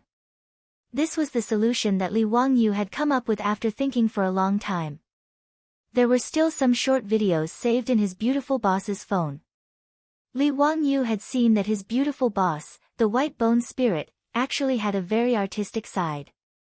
The videos in her phone actually included operas like Turandot and Romeo and Juliet. Although they were only clips of the climax, it was enough for Aphrodite to understand what a stage performance was. He was just a little hesitant about whether or not he should show Aphrodite the videos on his phone. After all, this was the secret between him and his beautiful boss. Even though Aphrodite would never guess that they were transmigrators even if she saw the video, it was still a problem. Lying on Li Wangyou's body, Su Changqing casually drew circles on his chest with her slender fingers as she casually replied, "It's not like you can't show it to Avro. She won't reveal anything anyway. At most, she'll just think that you're a god. But I can't show it to her now. I have to wait until..." Halfway through her sentence, she suddenly stopped. "Wait for what?" Li Wangyu asked, puzzled. Su Changqing didn't answer directly. Instead, he suddenly stretched out his finger and pinched Li Wangyou's arm. "You're lucky." "Humph. Pig trotter."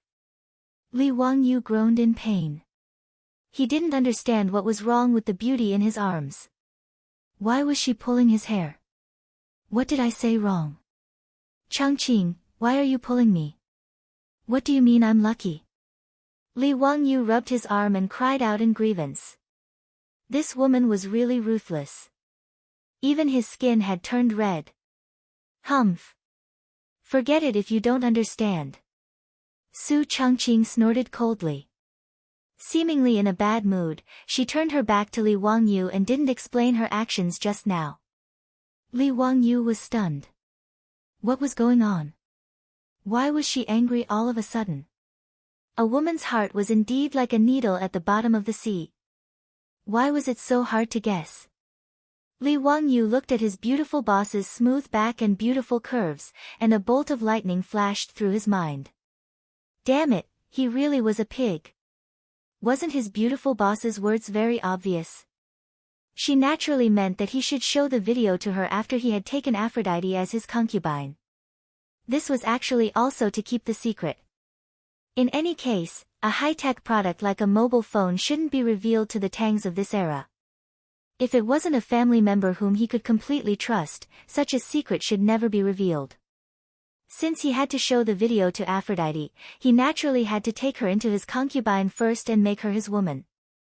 At the thought of his beautiful boss actually nodding her head in acquiescence, and Aphrodite's looks that resembled Angelina Jolie's, as well as her voluptuous figure, Li Wangyu, who had just entered sage mode, felt his lower abdomen heat up. He hurriedly stopped his wild thoughts and secretly cursed himself for being a scumbag.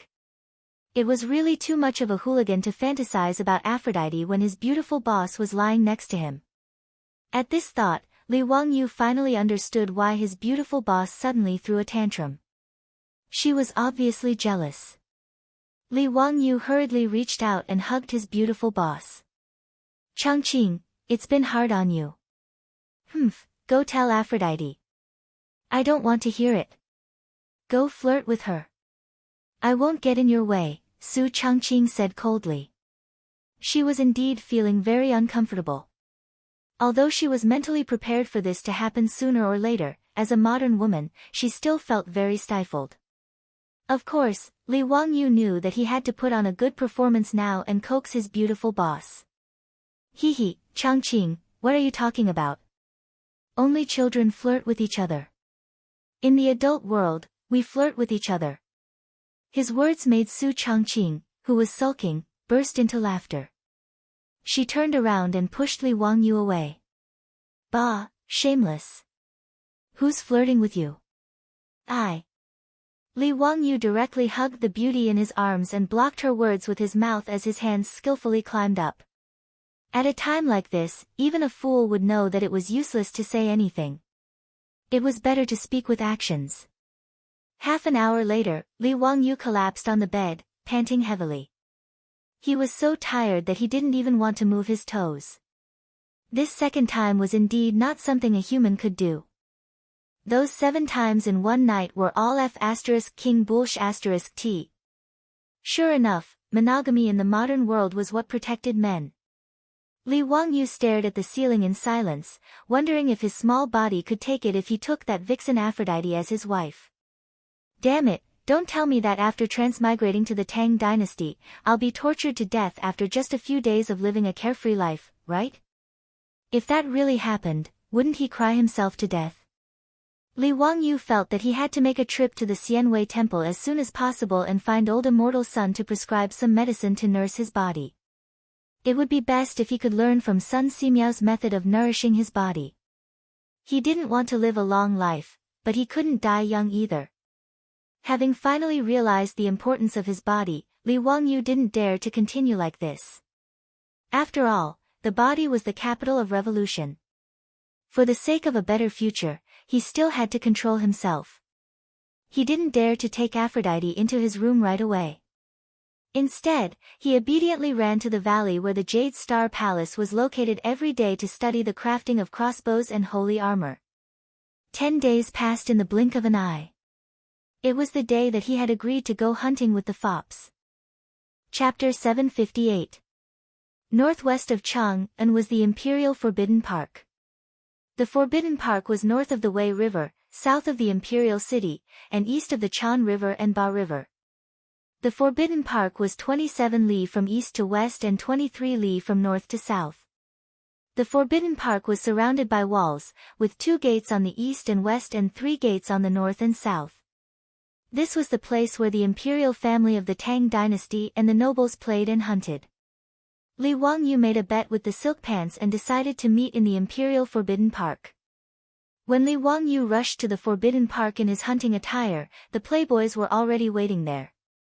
Ziyu, we've been waiting for you for a while.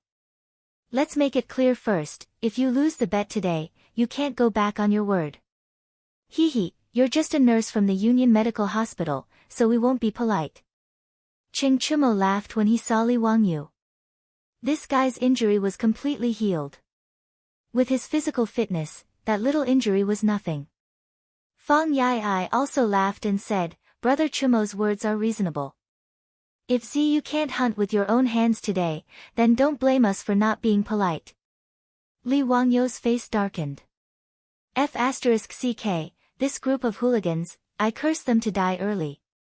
He was too lazy to pay attention to this group of shameless people. After all, he would definitely not lose today's hunt. Li Wangyu was secretly happy when he thought of winning the bet and seeing Cheng Chumo and Fang Yai's dumbfounded faces. Let these bastards laugh. The happier they laugh now, the more they will cry later. Chai Lingwu looked at Li Wangyu and Niu Wu behind him and asked curiously, Ziyu, where is your hunting crossbow? Why don't I see it? Hearing his words, the foppish lords noticed that Li Wangyu didn't have a crossbow on his back, only a strange-looking wooden stick. It looked like a crossbow, but it didn't have a crossbow arm or a bowstring. As for Niu Wu and the dozen or so troops, except for the shi at their waist, each of them carried a large wooden box, but there was no crossbow. Looking at the size of the wooden box, there was no way it could fit a crossbow. How could he hunt without a crossbow? Fang Yai was stunned for a moment before he clapped his hands and laughed, Zio, you admit defeat so easily. Knowing that you can't win, you didn't even bring your crossbow. Ha, don't worry. Big Brother will hunt a few more game today and send them to your residence later. As for the nurses in the hospital, I will gladly accept them. Zio is indeed smart and knows your place. That way, you won't show any signs of cowardice and be mocked by us. Seeing that you're so tactful, we won't laugh at you today. Ziyu, what are your troops carrying? Is it cooking utensils? It must be the cooking utensils. Zio, you're so thoughtful. Now that we've caught some prey, we can immediately slaughter it and have a picnic in the Forbidden Garden. That's quite interesting. Li Wangyu couldn't help but smirk as the foppish young masters talked. The large wooden box on the backs of Niu Wu and the others was naturally not the cooking utensils, but the 13 sets of armor that Yen Liben had ordered the supervising craftsman to make. Li Wangyu was also very playful in his cosplay. Not only did he make the holy garment, he even found the craftsman to make the box to hold the holy garment out of wood. The reason why he had Niu Wu and the others bring it here today was naturally because he planned to force the foppish young masters to wear the holy garment and swagger back to Chang'an City after the hunt. As for the composite crossbow that he had ordered Yen Liben to make, it was also successfully made. The wooden stick on his back that looked strange to the foppish young masters was the body of the composite crossbow. As for the crossbow arm and string, because they were made of fine steel, they were easy to disassemble. At the moment, they were still in the wooden box on Niu Wu's back and had not been taken out for assembly. It was normal that the foppish young masters couldn't recognize the crossbow on his back. After all, he had copied the design of the composite crossbow in the future. The crossbow looked more like a sniper rifle in the future. Of course, Ching Chumo and the others couldn't recognize what it was. Li Wangyu chuckled.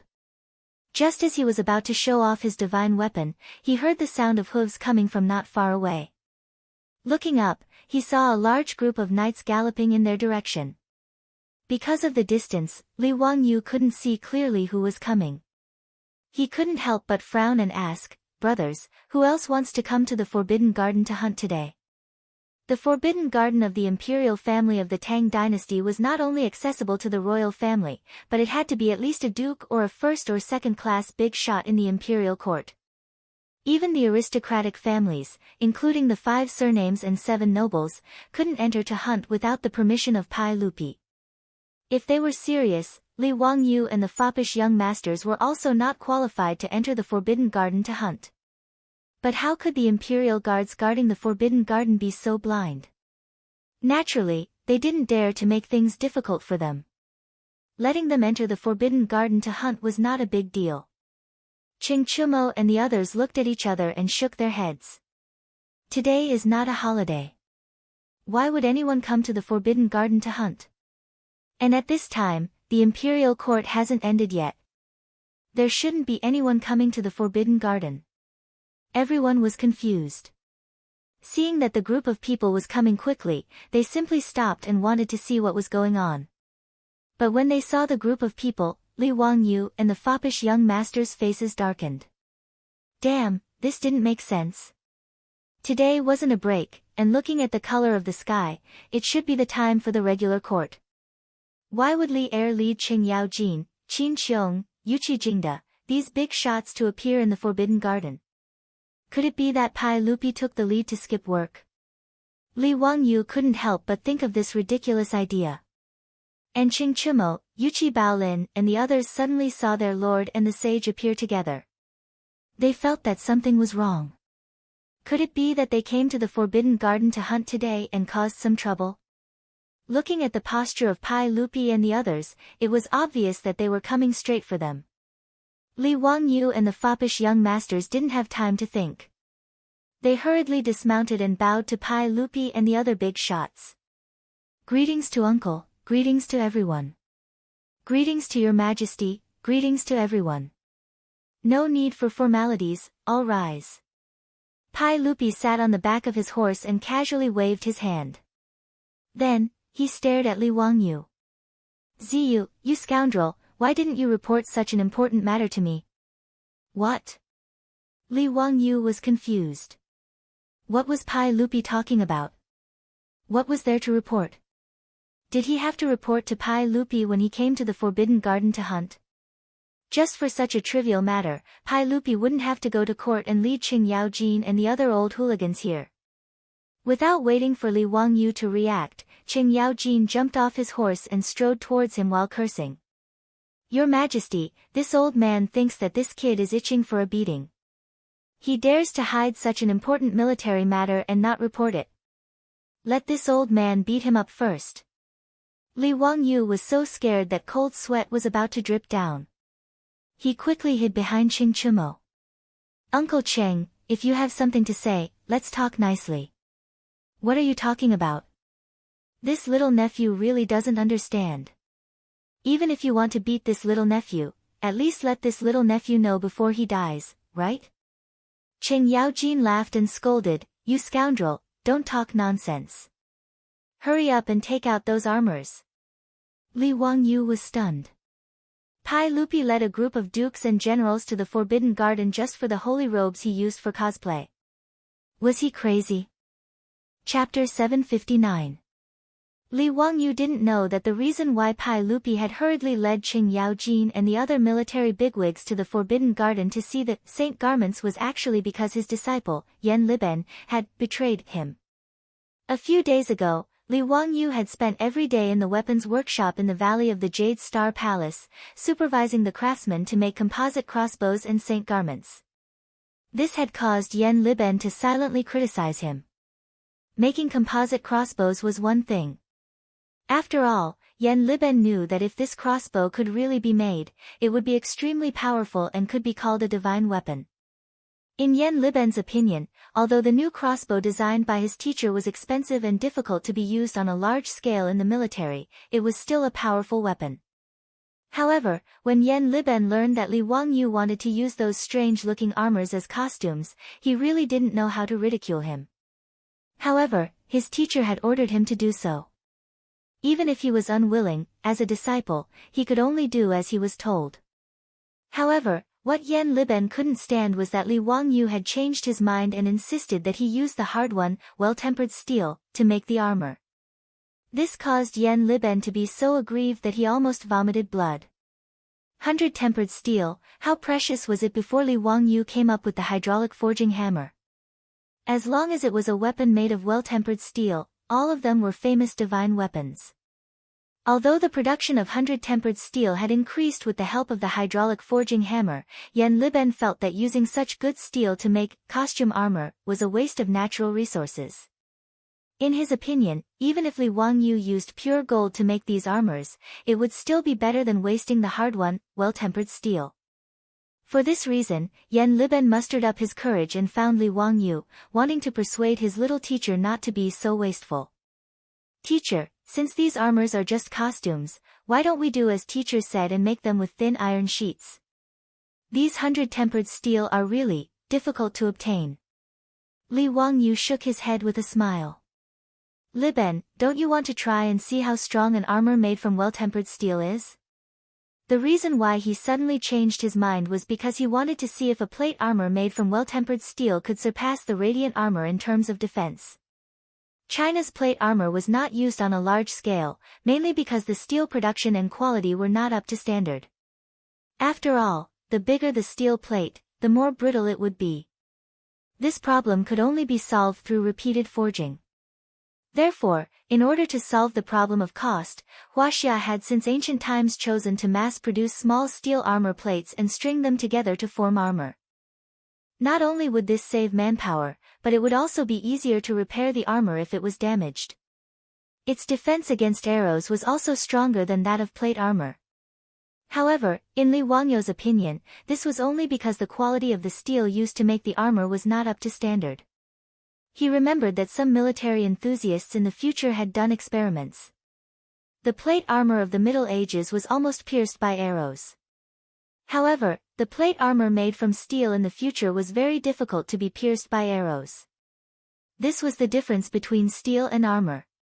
When Li Wangyu asked the blacksmith to make the saint garment, he thought of this point and began to ponder. If he used the 100-tempered steel to make the armor, with the hardness of the 100-tempered steel, would it be able to effectively defend against the attack of cold weapons?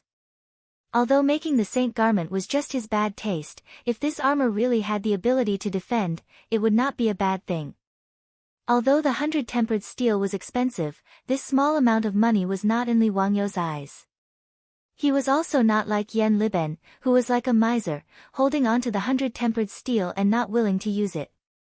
In his opinion, the so-called 100-tempered steel was just the result of the blacksmith repeatedly folding, forging, heating, carbonizing, and forging to increase the toughness of the steel.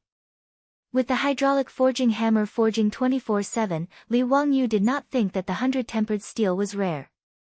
Yen Liben did not know how to respond to Li Wangyu's words. Using the 100-tempered steel to make armor. In his opinion, this was as extravagant as comparing the wealth of the West Jin dynasty Shi Chong and Wang Kai.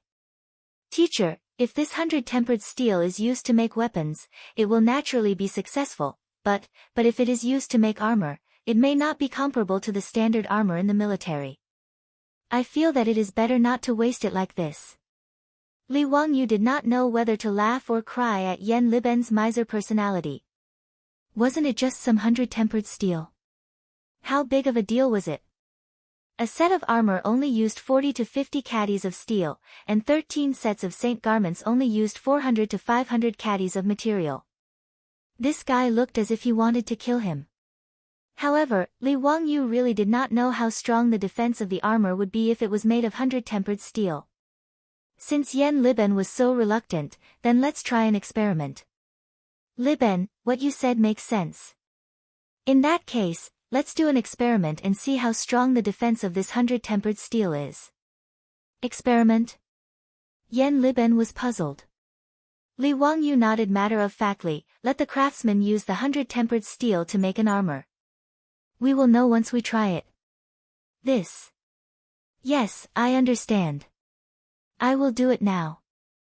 Yen Liben wanted to persuade him, but seeing Li Wangyu's insistence, he could only nod and agree helplessly. With the help of the hydraulic forging hammer, an armor the size of a breastplate was quickly made. Li Wangyu looked at the armor. It was only about 1 millimeter thick and did not feel heavy when he held it in his hand. When he watched TV shows in his past life, he always had the misconception that ancient armor was very heavy. In fact, this was not the case. Most of the armor unearthed in his past life were between 1 to 3 millimeters thick. If it was any thicker, the armor would be too heavy to wear in battle.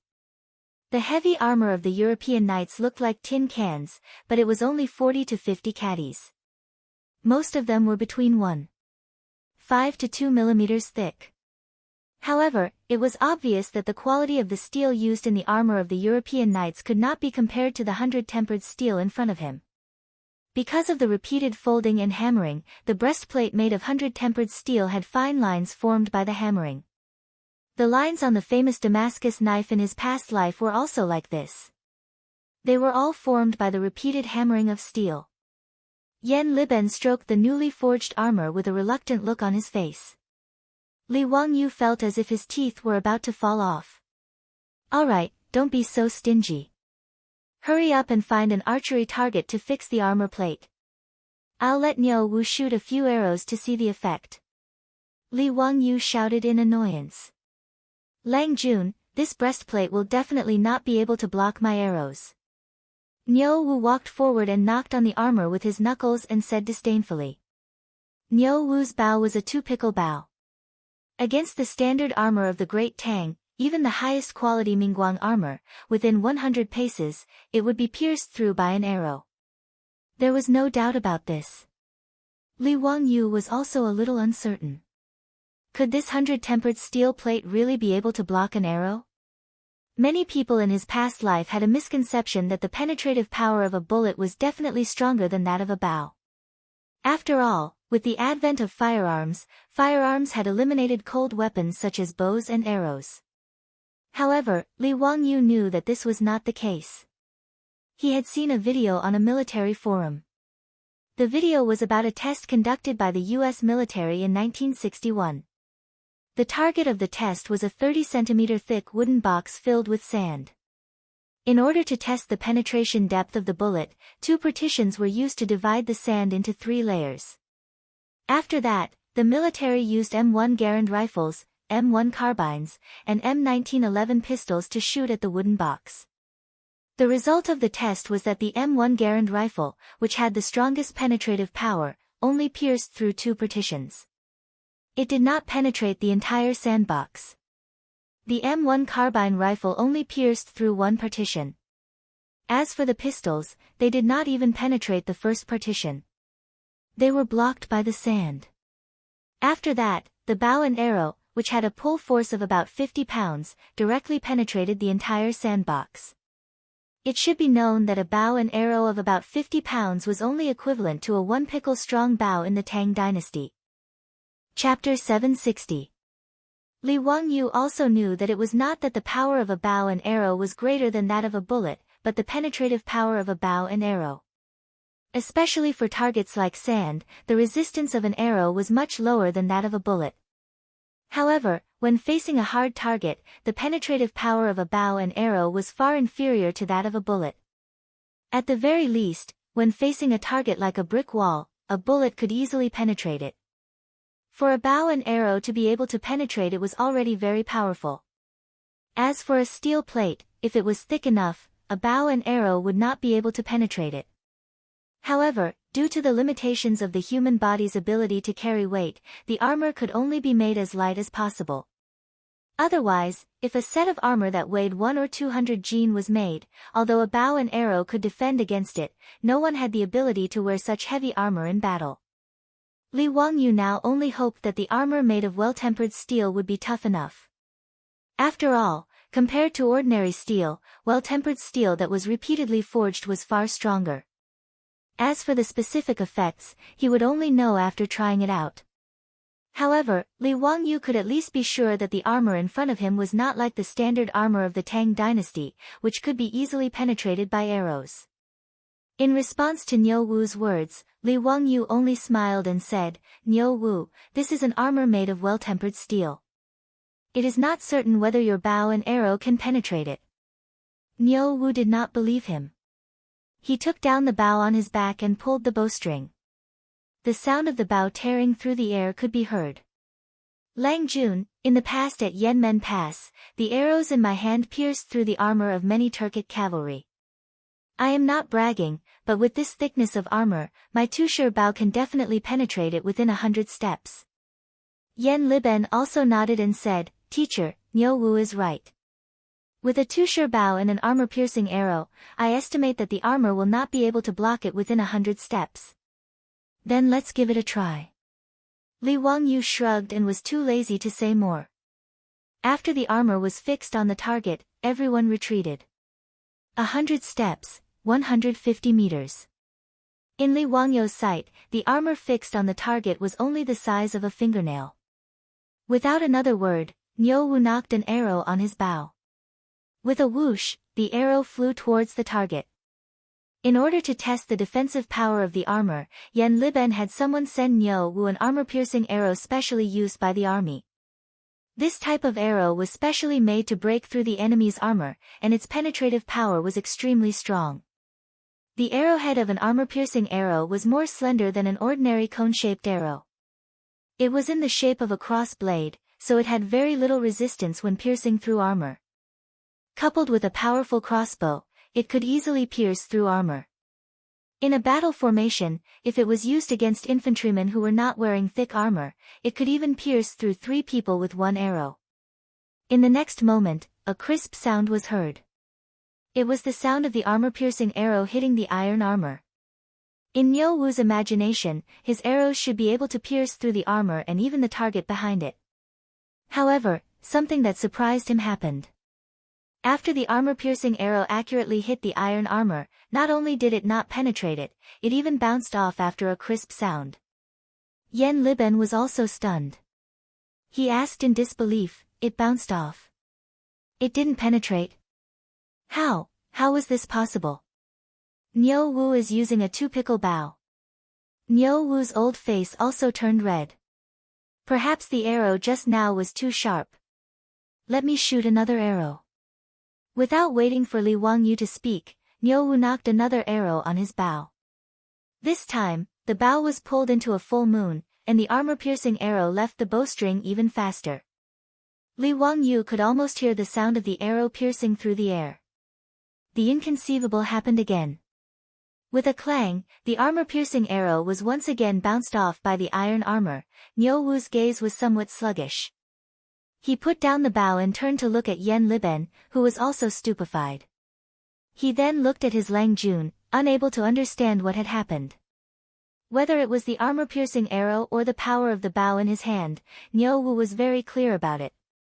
When he was outside Yanmen Pass, at a distance of 150 paces, he had consecutively shot down several Turkic armored cavalry. It must be known that the Turkic armored cavalry were equipped with circular armor, and its defensive power was not at all inferior to the standard armor of the Tang dynasty. But even so, at a distance of 150 paces, the most elite armored cavalry of the Turkic people still could not block Niu Wu's two-pickle bow and armor-piercing arrow. But today, he had really seen a ghost. At a distance of only 100 paces, 2 arrows in a row were unable to penetrate the iron armor. Seeing that he really could not penetrate the iron armor at a distance of 100 paces, Niu Wu did not believe in heresy. He walked a few steps toward the target and knocked another arrow on his bow. With a clang, the armor-piercing arrow was once again bounced off. Niu Wu continued to shorten the distance between him and the iron armor. 90 paces, 80 paces, 70 paces, until he was 50 paces away. Finally, the armor-piercing arrow was no longer bounced off the iron armor. Instead, it pierced into the iron armor, causing the arrow feathers to tremble. Niu Wu put down the bow and wiped the sweat off his forehead. Even for someone as strong as him, shooting the two-pickle bow 7 or 8 times in a row still caused his arms to feel somewhat sore. Li Wangyu also did not expect that the iron armor forged with well-tempered steel would have such great defensive power. At a distance of 50 paces, or more than 70 meters, the armor-piercing arrow had only pierced into the iron armor. Yan Liben was even more shocked. The defensive power of this iron armor was completely beyond his imagination. Everyone quickly walked to the target and saw that there were only 7 or 8 dents on the iron armor. It was obvious that these were the marks left behind by the armor-piercing arrow just now. As for the arrow that was hanging on the iron armor, Li Wangyu lightly touched it and it fell to the ground. Upon closer inspection, the arrowhead of the armor-piercing arrow only made a small hole in the iron armor. It did not penetrate it at all. Niu Wu was now speechless. At a distance of 50 paces, the two-pickle bow and the armor-piercing arrow could not penetrate this iron armor. If this kind of steel was forged into armor, wouldn't it be equivalent to being invulnerable? Lang Jun, this iron armor is very hard. I estimate that it would take at least 20 to 30 paces to penetrate this iron armor. TSK, if I had this kind of armor when I went to the battlefield with my elder brother, he would not have lost an arm. Li Wangyu nodded. In the era of cold weapons, if there was a good set of armor, it could indeed effectively reduce the probability of injury. He pondered for a moment and then said to Yan Liben, let the craftsman line the back of this iron armor with a few more layers of silk, and then line it with tanned cowhide. In this way, I estimate that even at a distance of 20 to 30 paces, Niu Wu would not be able to penetrate this iron armor. Li Wangyu's method was naturally the compound defense of the bulletproof vests of the later generations. The iron armor absorbed and reduced the kinetic energy of the arrowhead, and the silk was made of raw silk. It had good elasticity and tensile strength, which could further reduce the kinetic energy of the bow and arrow. The innermost layer of cowhide itself had very strong tenacity and could defend against the arrowhead. With 3 layers of compound defense, Li Wangyu did not believe that any bow and arrow could penetrate this kind of armor. However, Niu Wu did not believe his words.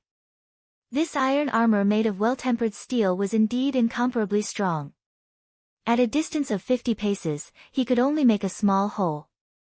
But to say that this iron armor could not be penetrated by a few layers of thin silk and a layer of cowhide, no matter how one looked at it, this sounded like a fantasy story. Lang Jun, I don't believe your words. Niu Wu said in a low muffled voice. Yan Liben also shook his head. He naturally did not believe Li Wangyu's words. Seeing that the two did not believe his words, Li Wangyu was happy. Liben, how about you make a bet with your master? According to what your master said, Niu Wu's arrow cannot penetrate this armor. Then, you will make all 13 sets of armor out of well-tempered steel. How about it? If the arrow penetrates, you can use any pig iron to make this armor for your master. How about it, do you dare to make a bet? Chapter 761. Li Wangyu felt that ever since he transmigrated to the Tang dynasty, this sentence had almost become his catchphrase. However, this matter could not be blamed on him. Who asked the Tang people to be so fond of gambling? Furthermore, his words were often doubted by others. Therefore, Li Wangyu did not mind using this kind of thing to obtain some benefits for himself. For example, using 100 refinement steel to make armor. Although he could force Yan Liben to take out 100 refinement steel to make the armor, Yan Liben did not believe him. But since Yan Liben didn't believe him, then why not make a bet with him? If he could make Yan Liben willingly take out the 100 tempered steel to forge these 13 sets of armor for him, why not? For Li Wangyu to propose such a bet, he was naturally confident. Firstly, the toughness of the armor made from 100 refinement steel exceeded his expectations. The armor, which was only 1 millimeter thick, was actually able to cause Niu Wu's bow to fail at 50 steps. This was enough to show the toughness of the armor. Secondly, Li Wangyu was confident in the concept of composite protection for bulletproof vests in the future. Although the Tang dynasty could not make the Kevlar fiber used in the future bulletproof armor, silk could have a similar effect. When the Mongol cavalry swept across Europe and Asia, their suicide squad, the Balu battalion, would use many layers of silk to tightly wrap their bodies before every battle. They would use layers of silk to wrap it up and use it as a soft armor to reduce the damage caused by the arrows. The world's first bulletproof armor was invented by a tailor in England after the Industrial Revolution. It was made from coated silk. Coupled with the cowhide lining, Li Wangyu didn't believe that Niu Wu's arrow could pierce through the 3 layers of armor that were hard, soft, and tough together. However, Yan Liben and Niu Wu didn't see it that way. Yan Liben carefully looked at the armor that Niu Wu's bow had made a small hole in. Niu Wu was able to make a hole in the armor when he was 50 steps away. If he was 20 to 30 steps away, how could the armor not be pierced? So what if he added leather to the lining? The Tang army's 13 sets of armor included leather armor. The leather armor of the Tang dynasty was made of many layers of leather, mostly made of rhinoceros, shark, and other leather. The advantage of leather armor over metal armor was that it was lighter and cheaper. However, it wasn't very effective against archers. Even the many layers of leather could not block the arrows. What use would the silk and cowhide that his teacher had mentioned be against the arrows shot from the two-pickle bow? As for the silk cloth that Li Wangyu mentioned, what the hell was that? Among the Tang 13 armors, there was a silk cloth armor. Armor made of silk cloth had a beautiful appearance, but it had no defensive function. It was merely the clothing of a general or a ceremonial attire. Therefore, Yan Liben naturally did not think that the silk and cowhide behind the iron armor could withstand the arrows. Wasn't that a pure joke? Although Yan Liben had to admit that the armor made of well-tempered steel was much harder than the armor of the Tang army, when he thought about the dozens of kilograms of well-tempered steel used to make the armor, Yan Liben felt his heart ache. Furthermore, his teacher didn't make these armors to kill enemies on the battlefield, but to use them as costumes. He naturally couldn't bear such an extravagant act. If he could use the opportunity of making a bet with his teacher to save this batch of well-tempered steel, that would be a good thing. Thinking of this, Yan Liben nodded without hesitation and said, "Okay, I will make this bet with my teacher." "Teacher, you have to keep your word." Niu Wu shook his head at the side. He felt that his Lang Jun was too confident and would probably lose the bet with Yan Liben. Li Wangyu chuckled and said, "Liben, you will lose for sure. Prepare the well-tempered steel to make my armor." Yan Liben didn't reply and immediately ordered people to call the craftsmen over. They began to modify the armor according to Li Wangyu's instructions. The craftsmen tightly layered layers of silk cloth on the back of the armor. Between each layer of silk cloth, they painted a layer of tung oil paint according to Li Wangyu's instructions. After that, they found a hard cowhide and wrapped it in silk cloth and used rivets to tightly weld the cowhide and the armor together.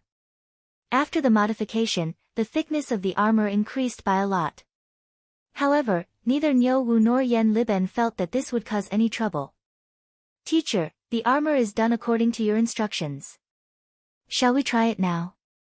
Yan Liben was already a little impatient. He was very happy to see his teacher suffer a setback. Li Wangyu rolled his eyes and decided to add insurance to his bet. "Okay, Liben, get someone to find a pig." "Pig?" Yan Liben didn't understand Li Wangyu's meaning. Li Wangyu nodded as if it was a matter of course. "Tie this armor to the pig. If Niu Wu's arrow can penetrate the armor and kill the pig, then it will be considered my loss. If it can't kill the pig, Liben, you can obediently go and make me an armor." His idea was to use the pig's skin and thick layer of fat on the pig's body to add a little more trouble to the arrow. Li Wangyu believed that even if Niu Wu's arrows could penetrate through iron armor, silk, and cowhide, it would be impossible for them to have a greater penetrative power, passing through the obstruction of pig skin and fat. Yan Liben heard this and opened his mouth. He felt that something was wrong, but he couldn't say anything to refute. The purpose of the armor was naturally to protect the person wearing it. If the arrow couldn't kill the pig at a distance of 20 to 30 steps, it would indeed prove the armor's strong defense. But the bet he made with his teacher didn't seem to be like this. Teacher, the bet you made with me seemed to be whether or not the arrow could penetrate the armor. Yan Liben said gloomily. Li Wangyu didn't care so much. He argued, if the arrow can't kill the pig, then how can it be considered as penetrating the armor? Liben, the armor is to protect the person wearing it. This is a very strict matter and can't be faked. Yan Liben's face turned red from his words. He knew that something was wrong, but he didn't know how to reply. He could only bow to Li Wangyu to show that he had learned something. Niu Wu, who was watching from the side, was also dumbfounded. His Lang Jun was really a little shameless. Wasn't this clearly bullying Yan Liben for being honest? How thick was the pig's skin? How could it be compared to a human? He and his brother Niu Yong often went into the Qinling Mountains to hunt. Usually, when they encountered wild boars in the mountains, they were unwilling to provoke them. Things with thick skin, not only would a few arrows not kill them, they would often arouse the wild boar's ferocious nature. Although domesticated pigs weren't as difficult to provoke as wild boars, they weren't easily killed by a few arrows. Niu Wu naturally wouldn't expose his Langjuan's thoughts. He only looked at Yan Liben with a sympathetic gaze.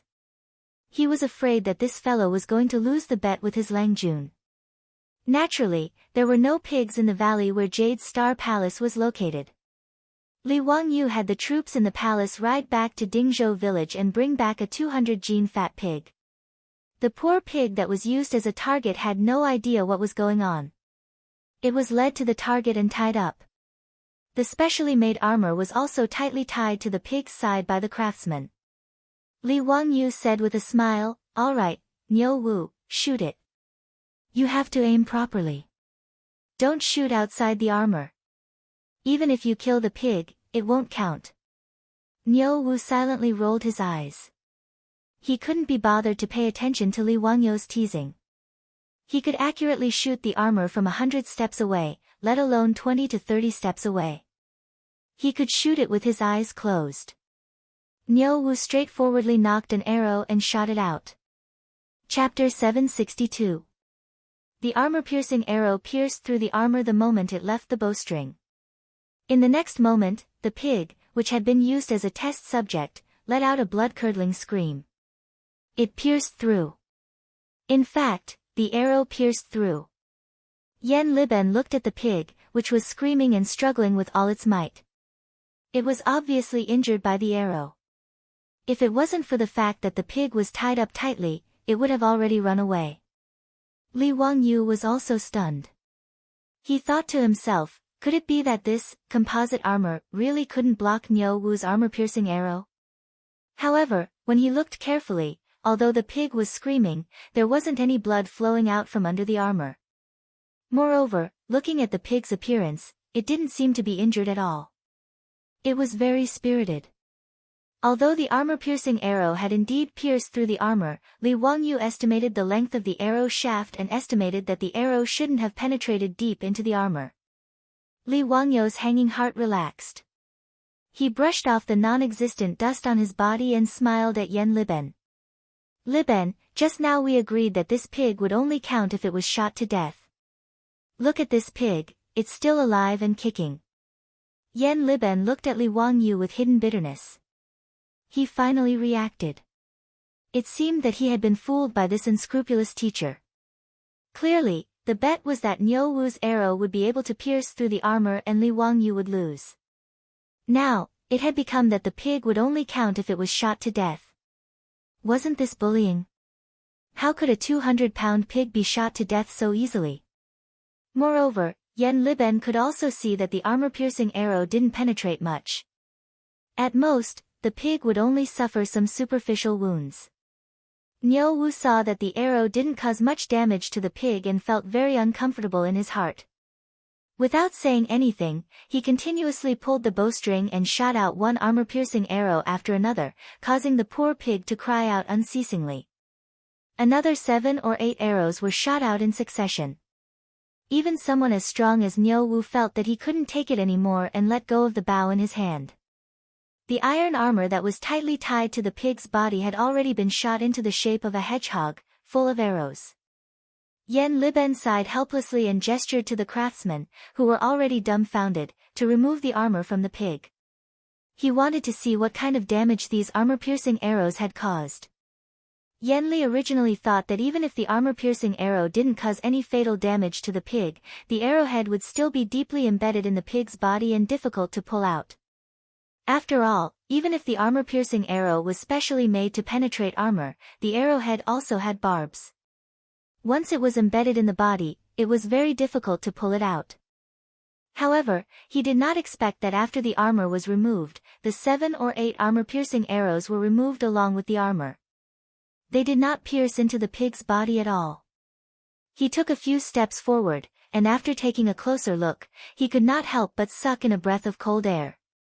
On the back of the armor, one could clearly see that the sharp and slender armor-piercing arrow had only pierced through the arrowhead. What he could not understand was that after piercing through the armor, the arrowhead was wrapped in silk. After piercing through the inner lining of the cowhide, only the tip of the arrowhead could be seen, shining coldly under the sunlight. Looking at the fat pig again, even though it was making loud noises, there were only 7 or 8 small wounds on its body. There was almost no blood flowing out of them. Niu Wu could not help but cry out, "What a strong armor! Even a 2-pickle strong bow could not penetrate it.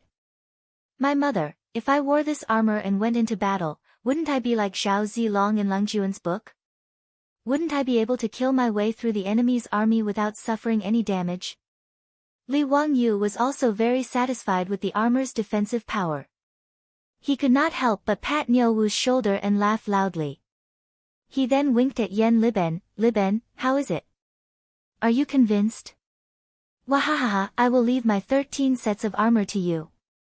Yen Liben was very helpless, but he could only nod and cup his hands. "Yes, your disciple will not be careless."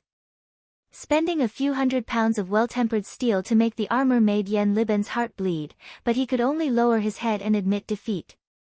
With the help of the hydraulic forging machine and the skilled craftsmen working day and night, the 13 sets of Saint Seiya's holy armor were finally completed the day before Li Wangyu and the foppish lords agreed to hunt. All the armor was made of well-tempered steel and lined with silk and cowhide. Its defensive power was astonishing. In addition, the outer layer of the armor was plated with shining gold. It was simply like a piece of art that made people gasp in amazement. Li Wangyu looked at the Saint Seiya armor and felt very proud. This was what it meant to be cosplay. Compared to the genuine Saint Seiya armor, the cosplay Saint Seiya armor in the future was simply a knockoff that couldn't be more knockoff. Li Wangyu dared to say that if these 13 sets of Saint Seiya armor were to be auctioned in the future, it would definitely make those anime nerds go crazy. Although he was not an anime nerd, when faced with such exquisite Saint Seiya armor, he was also very fond of it. After all, these were beautiful memories of his youth. Li Wangyu could not wait any longer and had Niu Wu help him put on the Saint Seiya armor. The Saint Seiya armor was made of fine steel, and each set weighed around 40 pounds. This weight was nothing to a general, but to Li Wangyu's small body, it was too heavy. After putting on the Saint Seiya armor, Li Wangyu felt that he could barely move his feet. He forced himself to strike a few poses in front of the bronze mirror, narcissistically admiring his appearance in the Saint Seiya armor. Li Wangyu hurriedly had Niu Wu help him take off the Saint Seiya armor. "Damn it, I have to start working out." Li Wangyu secretly swore in his heart. Otherwise, it would be difficult to act cool, not to mention that there were still beauties at home who needed his comfort. It was impossible to not have a good body. Li Wangyu was extremely satisfied with these 13 sets of armor. He ordered Niu Wu to put them all into wooden boxes and prepare to take them away. Yen Liben, who was at the side, wanted to say something but stopped. His face was full of conflict and reluctance. He originally thought that these armors looked strange, but when they were really made and placed together, Yen Liben could not bear to give them to Li Wangyu. He caressed these shining golden Saint Seiya armor. That reluctant expression made Li Wangyu start to suspect that Yen Liben had a fetish. Why did it feel like he was going to take away these Saint Seiya armor as if he was going to steal his concubines from his residence? Teacher, are you really going to use these armors as costumes? This is too wasteful. Yan Liben hesitated for a moment, but still said. Li Wangyu looked at these Saint Seiya armor and also hesitated. Damn it, should he still give these exquisite Saint Seiya armor to Qing Chumo and the others? Wasn't it a bit wasteful? He had originally wanted to torture the wastrels, but now, why did it seem like he was giving them a reward? Li Wangyu also wanted to collect these golden Saint Seiya armor himself. He was even a bit reluctant to give it to the wastrels. Just as he was letting his imagination run wild, he heard Niu Wu ask, Lang Jun, why are these armors placed in boxes? What is the meaning of the scorpion and bull engravings on these boxes? Chapter 763. Li Wangyu knew that Niu Wu was asking about the constellation diagrams of the 12 ecliptic palaces on the wooden box. Li Wangyu had strictly followed the Saint Seiya's in the comics. The patterns on the wooden boxes were naturally carved according to the 12 constellations, such as Aries, Taurus, Cancer, and so on. However, there was no such thing as the 12 constellations in China, and Li Wangyu didn't know how to explain it to Niu Wu. Since ancient times, China had divided the sky near the ecliptic into 12 parts from west to east. They were called the 12 stars, and their meaning was the same as the 12 constellations in the west. Star Epoch, Xianku, Bian, Jianglu, Delyang, Shen, Quail Head, Quail Fire, Quail Tail, Longevity God, Dehua, and Jiamu were the 12 stars of China. The 12 stars corresponded to the 12 constellations of the zodiac: Capricorn, Aquarius, Pisces, Aries, Taurus, Gemini, Cancer, Leo, Virgo, Libra, Scorpio, and Sagittarius. However, the 12 constellations of the zodiac were created by the ancient Greeks, and the Tang dynasty didn't know about Greece. Li Wangyu didn't know how to explain it to Niu Wu, so he could only vaguely say, it's the 12 stars, also known as the 12 constellations of the zodiac. Yan Liben, who was standing to the side, suddenly clapped his hands. No wonder I felt that these armors were strange. So it turns out that Master had forged them according to the 12 constellations.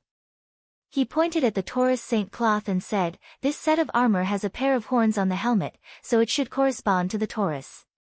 Master, am I right? Li Wangyu was dumbfounded. Yan Liben actually knew about constellations? Why did this matter sound so fantastical? The Tang people also knew about constellations? This didn't make sense. Yan Liben still wanted to continue. He found the Capricorn Saint cloth and said self-mockingly, this should be the armor corresponding to the Capricorn Saint cloth.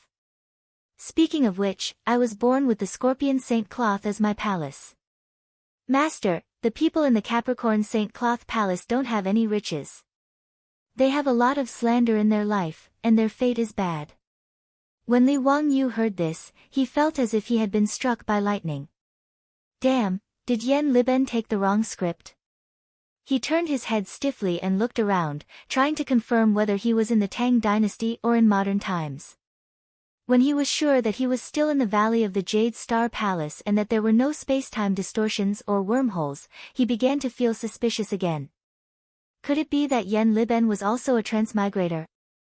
Or was Yan Liben's soul replaced by the soul of a modern person? Otherwise, how would he know about the 12 ecliptic palaces, and even talk to him about how Capricorn constellation's fate was bad? Li Wangyu wiped the cold sweat from his forehead and carefully asked, Li Ben, what's your QQ number? What QQ? Yan Liben was confused. He didn't understand what Li Wangyu was talking about. Li Wangyu saw his blank face and asked curiously, the Heavenly King covers the Earth Tiger? Yan Liben became more and more confused. He didn't understand why his teacher would say something he didn't understand. Li Wangyu saw that his confused expression wasn't fake, and that he didn't reply with, pagoda suppresses river demons, or, chicken stewed with mushrooms.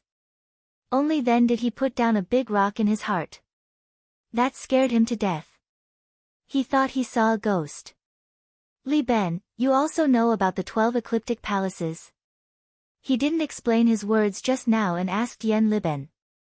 Yen Liben looked at Li Wangyu curiously and nodded, explaining, yes, this 12 ecliptic palaces was passed down from India to the Central Plains. This disciple also heard about it from a Buddhist monk.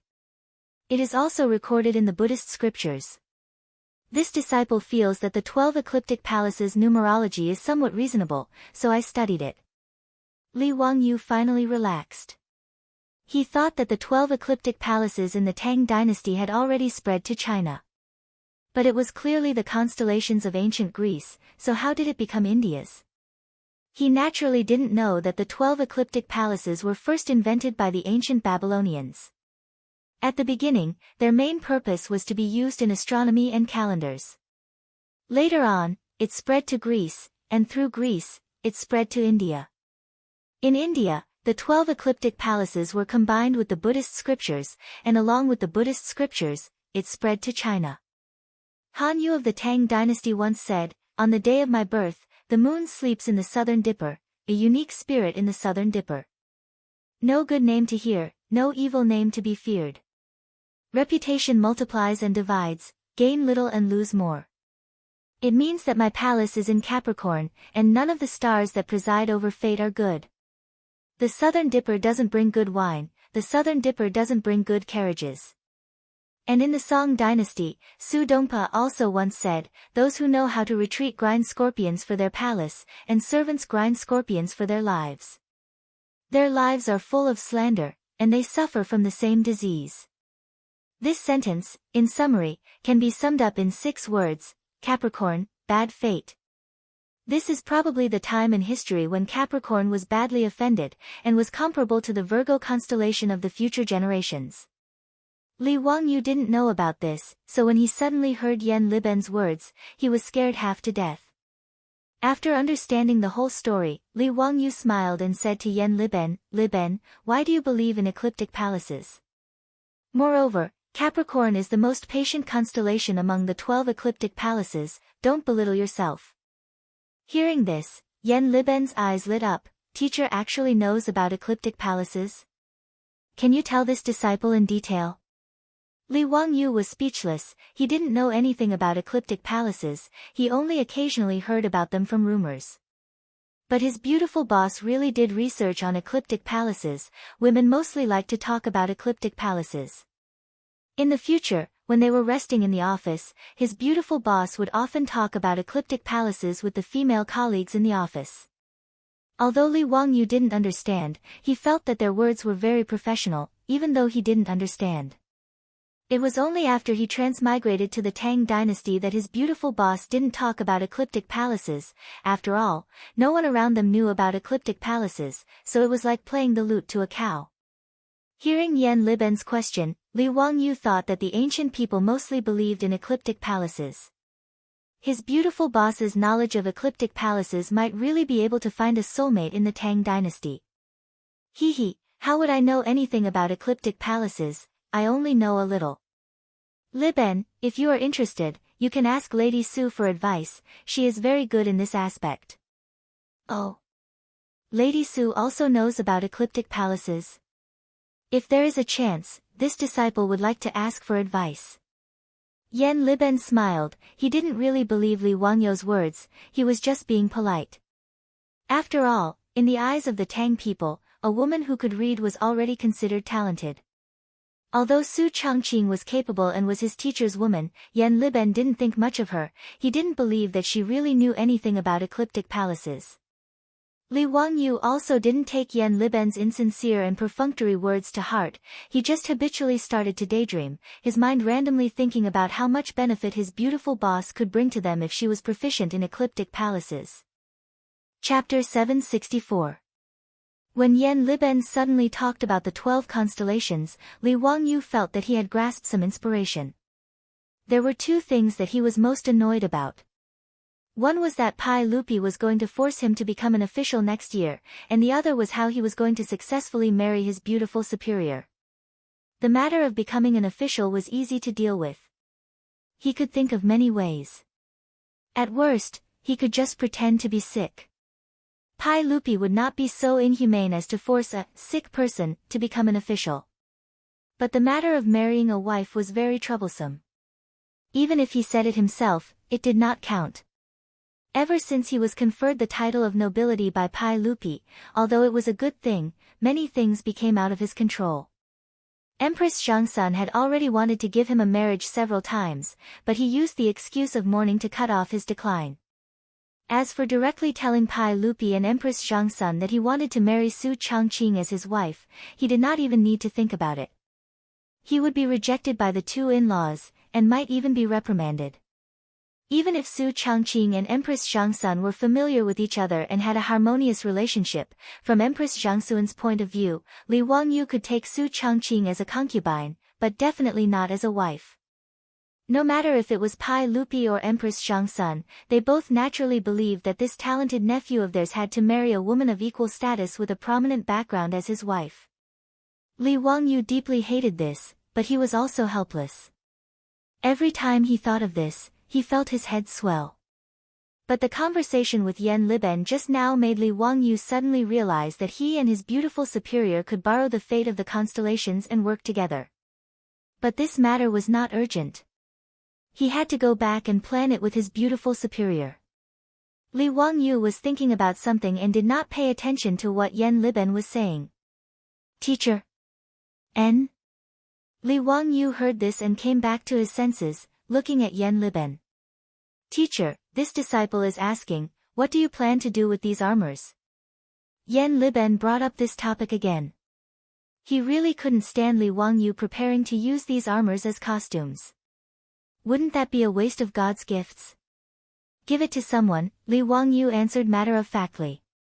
Yan Liben was stunned. He didn't expect that Li Wangyu would spend so much money to make these armors for someone else. Teacher, are you going to offer these armors to the saints or Lu Guogong? Yan Liben asked again. Li Wangyu shook his head, no, I am preparing to give it to Qing Chumo, Fang Yai and the others.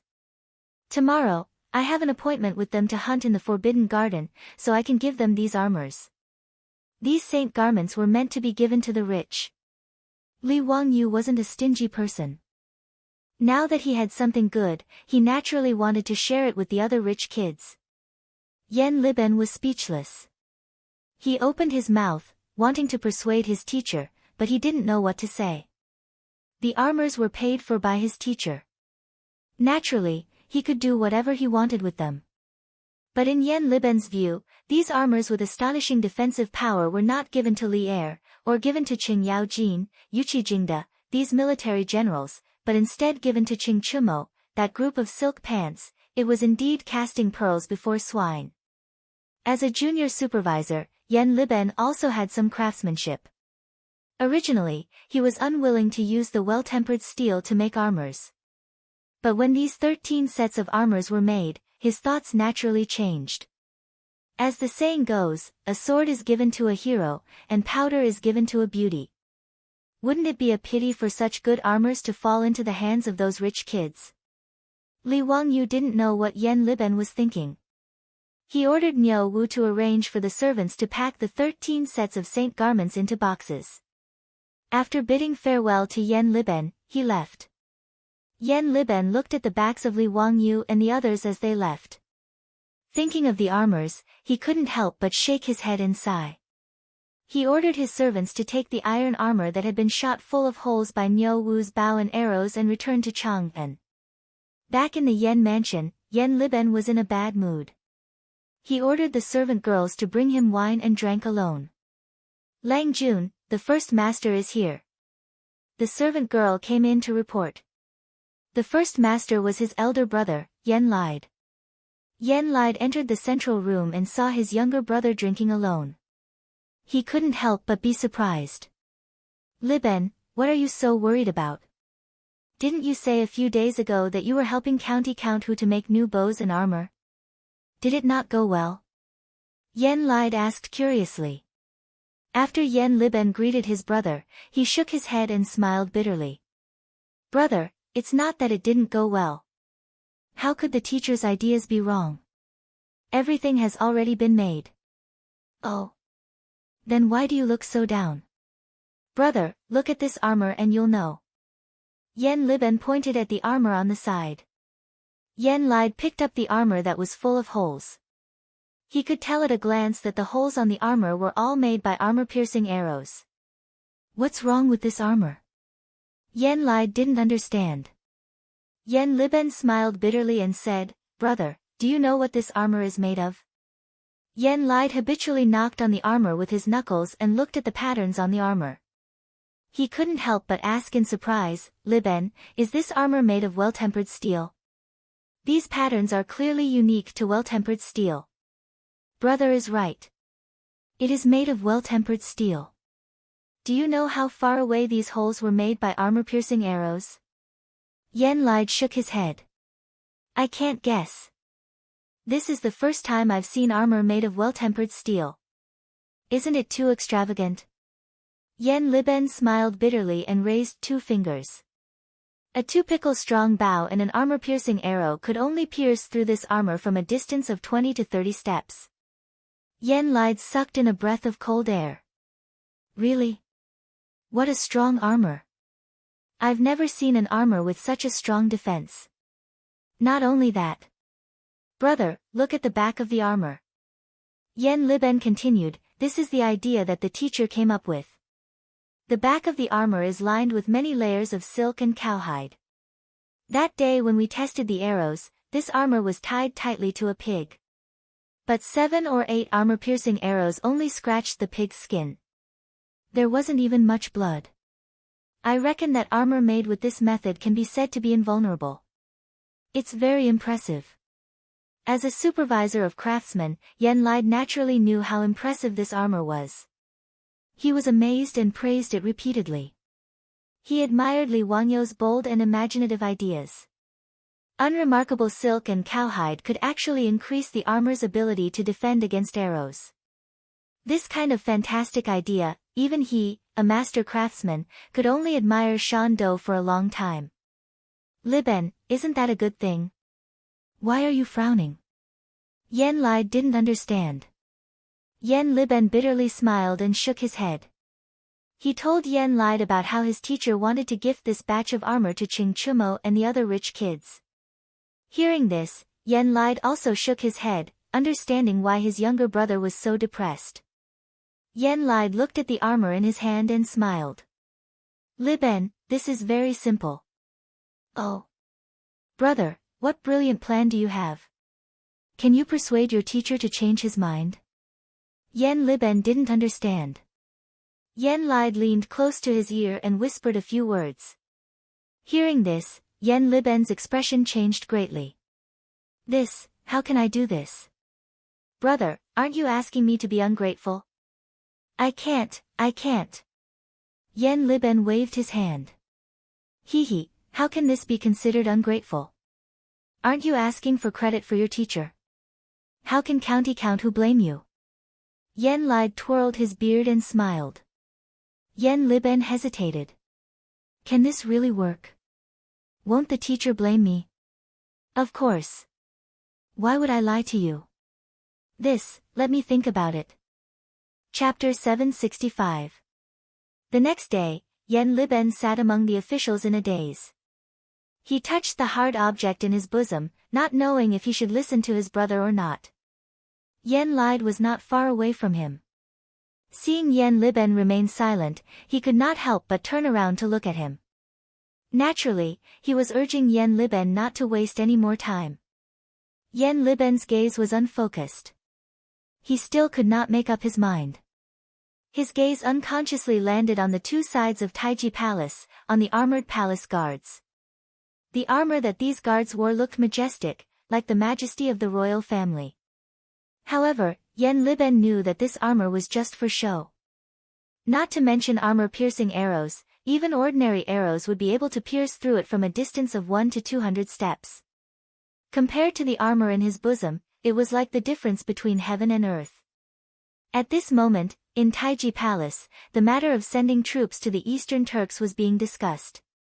In the winter of the 2nd year of Zhengguan, internal strife broke out in the Eastern Turks. Shui Yentua, Hueha, Bei, and the other tribes betrayed them. The plains were also hit by a snowstorm, causing many sheep and horses to die. As a result, there was a famine, and the Eastern Turks all left. The second Khan of the Eastern Turks, Tuli Kaghan, had been suppressed by Shili Kaghan for a long time. He had also secretly contacted the Tang dynasty, expressing his willingness to submit. Faced with such an opportunity, how could Pai Lupi let it go? He had already made up his mind to attack the Eastern Turks. The officials in Taiji Palace had already discussed for a long time about the preparation of the various troops and provisions, as well as how to send troops. Yan Liben listened to Li Er, Li Jing, Qing Yaojin, and the others discussing military matters. He once again reached out to touch the armor in his bosom. Finally, he gritted his teeth and made up his mind to listen to his elder brother's suggestion and betray his teacher. He had already made up his mind. After the court ended, he would go to his teacher's residence to ask for forgiveness. He was willing to accept any blame from his teacher. Yan Liben suddenly stood up and interrupted the court meeting. Your Majesty, I have something to report. Pai Lupi was listening to Dai Ren's report on the provisions of the various provinces. Suddenly interrupted by Yan Liben, he could not help but frown. Official Yan, what's the matter? Pai Lupi knew that Yan Li had always been a steady person. If there wasn't anything important, he wouldn't be so rash. Therefore, even though he was displeased, he still asked. Yan Liben took out the piece of armor from his bosom and raised it above his head. He bowed and said, Your Majesty, my teacher, Li Zio, the county count of Huxian, has recently created a new type of armor. It is indestructible and is truly a divine weapon. This subject requests Your Majesty to request for a reward for my teacher. This was his elder brother Yan Li's idea. Under the pretext of claiming credit for Li Wangyu, he would let Pai Lupi know about this matter. Pai Lupi was an emperor on horseback who had been on the battlefield for a long time. How could he tolerate such a precious armor falling into the hands of others?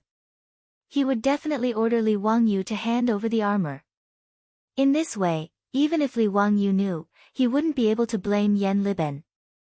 Of course, this was just an excuse. Yan Liben knew that by doing this, he would be betraying his teacher. However, he really couldn't bear to see such a precious armor fall into the hands of a few wastrels.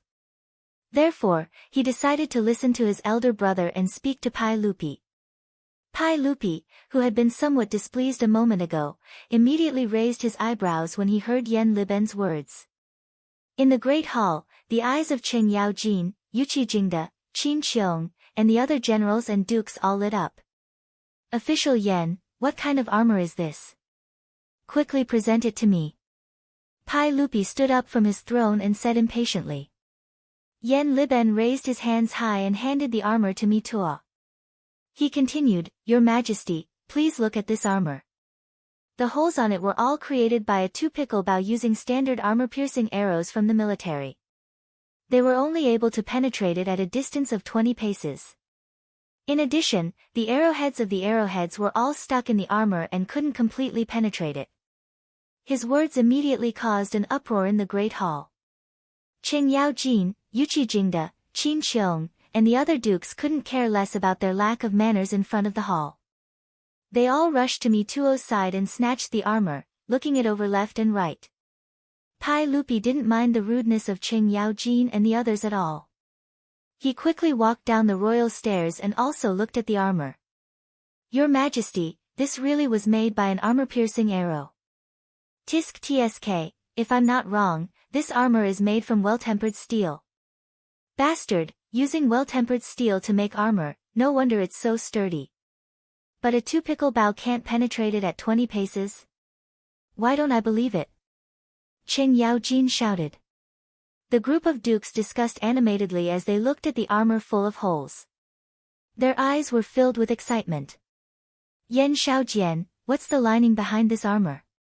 Pai Lupi carefully looked at it and waved at Yan Liben, indicating that he should explain it to him. Yan Liben said, Your Majesty, the lining behind the armor is silk and cowhide. The teacher said that this can block the arrowheads. Originally, I didn't believe it, but after trying it, I realized that the teacher wasn't lying. After all the arrowheads penetrated the armor, they were all entangled by the silk and then blocked by the cowhide. In the end, they just pierced through the cowhide and were unable to go any further. Before Pai Lupi could say anything, Qing Yaojin shouted, "Your Majesty, why don't you let me try it?" "Sure." Pai Lupi nodded in agreement. Qing Yaojin immediately ordered the palace guards to take the armor out of the hall and find a target to fix it on. He also ordered someone to bring a strong bow and arrows, preparing to personally shoot a few arrows. Pai Lupi didn't care about the court anymore. He led the group of officials out of Taiji Palace to watch Qing Yaojin test the arrows. Qing Yaojin didn't believe Yan Liben at all. He knew the power of the arrowheads in the army. In his opinion, even if this armor was made of well-tempered steel, it would definitely be pierced through at most 50 steps. After the palace guards brought the bow and arrows, Qing Yaojin immediately knocked an arrow and shot it from 50 steps away. With a metallic clang, the arrow pierced into the armor. It swayed a few times before a gust of wind blew the arrow down. This scene fell into the eyes of Pai Lupi and the officials, causing an uproar. Qing Yaojin couldn't help but blush. He cursed in his heart that the armor was so hard that it couldn't be pierced at 50 steps. He didn't dare to be careless anymore. He was afraid that the next arrow wouldn't be able to pierce through the armor. Qing Yaojin simply walked 20 steps away with the bow and pulled the string again. This time, the arrow pierced deeply into the armor, creating another hole in the armor that was already full of holes. "Your Majesty, this armor is really F*King strong. It really can't be pierced at 20 steps." Qing Yaojin put down the bow and indicated for the palace guards to take down the armor. After carefully examining the back of the armor, everyone was shocked to find that the arrowhead of the arrowhead only revealed a little bit of the arrow. Obviously, if this was on the battlefield, this kind of arrow was no different from being bitten by a mosquito. It couldn't hurt them at all. Pai Lupi and the group of dukes' eyes immediately became burning hot. They all turned their heads and stared at Yan Liben like hungry wolves. "Yan Liben, did you use this method to make armor?" Yan Liben hesitated and nodded. "As a teacher, I used well-tempered steel to make 13 sets of armor. They were all carefully drawn by my teacher. 12 of them were made by my teacher according to the 12 constellations. Each constellation corresponds to a set of armor." Once they heard that Li Wangyu had 13 sets of armor made of well-tempered steel, the eyes of all the generals and dukes, including Pai Lupi, began to shine. "There's such a thing. Your Majesty, is today's court adjourned? How about we make a trip to Dingzhou village?" Qing Yaojin wanted to immediately fly to Li Wangyu's residence and take the armor. Pai Lupi nodded without hesitation. "Yes, today's court will end here. Me too, order someone to prepare a horse. I want to make a trip to the Hu County Count's residence." Yan Liben swallowed and said with difficulty, "Your Majesty, my teacher is not in Dingzhou village today. It is said that he made an appointment with Qing Chumo and the others to go hunting in the Forbidden Park." With Yan Liben's tip-off, Pai Lupi led Qing Yaojin and the other generals to the Forbidden Park on horseback. Chapter 766. Li Wangyu would never have thought that he would be betrayed by his disciple Yan Liben. He was still pondering why Pai Lupi would lead a group of old hooligans to ask him for the saint cloth. Could it be that they also wanted to cosplay? Li Wangyu, who had never experienced war, could never imagine how tempting these armors were to military generals. "Uncle Cheng, I was going to give those armors to Brother Chumo and the others." Li Wangyu muttered as he looked at Qing Yaojin's expression that looked like he wanted to eat someone. Qing Yaojin's eyes widened like copper bells. "Bullshit, those bastards, why would they need such good armors? You little brat, stop talking nonsense and quickly hand over the armors." "Oh right, my natal body is Aries, give me that Aries constellation armor." Li Wangyu's mouth was wide open. He felt as if he had seen a ghost. Not only did this old gangster want to snatch his saint garment, he even F*King mentioned that he wanted the Aries saint garment. Did he have any shame? Without waiting for Li Wangyu to speak, Pai Lupi also laughed loudly. "Haha, I am Aquarius natal body. Ziyu, go and bring the Aquarius armor to me." Li Wangyu's mouth twitched, not knowing whether to laugh or cry. It felt like they had teamed up to rob him. But since Pai Lupi and Qing Yaojin, these old hooligans, had spoken, what else could he say? He could only wave his hands towards Niu Wu and the others, indicating for them to bring the wooden boxes over. Uncle, these are the boxes for the armors. Every box has a set of armor corresponding to the constellation. Li Wangyu helplessly explained as he pointed at the Saint Cloth boxes. Pai Lupi, Qing Yaojin, and the others ignored Li Wangyu and the other hooligans. They each looked for the constellation that their natal body belonged to in the wooden boxes. After Yan Liben revealed and personally witnessed the incomparably fierce defense of the armor, even a big shot like Li Jing could not resist the greed in his heart and followed Pai Lupi to the Imperial Garden, preparing to ask Li Wangyu for the armor. Since Yan Liben said that he had helped Li Wangyu make 13 sets of armor, then those who had the qualifications to follow Pai Lupi to the Imperial Garden and ask for a set of armor would have an explanation. Obviously, those who did not have enough status and were not close enough could only stand to the side. Qing Yaojin, Yuqi Jingde, Qin Qiong, Li Jing, Duan Zhishuan, Lu Hongji, Chai Shao, Su Shiji, and Li Daozong were all Grand Dukes, and no one dared to compete with them. As for Ho Junji, although he was also a Grand Duke, he knew that his relationship with Li Wangyu was terrible. Even though he coveted the armor, he did not follow Pai Lupi to the Imperial Garden to join in the fun. Although there were 13 sets of armor, they did not push things too far. They were prepared to leave one set for their master, Li Wangyu. They were planning to divide the 12 sets among themselves, which could be considered quite benevolent. But with Pai Lupi included, there were only 10 spots. There were still 2 spots left, and that was enough for the prefectural dukes to fight over. After a battle of words, Niu Jinda relied on his son, Niu Jinping, and his good relationship with Li Wangyu to snatch one of the spots. Zhang Gongjin, as the prefectural duke of Dingyuan and one of the 24 meritorious officials of Lingshao Pavilion, was able to snatch the last spot. 11 of the most illustrious generals in the army, who had accumulated many achievements, followed Pai Lupi to the Imperial Garden as if they were going into battle to snatch the armor. Li Wangyu wanted to cry, but no tears came out. As he looked at these old hoodlums happily rummaging through the chest of armor, Li Wangyu wanted to call the police. "Hello, is this Yao Ling? Someone is robbing here. Is there still any law?" As for the wastrels, they still had no idea what had happened. Fang Yai moved to Li Wangyu's side and whispered, "Zio, His Majesty, Duke Lu, and the others, what armor did they ask you for?" The wastrels were also confused. They did not understand why Pai Lupi and the others had excitedly rushed over to ask Li Wangyu for armor. Could it be that His Majesty, Duke Lu, and the others were lacking armor? Li Wangyu squeezed out a smile that was uglier than crying. "Brother Yai, I had someone make a batch of armor. I was originally going to give them to my brothers. I don't know how the news got out, but uncle and the others actually found out." Cheng Chumo heard this and casually patted Li Wangyu's shoulder. He smiled, "Zio, you are too considerate. We brothers appreciate your kindness. There are plenty of armors in the mansion. Zio, why don't you give your brothers some nurses from the hospital?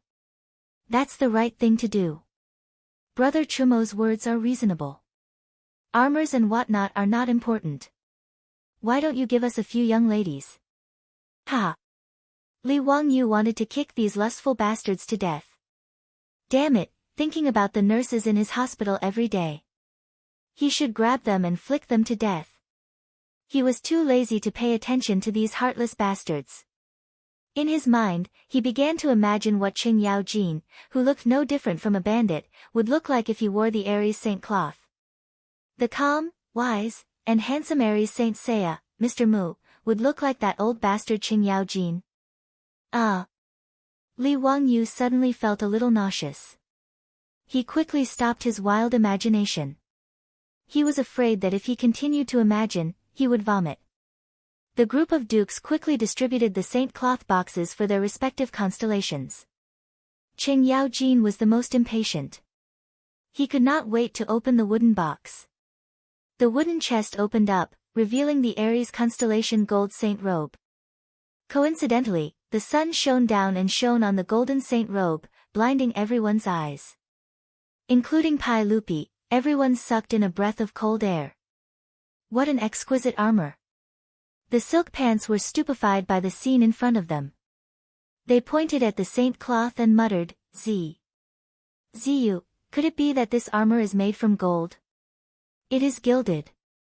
The armor is made from tempered steel. Li Wangyu replied. The silk pants naturally knew how difficult it was to make tempered steel. Hearing this, they were speechless. Qing Yaojin suddenly regretted. If he knew that the armor was made from tempered steel, he would have snatched a set. But since Pai Lupi was here, along with his family's master and a group of elders, it was obvious that the armor was not fated with them. What made the silk pants even more regretful was that they were shocked to find that the armor Qing Yaojin chose was not the standard armor of the Tang army. It was made from many pieces of plate armor. The design was very exaggerated. The appearance of the armor was really beautiful. The Aries saint cloth extended from the shoulder blades to the top of the clavicle. It was especially eye-catching. When Chada Masami was drawing the Aries saint cloth, she patiently sculpted every part of it. The result was naturally very good. Of course, when Li Wangyu ordered people to make the holy garment, this pair of huge goat horns was just an ornament made of hollow iron. If it was made of solid metal, no matter how brave old hooligan Qing Yaojin was, he would not have the strength to carry such a big piece of metal into battle. This type of armor that was made entirely from plate armor was something that no one had ever seen before. Qing Yaojin immediately ordered people to put on the armor for him. He could not wait to try it out. Pai Lupi and the rest were not in a hurry to check their own armor. They all gathered around to see the effect of the new armor on Qing Yaojin. Chapter 767. As the saying goes, a beautiful person looks good in anything, but an ugly person looks ugly in anything. This saying was very suitable for Qing Yaojin. Looking at Qing Yaojin in the golden saint garment, Li Wangyu silently cried in his heart. This was simply a scene of a large-scale car accident. His childhood memories had turned into a horror film. Of course, this was only Li Wangyu's inner disdain. Including Pai Lupi, the group of big shots and rich kids looked at Qing Yaojin in the Aries saint garment with admiration in their eyes. It had to be admitted that the armor made of large pieces of plate armor was indeed more powerful than the Tang army's armor made of small pieces of metal. Even the Mingguang armor was not as good in terms of aesthetics. After Qing Yaojin put on the Aries saint garment, he was very proud. He looked left and right and almost asked someone to bring him a bronze mirror to look at himself. Zio, I heard from Yan Liqiang that the style of this armor was all drawn by you. It is indeed beautiful and exquisite. However, this armor is not the traditional style of our central plains. May I know where Zio got the inspiration? Pai Lupi looked at Qing Yaojin in the golden saint garment and asked curiously. Yan Liben? Li Wangyu immediately understood. Yan Liben had sold him out. No wonder Pai Lupi and a group of old hooligans chased him to the Forbidden Garden today. This bastard disciple was simply deceiving his master and destroying his ancestors. Damn it, he had to teach him a good lesson when he returned. Naturally, he was not really angry at Yan Liben. He was just a little depressed that the props he wanted to cosplay with were snatched away by Pai Lupi and the others. In response to Pai Lupi's question, Li Wangyu only smiled and said, Uncle, you know that I have a Hu Ji in my residence. Her hometown is in the distant Great Qin. The 12 constellations are the astronomical calendar of the Great Qin.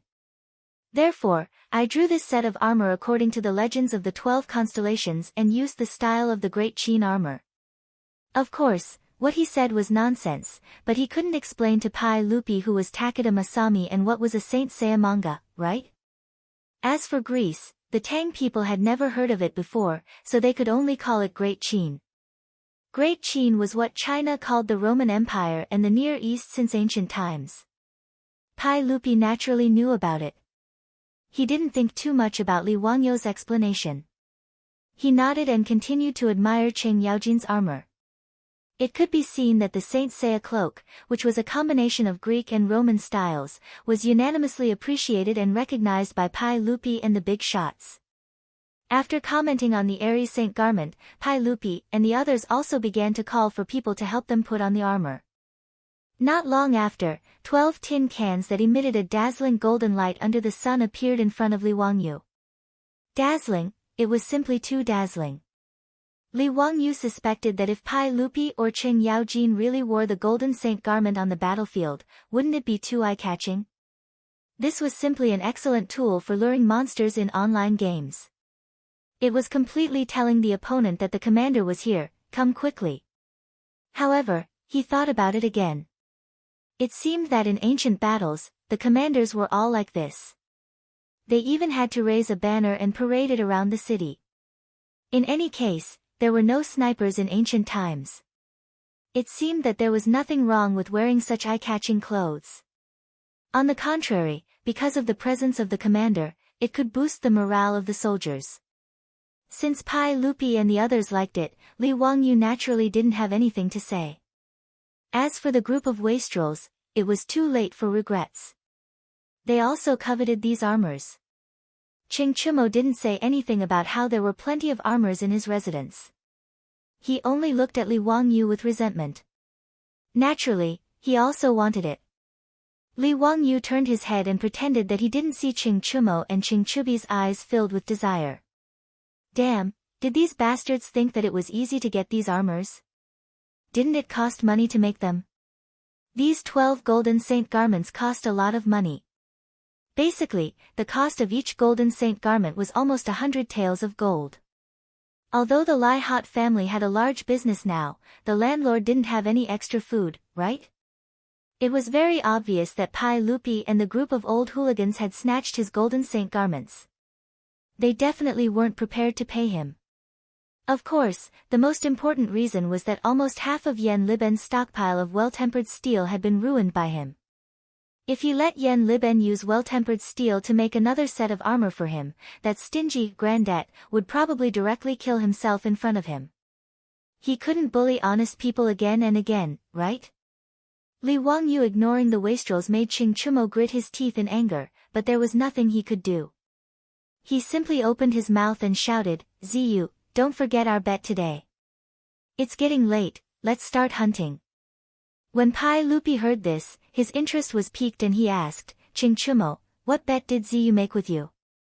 "He," replying to your majesty, "Ziyu made a bet with us. He didn't need the help of the prefectural troops and could use his own bow to kill his prey. Naturally, we didn't believe him, so we made a bet with him." Qing Chumo rubbed his head and replied with a smile. Qing Yaojin laughed on the side, "Wahahaha, even I don't believe this.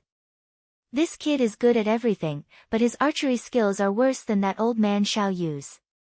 Li Wangyu was so angry that his nose almost became crooked. This shameless old hooligan was still wearing his golden saint garment, but he still dared to speak so impolitely.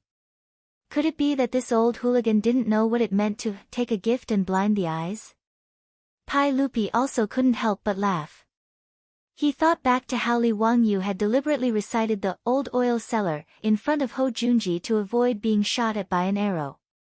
The literary talent of that old oil cellar was naturally excellent, but it also showed that Li Wangyu didn't know how to shoot an arrow. Not even Pai Lupi believed that he would be able to hit his prey. But if he could see this kid make a fool of himself, that would also be excellent. With this thought, Pai Lupi turned to the other elders and said, "Sirs, since we've already come to the Imperial Garden and obtained this precious armor, why don't we also relax and hunt with these brats?" "Excellent. Your Majesty's words are exactly what this subject wishes for." "Ha, why don't we also have a competition today to see who can hunt the most prey?" Those who had come with Pai Lupi to rob Li Wangyu of his armor were all elders of the army with illustrious military achievements. Hunting was naturally their favorite pastime, so when they heard Pai Lupi's words, they immediately rubbed their palms together. Even someone as experienced and prudent as Li Jing had an excited look on his face. Pai Lupi smiled and looked at Li Wangyu.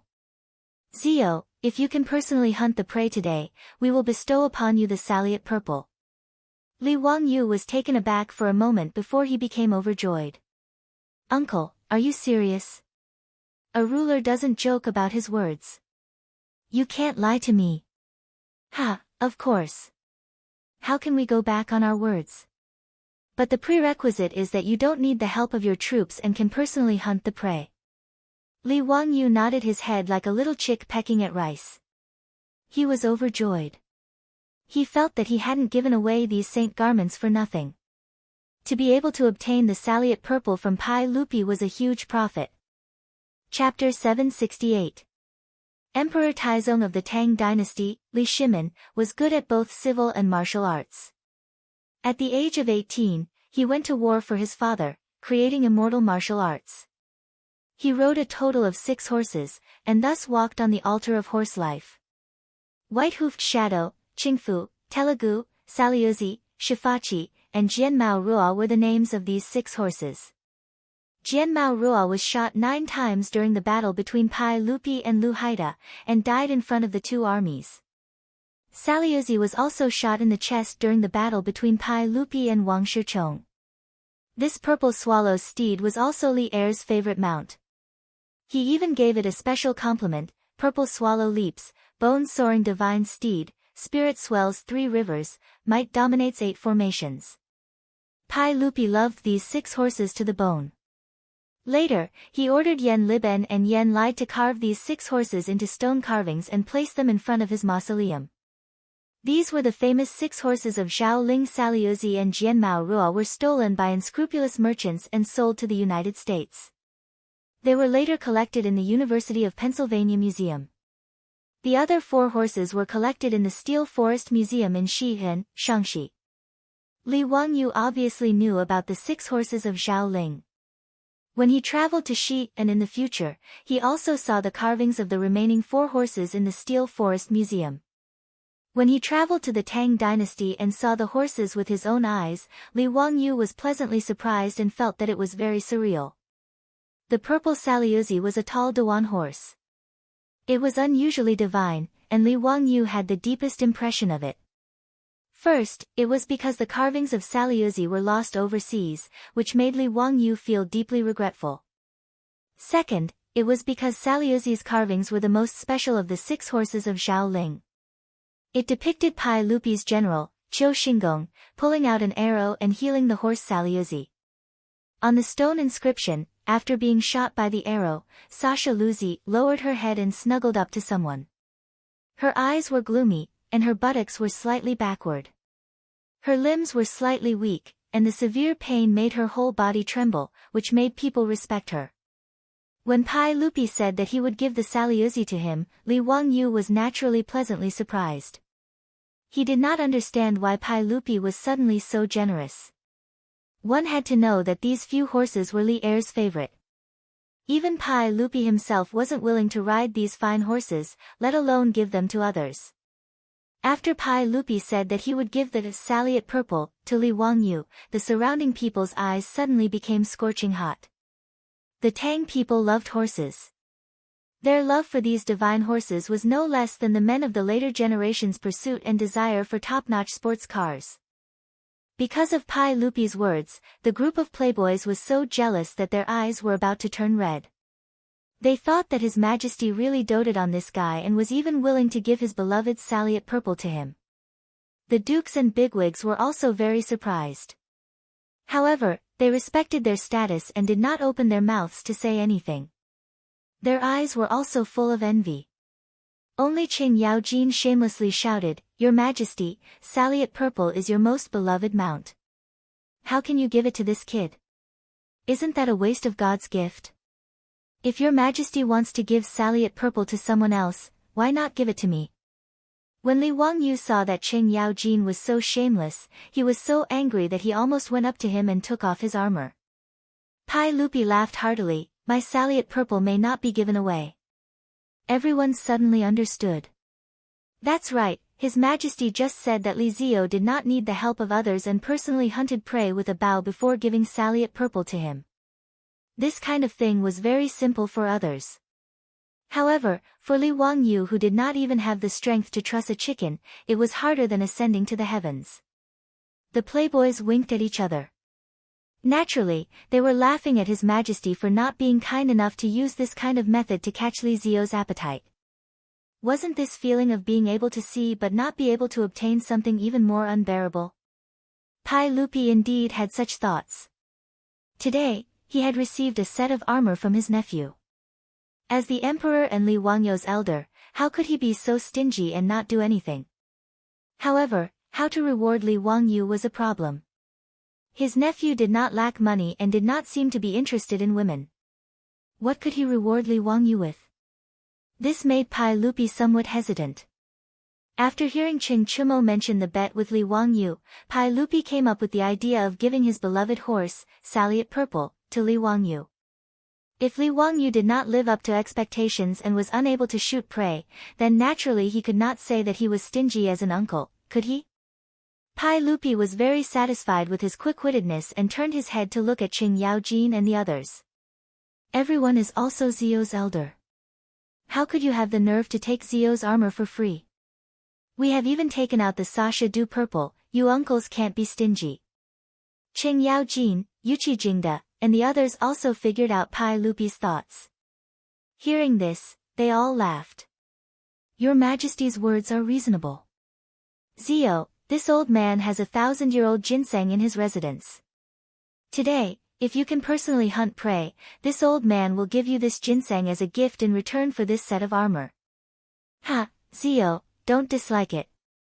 Wahahaha, boy, this old man's residence has a set of 7 colored glazed cups. They have been passed down from the pre-Qin dynasty. They are very rare. Count who, this old man's residence has. The group of dukes and elders all rushed to promise Li Wangyou that they would give him all kinds of rare treasures as a gift in return. However, the condition was that he had to personally kill the prey.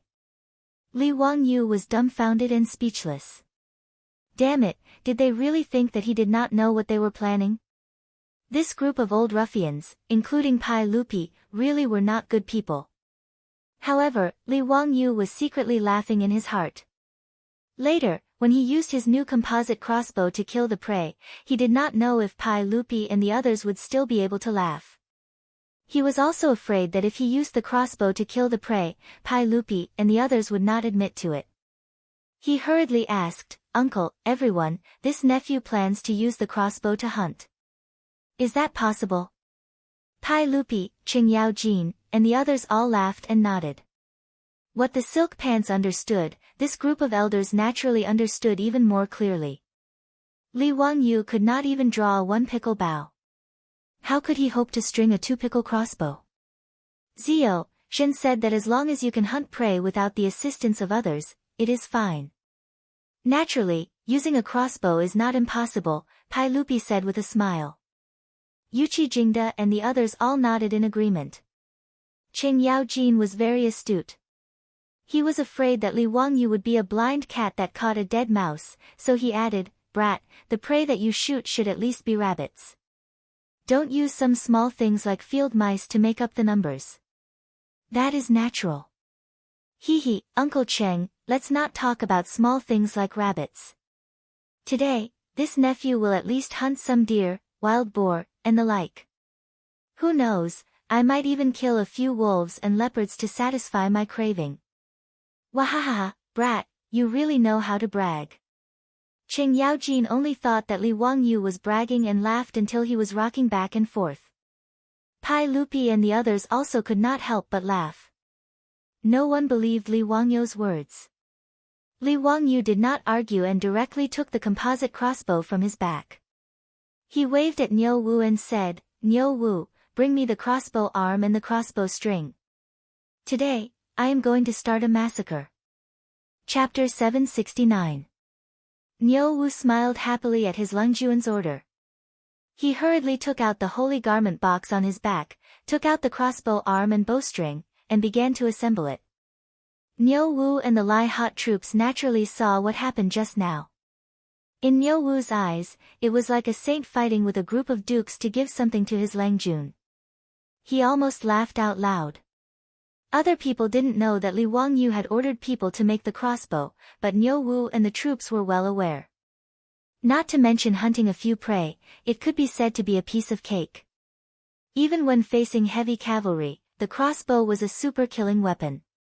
In order to make the composite crossbow, Li Wangyu had put in a lot of effort. From the spring steel needed for the crossbow arm to the eccentric wheel and the lever winding mechanism, they were all difficult problems that the craftsmen of the Tang dynasty couldn't solve.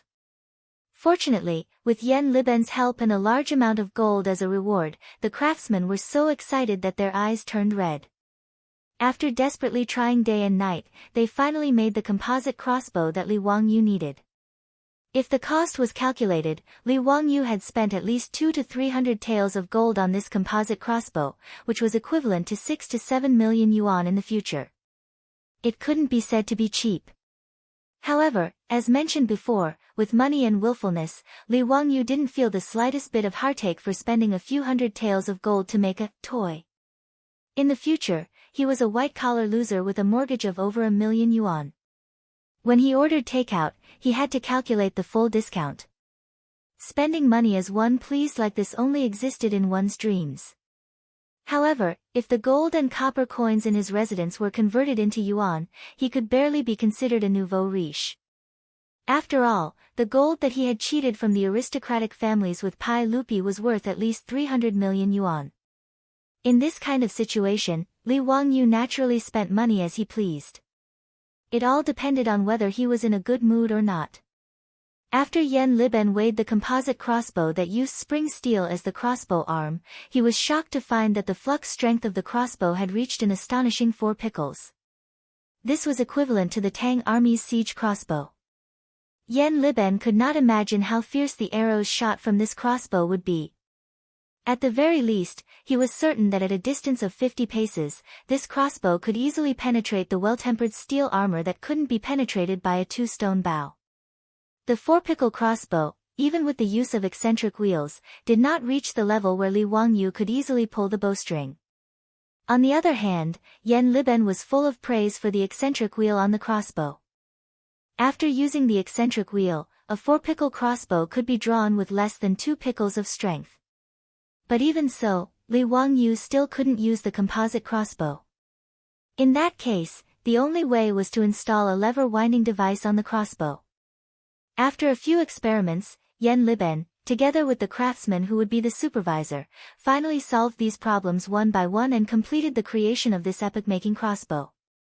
After receiving this composite crossbow, Li Wangyu had already practiced in his residence for 2 days.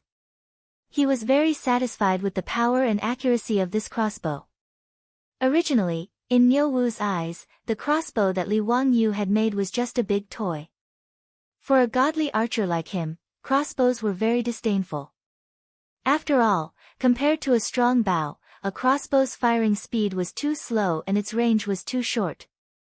But when Li Wangyu received this crossbow and tested it a few times, the power and accuracy of the crossbow arrow shocked Niu Wu and the Lai hot troops. The special crossbow arrow was made of fine steel and was only 1/3 the length of a normal arrow. After being shot by the composite crossbow, the arrow easily penetrated the Tang army's standard armor from 200 paces away. As for accuracy, with the help of the scope, Li Wangyu could easily hit the center of the target from 200 steps away with the crossbow. It was a very easy task. At this distance, even Niu Wu couldn't guarantee that he could hit the target. With such a godly weapon in hand, hunting a few prey was no different than playing with a toy. Niu Wu and the Lai hot troops naturally snickered. They even sympathized with the saints and the dukes, as well as Qing Chumo and the other rich playboys. This time, they were miserably deceived by their Lang Jun. The assembled composite crossbow surprised Pai Lupi, Qing Yaojin, and the others. The crossbow arm and the crossbow string seemed to be made of metal. Niu Wu, bring this crossbow to me, Pai Lupi said. Niu Wu naturally didn't dare to be negligent. He respectfully presented the composite crossbow with both hands. Pai Lupi reached out and took it. After carefully examining it, he confirmed that he didn't see wrong. The crossbow in his hand looked strange, but the crossbow arm was really made of metal. Even the crossbow string was made of steel. Qing Yaojin, Qin Qiong, and the others also saw this composite crossbow clearly. They were all shocked. Hiss. Your Majesty, the crossbow arm of Zio's crossbow is made of fine steel. This fine steel can also be used to make a crossbow. This is the first time I've seen it. Li Jing, the Minister of War, also sucked in a breath of cold air. Pai Lupi's eyes flashed. He looked at Li Wangyu and asked, Zio, this crossbow of yours, are the crossbow arms made of fine steel? How much time did it take to make it? How much flux energy does this crossbow have? Li Wangyu nodded. Uncle's words are correct. This crossbow arm is made of spring steel. And it was very troublesome. It took me 7 to 8 days to ask the craftsman to help me make it. As for the flux energy, I have measured it. It should be around 4 stones. His words immediately made Pai Lupi, Qing Yaojin, and the others' eyes almost pop out. They looked at him dumbstruck, not knowing what to say. 7 to 8 days? 4 stones of flux energy. This guy wasn't talking nonsense, right? Crossbows were projectile weapons, so they needed elastic crossbow arms to provide powerful kinetic energy. Generally speaking, regardless of whether it was a bow or a crossbow, it needed to be made of hard and elastic wood. Then, it needed to be supplemented by horns, tendons, and other composite materials to increase its elasticity. Making a bow was not a simple matter. Not only did it have strict requirements for the materials, but the process was also quite complicated. The Kaogongji had detailed records. In winter, the bow would be dissected, in spring the horns would be fixed, in summer the tendons would be fixed, in autumn the materials would be fixed, in winter the crossbow arms would be fixed, and in severe winter the exterior would be fixed. Next spring, the bowstring would be fitted and hidden for a year before it could be used. The above complicated process required 2 to 3 years to make a good bow. The process of making a crossbow and a bow was basically the same, but the process was even more complicated.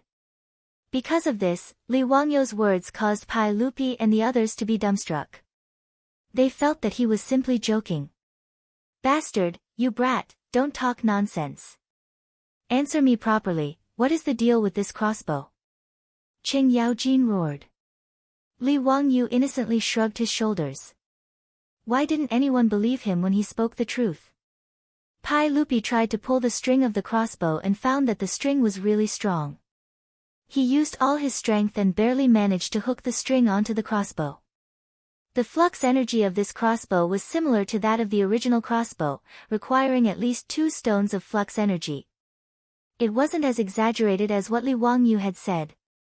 Pai Lupi naturally thought that Li Wangyu was boasting, but even so, if the crossbow could be made from steel, it was still an extraordinary matter. Chapter 770. Li Wangyu didn't respond to Qing Yaojin's words. He only smiled and asked, Uncle, gentlemen, do you still keep your word? Pai Lupi and the others looked at each other. They couldn't figure out what Li Wangyu was planning. Pai Lupi already had a hard time pulling this crossbow, let alone Li Wangyu. Could it be that he had some trick up his sleeve? Pai Lupi lowered his head and looked at the crossbow in his hand.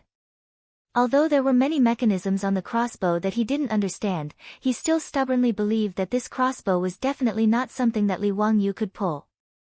Do you think that I will go back on my words? Today, I want to see how you will use this crossbow to hunt prey. Pai Lupi straightforwardly pressed the trigger of the composite crossbow. The crossbow string quickly rebounded and made a buzzing sound. Pai Lupi was slightly surprised.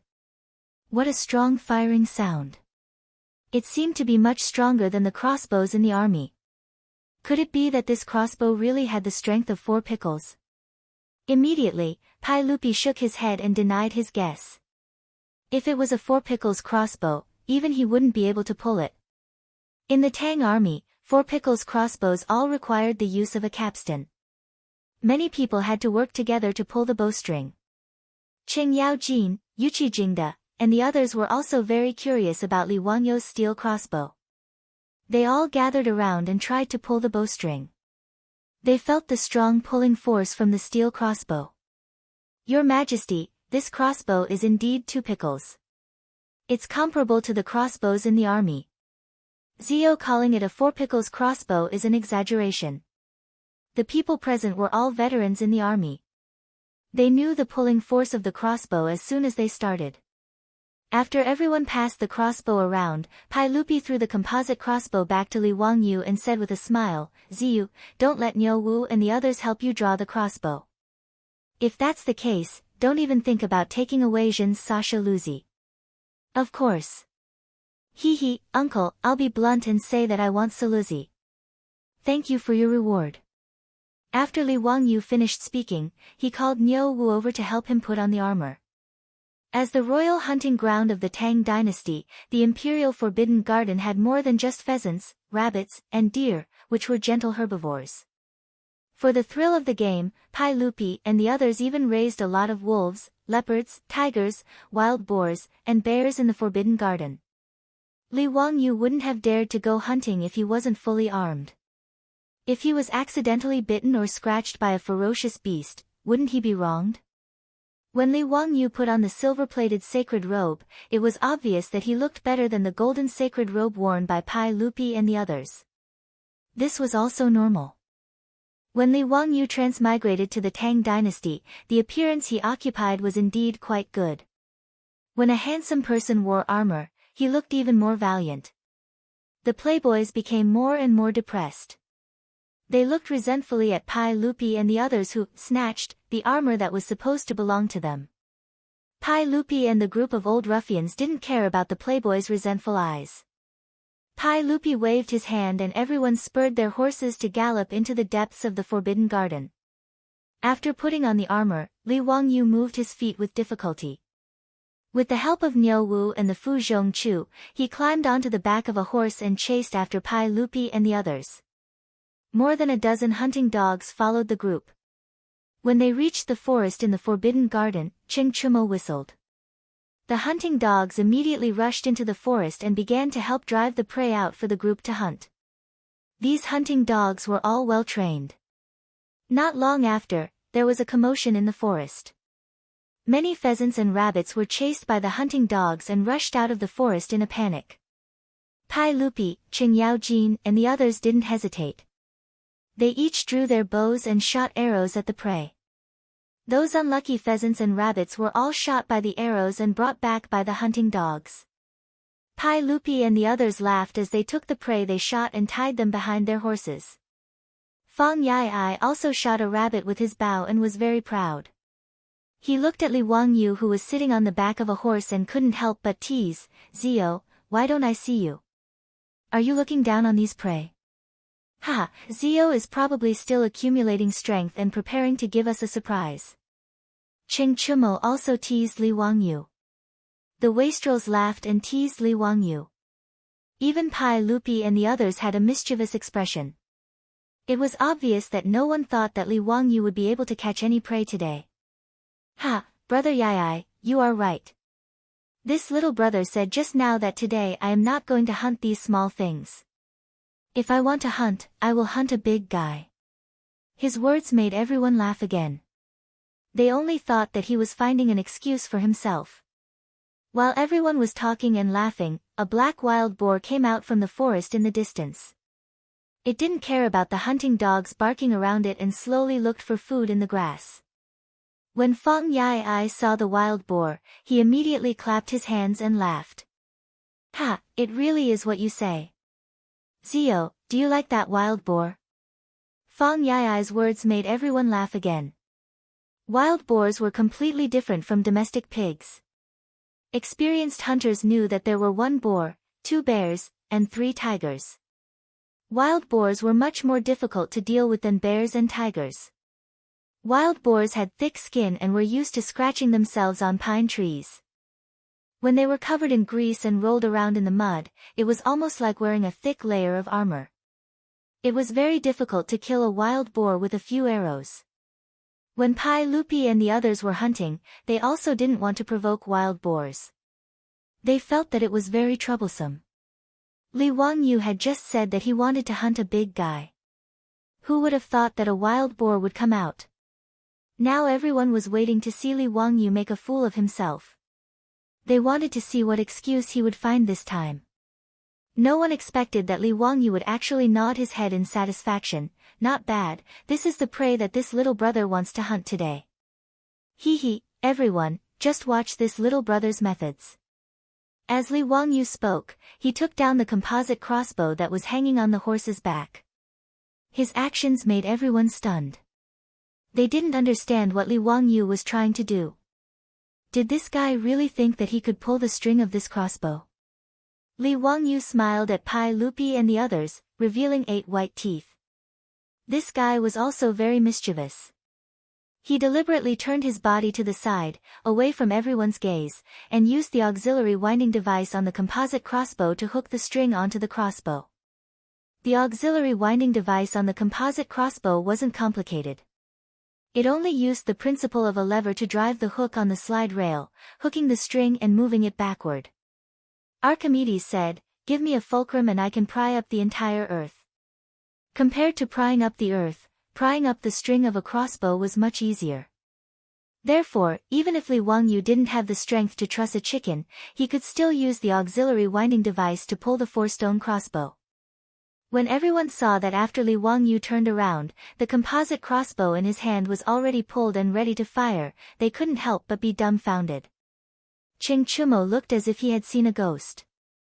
He pointed at Li Wangyu and stuttered, Ziyu, what happened to your crossbow? How could you have the strength to pull the string?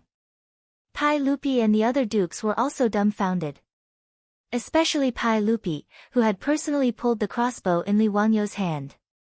Even he had to use all his strength to pull the string of the crossbow, so how could Li Wangyu sit on it? Fortunately, everyone hadn't read the Marvel comics of the later generations, and they hadn't seen the Hulk movies. Otherwise, they would have suspected that Li Wangyu had been bitten by an insect, causing his body to mutate. Chapter 771. The debauches were all dumbfounded. They looked at the crossbow in Li Wangyu's hand that was ready to shoot. "Brother Chumo, I think my eyes are playing tricks on me. Why do I see that the crossbow in Ziyu's hand is already loaded?" Fang Yai muttered. Ching Chumo rubbed his eyes.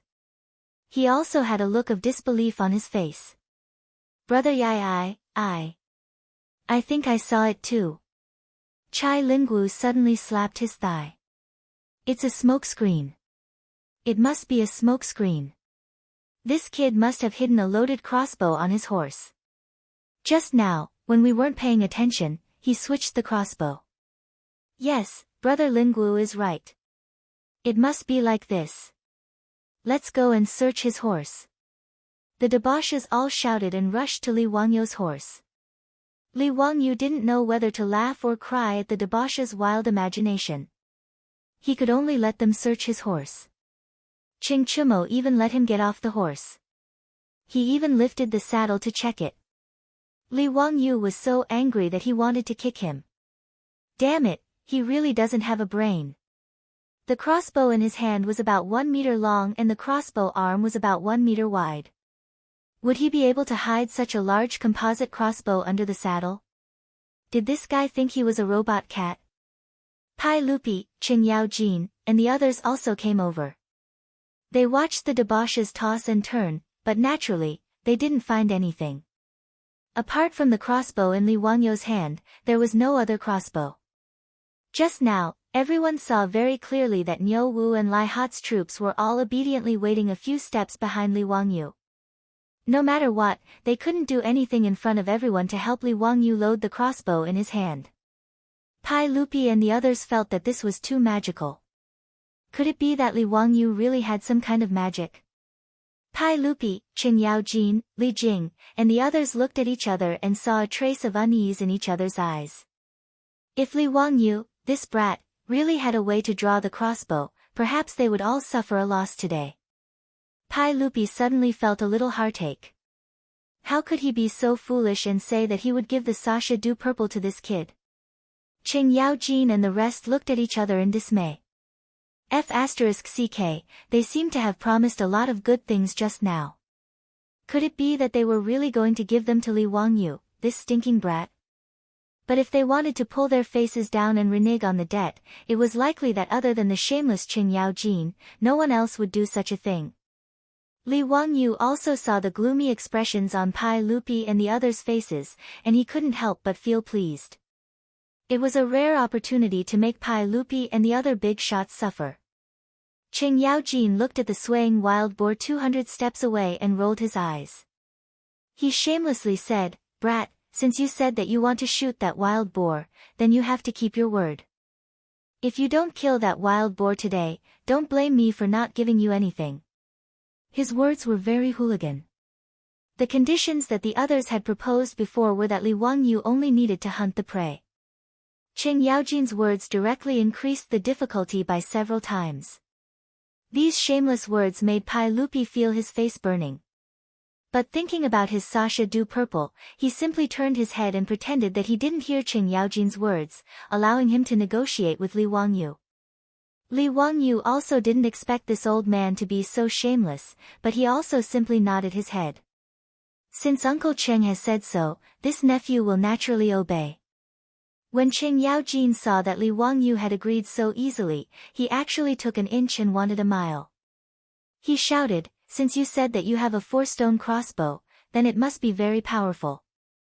Since that's the case, then don't go near that wild boar. Just shoot that wild boar from this distance. If you can do it, then I will accept my loss and present you with the gift that I promised you with both hands." When Pai Lupi heard his words, his face couldn't help but twitch a few times. He had the urge to slap this shameless old man to death. Shameful, this was too shameful. But when he thought of his beloved Sasha du Purple, Pai Lupi decided to endure it again. Everyone thought that Qing Yaojin was purposely making things difficult for Li Wangyu, but who would have thought that Li Wangyu would simply nod his head again? Uncle Cheng's words are very true, so I will do as Uncle Cheng says. If this nephew doesn't kill that wild boar today, then I would be too embarrassed to ask for Uncle's Sasha du Purple. Pai Lupi and the others were once again speechless. They all raised their eyes to look at the wild boar in the distance. The distance of 200 steps was equivalent to 300 meters in the modern world. At such a distance, even Qing Yaojin and the others couldn't guarantee that they would be able to hit that wild boar. Looking at it from this distance, the black wild boar was only the size of a fingernail. It was still faintly discernible in the grass. Even if one was a godly archer, who would dare to say that they would be able to hit it accurately?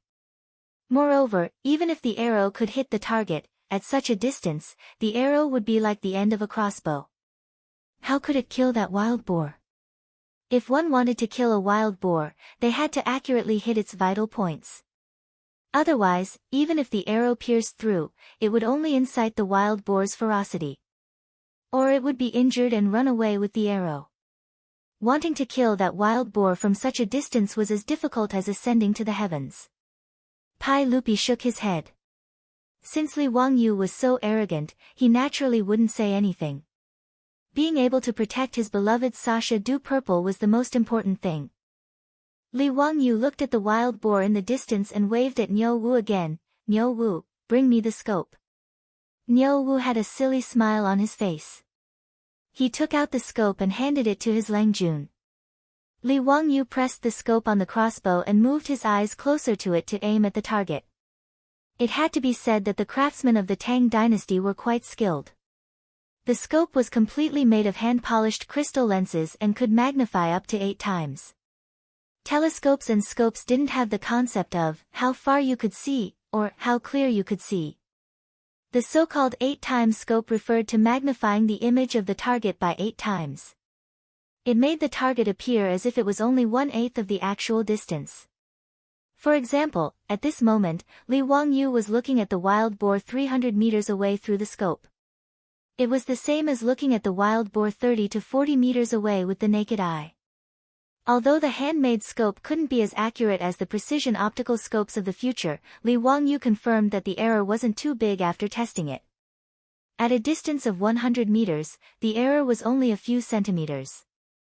At a distance of 300 meters, the error wouldn't be more than 10 centimeters. This error was enough to hunt a target as big as the wild boar. Li Wangyu aimed at the wild boar in the distance. He took out a steel arrow from the quiver at his waist and gently placed it into the slide of the crossbow.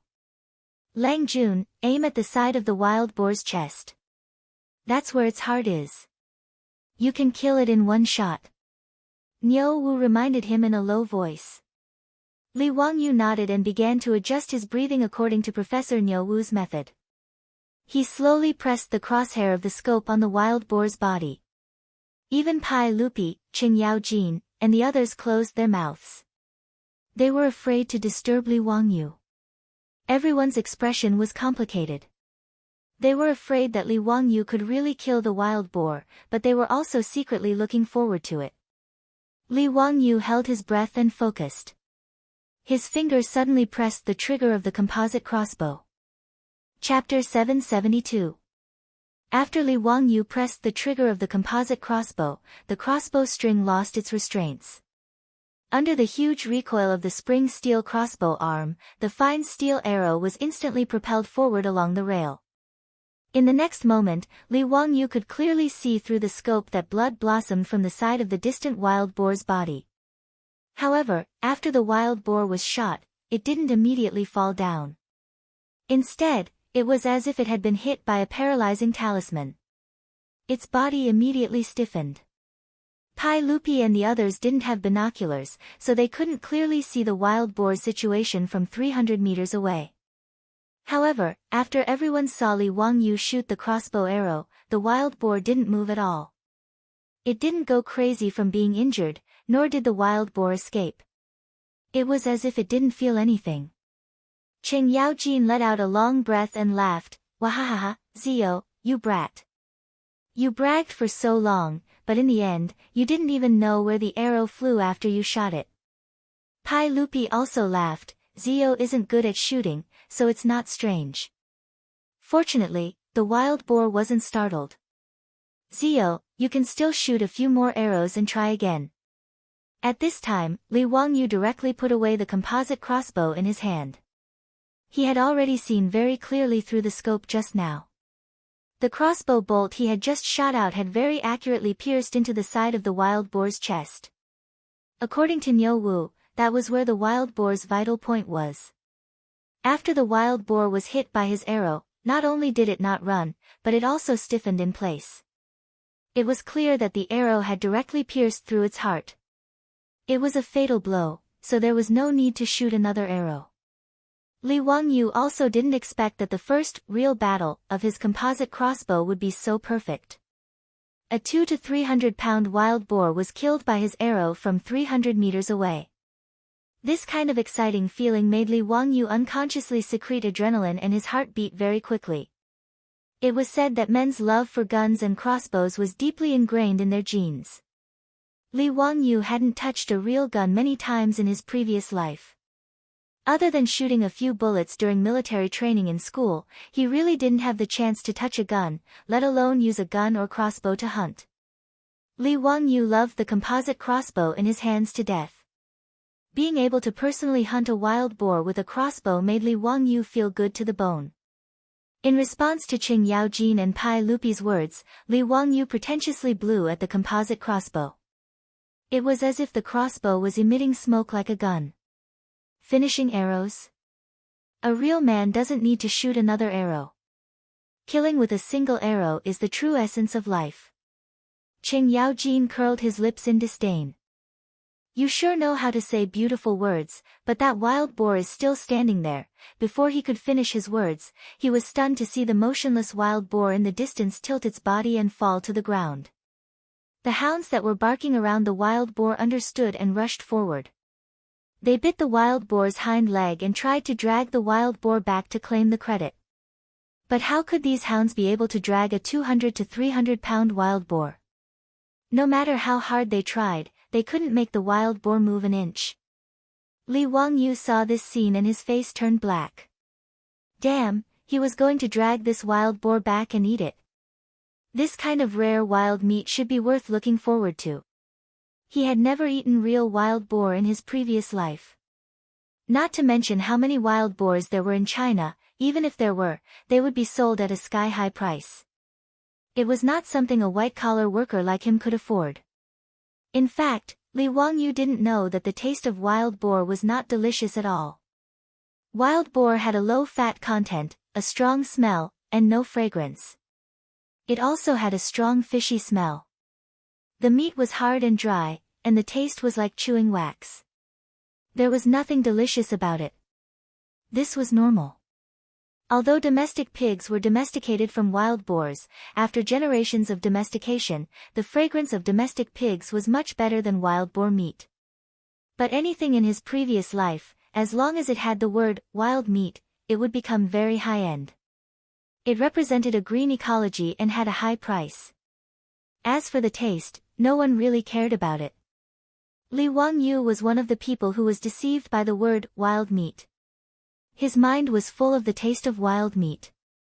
After the wild boar was bitten by these hounds, could it still be eaten? This group of hounds didn't have rabies, right? There was no rabies vaccine in this era. If they were infected with rabies, they would die. Even the gods wouldn't be able to save them. Of course, Li Wangyu also knew that this was nonsense. It was impossible for rabies to remain in food that had been cooked at high temperatures. Moreover, rabies was mainly transmitted through blood. There were many people who ate dog meat, but he had never heard of anyone getting rabies from eating dog meat. Li Wangyu began to habitually ponder about these nonsensical things, but a bolt of lightning suddenly flashed across his mind. Rabies.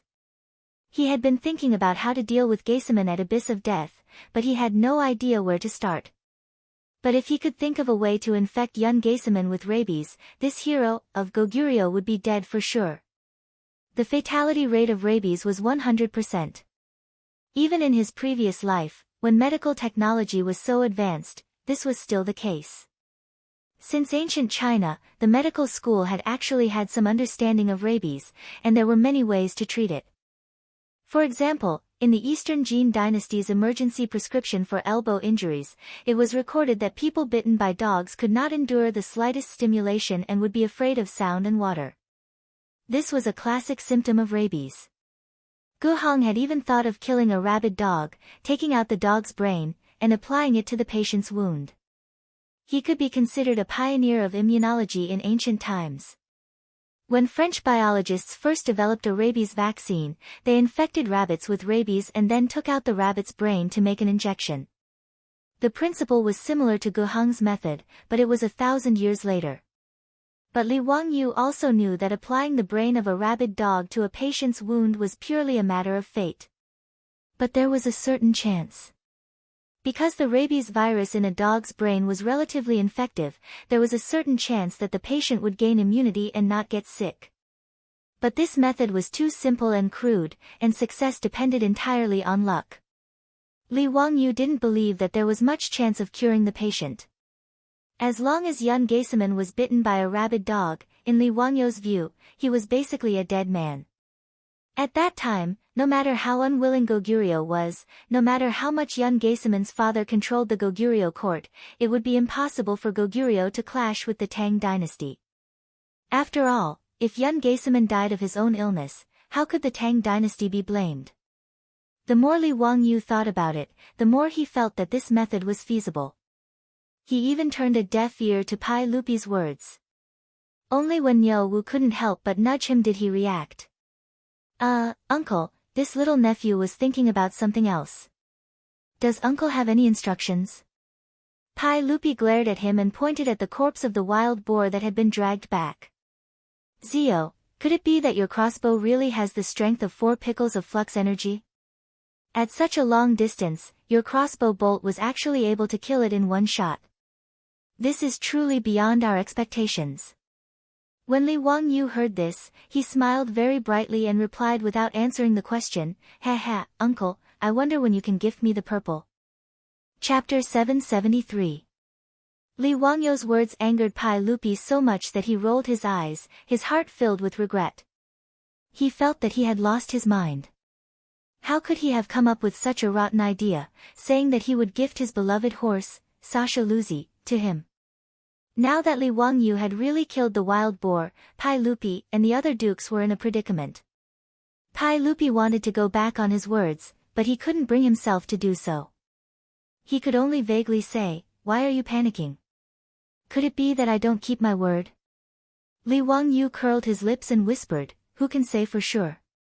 Just now, I wanted to go back on my word. We agreed that I would only need to hunt prey, but now I have to hunt a wild boar. Isn't this bullying an honest person?" Although his words were whispered, Pai Lupi heard them clearly. He couldn't help but blush. He coughed dryly and quickly changed the topic. "Ahem, Ziyu, stop messing around. Hurry up and show me how you string this crossbow." Li Wangyu was helpless. He couldn't force Pai Lupi to ask for a horse. He could only reluctantly pick up the composite crossbow in his hand, open the folding mechanism below the crossbow, and hook the crossbow string. Then, Li Wangyu pressed down on the folding mechanism. Under the force of the lever, the crossbow string was pulled back until the crossbow mechanism was hooked up, completing the string drawing process. This action stunned Li Er, Qing Yao Jin, and the rest, as well as the group of silk pants. What is the meaning of this? How can you string the crossbow so easily?" Qing Chumo asked in confusion.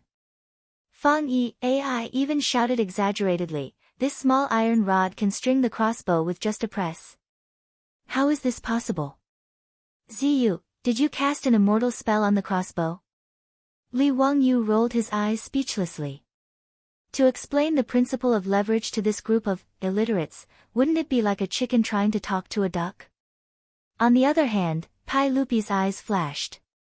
He pondered for a moment and asked, "Ziyu, the mechanism on your crossbow looks like a hanger.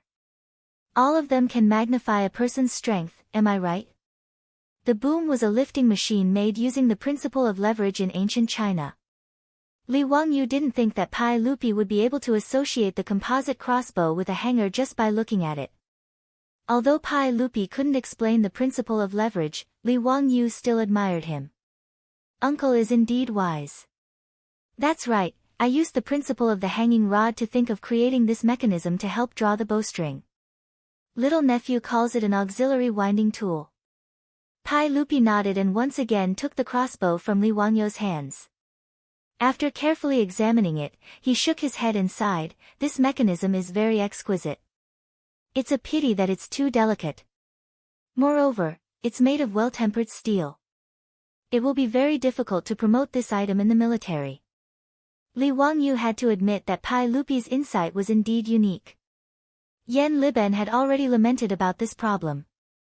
Although the auxiliary winding tool was useful, it wasn't easy to make and the cost was extremely high. Even if the Tang dynasty was flourishing, they still couldn't afford to use it on a large scale in the military. Li Wangyu didn't have any solution to this problem. After all, the auxiliary winding tool had to pull the bowstring of a few hundred caddies of tension. Naturally, it had to be very strong. Only by forging it with well-tempered steel could the bowstring be pulled without being twisted out of shape. "Your Majesty, the bravery of the Tang dynasty's soldiers is unparalleled in the world. Even if we don't use this strong crossbow, what does it matter?" Qing Yaojin shouted, unconvinced. Yuqi Jingda and the others also nodded. The strength of the Tang army lay in the powerful cavalry and the bows in their hands. These military leaders of the Tang dynasty didn't like crossbows. In comparison, the convenient bow was more useful for offense, while the crossbow was better for defense. Tang generals like Chu Chu were only thinking about how to go to war, expand the country's territory, and kill the enemy chieftain. Naturally, they had no interest in crossbows. Pai Lupi also knew the moral character of these generals under his command, so he just sighed and didn't say anything more. At least, he continued to fiddle with Li Wangyu's composite crossbow. Pai Lupi took a look at the crossbow's scope and recognized it as a special telescope. He was a little surprised that the telescope and crossbow could be combined like this. No wonder Li Wangyu could accurately kill the wild boar from 300 steps away. He immediately thought that if he ordered people to make a batch of these crossbows and train them, it would be very useful to kill the enemy's commander-in-chief when two armies were facing each other. Pai Lupi silently remembered this matter and planned to order Yan Liben to make a batch of crossbows to try. If Li Wangyu knew what Pai Lupi was thinking, he would probably be shocked. Weren't these the snipers of the future? If Pai Lupi really trained these snipers, the Tang army's vanguard would probably be even more invincible.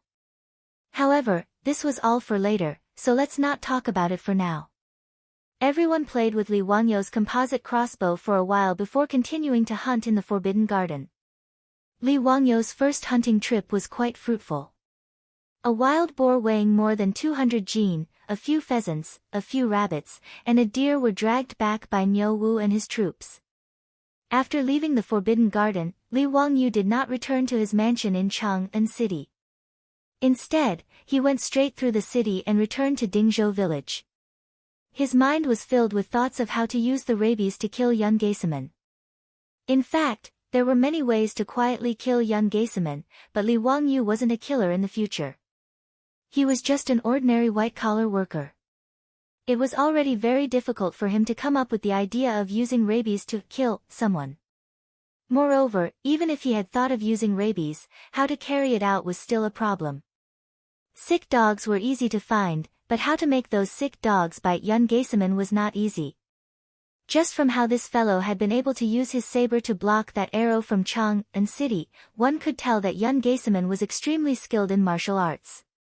Moreover, as the deputy envoy of Goguryeo, he always had guards accompanying him. How could those rabid dogs bite him so easily?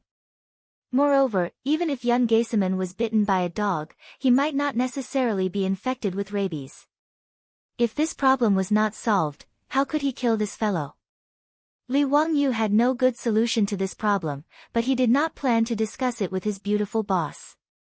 Even if Li Wangyou felt that he had not done anything wrong, he did not wish for his beautiful boss to know about this matter of attempting to kill someone else. After returning to the Dingzhou County Count's estate, Li Wangyou was just about to soak in the hot spring to relieve his fatigue when the old steward, Li Heng, walked in and reported, "Lang Jun, the Dingyuan Prefectural Duke's estate has sent over 2 Kunlun slaves, saying that they are a gift to thank Lang Jun for the armor." Kunlun slaves. Li Wangyou was stunned, and then he recalled that when Pai Lupi and the other dukes were fighting to give him gifts in the Forbidden Park, the Dingyuan Prefectural Duke, Zhang Gongjin, seemed to have said that he wanted to give him 2 Kunlun slaves. Back then, there had been too many people who wanted to give gifts, so he had not paid much attention to it. He had only been thinking about Pai Lupi's Sasha Luzi. Now that Zhang Gongjin had really sent over these Kunlun slaves, Li Wangyou could not help but feel a little sick of it. Chapter 774. In later generations, men flaunted their wealth in luxury cars and watches. Of course, there were also pickled vegetables, tea eggs, and wuliangye. In the Tang dynasty, the most awesome 3 treasures were the Kunlun slaves, the Bodhisattva barbarians, and the Xinlua maids. The Bodhisattva barbarians came from the small countries around the Tang dynasty. Their names were no longer known. Li Wangyou only knew that these barbarian women dressed strangely. Their hair was combed up high, and they wore small golden hats and jade bracelets. They looked a bit like the Bodhisattva in the temple murals. Therefore, these beautiful barbarian women were called the Bodhisattva barbarians. For the nobles and princes in Chang'an, marrying such a concubine and bringing her out was a very glorious thing. The Xinlua maids were women from the Xinlua kingdom on the Korean peninsula. They were docile, well-behaved, and very obedient. Therefore, all the officials and nobles in the Tang dynasty were willing to buy a few Xinlua maids to serve them.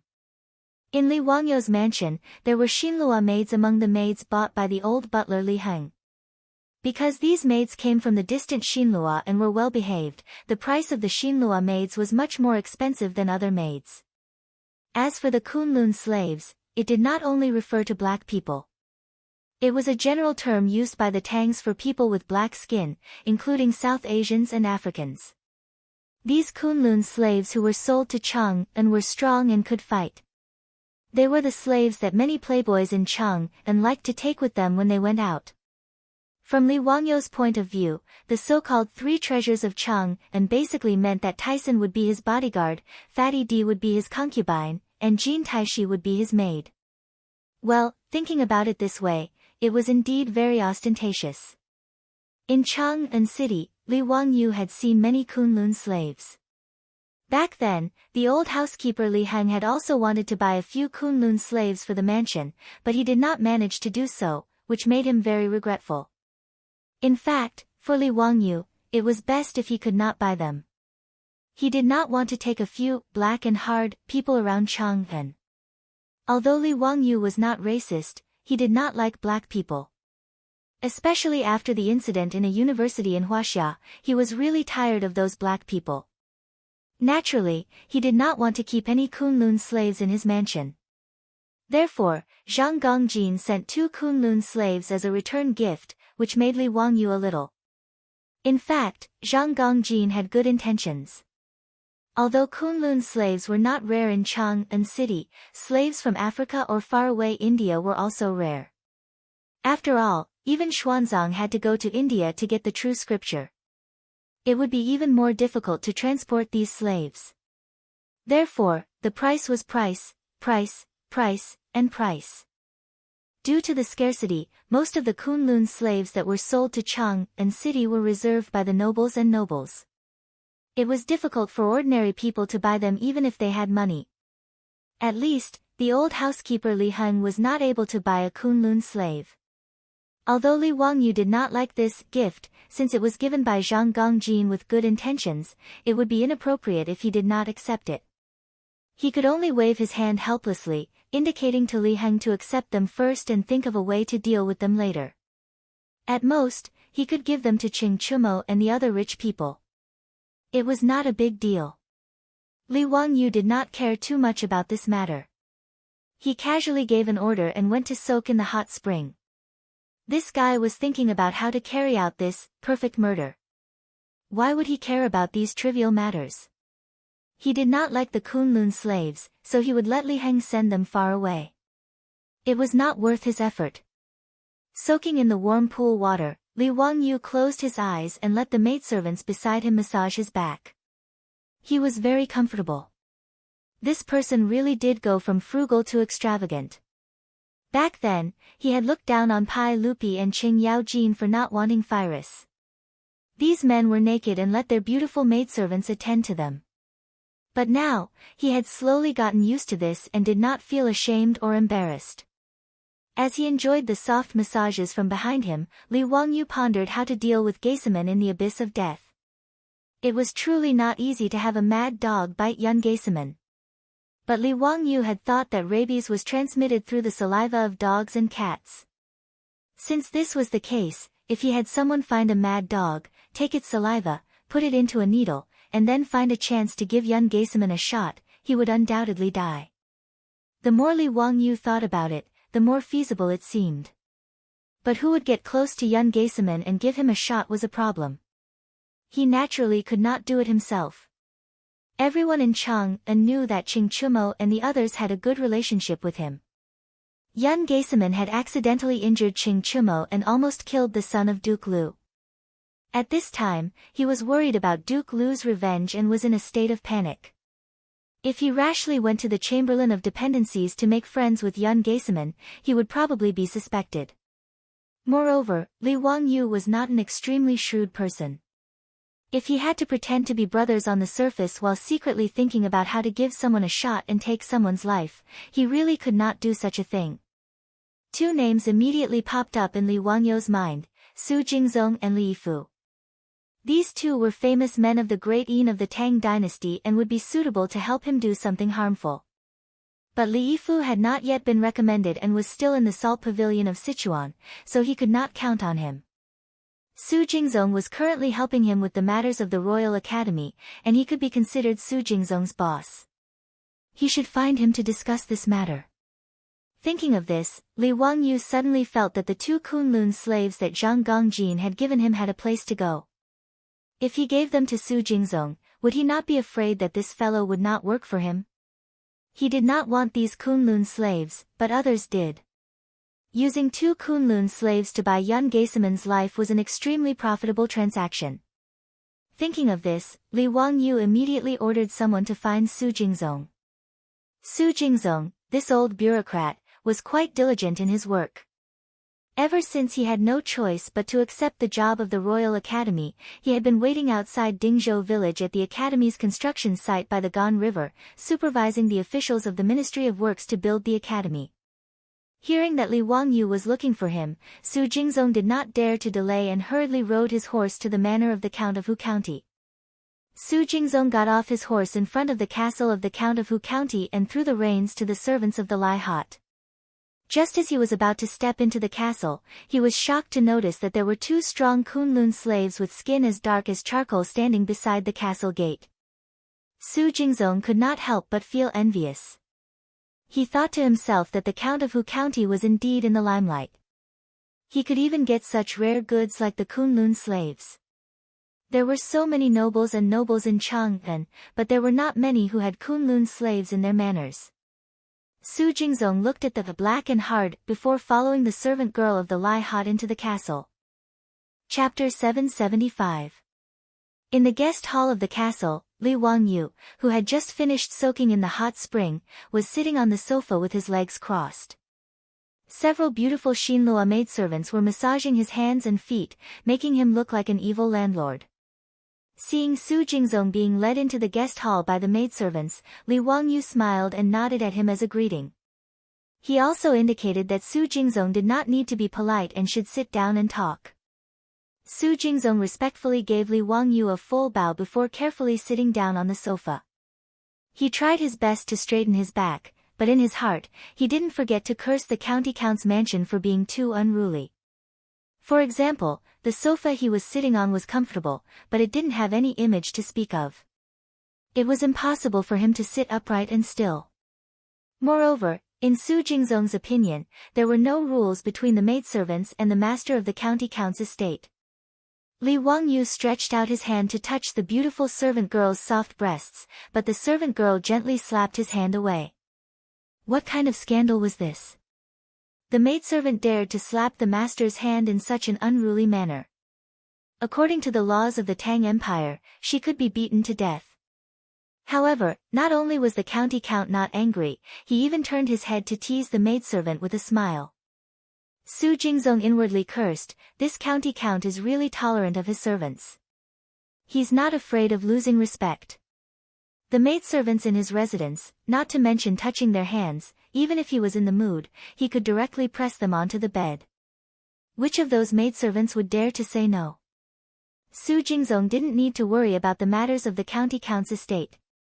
He could only dryly cough and ask, "Dare I ask the count, why have you called me here today?" Su Jingzong didn't feel ashamed. The vice principal of the Royal Academy called Li Wangyu, a fourth-rank county count who had founded the Tang Empire, count, and even called himself a lowly official. This could be considered as groveling. However, Su Jingzong didn't think this way. He knew that although the saint was the principal of the Royal Academy in name, in reality, all matters of the Royal Academy were decided by the young man in front of him. As for his official rank, was that important? In Su Jingzong's eyes, the young man in front of him was a very thick thigh. Since he had already boarded Li Wangyu's ship, he naturally had to hold on tight. Li Wangyu was already used to Su Jingzong's humility. He nodded carelessly. Just as he was about to instruct the maidservants in the reception room to leave, he saw his beautiful superior walk in. Su Jingzong didn't dare to be arrogant and quickly stood up to greet Su Changqing. Su Jingzong was a rank 3 official in the imperial court. It was embarrassing for him to bow to the woman of the county count who founded the country, but Su Jingzong didn't care about that. After all, after becoming familiar with Li Wangyu, he could tell that the person with the most authority in Noda county count whose residence was not the county count who himself, but this beautiful woman. Although he was somewhat contemptuous of the county count whose henpecked attitude, it did not affect his respectful attitude towards Su Changqing. Su Changqing returned Su Jingzong's greeting and then asked with a smile as beautiful as a flower, "Principal Su, when is your birthday? Do you know what constellation you have? How about I calculate your horoscope for you?" Li Wangyu speechlessly placed a hand to his forehead and inwardly groaned. Ever since he learned from Yan Liben that the Tang also knew about the 12 constellations and informed his beautiful superior of this matter, this woman seemed to have been possessed. Whenever she saw someone, she would ask about their birthday and horoscope, and then she would analyze their temperament and calculate their recent fortune. Within the county count whose residence in Noda, the more than 100 maidservants and soldiers had almost all been calculated by their beautiful superior. In the Tang dynasty, only a very small number of high-level intellectuals knew about the 12 constellations. Ordinary people knew nothing about them. These maidservants and soldiers did not know anything about the 12 constellations, but they did not know anything about them. They treated their beautiful superior's words as if they were gods. In the future, even horoscope calculation websites were very popular, let alone the Tang people. They believed in these mysterious things without a doubt. His beautiful superior also did not seem to get tired of it, making Li Wangyu speechless. In reality, although Su Changqing liked to study the constellations in the future, it was only for entertainment after tea. He would not be so obsessed. Life in the Tang dynasty was simply too boring for modern people, which was why she was so excited when she learned that the 12 constellations had been introduced into the Tang dynasty. Li Wangyu originally did not understand why most women liked constellations. He had even searched for this on Baidu and learned about a term called the Barnum effect. This theory said that people would easily believe that a general and popular personality was suitable for them, even if this personality was empty. The description of the constellations was a very typical Barnum effect. And women were naturally prone to the Barnum effect. Li Wangyu did not know if this was true or not, so he could only believe it for now. Facing Su Changqing's question, Su Jingzong was also stunned. He did not understand what she meant.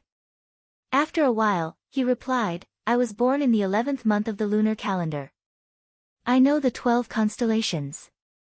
If I'm not wrong, I have the Scorpio life body. Su Changqing immediately said, the Scorpio life body's guardian star is Pluto, so Scorpio constellation has a mysterious characteristic. It is energetic, jealous, possessive, and holds grudges. Its actions are not bad, but its opinions are lacking. But this year, Scorpio career is developing like a fish in water. His beautiful superior talked endlessly about Scorpio constellation's fate and analysis, making Su Jingzong stunned. He nodded his head, feeling that Su Changqing's words were completely in line with his personality. He had never seen someone use such straightforward words to describe his fate and fate. Su Jingzong was naturally not one of the servant girls in the Hu County Count's household. He knew of the 12 constellations from Indian Buddhism and had even discussed the fate of the 12 constellations with the eminent monks.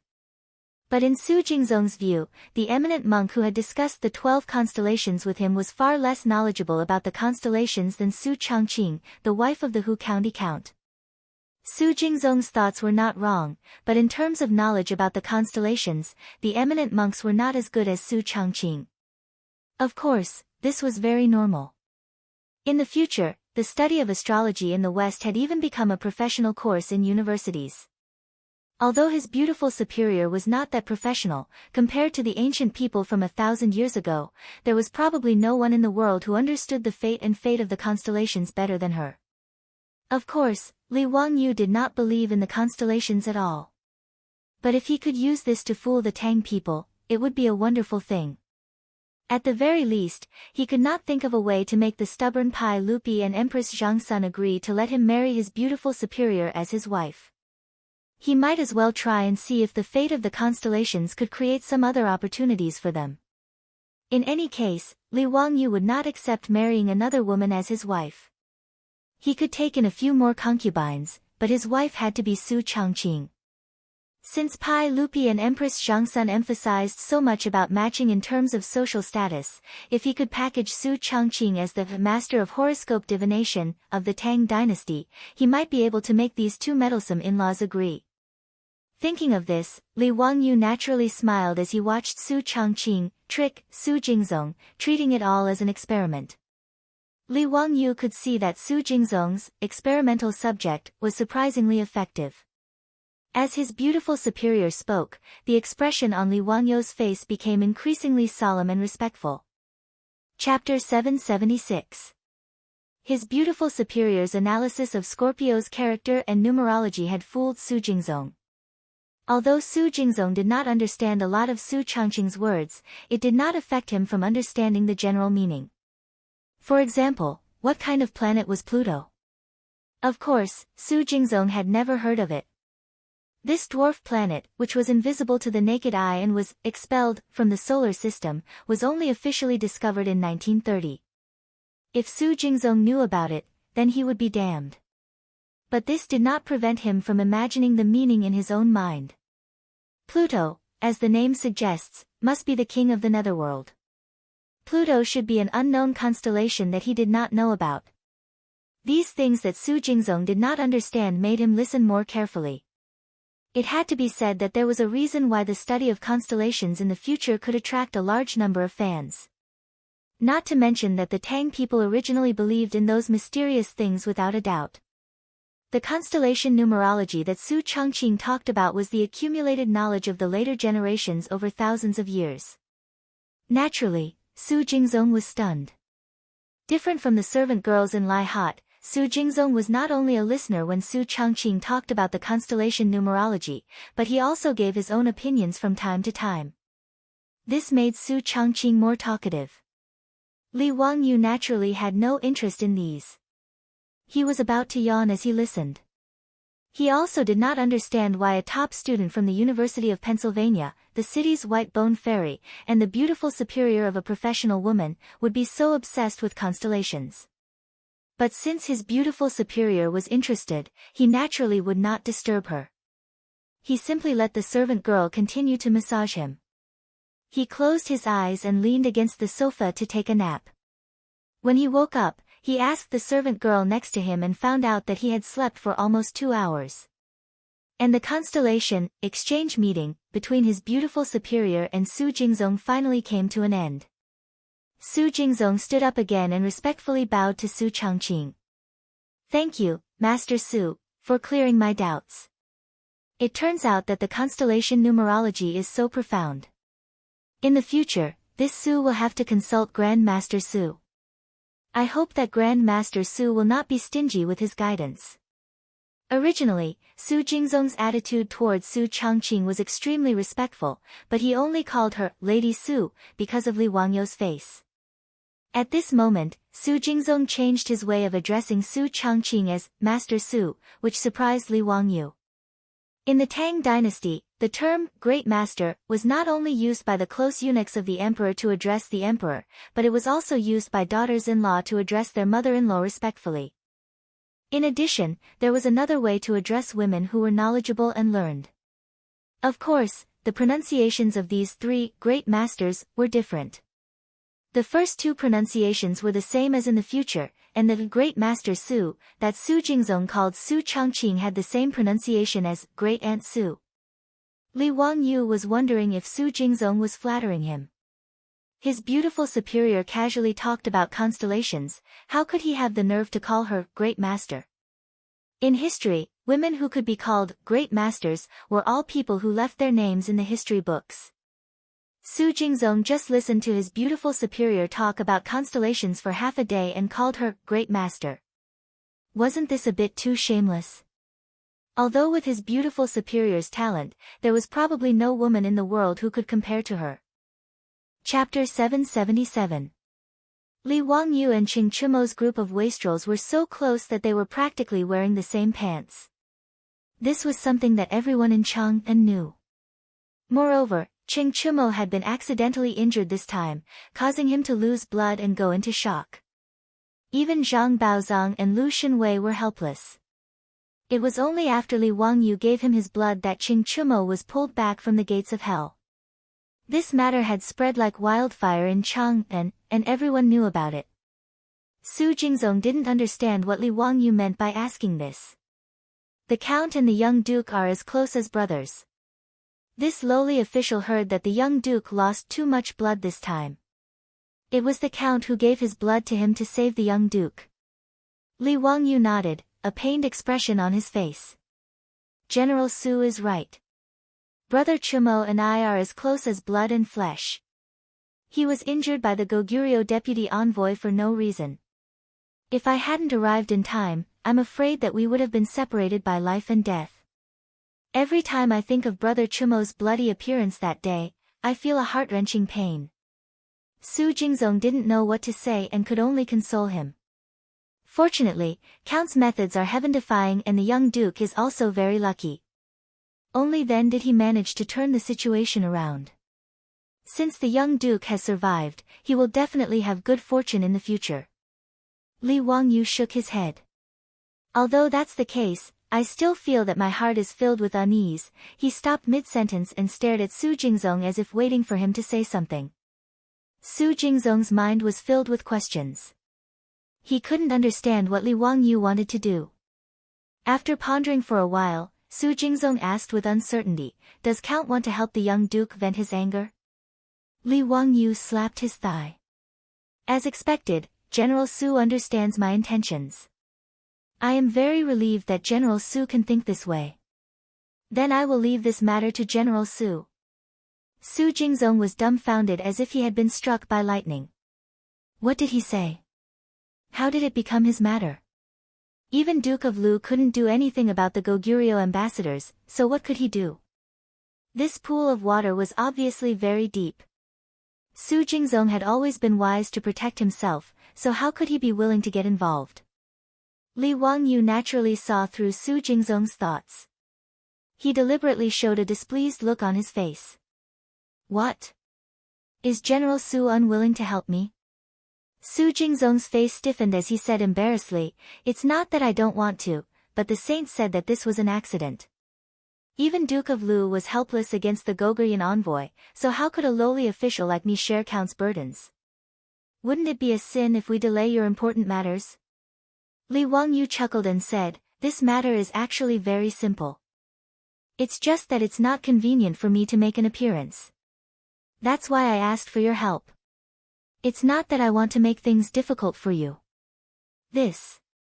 Even if Su Jingzong used his knees to think, he knew that what Li Wangyu wanted him to do was definitely not something simple.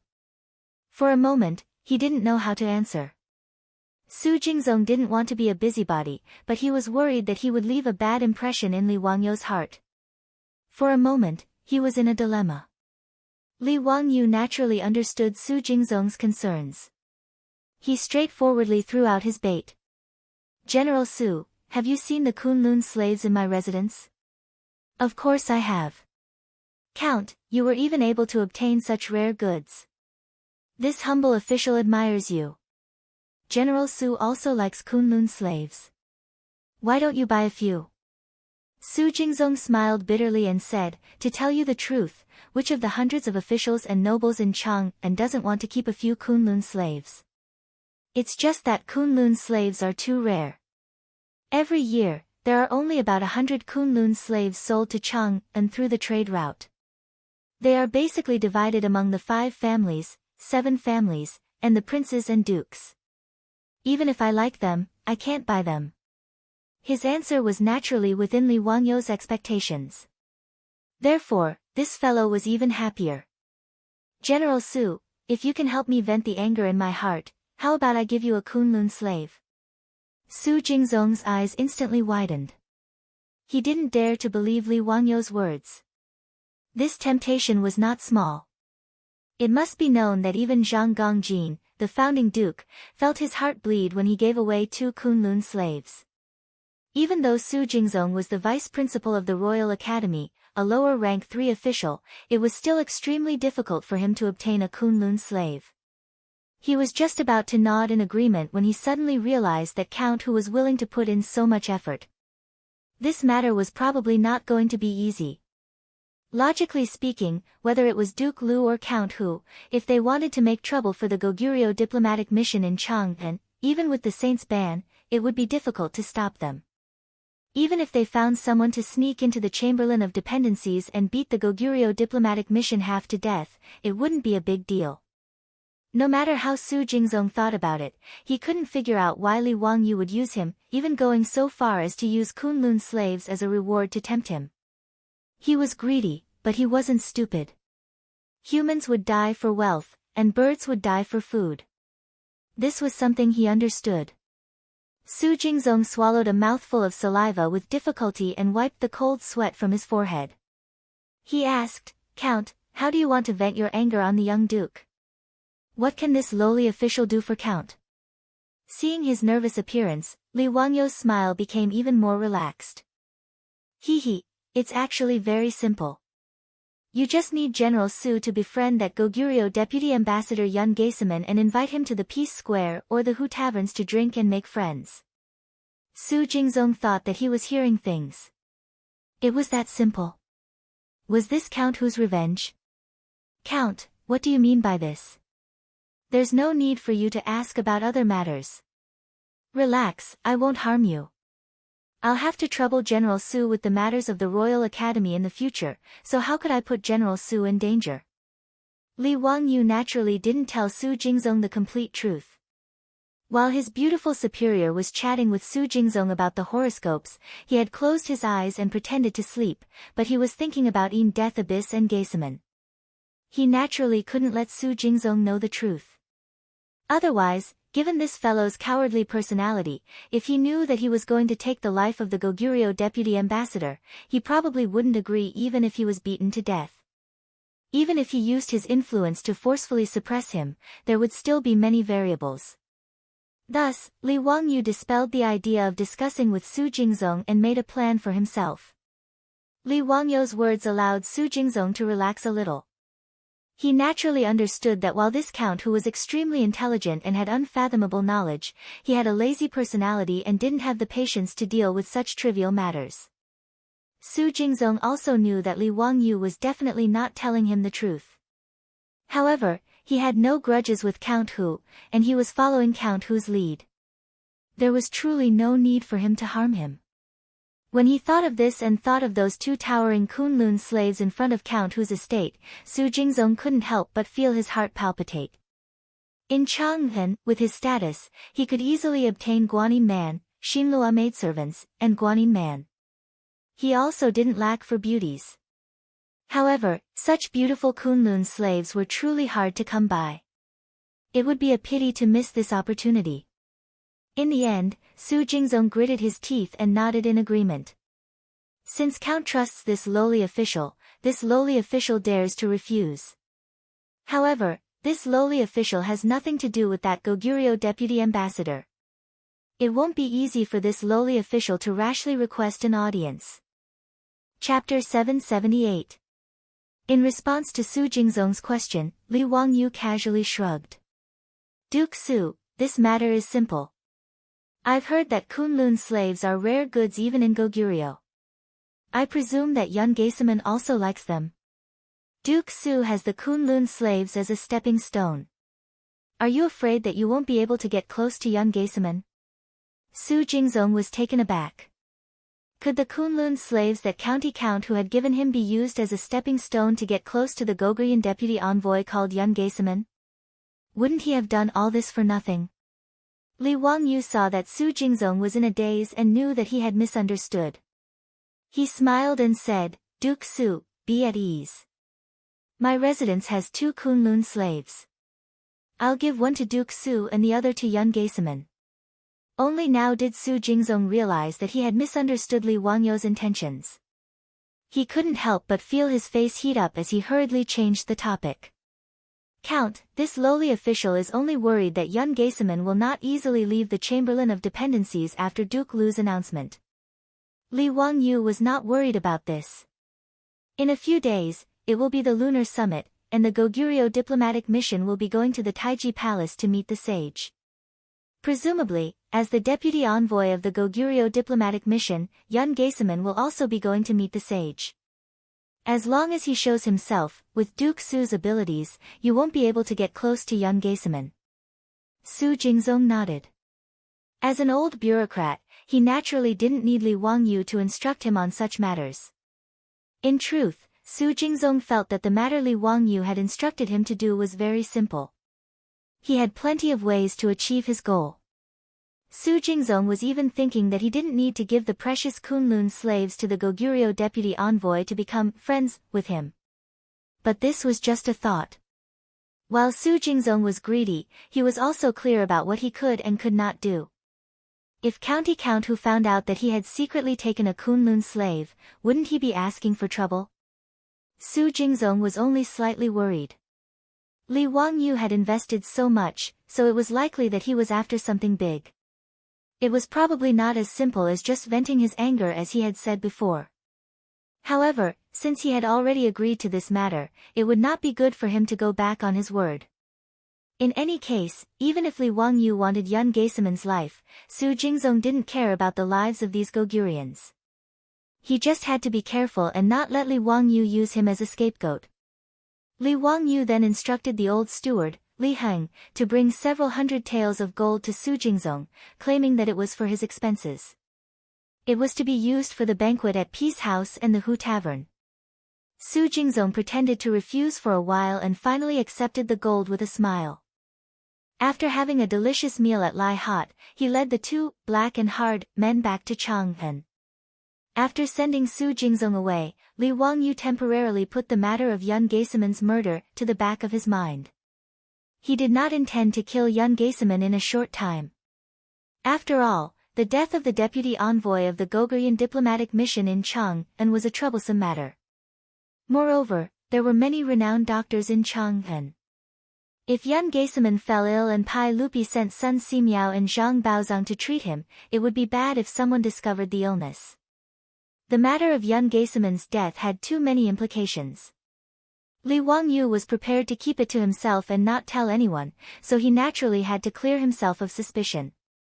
It was precisely for this reason that Li Wangyu believed that the best time to strike was when the Gogurian diplomatic mission was preparing to leave Chang'an and then find a chance to give Yun Geiseman a shot. By the time Yun Geiseman's rabies broke out, the Gogurian diplomatic mission would have left Chang'an and would have nothing to do with the Tang dynasty or him. He had Su Jingzong get close to Yun Geiseman precisely so that he could strike quietly and without attracting attention.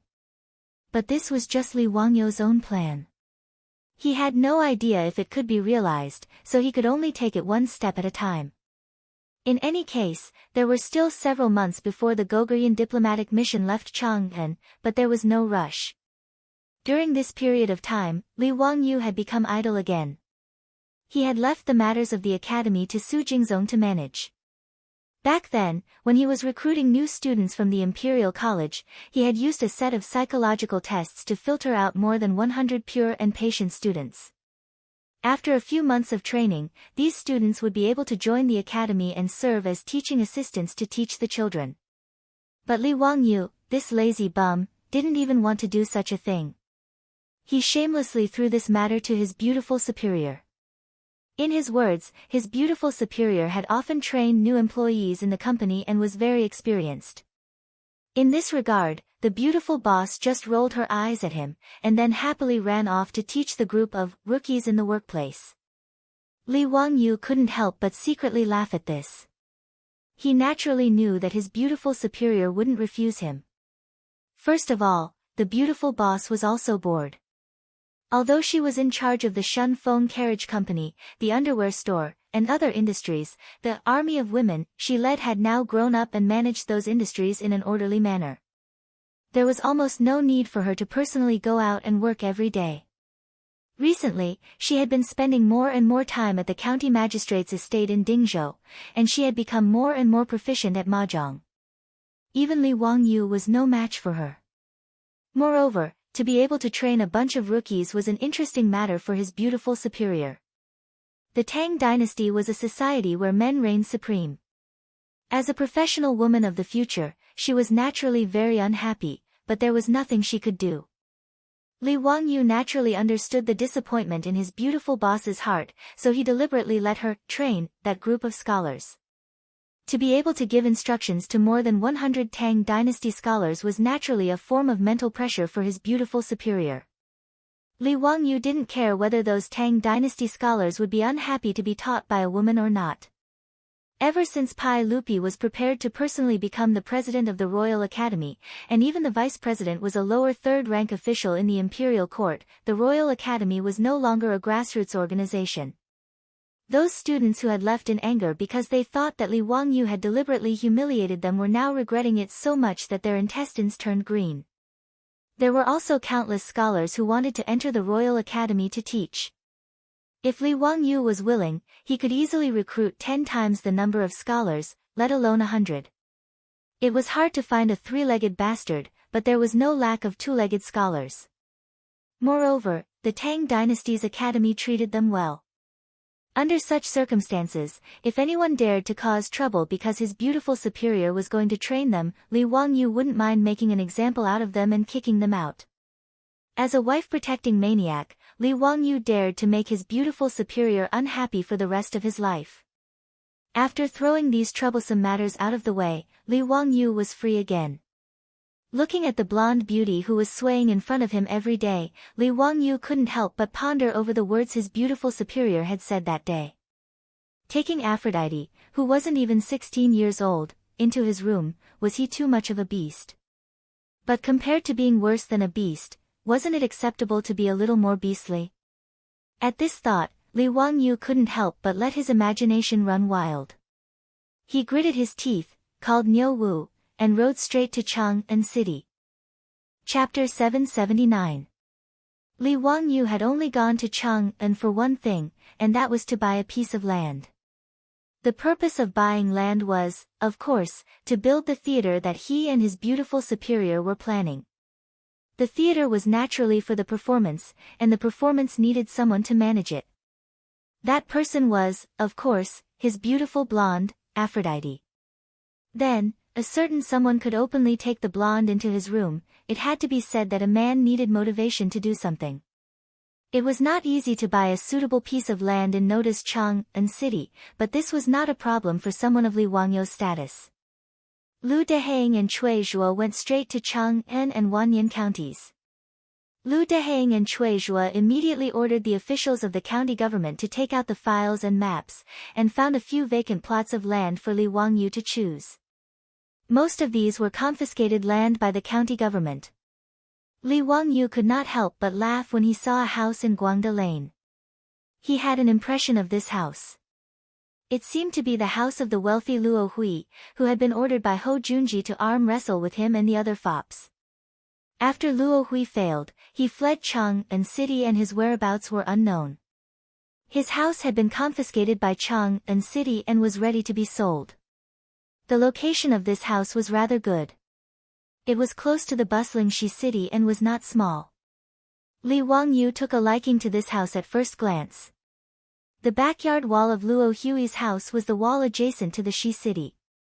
Li Wangyu pondered for a while and felt that he could open a door on this wall as the entrance to the theater in the future. Although the doors of houses could not be opened on the streets unless one was a third-rank official or above, Li Wangyu felt that it was not a big deal for him to go through the back door with Pai Lupi. Moreover, he wanted to build a theater and not a house, so it should not be a big problem. As an elegant art theater performance, the tickets were naturally not cheap. The target audience was of course the officials and aristocratic families of Chang'an City. The officials and aristocrats could not possibly go around Guangda Lane to watch the show, right? Guangdi Lane did not have enough space for everyone to park their horses and carriages. Cui Ming House, how much is this house in Guangda Lane? I'm quite interested in this house. Cui Zhuo smiled fawningly and said, County Count Hu, this house belongs to Luo Hui, who has no criminal record in the county. It's not worth much. If County Count Hu is interested, you can just give him a few tens of thousands. Li Wangyu naturally knew that Cui Zhuo was trying to curry favor with him, but with his current net worth, he disdained to take advantage of such a situation. Luo Hui's house in Guangda Lane was in an excellent location. According to the current market price in Chang'an, it would not be less than 1,000,000 yuan, or even more. If he really only gave a few tens of thousands of dollars, it would not be worth it if someone caught him and impeached him in the future. I appreciate Cui Ming House's good intentions, but this house will be sold at the market price, Li Wangyu said calmly. Cui Zhuo could only smile awkwardly. He stretched out his hand to summon an official from the Ministry of Civil Affairs and asked, how much is this house in Guangda Lane? According to the current market price in Ming House, it should be 2,000,000 yuan. 2,000,000 yuan was about 8,000,000 yuan in the future.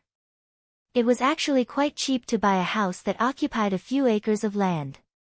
Li Wangyu could not help but curse the black-hearted developers in the future when he thought of the 100 square meter house he bought with a loan of more than 2,000,000 yuan.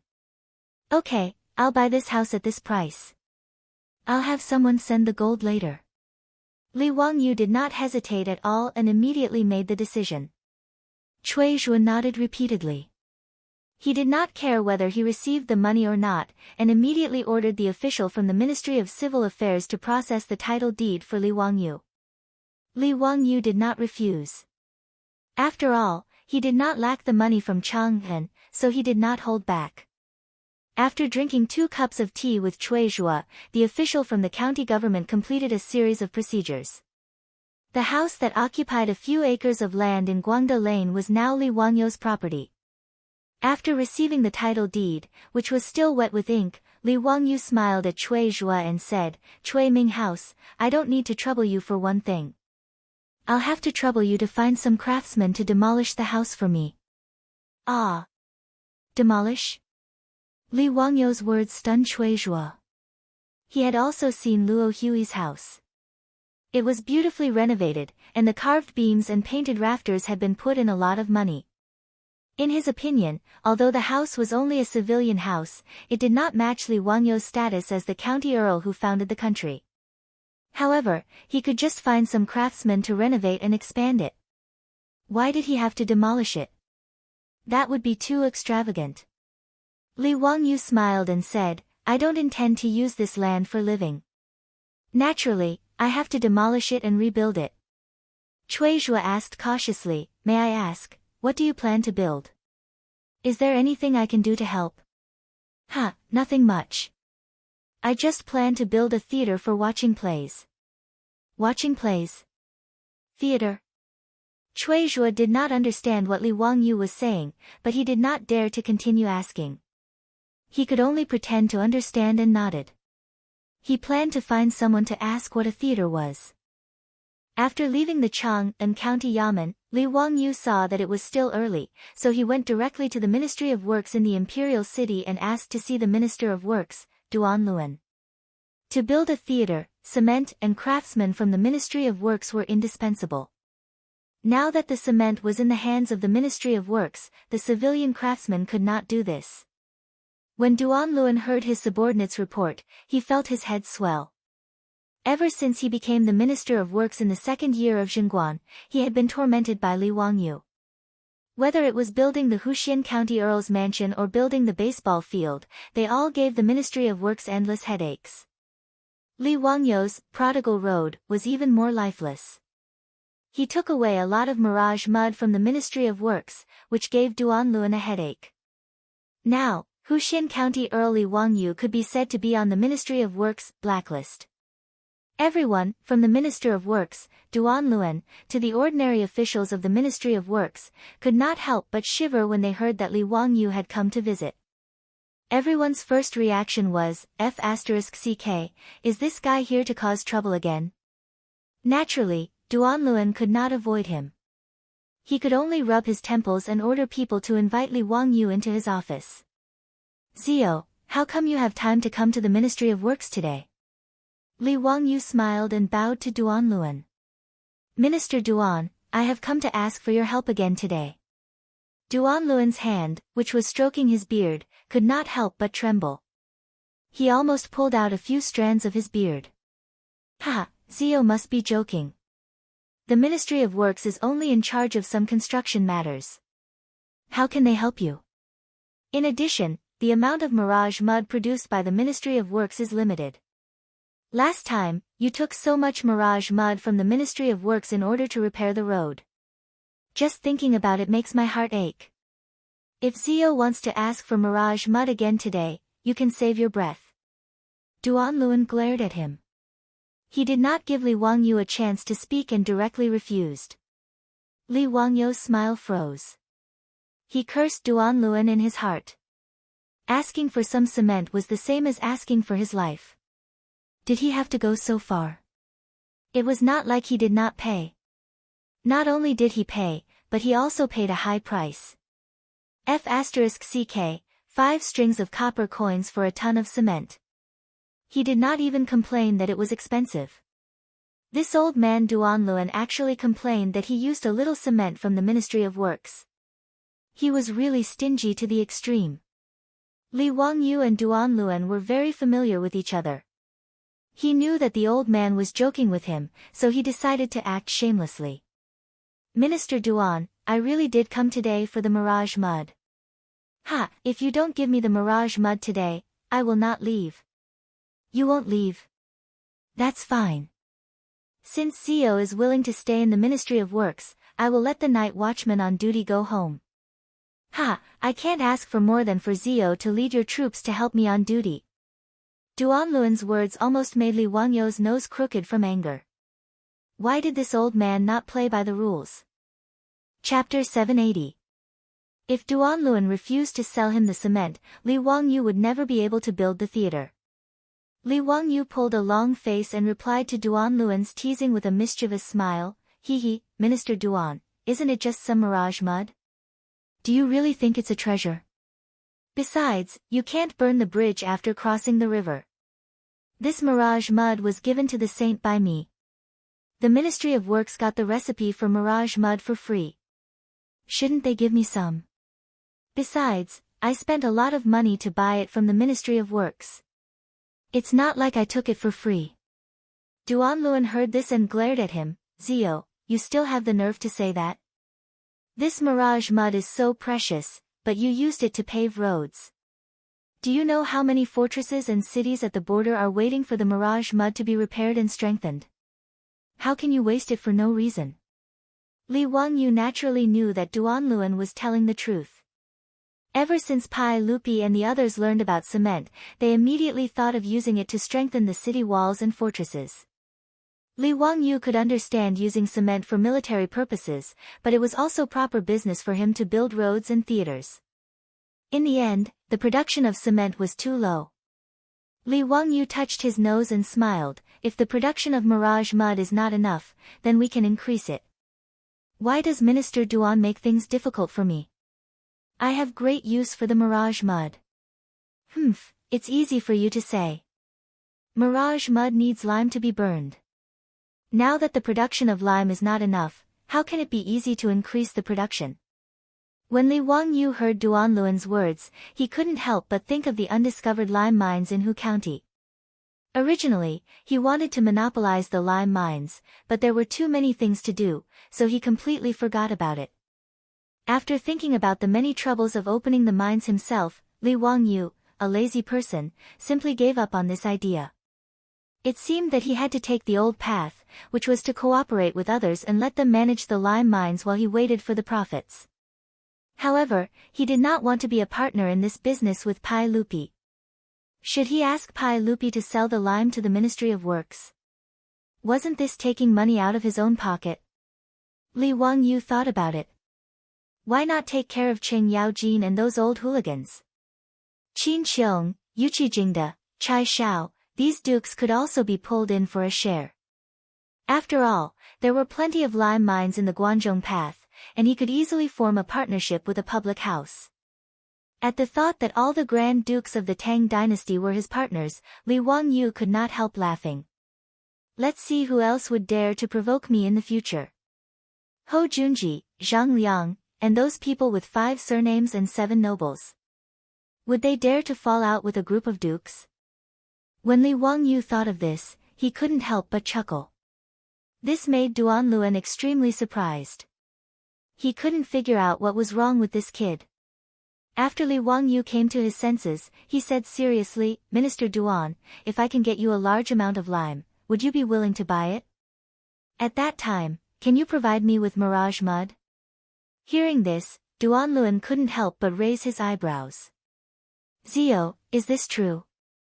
If you really have a large amount of lime, I can buy it at 50 coins per stone. I'll buy as much as you have. As for the mirage mud you want, as long as there is enough lime supply, you can have as much as you want. The price will be the same as before. Li Wangyu curled his lips. This old man was really calculating. This kind of volcanic ash cement was just calcining lime and clay together. There was no cost to remove the lime. Duan Luan, this old man, actually wanted to buy his lime for 50 coins. After calcining it, he would sell it to him for 250 coins. He really thought of him as a fool. Minister Duan, do you think I don't know how to calcinate the mirage mud? I'll sell the lime to you. After calcining it, you'll sell it to me at 5 times the price. Do I have the word stupid written on my forehead? Li Wangyou's words made Duan Luan's face turn red. He felt that he seemed to be a little unkind. Ha, Zio, what are you talking about? I was wrong just now. As long as you have enough lime supply, the Ministry of Works won't make any money from you. We'll supply you at 60 coins per stone. Li Wangyou nodded with satisfaction. Minister Duan, it's a deal. Zio, when can you start to supply the Ministry of Works with lime? I won't hide it from you.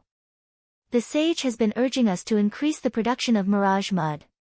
Now that the imperial court has seen the usefulness of mirage mud, it's in urgent need everywhere. Zio, the mirage mud you made is really a treasure that benefits the country and the people. Speaking of which, I have to thank you for being the Minister of Works. Duan Luan smiled amiably and was very amiable. Li Wangyou silently rolled his eyes. He thought that Duan Luan, this old man, said nice words.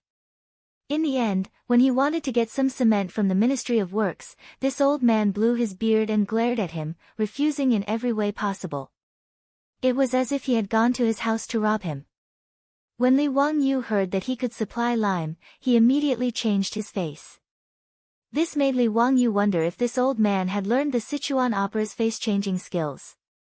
Bah, in the Tang dynasty, from Pai Lupi to these high officials in the imperial court, none of them were good people.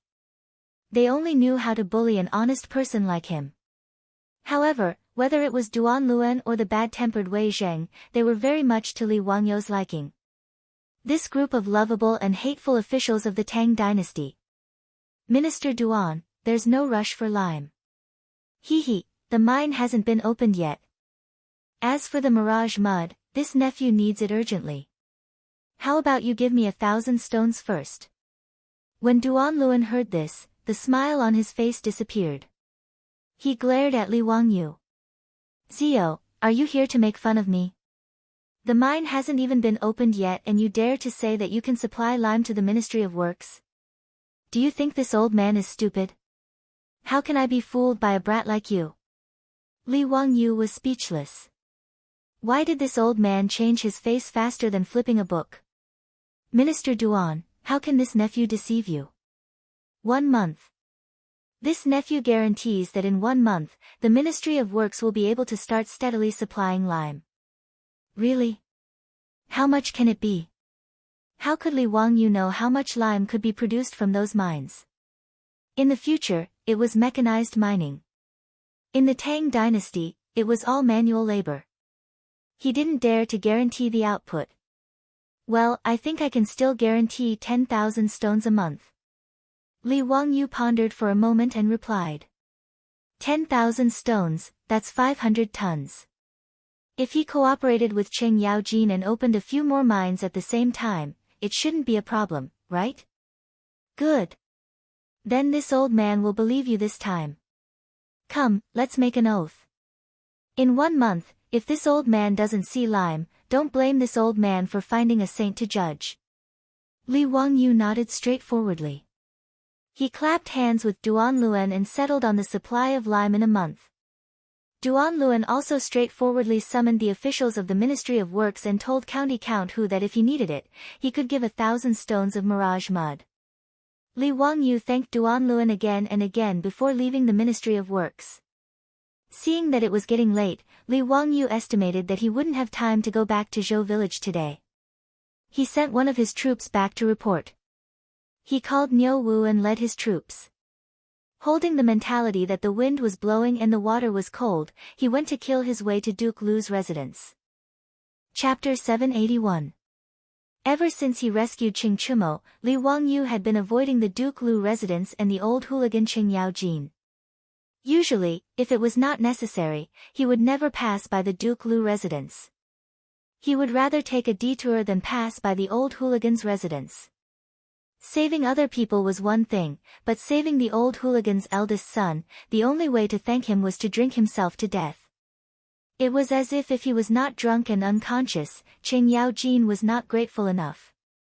Li Wangyu had long been too lazy to complain about the old hooligan's way of doing things. Today, if it were not for the lime mine, Li Wangyu would not walk into a trap. Wahaha, boy, you are finally willing to come. Come, prepare the food and wine, today we are not going home until we are drunk. Li Wangyu and his party had just stepped into the Duke Lu residence when Qing Yaojin's hoarse voice resounded throughout the residence. Rubbing his temples, Li Wangyu carelessly bowed to Qing Yaojin. Uncle Cheng, the matter of drinking is not urgent.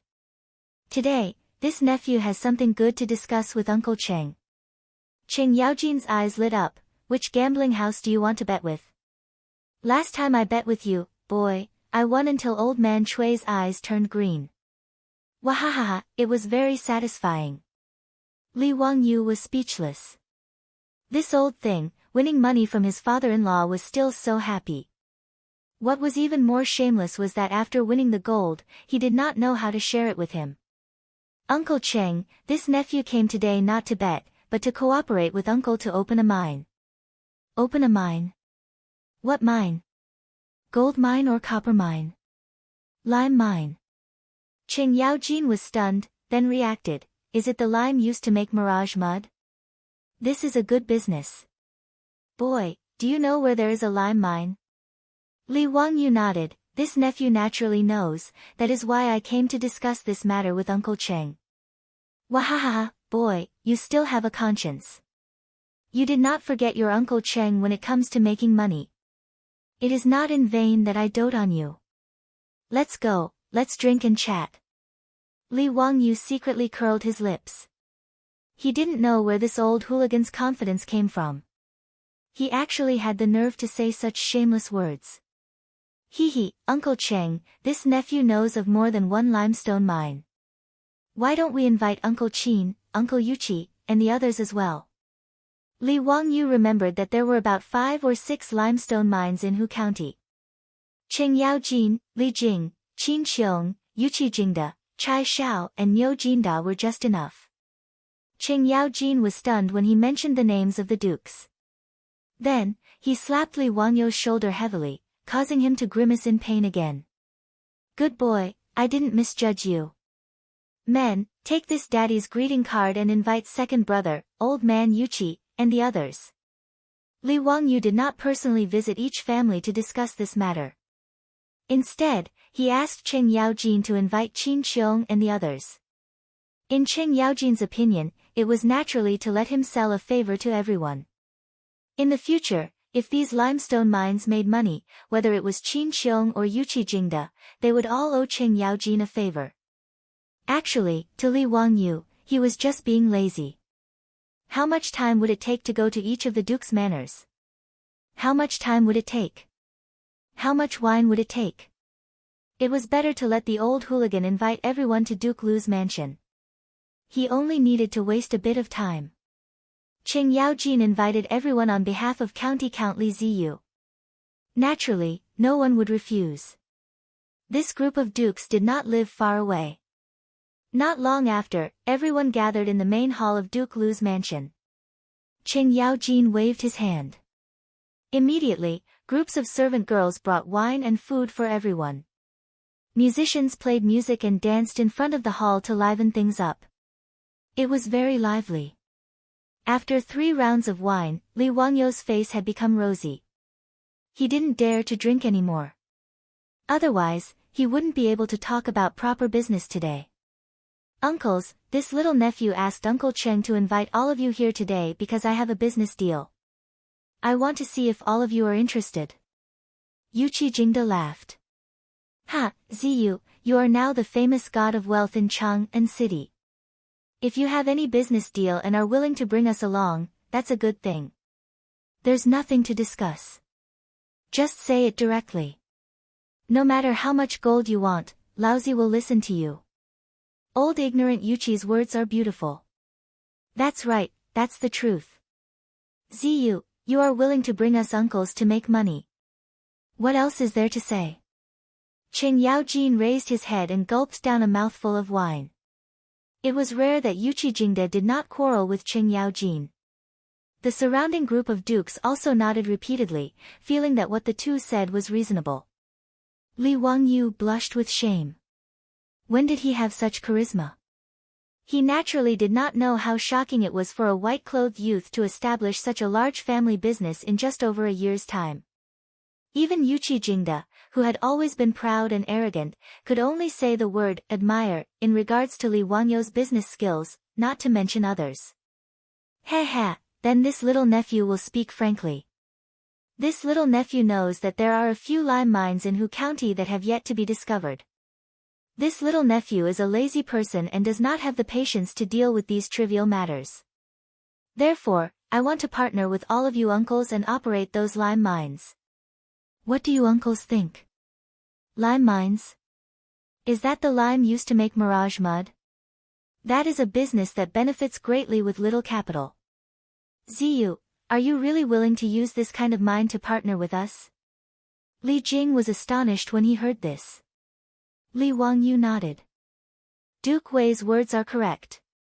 It is precisely that lime mine. This little nephew has already discussed it with Minister Duan of the Ministry of Works. 50 won per stone. The Ministry of Works will buy as much lime as there is, so there is no need to worry about lime sales. Cheng Yaojin was furious. That old man surnamed Duan is going too far. Ziyu, why did you agree to his conditions? I bought some mirage mud from the Ministry of Works, but it costs 350 won per stone. Isn't it too much of a loss to sell it to the Ministry of Works for 50 won? Everyone nodded in agreement. They also felt that Li Wangyu's price was too cheap. Li Wangyu said with a smile, uncles, mirage mud is expensive because the lime is transported from afar. This little nephew has inquired before. The lime used by the Ministry of Works costs 100 won per stone. The lime mine that this little nephew knows of is in Hu County, only a few dozen li away from Chang'an. It is very convenient to transport it. 50 won per stone seems cheap, but from now on, the Ministry of Works can only use the lime produced by our mines. This is a monopoly business. Uncles, you must not underestimate the profits involved. Duan Luan had offered to sell lime to the Ministry of Works for 50 won per stone. He was just waiting for Li Wangyu to haggle over the price. The price in his heart was 100 won per stone. Duan Luan did not expect that the always shrewd Li Wangyu would agree to it. This shocked him greatly. How could he have known that Li Wangyu was thinking about monopolizing the supply of lime?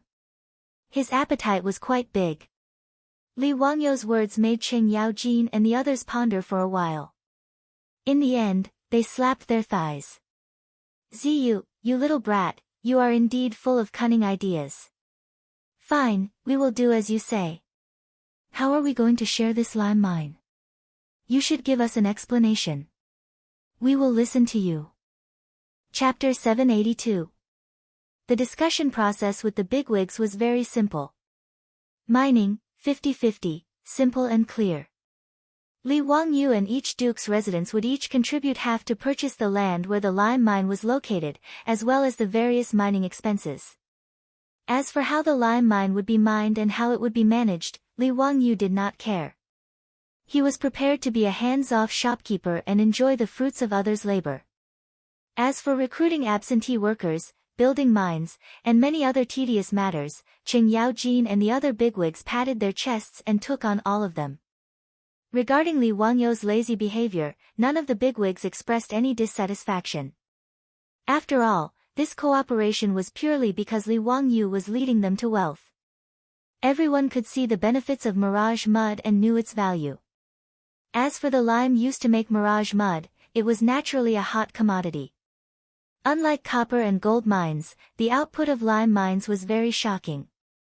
Li Wangyu estimated that the price of 50 copper coins per dan would not be maintained for long and would continue to fall. The price of mirage mud would also continue to fall. As for directly using lime to make mirage mud, whether it was Li Wangyu or the other bigwigs, they did not plan to participate for the time being. After all, Pai Lupi had already taken the production of mirage mud back to the imperial court and treated it as a strategic resource. Naturally, it would not be their turn to produce it. Li Wangyu provided the location of the lime mine, so it was only right for the dukes to contribute. Moreover, Qing Yaojin and the other bigwigs had a large group of stewards in their residences. These trivial matters would naturally be handled by the stewards of the various residences.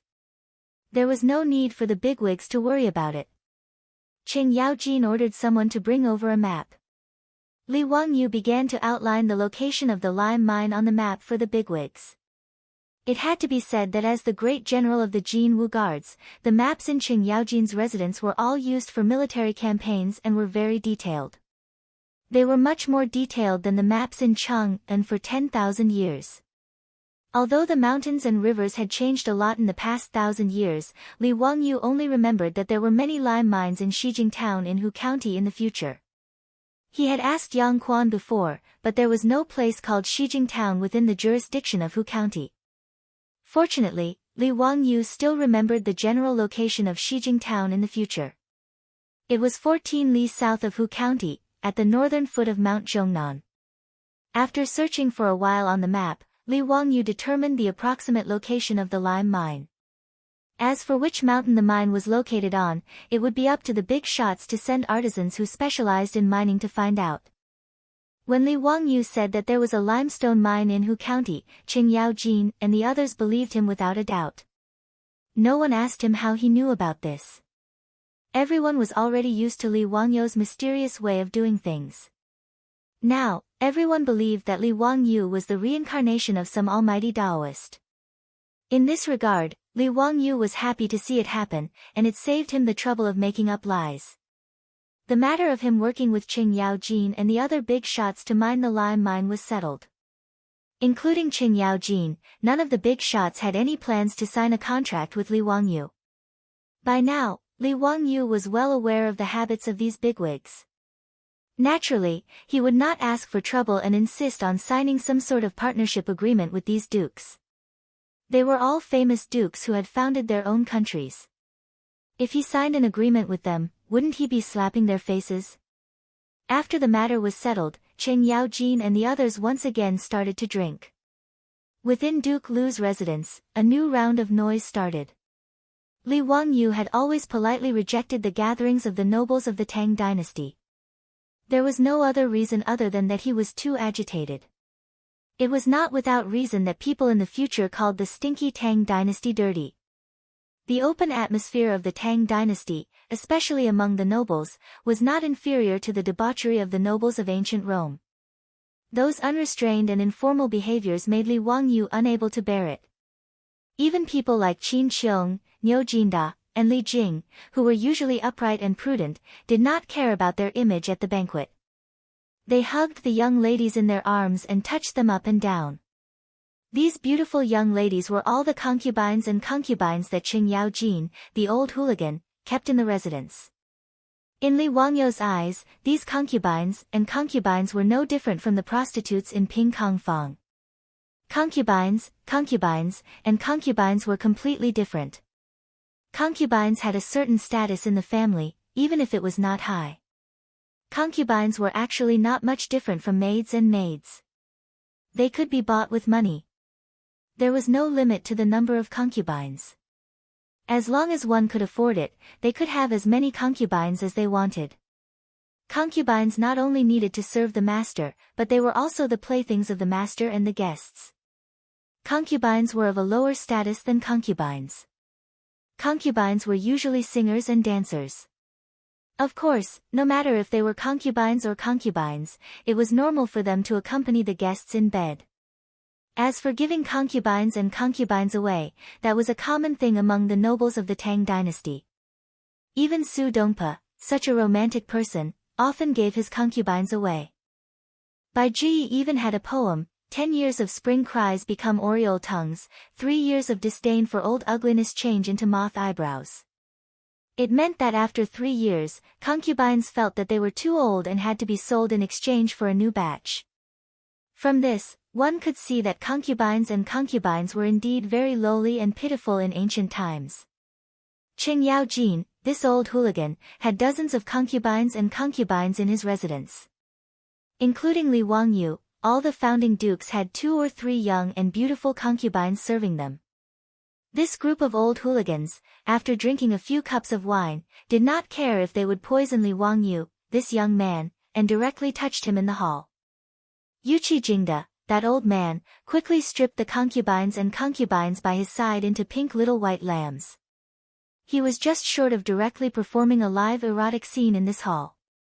Qing Yaojin and the others not only did not feel offended, but also applauded loudly. Niu Jinda was considered more reserved. His pair of large hands had already reached into those concubines' dresses and continuously kneaded. Seeing this, Li Wangyu was very speechless. As for Li Jing, this old man, his hair and beard were already white, but he was hugging a few young women who were old enough to be his granddaughters for a while. He even let those concubines use their mouths to feed him wine. He was really old and unruly.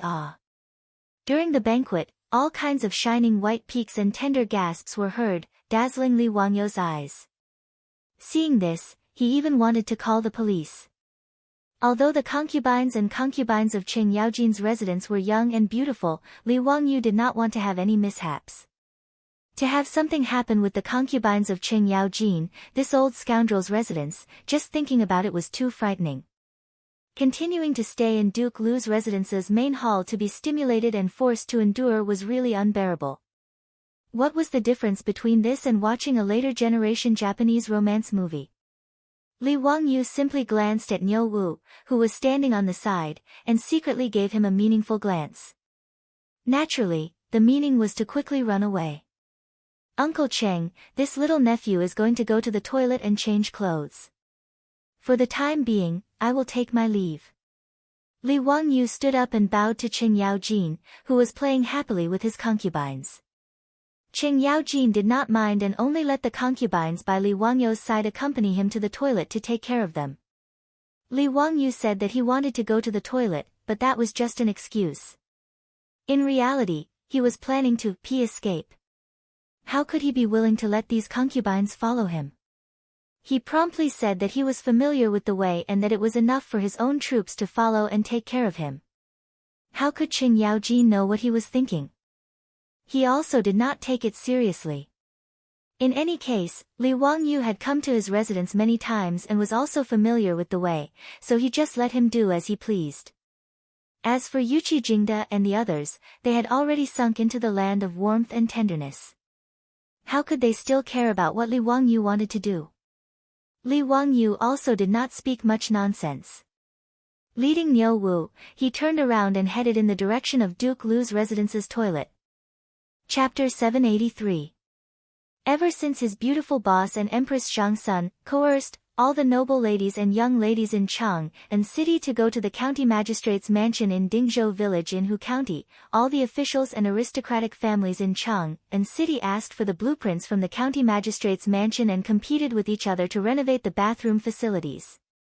These hostesses had seen the modern bathroom facilities in the county count's mansion, so how could they continue to use the dirty and smelly toilets in their original mansions? For a time, orders for all kinds of bathroom tiles, toilets, and sanitary wares in the porcelain kilns and workshops outside Chang and city increased greatly, which made the shopkeepers who had never made these rare things happy and annoyed. Fortunately, these things were actually not complicated, and they were not difficult for the skilled porcelain craftsmen of the Tang dynasty. The toilets in Qing Yaojin's mansion were naturally all renovated. The originally dirty toilets were covered with shiny tiles, and ceramic toilets and sanitary wares were used. Also, the old scoundrel had plagiarized the Turkish bath in Li Wangyu's castle. He had built a bathing pool and sauna room in his own residence. As for the Taiji Palace, it had already been renovated. Pai Lupi was even more shameless. He directly asked Li Wangyu to show his respect for a batch of bathroom tiles and toilets, which made Li Wangyu spend a lot of money. After all, an ordinary duke's mansion had at most a dozen toilets. But in Noda's Taiji Palace, there were more than 100 toilets, and the number of tiles and ceramic toilets needed was innumerable. How could Li Wangyu not hate it? When the officials and nobles learned of Pai Lupi's public bribery, they became more and more envious of Li Wangyu's imperial favor, which made Li Wangyu speechless. Li Wangyu led Niu Wu to the bathroom of Duke Lu's mansion. After relaxing for a while, he was ready to slip away. Looking around, Duke Lu's mansion was brightly lit, and there were maids and servants shuttling back and forth, constantly delivering hot delicacies and wine to the nobles in the main hall. Seeing that no one was paying attention to him and Niu Wu, Li Wangyu immediately slipped down the small road to the main gate of Duke Lu's mansion. Unexpectedly, after taking 2 steps, Li Wangyu, who was anxious to escape the tiger's den, did not pay attention and directly bumped into someone coming from the opposite side. "Zio, where are you going? The main hall is not in this direction."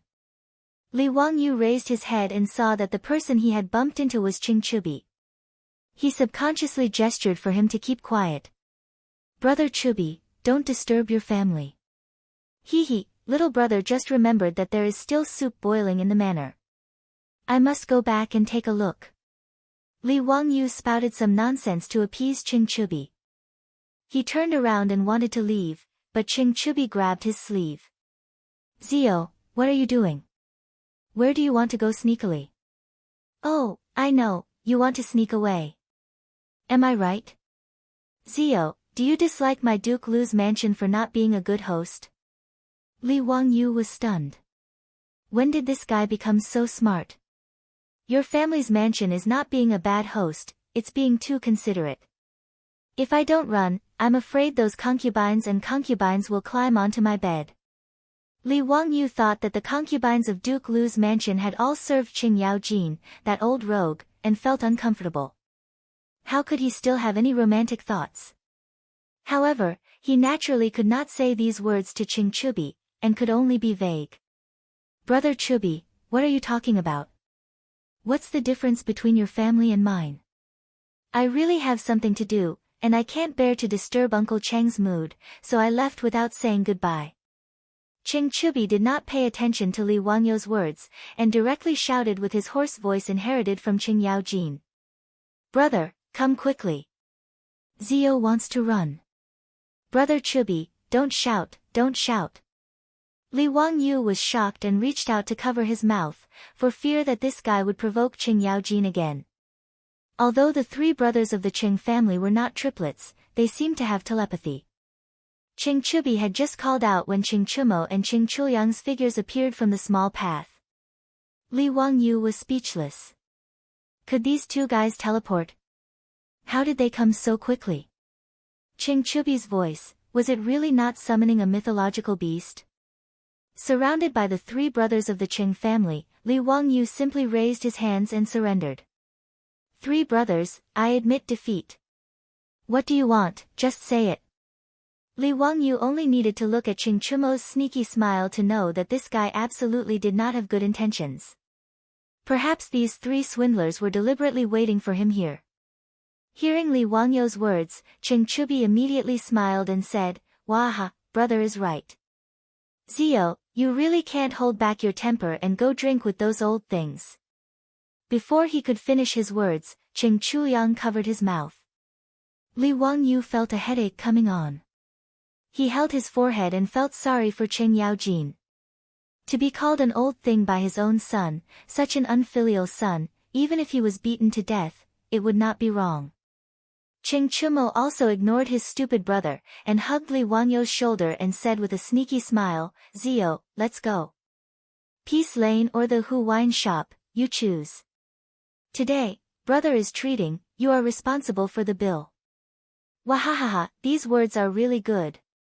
"I treat, you pay" naturally came from Li Wangyu's mouth, but it was immediately copied by this group of swindlers. Now, they kept saying it every day, and it was almost becoming a mantra. Whether it was going to the Hu wine shop or Peace Lane, Li Wangyu would accept it. It was better than continuing to stay in the Duke Lu's residence and watch a group of old swindlers act out an erotic scene. At least it was not an eyesore. He accepted his fate and nodded, saying weakly, "Then let's go to the Hu wine shop in the West Market." Compared to harming the poor women of the Tang dynasty in Peace Lane, Li Wangyu would rather lead these swindlers to the Hu wine shop to harm the Hu concubines. The 3 brothers of the Qing family naturally did not have any objections. They happily escorted Li Wangyu out of their residence and towards the West Market. What made Li Wangyu even more speechless was that this bastard Qing Chumo did not forget to be generous. He actually ordered his servants to immediately go to the other swindlers' residences and inform them to gather at the Hu wine shop in the West Market. Today, someone was treating, so hurry and eat. If it were not for the fact that he could not beat these three brothers, Li Wangyu would definitely let them know why the flowers were so red. After a while, the swindlers and Li Wangyu gathered at the Hu wine shop in the West Market and started a new round of revelry. With County Count Hu and a group of young dukes at the door, the shopkeeper of the Hu wine shop naturally did not dare to be negligent. He respectfully invited everyone into an elegant room, and then sent the youngest and most beautiful Hu concubines in the wine shop into the room. Li Wangyu was not some old master or a moralist, so he was very relaxed and at ease with these swindlers. His arms were wrapped around two scantily clad Hu concubines, and he was very happy to take advantage of them. While everyone was drinking and having fun while chatting, Li Wangyu noticed the conversation between Chai Lingguo and Du He and couldn't help but frown. Chapter 784. Just as Li Wangyu was exchanging toasts with Qing Chumo and the others, he heard Wei Shuyu and Chai Lingguo laughing and saying, "Brother Lingguo, I heard that you know Master Faya of the Mercy Temple." Chai Lingguo nodded. "Yes, there is such a thing. I am acquainted with Grandmaster Faya. The retired emperor missed my mother, so he invited Great Master Faya to my brother's residence to perform a blessing ceremony for my mother." "Why, does Brother Shuyu want to find Master Faya?" Chai Lingguo's mother was Princess Ping Yangzhao, Li Yuan's third daughter. Princess Ping Yangzhao could be called a heroine. At the end of the Sui dynasty, when the world was in chaos, she gathered the heroes of Guanzhong and led the army of women to achieve great things. She joined forces with Pai Lupi on the north bank of the Wei River and together they broke through Chang'an. Unfortunately, in the 6th year of Wuda, Princess Ping Yangzhao passed away, which made Li Yuan and Pai Lupi very sad. Princess Ping Yangzhao was the only woman in the history of Huaxia to be buried with military rites. It could be said that she was truly honored in life and death. Li Yuan also missed this daughter of his very much. He often ordered Buddhist and Taoist, two sects eminent monks and Taoist priests to perform rituals and pray for Princess Ping Yangzhao. It's like this. My mother's birthday is coming soon, and she is a devout Buddhist believer. Therefore, I want to find a Buddhist scripture personally copied by a monk as a gift for my mother. In Chang'an, Master Faya is a monk of the San sect. If I can ask him to personally copy a Buddhist scripture, it would naturally be excellent, Wei Shuyu explained with a smile. Chai Lingguo didn't say anything and immediately agreed. Brother Shuyu, don't worry. Leave this to me. Then thank you, Brother Lingguo. Come, let me toast you. Fang Yai couldn't help but laugh. Why are you two patronizing yourselves? Everyone, come, today is a beautiful day, and it's rare for Zio to be the host. Don't waste this wine and beauty. Everyone, drink up. Hearing Fang Yai's words, everyone laughed and raised their cups. There was a lot of noise in the room. No one paid attention to the conversation between Chai Lingguo and Wei Shuyu. Only Li Wangyu was stunned. Master Faya. Why did this name sound so familiar? Where have I heard of it before? He furrowed his brows and pondered for a long time. Then, he suddenly stood up, scaring the wastrels. Zio, what are you doing? You're not going to change again, are you? Brat, are you trying to escape by peeing again? Brothers, keep an eye on Zio.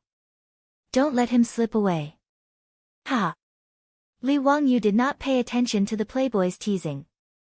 He only remembered who Master Faya was. There was a record in the old book of Tang. 3 years ago, there was a shaman Faya, who entered and left the 2 palaces by chance, but was forbidden from doing so. Faya was resentful and spoke evil words, and was executed. Demon Monk Faya. Zhengguan Year was a very famous case. Although there were only 36 words about Faya in the old Tang book, its influence was huge. This Master Faya could be considered an eminent monk during the Sui and Tang dynasties. He was loved and respected by Li Yuan and Crown Prince Li Jiancheng. Faya could enter and leave the palaces as he pleased. For a time, he was very famous in Chang'an city. Countless noble families and officials tried to befriend him. However, every dog has its day. In the 9th year of Wuda, Pai Lupi risked everything and started the Xuanwu Gate Rebellion. He killed Crown Prince Li Jiancheng and Prince Qi Li Yuanji, forcing Li Yuan to abdicate. Li Yuan was forced to make Pai Lupi the crown prince. He then abdicated and lived in the Taiji Palace. However, this master Faya still frequently entered and exited the palaces to meet with Emperor Li Yuan and discuss Buddhism. If Faya only talked about Buddhism, it would be fine. As an emperor, Pai Lupi would not make things difficult for a monk. However, this great master Faya was not someone who knew when to advance or retreat. In private conversations with the retired Emperor Li Yuan, he often complained about Li Er, speaking out against injustice for the Crown Prince Li Jiancheng, feeling indignant about the retired Emperor Li Yuan's encounter. Although these words between Faya and Li Yuan were private, in Noda's Taiji Palace, how could there be a wall that did not leak out?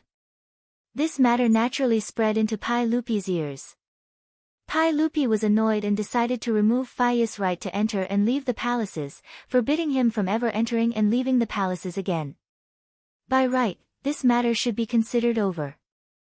Faya could continue to stay in his Great Mercy Temple as a senior monk and live in peace. However, Faya belonged to the type of person with extremely low emotional intelligence. He actually held a grudge because Pai Lupi removed his right to enter and leave the palaces. He started to call himself the reincarnation of the living Buddha on the streets and wantonly attacked Pai Lupi. He attributed the locust plague and drought in the 2nd year of Zhengguan to Pai Lupi's immoral behavior, saying that it was God's punishment for the Xuanwu Gate incident, for killing his brother and imprisoning his father. Such treasonous words were naturally reported to the imperial court. Faya was only a monk and not a noble family like the 5 surnames and 7 Wangs. How could Li Er be merciful? He simply ordered the Ministry of Justice to arrest him and then pushed Faya to Shi City where he was beheaded in public. Not only did Faya succeed in seeking death, he was also given the title of Demon Monk Faya.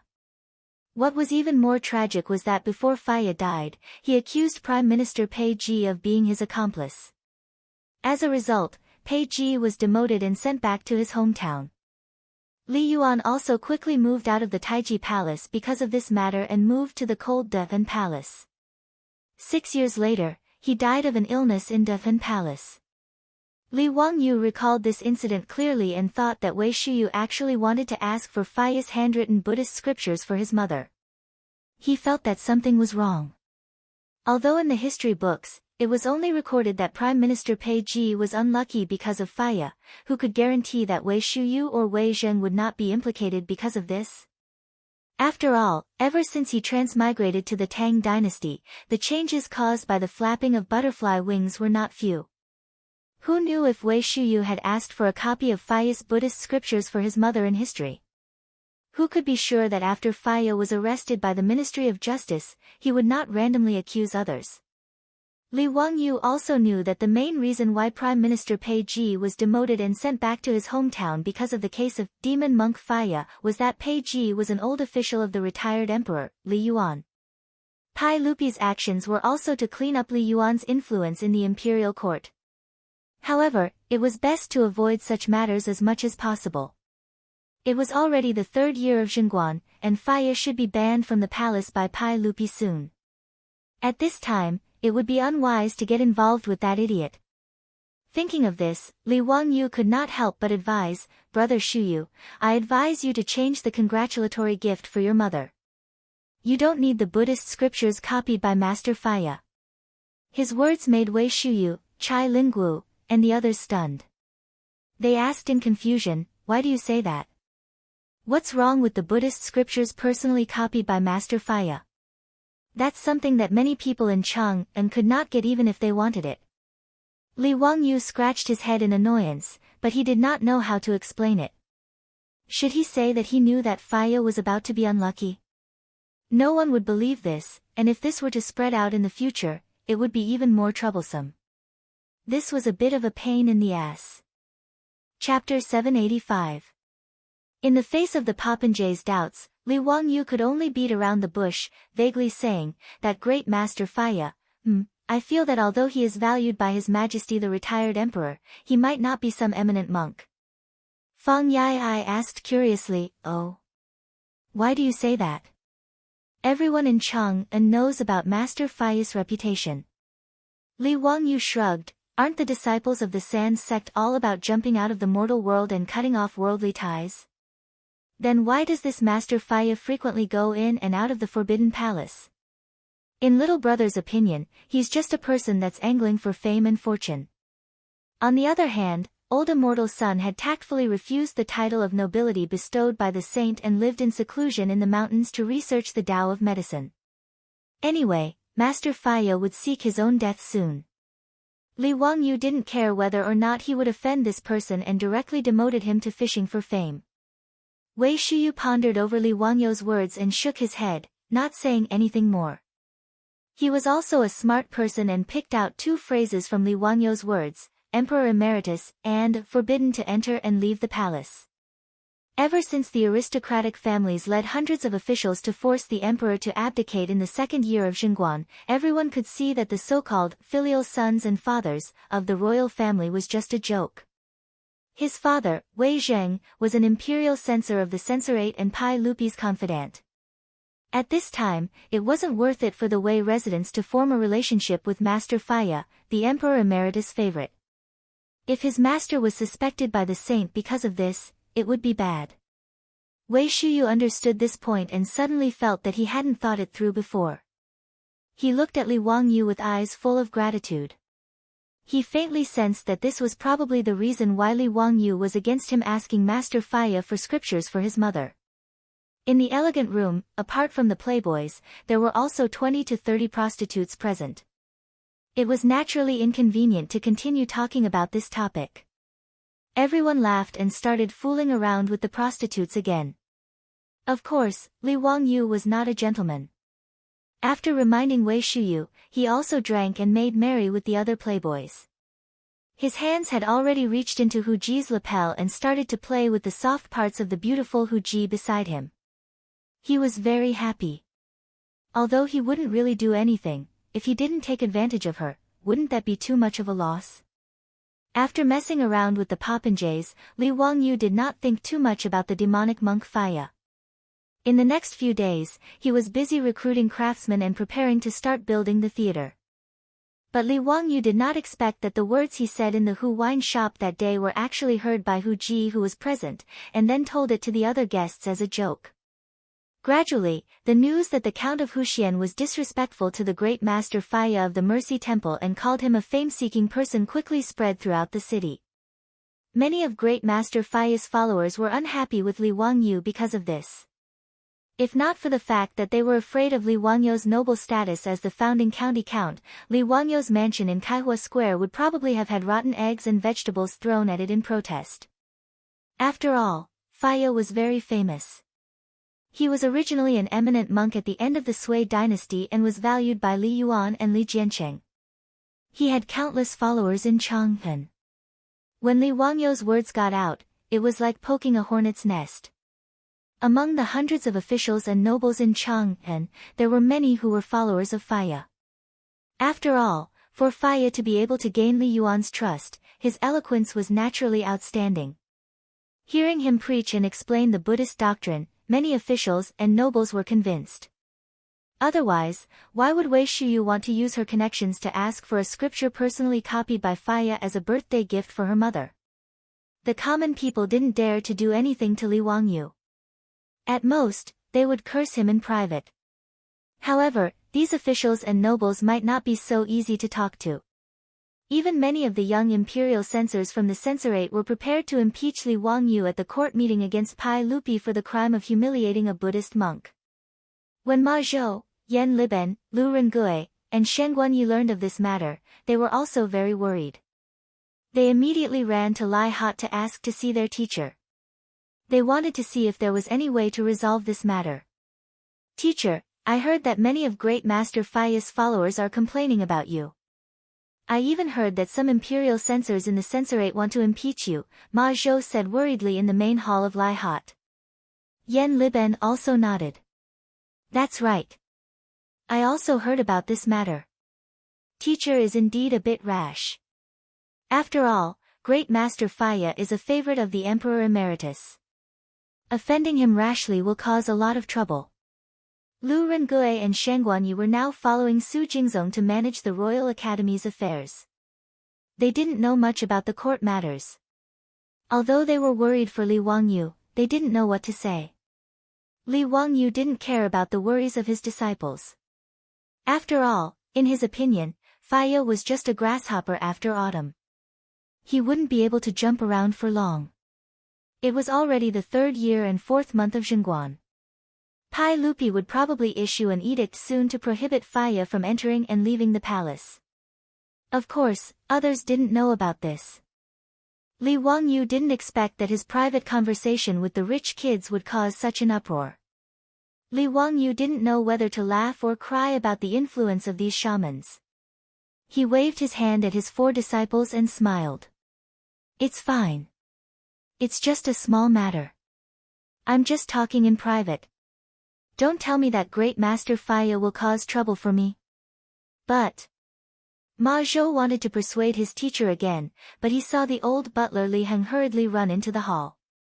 Lang Jun, Great Master Faya of the Mercy Temple requests an audience. Li Heng's words stunned Li Wangyu. What did Great Master Faya mean by coming to his residence? Did he really come to reason with him just because he said in private that Great Master Faya was fishing for fame? No wonder this guy would seek his own death. His EQ was indeed worrying. Li Wangyu pondered for a moment and nodded at Li Heng. Invite Great Master Faya in. The old butler Li Heng continued. Lang Jun, Pei Sikong and Duke Song also came with Great Master Faya. Li Wangyu was stunned again. Pei Ji and Xiao Yu also came. What were they trying to do? Were they here to support Great Master Faya? What made Li Wangyu speechless was that it was one thing for Pei Ji to come. In any case, just by looking at how this guy was bitten and dragged into the water by Great Master Faya, he knew that the two had a deep relationship. It was the kind of evil that he brought upon himself. But why did Xiao Yu come? The old man's pneumonia back then was cured by him and Lu Shenwei. There was still a relationship between the two parties. Li Wangyu immediately understood something. Whether it was Pei Ji or Xiao Yu, they were both Li Yuan's old officials. He had scolded Great Master Faya. Presumably, Li Yuan would be very unhappy about it, right? Pei Ji and Xiao Yu might have accompanied Great Master Faya at Li Yuan's behest. On a deeper level of thinking, even though he was Pai Lupi's confidant, he had scolded Great Master Faya. He was afraid that Li Yuan would misunderstand that he had said what he had said at Pai Lupi's behest. Understanding this, Li Wangyu felt very helpless. What kind of nonsense was this? Chapter 786. Li Wangyu was sick of this, but he couldn't refuse to see Pei Ji and Xiao Yu. He could only have the old butler Li Heng invite Faya and the others into the residence. Not long after, Li Heng respectfully invited Pei Ji and Xiao Yu into the main hall. As for the white-bearded old monk beside them, he was obviously Faya. Just from appearance alone, Li Wangyu had to admit that this monk Faya indeed had the appearance of an enlightened senior monk. He looked to have a very pure and tranquil aura. It was no wonder that he was able to obtain Li Yuan and Li Jianqing's trust. If Li Wangyu didn't know about Faya's absurd actions, he might have been fooled by him. Although he knew that Faya had brought Pei Ji and Xiao Yu here to cause trouble for him, Li Wangyu could only pretend that he didn't know and greet the 3 of them politely. Greetings to Pei Sikong, Elder Xiao, this master must be Master Faya. It's an honor to meet you. Pei Ji wasn't familiar with Li Wangyu and had only seen him at court. They didn't have much of a relationship, so he only greeted Li Wangyu very calmly. Xiao Yu, on the other hand, had an awkward expression. After greeting Li Wangyu, he didn't say much. It was obvious that coming to Lai Hot to denounce Faya wasn't his original intention. The truth was indeed so. When the monk Faya found out that Li Wangyu, the county count of Huxian, evaluated him as someone who was fishing for fame, he immediately flew into a rage. He immediately ran to Taiji Palace to seek an audience with Li Yuan, hoping that Li Yuan would uphold justice for him. When Li Yuan heard about this, he naturally wasn't happy. He directly sent a message to Pei Ji and Xiao Yu, asking them to accompany Faya to the county count's manor to denounce Faya and demand an explanation. Xiao Yu and Li Wangyu were friends and naturally didn't want to get involved in this kind of mess. However, he couldn't go against the will of the Emperor Emeritus, so he could only reluctantly follow Pei Ji and Faya to the county count's manor. As for Faya, he bowed with one hand. Amitba, poor monk greets County Earl. However, I'm afraid that County Count Huxian's I'm looking forward to meeting you for a long time, isn't that a lie? When Li Wangyu heard this, he couldn't help but be astonished. Was Faya's EQ really that low? She was just being polite and courteous, but he actually made things difficult for her as soon as they met. Even if she had said in private that he was fishing for fame, it wouldn't make him fall out with her like this, right? No matter what, he was still the founding county earl of the Tang dynasty, while Faya was just a monk. Their statuses were not equal at all. Could it be that Faya had inflated to such an extent because of Li Yuan's favor? Li Wangyu thought about it again, but he was not surprised. This brainless monk, even after Li Er revoked his right to enter and leave the imperial palace, he still held a grudge and spread rumors everywhere. So it was normal for him to attack a small county earl who founded the country. When Li Wangyu thought about this, he couldn't be bothered to lower himself to Faya's level, so he smiled and didn't say anything. On the other hand, when Ma Xizhou and the others heard Faya's words, their faces were filled with dissatisfaction. Li Wangyu invited Faya, Pei Ji, and Xiao Yu to take a seat in the main hall before ordering people to serve them tea and snacks. Only then did he smile at the three of them and say, "May I know why the three of you have graced me with your presence?" Xiao Yu calmly sat at the side and stared at the teacup in his hand, as if he could see a flower in it. Pei Ji coughed lightly and said, "County Earl Hu, we took the liberty to visit today because there have been many rumors recently that County Earl Hu seems to have misunderstood Master Faya. That's why I shamelessly accompanied Master Faya here with Master Xiao to clarify this matter." Before Li Wangyu could say anything, Faya rudely interrupted Pei Ji and asked, "County Earl Hu, poor monk heard that you said that poor monk was someone who fished for fame. Is that true?"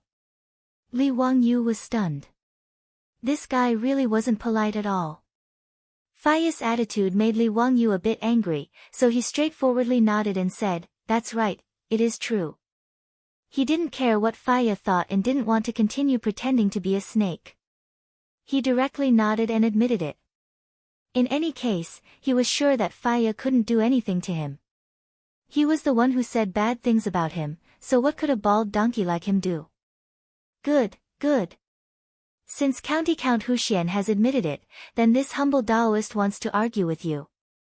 Faya was so angry that his beard trembled. He pointed at Li Wangyu and said angrily. Li Wangyu originally didn't want to bother with him, but seeing him like this, he thought of an elegant story between Su Dongpa and Buddhist Master Foyan in history.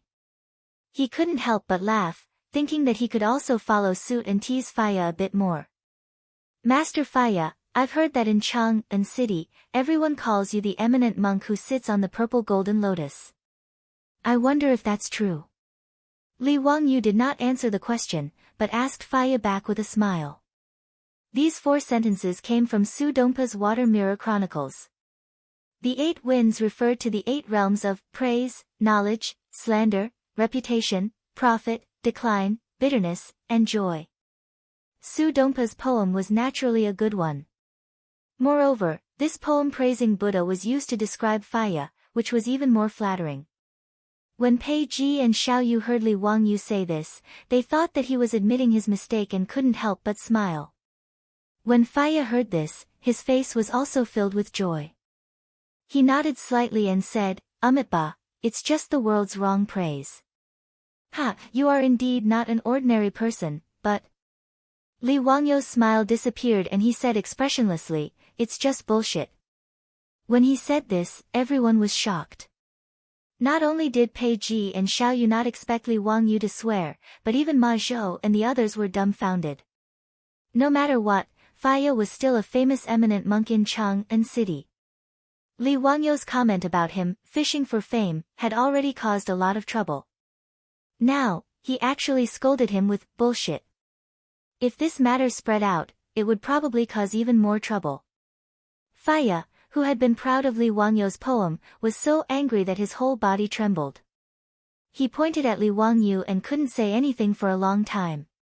When had he ever been insulted like this to his face? Since you are unmoved by the 8 winds, why is it that my casual comment about fishing for fame blew you from Mercy Temple to my residence? What kind of logic is this? Aren't these words bullshit? Faya froze when he heard this and his old face turned red. If Faya was really a cultivator of the Tao, he naturally shouldn't say anything more. Leaving obediently was the right thing to do.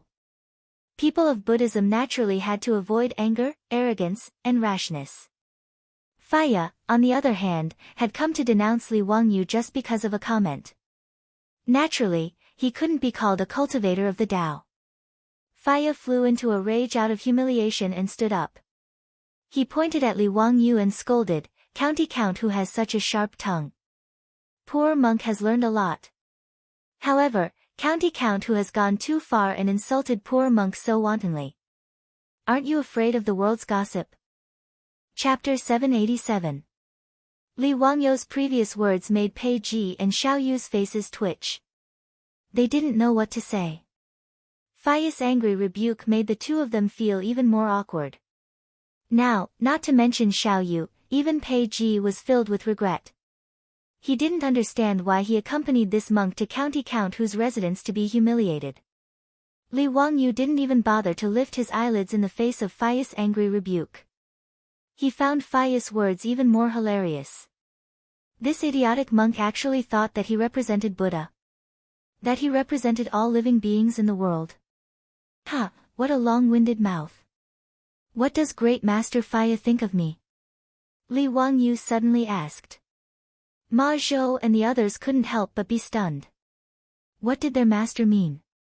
You've already scolded Faya for farting, yet you're still asking Faya how he thinks of you?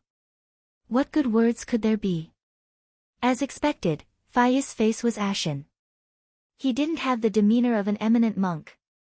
He flung his robe and said angrily, "Humph, poor monk County Count who is just an arrogant brat with glib words. He's not human." These words completely shed all pretense of cordiality. Since Li Wangyou had already scolded him for farting, Faya naturally had to scold him back, angrily saying that Li Wangyou wasn't human. Ma Zhou and the others heard this and glared at Faya. With Faya's status, it was too arrogant for him to say such words. Even Pei Ji and Xiao Yu had ugly expressions. They felt that Great Master Faya really didn't know when to back down. Pei Ji was still thinking that he had to persuade the retired emperor not to come into contact with a monk like Faya in the future. Li Wangyou didn't get angry at all. Instead, he laughed loudly. "Ha, I think Great Master Faya is like a Buddha." Everyone was stunned again. They didn't understand what Li Wangyou meant. Great Master Faya had already scolded you for being inhuman, yet Li Wangyou still said that Great Master Faya was like a Buddha? Could it be that he felt that saying, farting, was too much and wanted to say something nice to salvage their relationship? Ma Zhou was displeased and asked directly, "Teacher, what do you mean by that?" Li Wangyou winked at his disciple and said with a smile, "Bin Wang, do you know what is the most important thing for those who practice Zen?" Ma Zhou did not understand.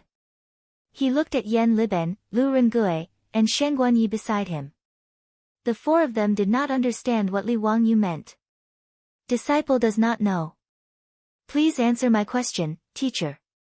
Li Wangyou said with a laugh, "See your nature clearly, point straight to your heart. What you have in your heart is what you have in your eyes. Therefore, in my opinion, Master Faya is a Buddha, while in Master Faya's opinion, I am an arrogant and inhuman person." As soon as he said this, everyone in the hall was shocked.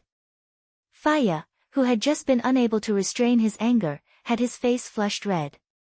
He opened his mouth but was unable to say anything. As for Pei Ji and Xiao Yu, their gazes towards Faya were even stranger. After a long while, it was Pei Ji who coughed softly and cupped his hands towards Li Wangyu, County Count who, today's matter was abrupt. Ah, I am ashamed. I still have other matters to attend to and will not stay any longer. Farewell. Xiao Yu naturally stood up and bowed towards Li Wangyu to bid farewell. Accompanying Faya on this trip today, he felt that he had lost all his face. At this moment, Faya did not dare to say anything more and could only leave with Pei Ji and Xiao Yu. When Pei Ji and the others left, Ma Zhou, Yan Liben, and the others almost laughed out loud. As for Li Wangyu, this little division commander, he was filled with even more admiration. Their teacher's mouth was really unforgiving. He actually used Buddhist etiquette and beat around the bush to scold Faya, the famous senior monk of Chang'an City. It was really satisfying to the extreme. However, while it was satisfying, Ma Zhou and the others were still faintly worried. After all, Faya's influence in Chang'an City was not small. Many nobles were believers of Faya. Previously, their teacher had only said that he was fishing for fame, and it had already caused quite a stir. Today, their teacher had scolded him again. It would probably cause even more trouble. On the other hand, Faya had come to denounce him but had been rendered speechless by Li Wangyu. This made Faya feel even more resentful. He silently returned to the Mercy Temple and kept thinking about how to take revenge on Li Wangyu. However, Ma Zhou and the others did not expect that before Faya could make things difficult for Li Wangyu again, Pai Lupi had found out about his private conversation with Li Yuan. In his fury, Pai Lupi immediately issued a decree forbidding Faya of the Mercy Temple from entering the Forbidden Palace. Faya was actually forbidden from entering the Forbidden Palace by the saint. This matter immediately exploded in Chang'an City. Those nobles who were prepared to make things difficult for Li Wangyu because Li Wangyu had humiliated Faya all kept their mouths shut. The censor who wanted to impeach Li Wangyu directly tore the memorial he had written to pieces. No one was a fool. At this moment, they could all see that Faya of the Mercy Temple was in big trouble this time. However, different from the original history, the officials and nobles all connected the matter of Faya being forbidden from entering the palace to the retired emperor. In the eyes of the nobles, this was purely the saint standing up for his nephew, Li Wangyu, the Count of Huxian. Not only did the officials think so, but Faya also thought so. This made Faya even more furious, and he became jealous of both Pai Lupi and Li Wangyu. As the saying goes, one can defy the evils of heaven, but one cannot survive the evils of one's own making. The brainless Faya took bigger and bigger steps on the road to death. After that, he caused all kinds of waves. Not only did he drag Pei Ji down, but he also dragged many people down with him. This was also a variable that Li Wangyu did not expect. However, this was all for later. Let's not talk about it for now. After Li Wangyu sent Faya away, he did not take this person to heart. After all, he still had many things to do. How could he have the time to care about what Faya was thinking? There was good news from the Duke's side. According to the approximate location that Li Wangyu had circled on the map for them, the craftsmen sent by the Duke's public house to explore the mines had already discovered a few lime mines. These lime mines were almost all located in barren mountains. Qing Yaojin and the others did not spend much effort to buy these mountains from Yang Quan. Now, they had begun to recruit craftsmen wantonly and were preparing to open the mines. In fact, Li Wangyu was the most concerned about the construction of the theater. After all, this matter concerned his sexual happiness, so naturally, Li Wangyu was full of enthusiasm as if he had been injected with chicken blood. The house that he bought from the Chang'an county government was razed to the ground in less than 2 days. The craftsmen that Li Wangyu had recruited had also begun to enter the site and start construction according to his drawings. With the help of cement and the small amount of work, the craftsmen estimated that they would be able to complete the construction of the theater in about a month. After dealing with all these matters, Li Wangyu returned to Dingzhou village and prepared to give the phone to Aphrodite. Of course, the premise was that he had taken the blonde girl as his wife. This was what Li Wangyu was looking forward to the most. Chapter 788. On this day, In the Huxian County Count's mansion, everyone, including the old butler Li Heng, Niu Yong, Niu Wu, and the maids, were shocked to find that their Lang Jun seemed to be a little different. He was trying to please Lady Su to the extreme. Even Su Changqing's personal maid was chased far away by Li Wangyu. She was like a servant in the mansion, very attentively following Su Changqing around, asking about his well-being and serving him attentively. Everyone looked at each other in dismay. They couldn't understand what was wrong with their Lang Jun. In the past, although their Lang Jun respected Lady Su, he didn't flatter her like this, even deliberately trying to please her.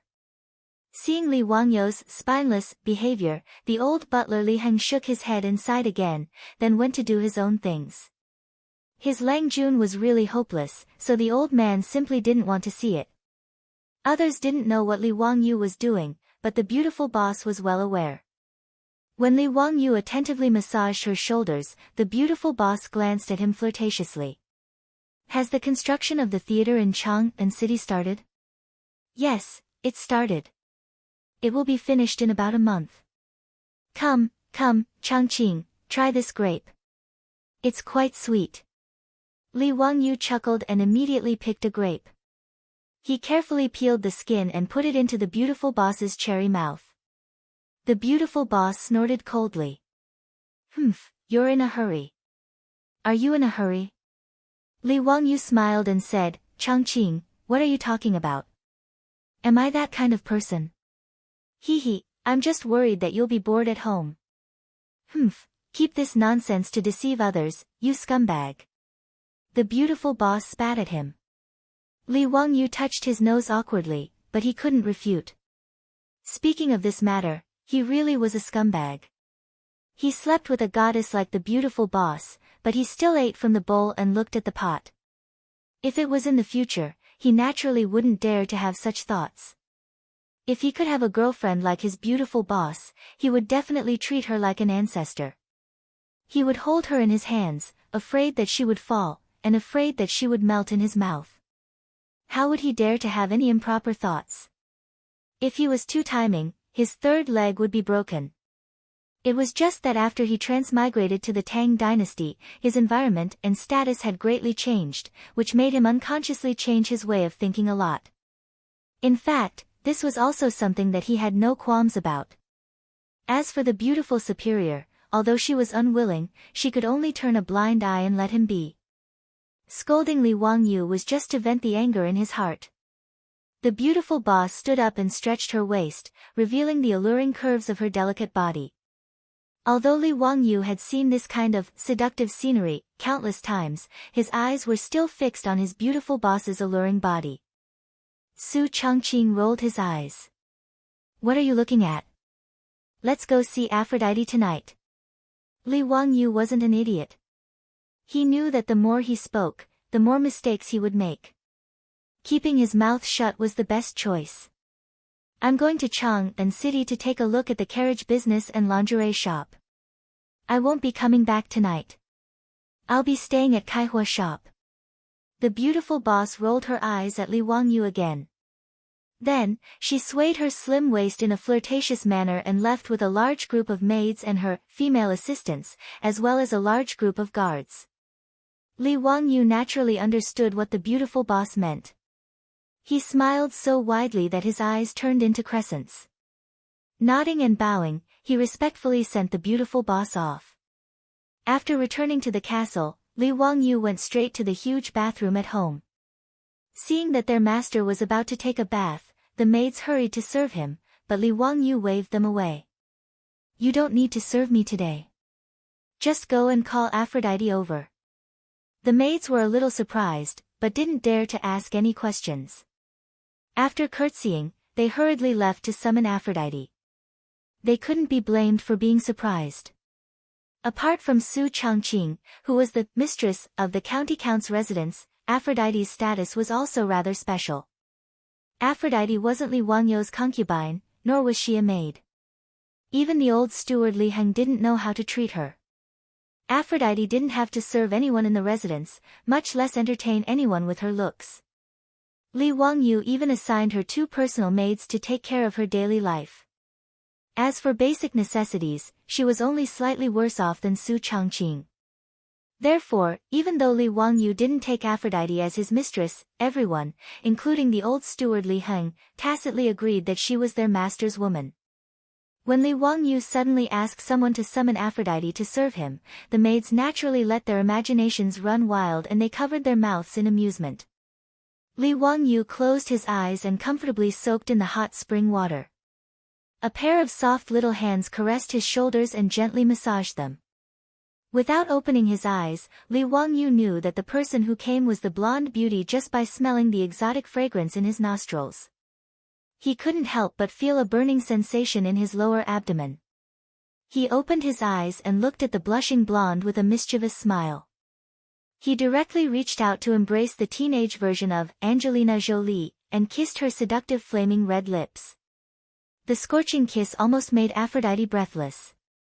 After their lips parted, the blonde beauty's towering breasts heaved up and down violently. "Master, I..." Aphrodite's heart was beating wildly. Just as she was about to speak, Li Wangyu pulled her into the water, causing her to cry out in shock. After falling into the water, the silk dress became almost transparent and clung tightly to her delicate body. The clothes that were covered in water droplets and the faintly discernible devilish figure made Li Wangyu howl like a wolf. In the huge Turkish bathroom in the Count's mansion, soft moaning sounds rang out for nearly an hour. Several maids from Lai Hot stood guard outside the bathroom door with flushed faces. They naturally knew what was happening in the bathroom. In fact, many of the maids who felt that they were pretty were very jealous that Aphrodite could be favored by their master. If Li Wangyu wanted these maids, he didn't need to use force at all. All he had to do was beckon with his finger and the hundreds of beautiful maids in the mansion would probably line up to climb onto Li Wangyu's bed. However, if that was really the case, Li Wangyu would probably die in less than 3 months and announce the end of their transmigration journey. After an extremely erotic bath, a satisfied Li Wangyu held Aphrodite's hand and led her to his study in the castle. He chuckled and was about to push her into his room. Aphrodite ignored the discomfort in her body and waved her hands repeatedly to refuse. "Master, why did you bring me to the study? Big sister Changqing has instructed that apart from you and her, no one else is allowed to enter this study." "I can't." Li Wangyu laughed out loud and reached out to scratch her perky nose. "Little fool, I brought you here naturally because I received Changqing's permission. From now on, there will be one more person who can enter this study." Upon hearing this, Aphrodite gasped and covered her mouth with both hands in disbelief.